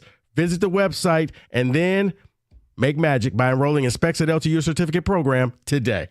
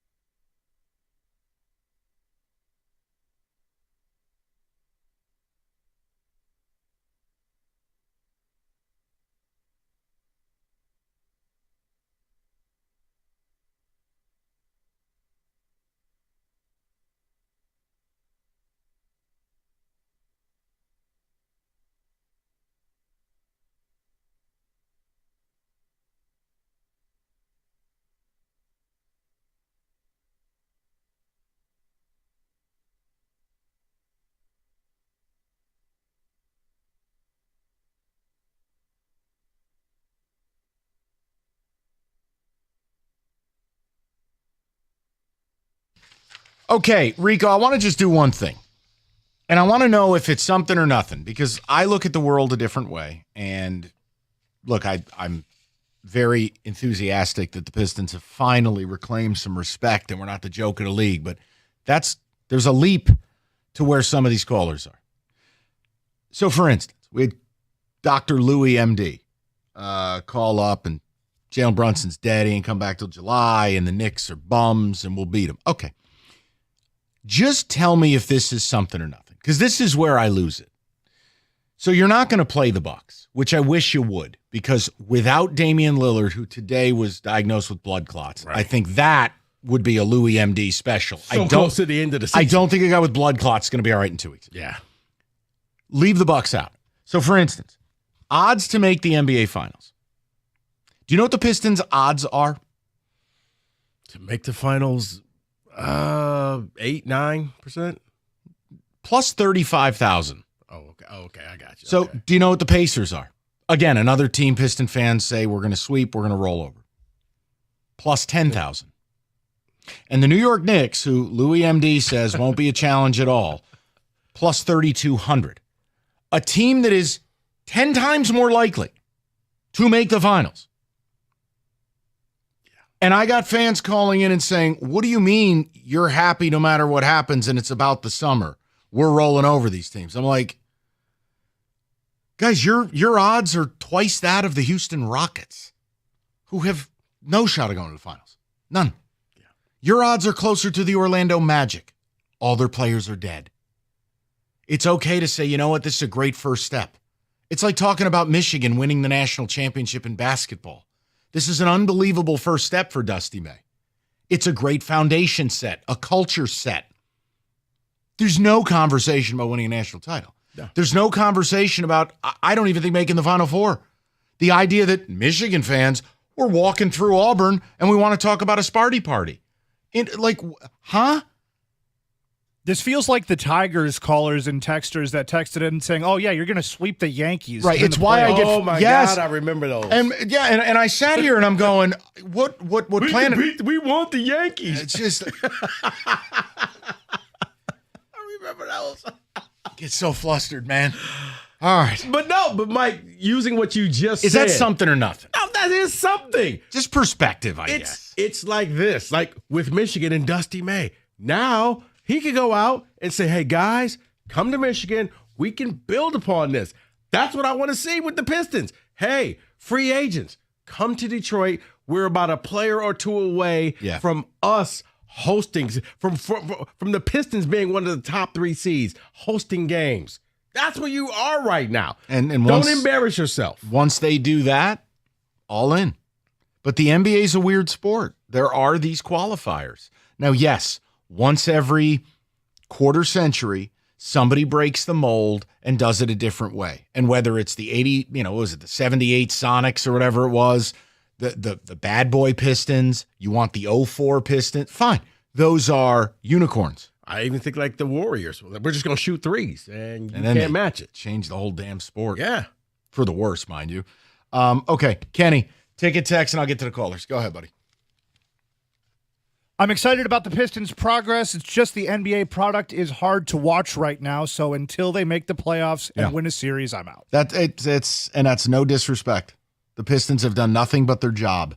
On a night when you're playing the Spurs and they have no NBA players, I'm sorry. I can't take a lot out of that.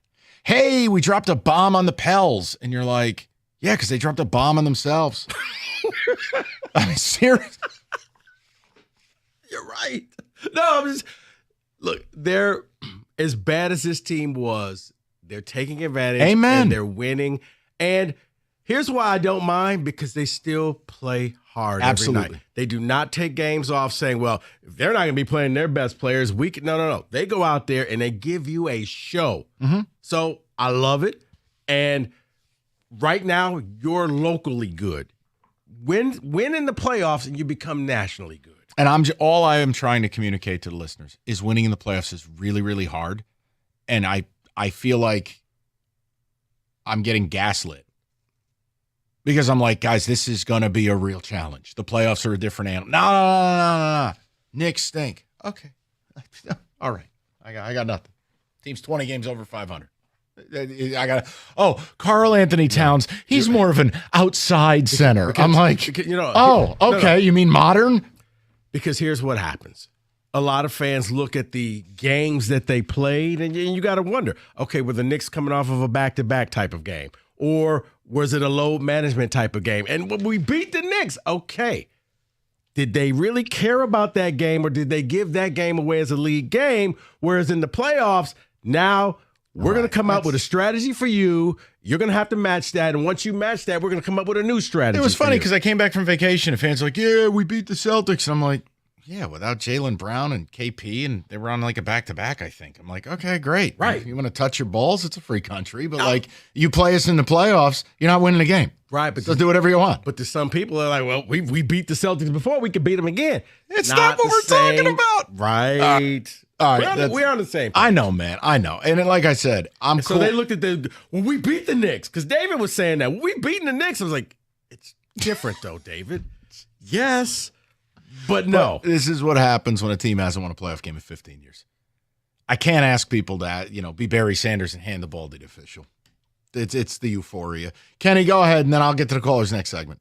I try not to waste my time on a bad product, so needless to say, I hadn't watched the Pistons consistently in quite a while, but let me just say they're worth watching now with Cade out. Sasser, Duran, Holland have been incredible, and all 19 to 24 years old now. Yeah, and they lead the league in dunks. Fun. They don't play a boring style. They don't, and they play hard. It's refreshing to see a team in the NBA actually try on defense. That's exactly what the Pistons are doing. That's the thing is it's so sad is only the top teams really try. Like when you really look at it, yes, you have to play defense to win a championship, but so few teams try.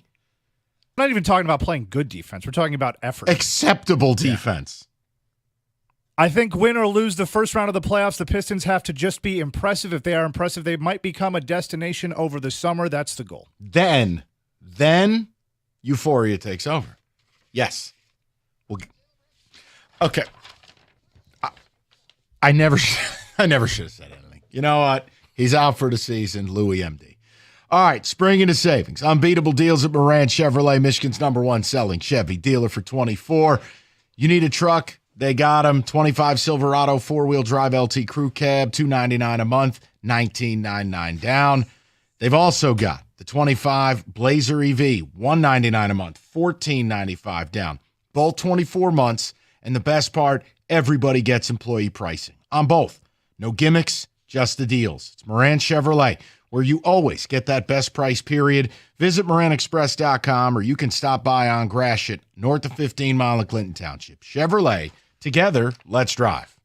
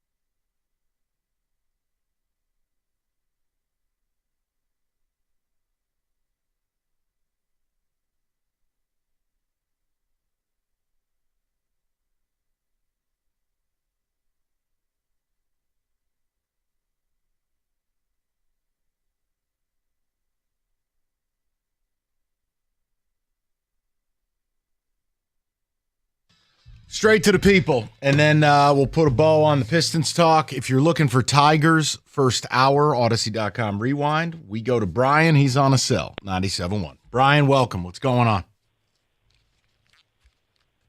Brian? Hey. There he is. What's up, B? How are you?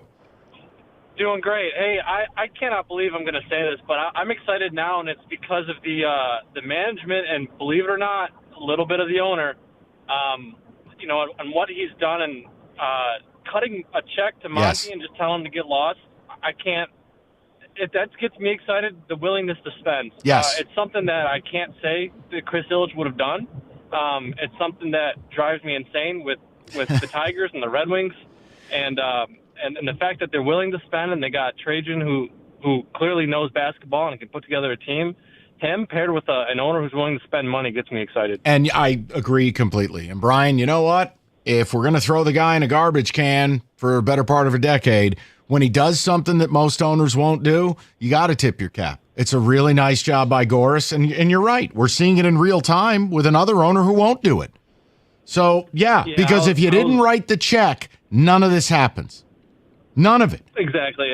I was one of those people too last year, right? I mean, he was probably the reason why I was so down on the Pistons, right? I was one of the sell the team guys, and I'm just happy that he's got, Trajan's got some money. He hired Trajan, and Trajan's got some money behind him, and I think that they got the ability to get a big name if they want it.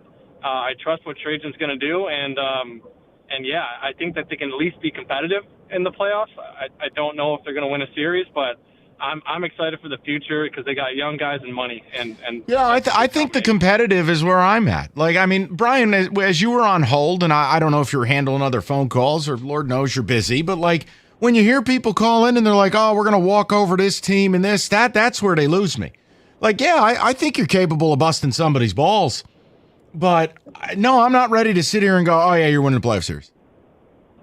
Yeah, and I'm going to the game Friday against the Cavs. They finally, in my opinion, have earned my money for the tickets. So I'm going to go, and I'm hoping they're going to get competitive and they're not going to get worked over by the Cavs again. But in a year or two, I'd like to see them win that game. So, I think they're fully capable of it if they have a good summer. Brian, it's not far away. The foundation's there. I'm with you. Like Trajan Langdon with good pro scouting has landed you some culture guys. And no, I don't think Tim Hardaway is a long-term thing. I think Malik Beasley's going to be here. Wants to be here, asked not to be traded. You got some pieces.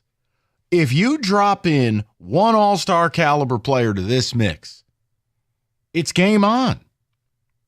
It really is. Now, again, it's a very hard thing to do because you're going to be contending with you know who. But even then, I mean, like, look, the Celtics have limitations. They're not going to keep spending this way. Why do you think Wick Grossbeck had to sell the team? His father got pissed. No, and I was going to say, I don't know if the Celtics window is going to stay. I think it's starting to close. I'm not saying they're done. I know that. But I'm saying, okay, you know what? Let them have a few more years. Kind of like how, the Warriors window kind of closed, and all of a sudden they came back down to earth, and they're not that great team that just beats everybody. Now they're an okay team that can play good on certain nights. That's where you want to be. You want to be that team that's rising up, that you're not doing it through the draft the way OKC is, but... Yeah, OKC also has 800 first-round picks. And again, how real are they? How real are the Cavs? There's a lot of... Look, that's the funniest part. We're sitting here and I go, look, I don't think Cleveland's going to see this through. That's a team that's going to win 70 games. Now, I say that, nobody blinks. The minute I say, geez, I don't think you're going to roll and sweep the Knicks, oh, my God, you're terrible. You're a bad man. Bad guy. Let's go to Aubrey, 97.1. Aubrey, what's up? Hey, guys. How you doing? Thanks for keeping me company on what is a gorgeous day out here in the Motor City.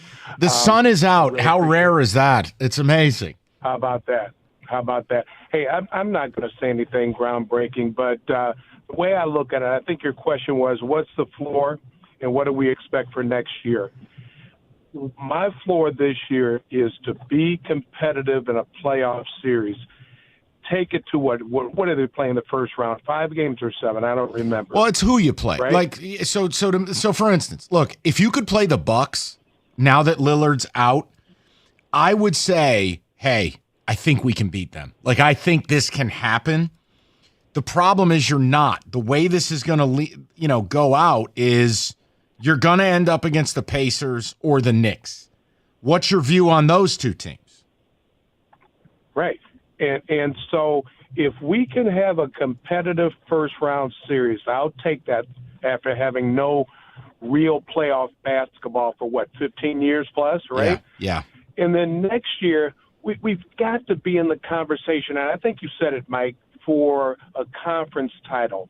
I think to talk about being in the NBA Finals next year is frankly not realistic, but let's have real, high-quality, high-drama, high-stakes playoff basketball next year. Yes, and I actually think, look, unfortunately, when the league, and just to get back to your original point, because I know we strayed, but like when the league decided to make everything a best of 7, that actually hurts the underdog's chances. Yeah. Like if it was a best of 5 the way it used to be, Aubrey, one mistake by the team in the lead position, and all of a sudden you're in a closeout game. But now that it's a best, the best of 7, I think again. You kind of saw that with the Tigers. Yeah, all of a sudden you get that second win, and now the league has made it harder on a team like the Pistons. Now the other thing you asked, look, take it from my experience with my team. The Celtics made the Eastern Conference Finals 4 or 5 times before they broke through. It's really hard to do, and I don't think you can do it all homegrown. The Celtics only were able to elevate and only able to get where they wanted to go when they made some bold, out-of-organization moves. That started with Derek White, who's a phenomenal two-way player, totally underappreciated. Then they got Drew Holiday. Then they got KP. Then and only then did they become finals good. So that's the whole point is, look, I can't put this thing on them of you got to do X, Y, and Z by this. It's okay. We know we're good. We know Cade's a star. We know the window's open. We know we have too many young players to win anything of note. Let's take that first step this summer. I want to see them play well in the first round. I don't think they're going to win a series, but let's see who they play.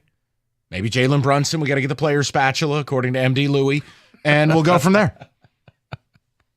But then summer, then my excitement happens because then I think Trajan Langdon will be empowered to Rico. It could be very real, very quickly, right? OKC won 22 games. All of a sudden, 52. Then this year. I'm with you. I mean, look at what you've done. I mean, you're about to triple. Look at the Cavs. Last year. Yeah. Cavs started their rebuild. Now look at them. But again, they made the bold out-of-office move. Donovan Mitchell. Mm-hmm. There's going to have to be a move. And you can't be afraid to give up some draft picks or a player on this team. Don't fall in love with anybody outside of Cade, is all I'm saying. I look. Not you. No, you've had the conversations with people. I've had the But you got to keep this team all together, then you're never going to win it. You just got to have faith and you got to wait. No, because Cade will opt out and say, I'm sick of this. We've seen it before. Somebody He's on the our text, guy. Somebody on the text here saying, I can't believe you're questioning Louis MD. Very important. You mean when every media report flies in the face of the outright lie he was on the air telling? I think it was a joke. Oh, my bad. Sorry. Let me check my cameras. Not sure if I'm supposed to laugh. WebLouisMD.com. No, it's like... Not that I could say to the guy. The guy's out here. He's Duran's a top 3 center. I mean, it's like, come on, man. It's like you see this. If you've already made the playoffs, you put your players in cruise control, and now you pick it up a little bit when the playoffs start. But for right now, you don't need them for these last 10, 12 games. You're good. I mean, you're locked into your spot. Right. I'll leave it alone on the Duran front. I didn't have time, but I mean, I give you 8 to 10. You know what? If Vierling is face of franchise, top 5 center, Duran. Okay? We can sweep the Yankees, dude. No problem. So if we're going to say Vierling's face of franchise, top 5 center. Actually, Kenny, that's actually possible with this year's Yankees. Stop. I don't think we're very good. We'll see. All right, let's move on. Huh? Want trade teams? Oh, hell no. Yeah, who's your center fielder? Do you know his name? Yeah. Listen. Mine might be Harvey. No, that's not real. They were just playing around. Okay. It's not real. At what point will it be real? Bro, it's going to be a getaway day game, and I'm in a smash chair. Let's get to a blitz. We'll move along. 97.1.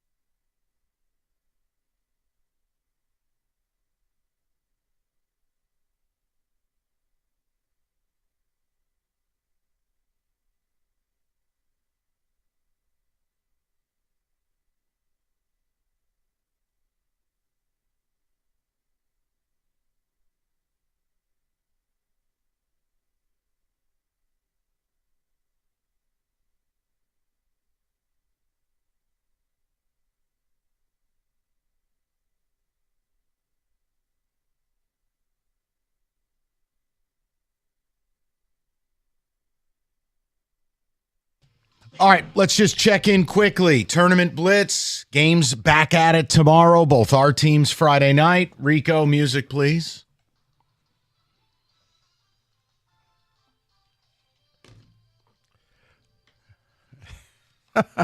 What? All right, Mike. Well, here's the thing. We got the Sweet 16 coming up. So how about we do this? I was listening to Cash Your Ticket. Good job by you and Cookies. That felt patronizing. No.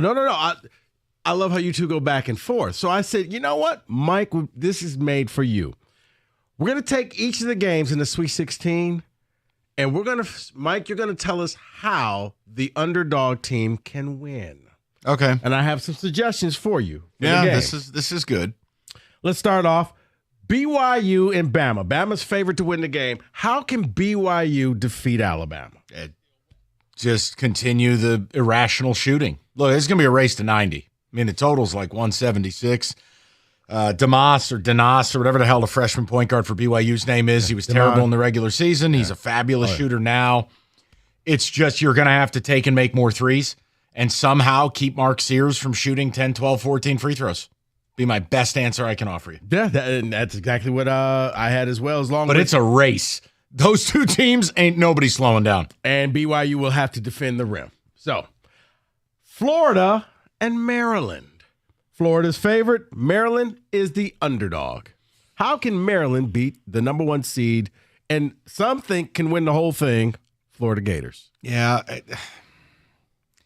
The problem with Maryland is they're so good, but they have no depth. They just don't have depth. So is it as simple as for Maryland to just control the fast breaks and control the boards? Yeah, almost grimy the game up a little bit. And you got to hope Florida – see, you're asking me ways, and a lot of this has to do with Florida. Right. You know, can Florida – play a sloppy first 12 minutes like they did against UConn? Can they turn the ball over? The problem is Florida has better answers at more places.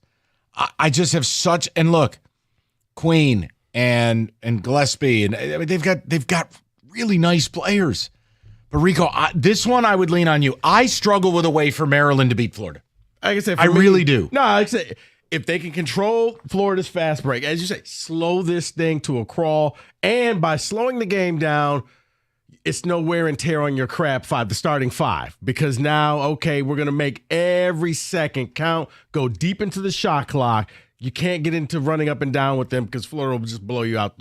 They're so scary. Their guards are – the shot-making ability is incredible. Yeah. So, yes, like I said, they're underdogs for a reason, folks. We're just trying to have some fun with this. Duke and Arizona. Jesus. Arizona would Jesus, need. You mean Caleb Love? No, I mean Caleb Love would have to have his once or twice a year eruption for 35. You'd have to catch an off night from Duke. Arizona's problem, they do not play a level of defense, comprehensively or individually, to stop Duke. I think if they want to win this game, they got to keep this thing in the high 70s because Duke may get to 90. I just Caleb Love and prayer. Those would be my two things. You know what, Mike? You nailed Caleb Love, perimeter defense. When Caleb Love has scored 21 points per game, they've won. When he scored less than 10 points a game, they've lost. Yes. It really boils down to him. Texas Tech and Arkansas. Arkansas is the underdog. Yeah. And I look, for Arkansas, the recipe is the recipe. Guard, rim protection. Their bigs have been fabulous, long, athletic, and you have two playmaking guards with Boogie Fland and Numbnuts. I always want to say P.J. Warren. Oh, my God, the kid's name escapes me. The point is, turn this into we're going to out-execute you. We have better athletes than you. And if they can protect the rim, neutralize JT Toppin a little bit, Arkansas is live in that game. Don't you feel that way? I do, because for me, you got to defense, you got to stop Toppin. And you need somebody, whether it's Boogie, somebody has to get hot. Somebody has to have that game of their life. Here's the other thing. Arkansas is a lot like Michigan State. Bad three-point shooting team. You're going to need to hit shots. And that's why I said somebody's going to have that game where you're like, wow, didn't see that coming, in order to knock off Texas Tech. Speaking of Michigan State, Ole Miss. I mean, for Ole Miss, it's just how does Ole Miss win? Lock up Jace Richardson. I mean, start right there. He's a freshman. That game is mentally maybe weighing on him. And you've got to keep this thing in the 50s. Keep this thing as a race to 60. Make it a grindhouse kind of game. Do not let MSU run. Slow the pace. And I still believe, and you saw it against New Mexico, the way they were hedging out and really contesting a lot of the screens and pushing out towards half court. MSU did not have clean pathways off the handoff. Just make everything difficult and really just don't let State run. Don't let them live at the line. I'm very nervous about that game as a State fan. I'm Really? the opposite of a Michigan fan. Like, no, I'm not convinced State's winning that game. Not in the least. Chris Beard is an outstanding coach. No, he is. Now, they're going to go with a smaller lineup. Yeah. And Michigan State's one of the few teams that can actually bring out a smaller lineup. But we're talking about how can Ole Miss win. One of the things that I had, Ole Miss can't turn the ball over the way they did. I think they had 22 turnovers in the last weekend. Yeah, I think that probably you could just put that as the starting point for any upset. You want to get to this point, protect the ball. Yeah. So, okay. Kentucky, Tennessee. Kentucky's trying to beat Tennessee for the third time, but they are the underdog. Yeah. Speed the game up. Speed the game up and try to play better individual defense. Those would really be the two things. Tennessee generally is going to want to body you. They're going to want to grind you down. Kentucky beat them twice in the regular season, and they pushed the pace. So those would be the two for me. What about the whole beating a team a third time? I'm it's- talking about Kentucky and No, I Tennessee. know. No, I Okay. think it's more difficult. Of course I do. And just because, like, I know what you're inferring. Like, okay, just because I think State would beat Michigan, I don't think they're going to beat them by 20. But, yeah, it's harder. You know every set. You know every player. Yeah. You've got 80 minutes of game tape that's real and live and against you to hyper and micro analyze. Right. So, Auburn and Michigan. Speaking of Michigan, how can Michigan defeat Auburn? All right, start with the turnovers because that's your recipe. The other thing is, no, I'm being serious. No. That was number one on my list. The issue will be Cardwell is going to be on Golden. They're going to put Broom on Wolf. What are your guards going to give you? Now, Kason was a little bit of a revelation. Hurd coming out here with 28 points. They're going to need, I don't know, man. From all the guards, Donaldson, Kason, whatever your guard rotation is, they're going to need 40 points. Yeah. They're just going to need support because I think the bigs, while talented and effective, this is a real challenge. I mean, Auburn has got an answer for just about everything you want to do. And, Mike, that's the key is the guard play because I saw a stat that with Auburn under Bruce Pearl, when their guards collectively in the tournament score 50 points or more, they're undefeated. When they score under 35 collectively, they lose every time. Power stat. Can Michigan's guard defend and keep Auburn from getting into the lane and making easy baskets? And I think Area 51 has to outplay the Auburn big man. Playing and stay out of foul. That's a lot of stuff, by the way. It's how can the underdog win? I know. I'm just saying, there's a reason the spread is approaching 10 points. And then this is the one that had me cracking up listening to Cash Your Ticket. Make sure you download it. What? Folks. Houston and Purdue. Purdue's in a lot of trouble here. I heard you. We've talked about this with Braden Smith and then your guy, Ren, whatever. Oh, yes. Whatever. They're big. Those are the only two players they got. And I got a hard time believing those two guys on their own are going to go into the teeth of the Houston defense and carry them. But if you're going to do it, got to get this game moving up and down. You're going to have to get out. You're going to have to hit a ton of threes because scoring on Houston on a possession by possession basis is a nightmare. So, yeah, man, I think they're in a lot of trouble. That's if you ask me to two, I got a hard time building a case for Purdue and Maryland. I got an easier case to build for Michigan. It doesn't mean it's going to happen, but it's more identifiable. Yeah. Michigan, you got to shut down their guards, and your guards have to step up, plain and simple. Yes, but for Purdue, Mike, it's very simple, and I know it's not even the turnovers. You got to hit your threes. Now, Purdue's going to, if they get the threes rolling, they got the home crowd. They're 10 minutes from campus. So, but yeah, between Braden Smith, Fletcher Lawyer, can those guys just start raining in threes and maybe you could upset Houston. So that's your Sweet 16 blitz. 97-1.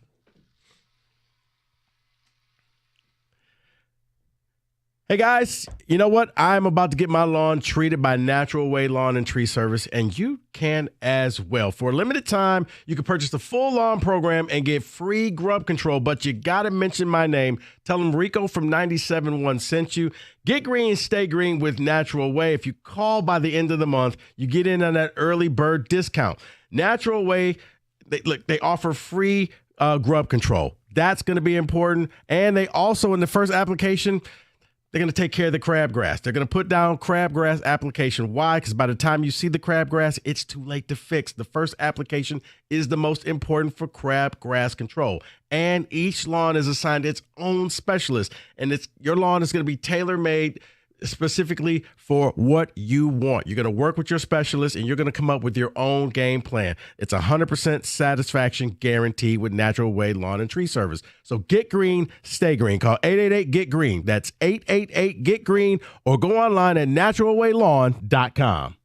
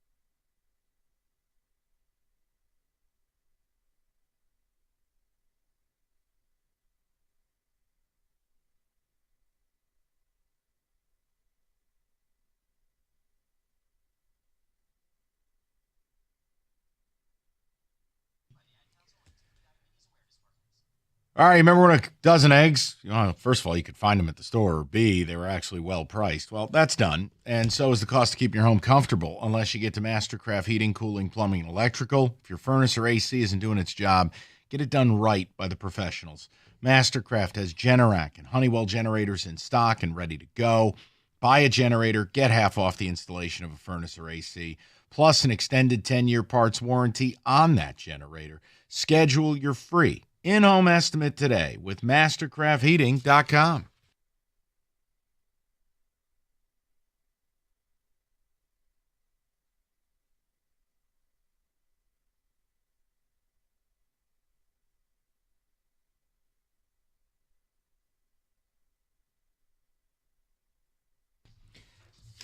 We are going to take a few phone calls. People were very patient holding on the Pistons stuff. We'll do that now. If you want Tigers, we had a fun open. Opening day is tomorrow. I know it's not the home opener, but it's opening day. Odyssey.com rewind on that. And in about 10 minutes, I just want to bring something up that should make you very thankful for Jared Goff. Oh? We'll talk about it. Briefly. Jared Goff. That's right. Let's go to Isaiah on a cell, 97.1. Hello, Isaiah. What up, Mike, Rico? How y'all boys doing? Good, man. What's on your mind? Just wanted to bring up the Pistons a little bit. Like, I'm kind of like you. I agree with you, Mike. It's like I want to see us what we can do this summer. Yeah, I'm riding the vibes right now. Like, yeah, we played the Spurs, and we should do that to the Spurs without Wemby and stuff. You know what I'm saying? Like, but I was at the game against the Thunder, right? Mm-hmm. And I could just see, like, man, we couldn't stop SGA, man. I know he's a top 5 player, but it was like, you know, I like seeing games like that kind of show where we really are at, you know? Yeah, and it's funny you mentioned SGA. I saw a stat today, not to stray from your point, Isaiah, but he leads the league in scoring, or I think he's 7 points off the lead through 3 quarters. He's over 350 points ahead for the scoring title if I factor his fourth quarters. That's insane. Man, I know. It is, and he was cooking us, man, that game, like literally, and it was just like, you know, and like this offseason, I'm kind of like the Tigers. It was like pitch and chaos, all that. All right, cool, you know, it was nice. I went to the game, like, what are we gonna do after that? And it's just like, all right, you know what I'm saying? We ain't doing nothing. I'm so mad at the Tigers. I know you ain't talking about them, but it's like, bro. No, it's all right. Like, you know what I'm saying? What's next? And of course, and as Detroit, like, we always like, oh, this guy. Like, no, if we can get a Booker or somebody of that stature, get him. Because I know how we want to win, grit and bad boy, this and that, but we got to just get the best players, man. Go it that way. Cade needs a running mate. That's the bottom line. He's a superstar. He can look. If let's say you brought in a Devin Booker, both guys have experience on and off the ball. They'd be an unstoppable backcourt, and you can put shooters around it, create space. Larry Markkinen, it's kind of the same principle. You get the stretch 4, create space, pick and roll game.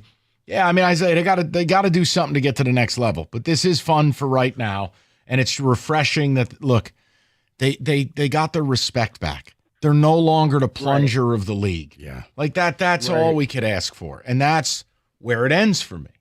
Now, a lot of people have higher hopes. They think they're capable of doing more. Fine. Who's going to be disappointed in that? Nobody. But I'm not going to predict that because again, all right, we play. Well, look what we did to OKC, in the middle of February, and they're down 2 starters. Like, it's not the playoffs. No, sometimes it's the steps, Mike, and you look back. I'm not going to count the Tigers because the Tigers to me look like they're taking a step back. But I still go back to, I hearken to that Lions-Packers game where they couldn't go to the playoffs, but they still went out there and they beat the Packers, ended Aaron Rodgers' career out there. That was the first step to me. That showed me this team was business. They followed it up, NFC Championship, followed it up with this last season, best record in the league. I'm hoping for the Pistons, this is the beginning of a run like that the Lions had, where should be. It just keeps getting better and better, and it's going to take somebody else to come in here because you're not going to get them through the draft. Let's go to Sam, 97.1. Sammy, what's going on? Hey, guys. How you doing? Good. What's up? Hey, so the question I had for you is kind of twofold. First one is, if the Pistons go into the playoffs and surprise everybody, have a certain level of success, does that actually decrease the chance that they actually make it move to the summer? And I guess to follow up on that, what level of success would you have to see in the playoffs to be okay with them not making a big move in the summer? None.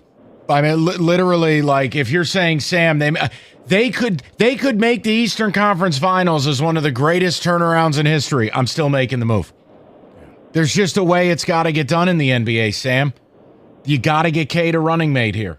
So for me, I'm unaffected by it. Right. Because what it's going to take to get over the hump and actually win and put another Larry O'Brien in the trophy case, it requires that. So for me personally, no, there's nothing they could do where I'd be like, nope, we're good. We're going to have a Scott Harris summer. Right. For me. That's just it. Because, Sam, if they overachieve and they go out there and it's now saying you're even closer than what you actually think, You have to make a move to get over that hump.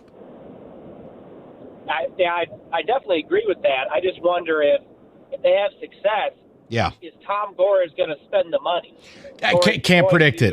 Sammy, I know what you're getting at. I don't have that answer. And look, Sam, all I can go by is money was never the problem with Gores. He just didn't know what the hell he was doing. So now they've hired someone who clearly is off to a good start. He made a bold move to buy a coach out on an egregious contract that, well, it was his fault. I mean, Monty said no multiple times, and Gores was like, please. So, Sam, I gotta take him at his word. He'll spend the money. But I tell you the problem, Sam, if you end up building this thing, like the first caller we had, Sammy, guy calls up and goes, Jalen Duren's a top 5 center. Guy's not a top 5 center in Washtenaw County. And it's you want to play that game that you No, my play? point is, I mean, Jalen Duren's fine enough. I'm not handing him $180 million.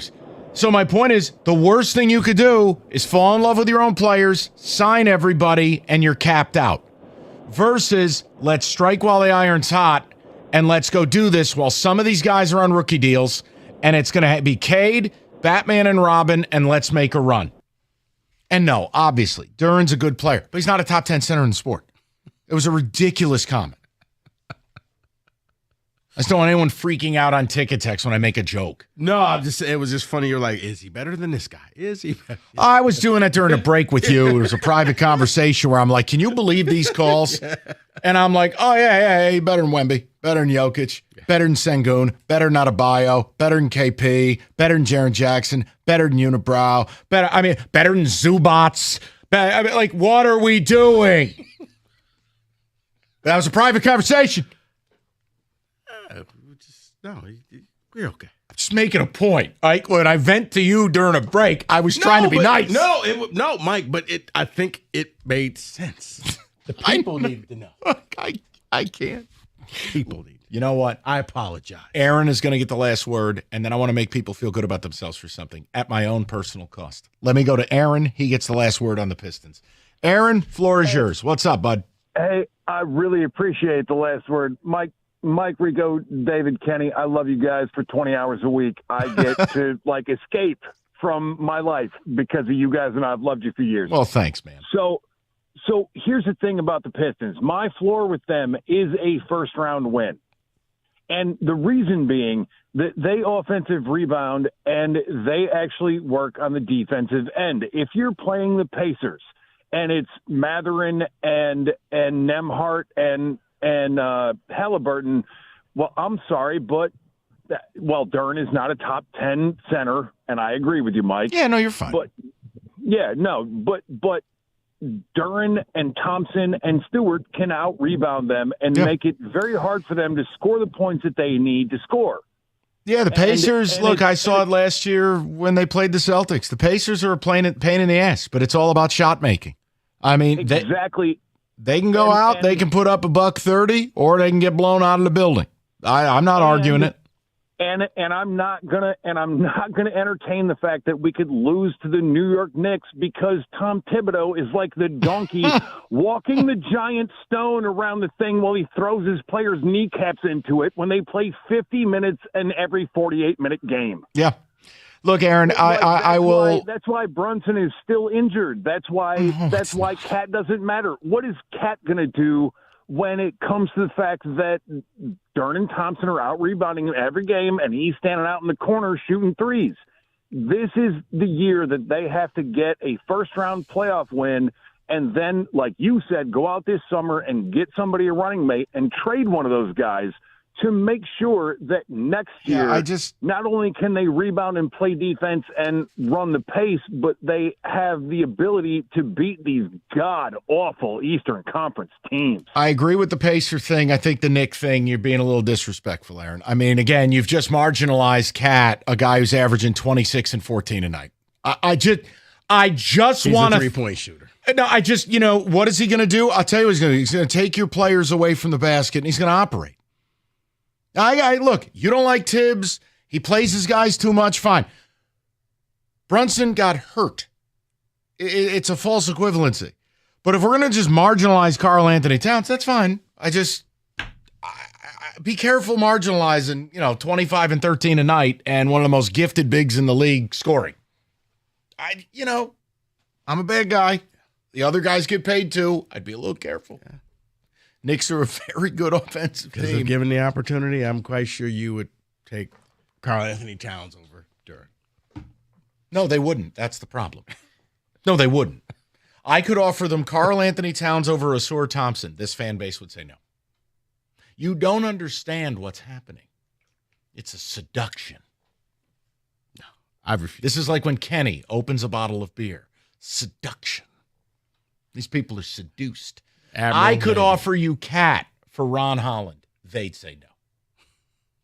You don't get it. Seduced. What about Sasser? No. Beef stew. Fontecchio? F-U-O. They won't. I'm telling you.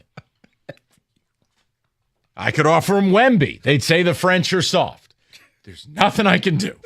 97.1. All right, Paulson's audio video. Toy store for grown-ups. Try your technology partner. Technology moves fast, and Paulson's moves with it. Connected home technology, indoor-outdoor automated shades, customized lighting design, smart lighting control, landscape lighting, and builders, interior designers, homeowners, they've got you covered because they have a commercial division.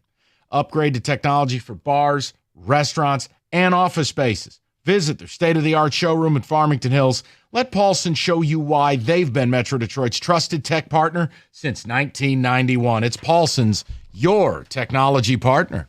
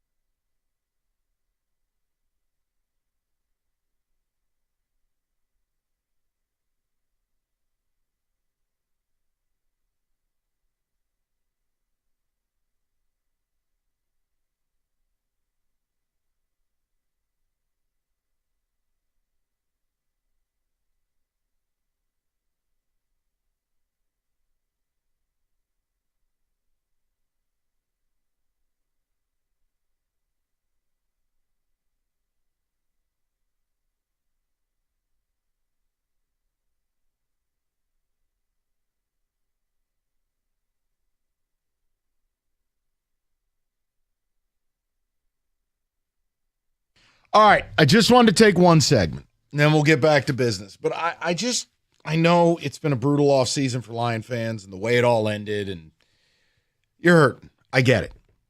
I just want to remind you of where you came from and where you are, and at my own expense. Now, I don't have feelings anymore. I've given up on having an NFL team. So I made a joke to Rico earlier, and this is really for the people who want to hammer Jared Goff, right? The Giants signed Russell Wilson, which on its own is a big nothing burger. I mean, association. Fake word that rhymes with duck, weirdo. Look, the Giants' win total before signing Russell Wilson was 3.5 wins. Russell Wilson is so impactful that win total is still 3.5 wins. The reason I say it is I am at a point where it doesn't matter. I had this conversation last night with somebody, and I said, do you realize the Giants are in such a position? They could sign Patrick Mahomes, and they wouldn't win 10 games. So my whole point to people is, like, everybody's like, how about Hatchet, who's on vacation? David from the clouds. Hey, congrats on your new bleeping quarterback. I go, that's a nice way for a pastor to talk. Yeah. So look, do I like Russell Wilson? No. We did a topic a couple weeks ago. I go, look, there are very few players that I would struggle to root for. I root for the helmet. I root for the jersey. I'll deal with Russell Wilson. But I actually am okay with this because this is how bad it is for my team. And it's how good you have it as a Lions fan right now. No slander. This allows the Giants to draft the best football player possible because whether they took Shedeur Sanders, whether they got Aaron Rodgers, Patrick Mahomes' doppelganger could descend from the sky. You don't think he can get the Giants to 10 wins? Absolutely not. Oh, God. Kenny? I would love to punch him in the face in an unlimited fashion. We're going to need a whole drops bank. You know what I want to do? I will offer this to you. I will custom create for football season a Rico Beard, Russell Wilson soundboard. Carte blanche. Oh no, I'm going to see if Robbie, if I can get it on my laptop, so I can just, you know, and I welcome it because I deserve that.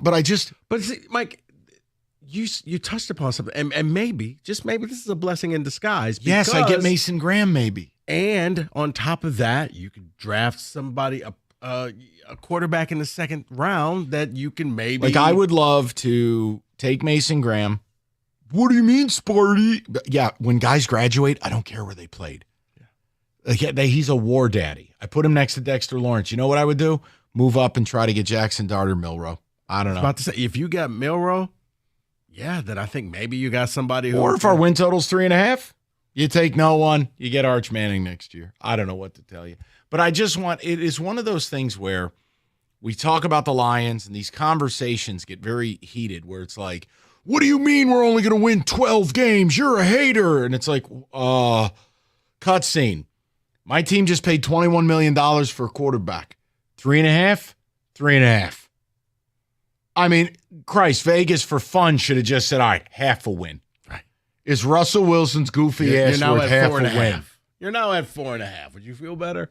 He's worth a game? They said Russell Wilson is worth less. You're like, can I get 4, please? Just, anything? Kenny, 3.75. It makes no difference on the win total, but it will make me feel better. But think about where you're at as a Lions fan. For all the consternation and the stressing out, and we talk about, man, we need an edge rusher, or I wish they did this, that. Look at what is out there for whether it's David Steelers, whether it's my Giants. Look at the Cleveland Browns. I mean, you have teams in complete disrepair. Yeah. I don't think Cleveland knows what they want to do. The question I do want to know, Mike, I left you alone. People bothered me wanting to know, have you checked in on Mike? About what?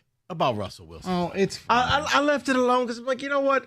He's probably being inundated with text messages and phone calls. I left you. Just remember, I left you alone. It's fine. Look, I'm actually okay with this because no quarterback would save us. I just need to know, what does Big G think? Where's Big G on this? He's been very quiet. Because that's the barometer. He's been very quiet because he doesn't like Russell Wilson either.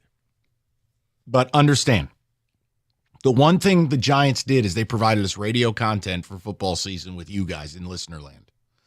Because they have, bar none, the most outer space, tripping balls, LSD quarterback room on earth. Russell Wilson, Jameis Winston. Two of the weirdest people to ever play professional football in the same room. You're going to have Jameis like licking his fingers. You're going to have Russell doing weird videos. So wait, does Russell eat the W sideways? I don't know, man.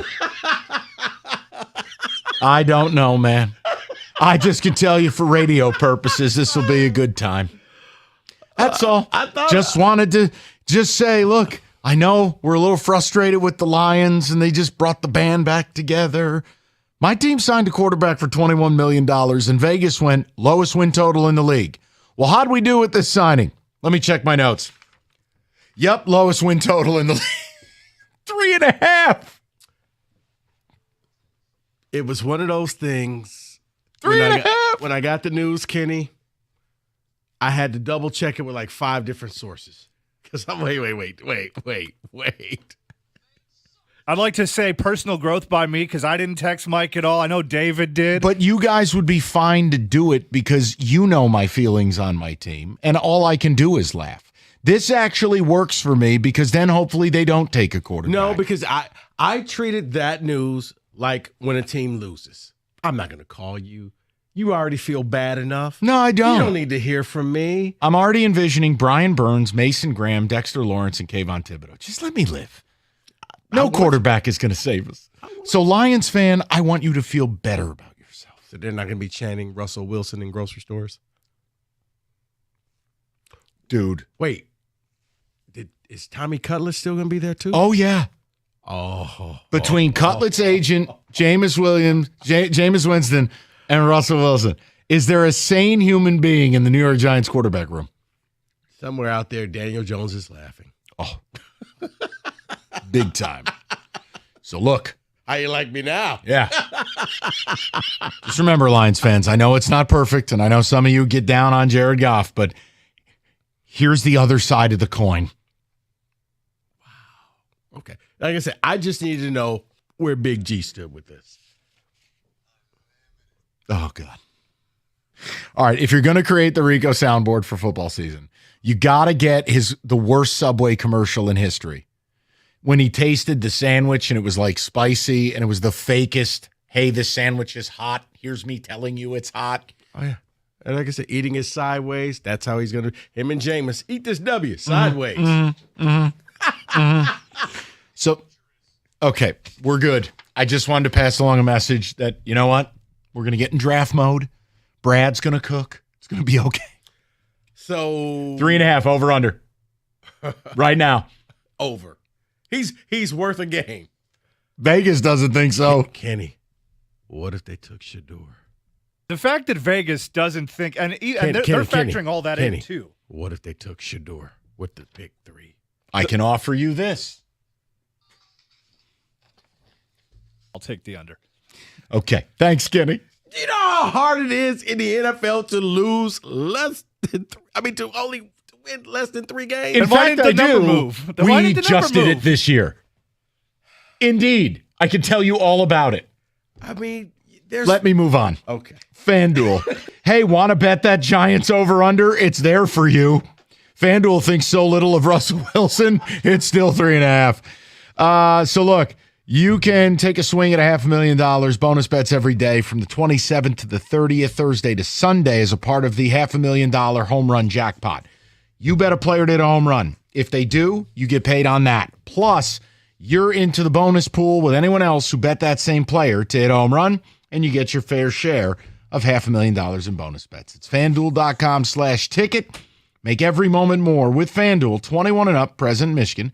Opt-in required. Must apply profit boost token on select market. Prize pool to be split equally among all eligible participants who made the correct pick. Bonus issued. Non-withdrawable bonus bets that expire 7 days after receipt. Restrictions apply. See terms. Sportsbook.fanduel.com. You have a gambling problem. Call 1-800-GAMBLER.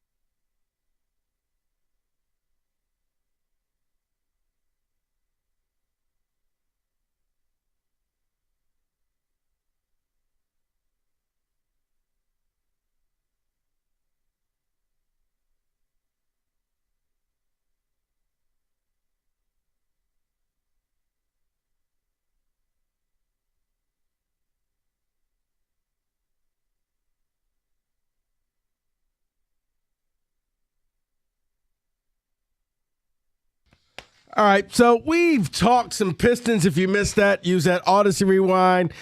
Yes. We finally got Mike's take on Mr. Dangerous. It's all okay. Everything's fine.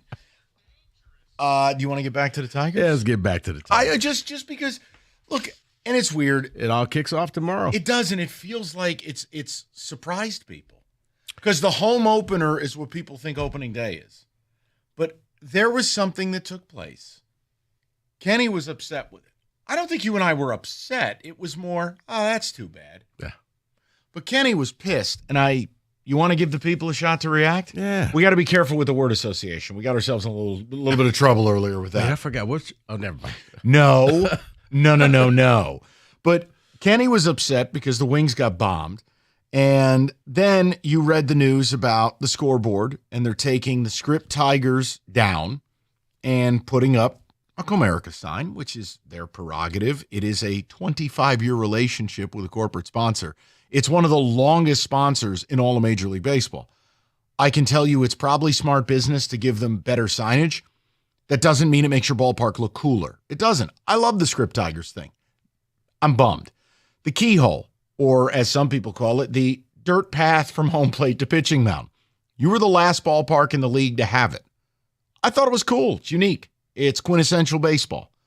It's like when Houston used to have the stupid little hill in center field that I swore somebody was going to end up in a wheelchair from. Baseball's a weird sport. They do weird things. That's gone. But it's more than that. I wanted to know from your guys' perspective, look, yesterday was a weird day. You had Javi in center. You found out about the scoreboard. You found out about the field alteration. Then you also had, like Rieger was talking about, emails got sent out that luxury suites are 25% off. Here's my question. Shout out 1901 Society. I don't know how that's selling, but if it was sold out, my guess is a PR firm for the team would have had releases on all local TV networks. I don't know. I just can't wait for somebody to post something on social media from the 1538. You want to get down there? Yeah, sure. Top hats and monocles only, baby. No, here's my question. Top 10 Rico. You do not roll up to the 1901 Society unless you are fitted. Right. Now, let me ask this question. I want to alter this from a word association. People, as you're driving home, sun is out. I just got to ask. Season starts tomorrow. Where is the buzz for this team? You know, we bemoan things like for years the Pistons were awful, and now they've had this turnaround. The Wings, we're so bummed out. They never make the playoffs. The Lions, the playoffs is no longer the bar. It's the Super Bowl. The Tigers simply delighted with this miraculous Disney movie and made the playoffs. Where is the buzz? Is it that it's too early? Is it that baseball season's too long for you? Guys, I need you to fill the blanks in for us. Because I'm being honest, it's easy for me to be excited about baseball season. I love baseball.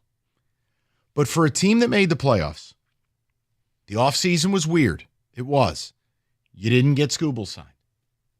You didn't bring in a big right-handed bat. You made some weird signings. I don't think that's me being mean. You've got some bad injury news. They altered the ballpark with things that I don't think anybody likes. No yelling. Just kind of like, well, that's a bummer. They did a seat project that I don't really think. Look, the Yankees tried this early on with the new Yankee Stadium. They couldn't sell those seats for playoff games. I don't know. We'll wait and see. But the 1901 Society, it takes good seats and makes them unattainable for 99% of fans. Tickets that are $500-$600 a seat, for baseball, 99% of fans are just not doing that. Right. And I just want to know where the buzz is. You have the AL Cy Young Award winner. You have a couple of really good young players, right? I mean, I think Kerry Carpenter's going to have a huge year. Riley Green's a good player. Maybe Colt Keith takes a step forward. I'm asking you guys, where's the buzz? Because no, I don't expect full phone lines on it, but it's just a weird vibe right now. Like I talked about the Parker Meadows thing yesterday. I think that is such an not underreported, but a story that not enough people are reacting to. Like, Parker Meadows is one of the 10, 15 best defensive players in the entire sport. And he's young, and he's exciting, and he's your leadoff hitter. And now he might be gone till June. And largely, I'm not going to play the whoopee cushion sound. It's just not a big reaction. The ballpark changes. Not a big reaction. We did the over-under thing. And I'm asking people, hey, are they going to win 84 or more games? It's not like they're the White Sox. No. You know what I mean? Like, I do wonder, Mike, is it just the fact that fans have to actually step into the stadium, step into the ballpark? Season doesn't start until they can barely stand on the Nemos bus. Yeah. Is that it, Kenny? I mean, because right now, this is like preseason. This is spring training. These games, they do count. Tomorrow, they count. And you're going to be out in L.A. National TV. But for a lot of fans, you'll care about it when you walk in there and you're like, oh, wow. That's what they were talking about. Yeah. Oh, that's missing. Or there's 1901. But here's also, I don't think anyone is saying that. So now let's stay the course. The other side of it, though, I want to invite people to this.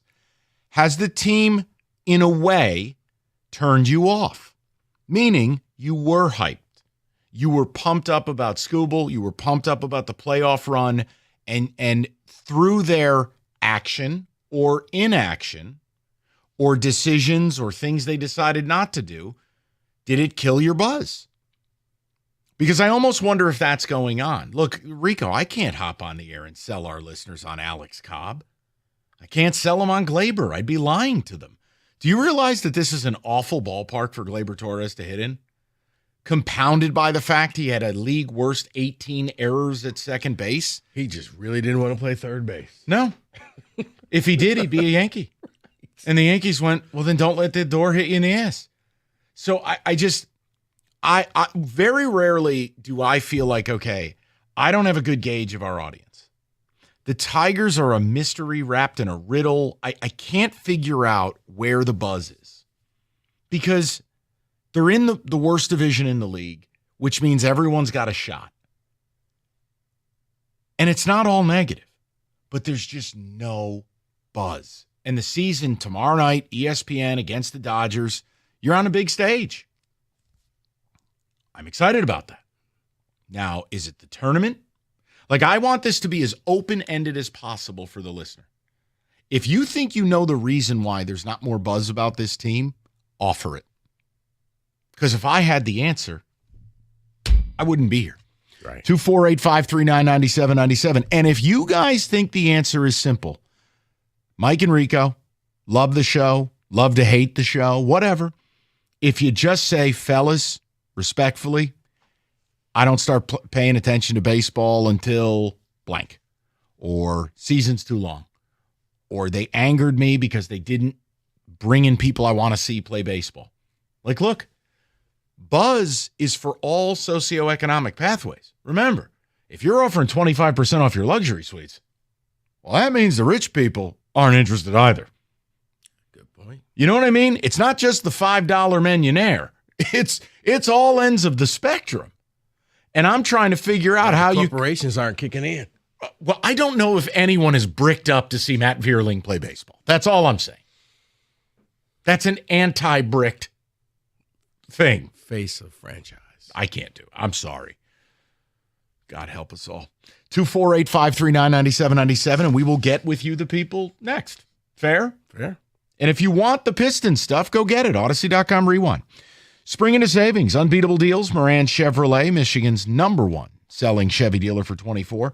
You need a truck that works as hard as you do. The 25 Silverado 4-wheel drive crew cab. Lease it $299 a month, $19.99 down.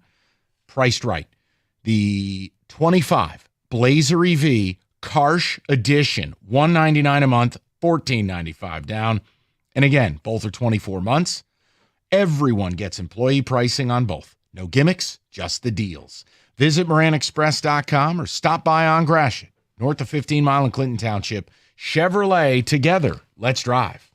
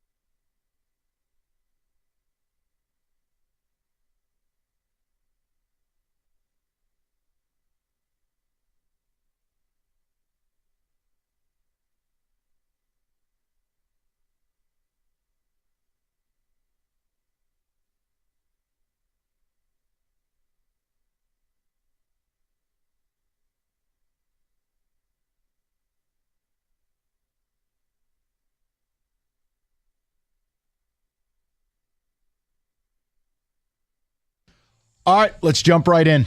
I've asked the question on opening day eve. Where's the buzz for this team? And it's okay if I really wanted to hear from you. And is it the offseason? Is it things the team hasn't done? Has the fun of the postseason run faded and you look around and go, geez, maybe we're not good? I want to hear from you. We want to hear from you. To the people? To the people. There you go. Cameron, 97.1. What's up, Cam? What's up, boys? How are we doing today? Excellent. Hey. Talk to me. So this is where I'm at here. This doesn't apply to me. I'm a huge baseball guy, so I am more than stoked for this season to start. But when you get into the fringe fan, the fringe person, like what Rico wants to do, you go and have a good time at the ballpark, have a beer, whatever. They don't know who a lot of these guys are. Yeah. Okay, so bear with me. Riley Green, a good ball player. Corey Carpenter, we know he's set for a huge year, possible Silver Slugger award type deal. But let's say we did get Alex Bregman. I think you're going to get those fringe people, those fringe fans, who are really more about just going out to have a good time, maybe more into the game instead of like the nuts like us who know who these smaller guys are on the team, like a Wenzel Perez, the guys who kind of fill in the gaps for us. We're the guys who are excited, but it's the people who are just on the fringe that don't really know who these players aren't going to really feel the buzz until it's 80 and sunny out and they can go and have a daiquiri at the daiquiri deck, at a ball game. Yeah, and Cam, here's the other thing. This is a theory of mine. I think they play a very difficult brand of baseball for the average fan to even understand. It lends itself to what you're talking about. What do you mean so-and-so got pinch hit for? What do you mean this guy's no longer in left and now he's playing first? Cameron, you're right. It's a difficult thing to comprehend if you're part of the daiquiri crew. Exactly. Because baseball is such a chess match. It to an extent. I mean, we can look at a match and be like, oh, this guy kills left-handed pitching. I mean, Bill over here doesn't know who this guy is, and if he doesn't hit a lefty good, why is he getting pinch hit for? And then you have to go in a 20-minute conversation about why he doesn't hit lefties. And, that guy's not ready to hear that. Yeah, all right. So, Cameron, perfect. This is what I'm looking for. So part of it is they don't have stars. The other part of it is they play a tough brand of ball. I'm willing to accept anything because I'm excited to see what this looks like. And look, I know the first 40, 50 games of the year, the mission is B500 because the Parker Meadows thing is brutal. And look, maybe if you think I'm overstating it, I guess you can yell at me. That's what I'm here for. Go to Kent, 97.1. Kent, how you doing, buddy? Good. How are you guys doing? Good. What's up? I think Cam kind of hit the nail on the head there. So I'm going to add an extra aspect of it. I think that there's just no direction of this team. I mean, you guys mentioned it yesterday with the whole school timeline, matching up with the prodigal Max Clark. I mean, I don't want to mention his name, Langford or anything like that, but I don't know who you're talking about. Wyatt, would you say that? the timelines don't match up, and I think I'm a huge baseball fan as well. So, I mean, I don't want to go to the ballpark and spend $20 on a beer and a cold hot dog. So, it's just gone too corporate. There's no direction with this team, and it's disappointing because we grew up in a great era of Tiger baseball in the early 2010s, and now it's gone too corporate. And now you see it with the premium hot seats behind the plate when it's going to be 80 degrees, and it's terrible for the city of Detroit. I really hope that so maybe and Ken, I don't want to put words in your mouth. What I'm hearing is they didn't take making the playoffs seriously. No, they absolutely didn't. I mean, if you look at the roster from last year, it's the same thing, but you slide in Gleyber Torres instead of Gio Urshela. Like, it's really the same. It's the same product of baseball. I mean, I was very excited for how last season ended, but with how we're looking at this year, it's gonna be the same start, but even worse start now that we're not gonna start up 7-0. Ken hits on something, and I know for me, I know people will be like, "Oh, how dare you say this?" I have tried to keep a pretty even keel with this team. I haven't gone on some rampage on Scott Harris. I just separate my worlds with him. I think he's done a tremendous job in the trade game, in acquiring minor league talent, in building a minor league system. But at the major league level, I don't understand his signings. A lot of them have a lot of Steve Yzerman feel to it on a pro scouting level. And I've tried to be even about it. But if I had to tell you what has upset me the most, it would be you made the playoffs and your plan is still just wait for 2027. And that's a bummer, because to me, you can have it both. You can wait for Clark and McGonigal to be full go in 27. Sure, they might be up before then, but again, full go means you've proven you're here, you've proven you're good, and now I can pencil you in as a 3, 4, 5 WAR player. That's if they're good. That's 2027.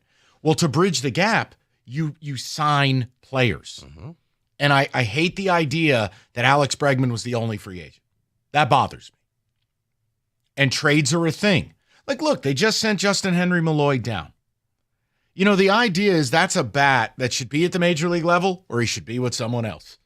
And let's bring in players that can help us if he can't.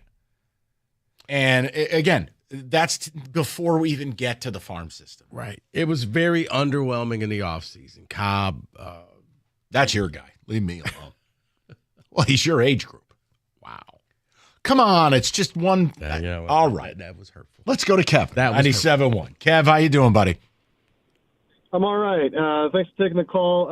I'll echo a lot of what other people are saying. I mean, essentially, this is the exact same team. And let's be frank, that run that they took at the end of last year was incredible. It was fantastic. It was magical. You can't necessarily expect to catch lightning in a bottle again coming out of the gate, especially with the way the schedule is set up. I mean, you know, I don't know if you looked at April and May, but it sucks. And, you know, if they can tread water to 500, but again, the injury to Meadows is huge. That you cannot overstate how much that's going to impact this team. And they didn't add anyone. They added Gleyber Torres, who wasn't good enough for the Yankees to even give a crap that he left. And you know, they flamed out in the Bregman watch, which is okay to me because I didn't want to sign the contract. I didn't want to give him 6 years. Yes, it'd be way too expensive for what he is at this point. But at least it would have shown that ownership gave a crap and was trying to build around this team. Yeah, they're not trying to do that, and they're trying to go as cheap as possible by and then drain the fan out of every single dime. Hey, Kevin, I want to tell you something too, and I want your opinion on this. Because here's my fear. We get into the month of June. There's 7.5 games out of first. They're under 500. You know what's going to happen? We're going to relive last year with Skubal.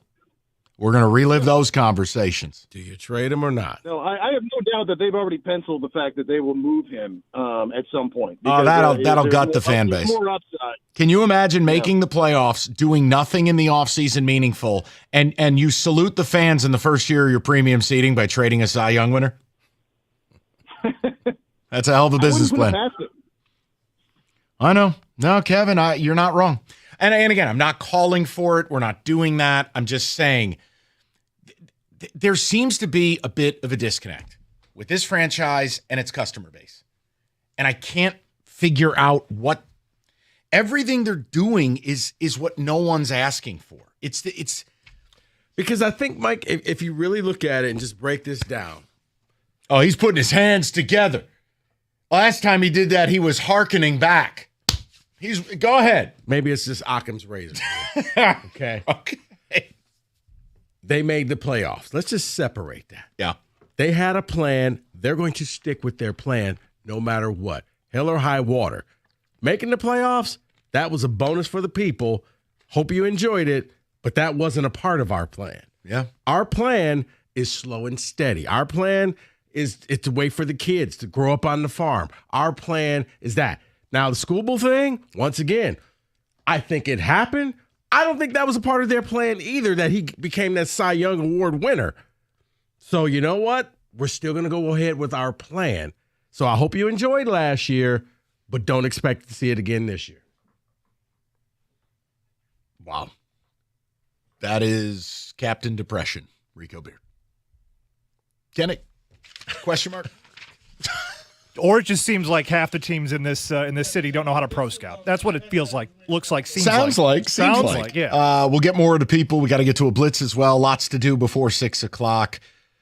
Here's Rico Beard. Personal growth. I almost sniped you right there.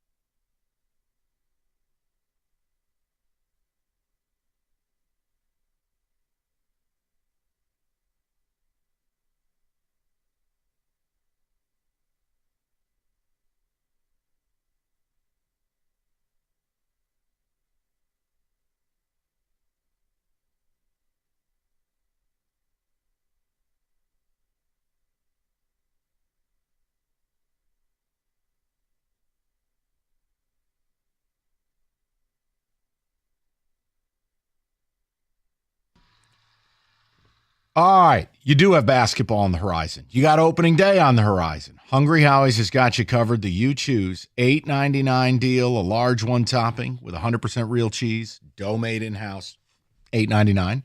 You can choose any of their oven-baked subs, $8.99, or the fresh-made salads.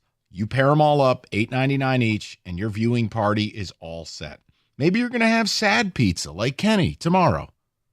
And you know why, Kenny? When your favorite team does it to you again. It's Hungry Howie's. Remember, it is online carry out only, and for a limited time only, the You Choose special at Hungry Howie's.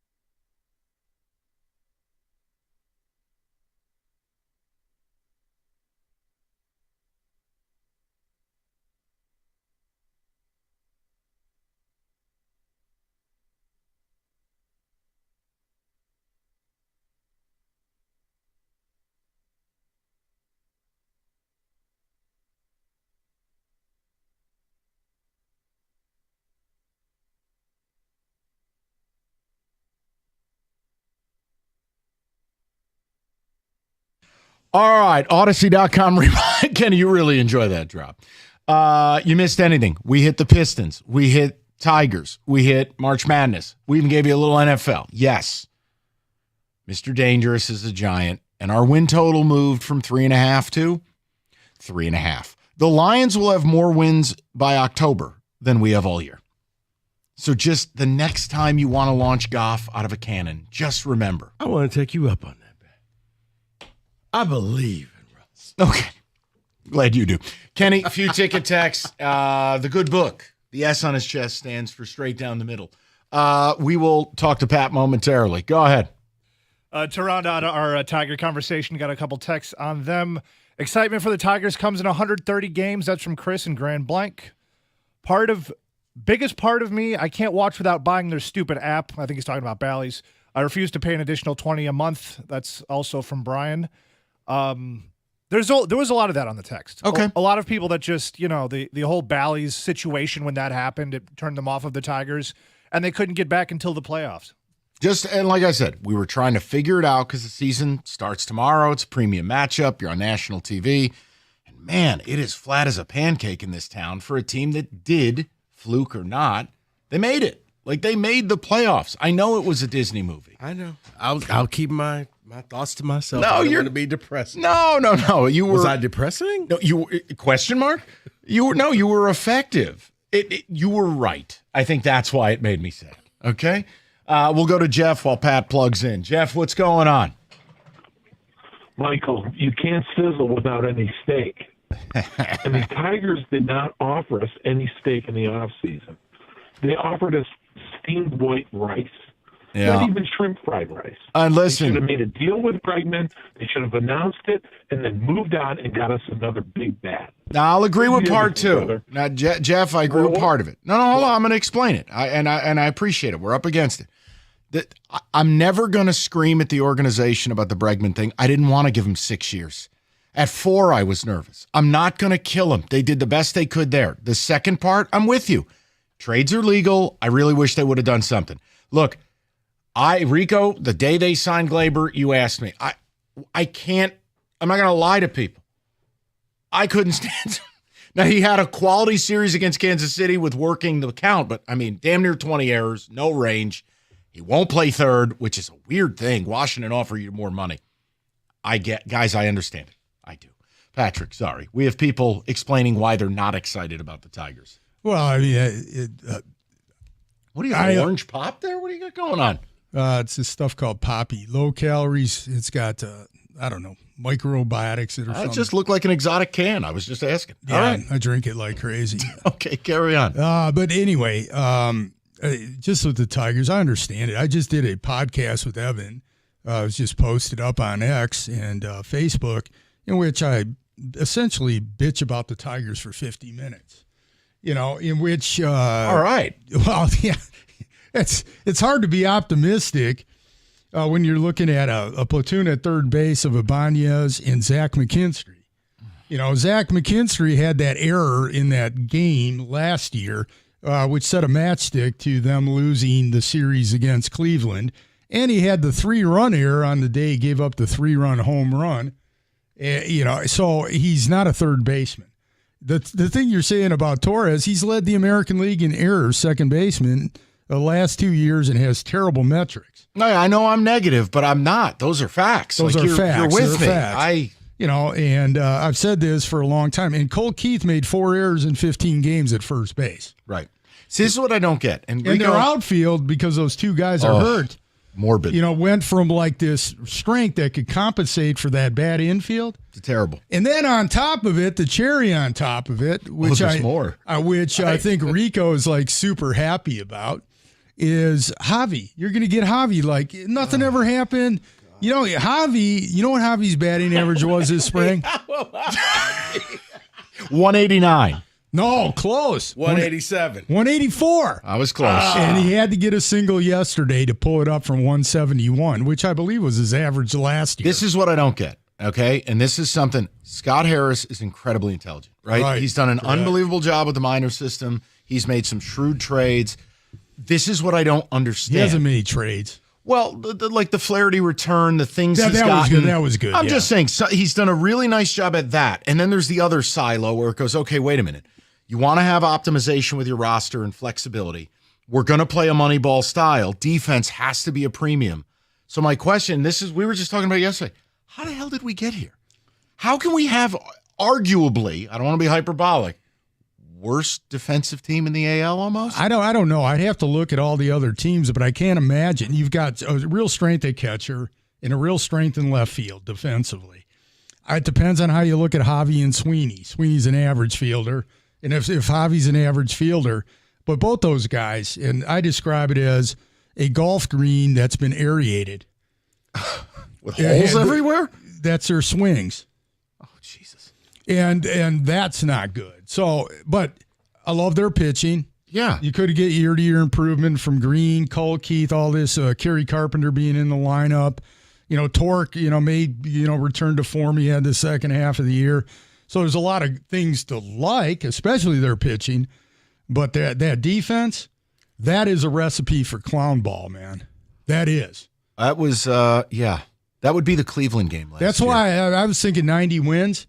Now I'm thinking, does Vegas have it right at 83 or could they go lower? And I'm not trying to be pessimistic about it. I'm not. I'm just telling you, like you said. No, I think they could go lower, Pat, just because games where they make just a bad defensive error and that cost you, and now you're at 81 games or 80 games because you blew 3 games because you didn't have the defense out there. You're right. It doesn't happen by an error that necessarily just costs you. It happens base by base. Taking an extra base here or a ball that's not gotten to.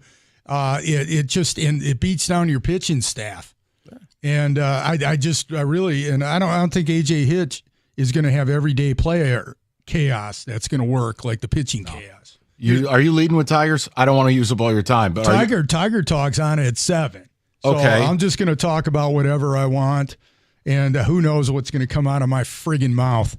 And coming up, we have Inside Hockey Town Pistons Weekly. So we got all the back-to-back, like the Tom Hermansky. Oh, the baseball videos. Baseball video. This is the video that gets results with Fred McGriff wearing the hat 10 feet on his head. Back-to-back national champions. That's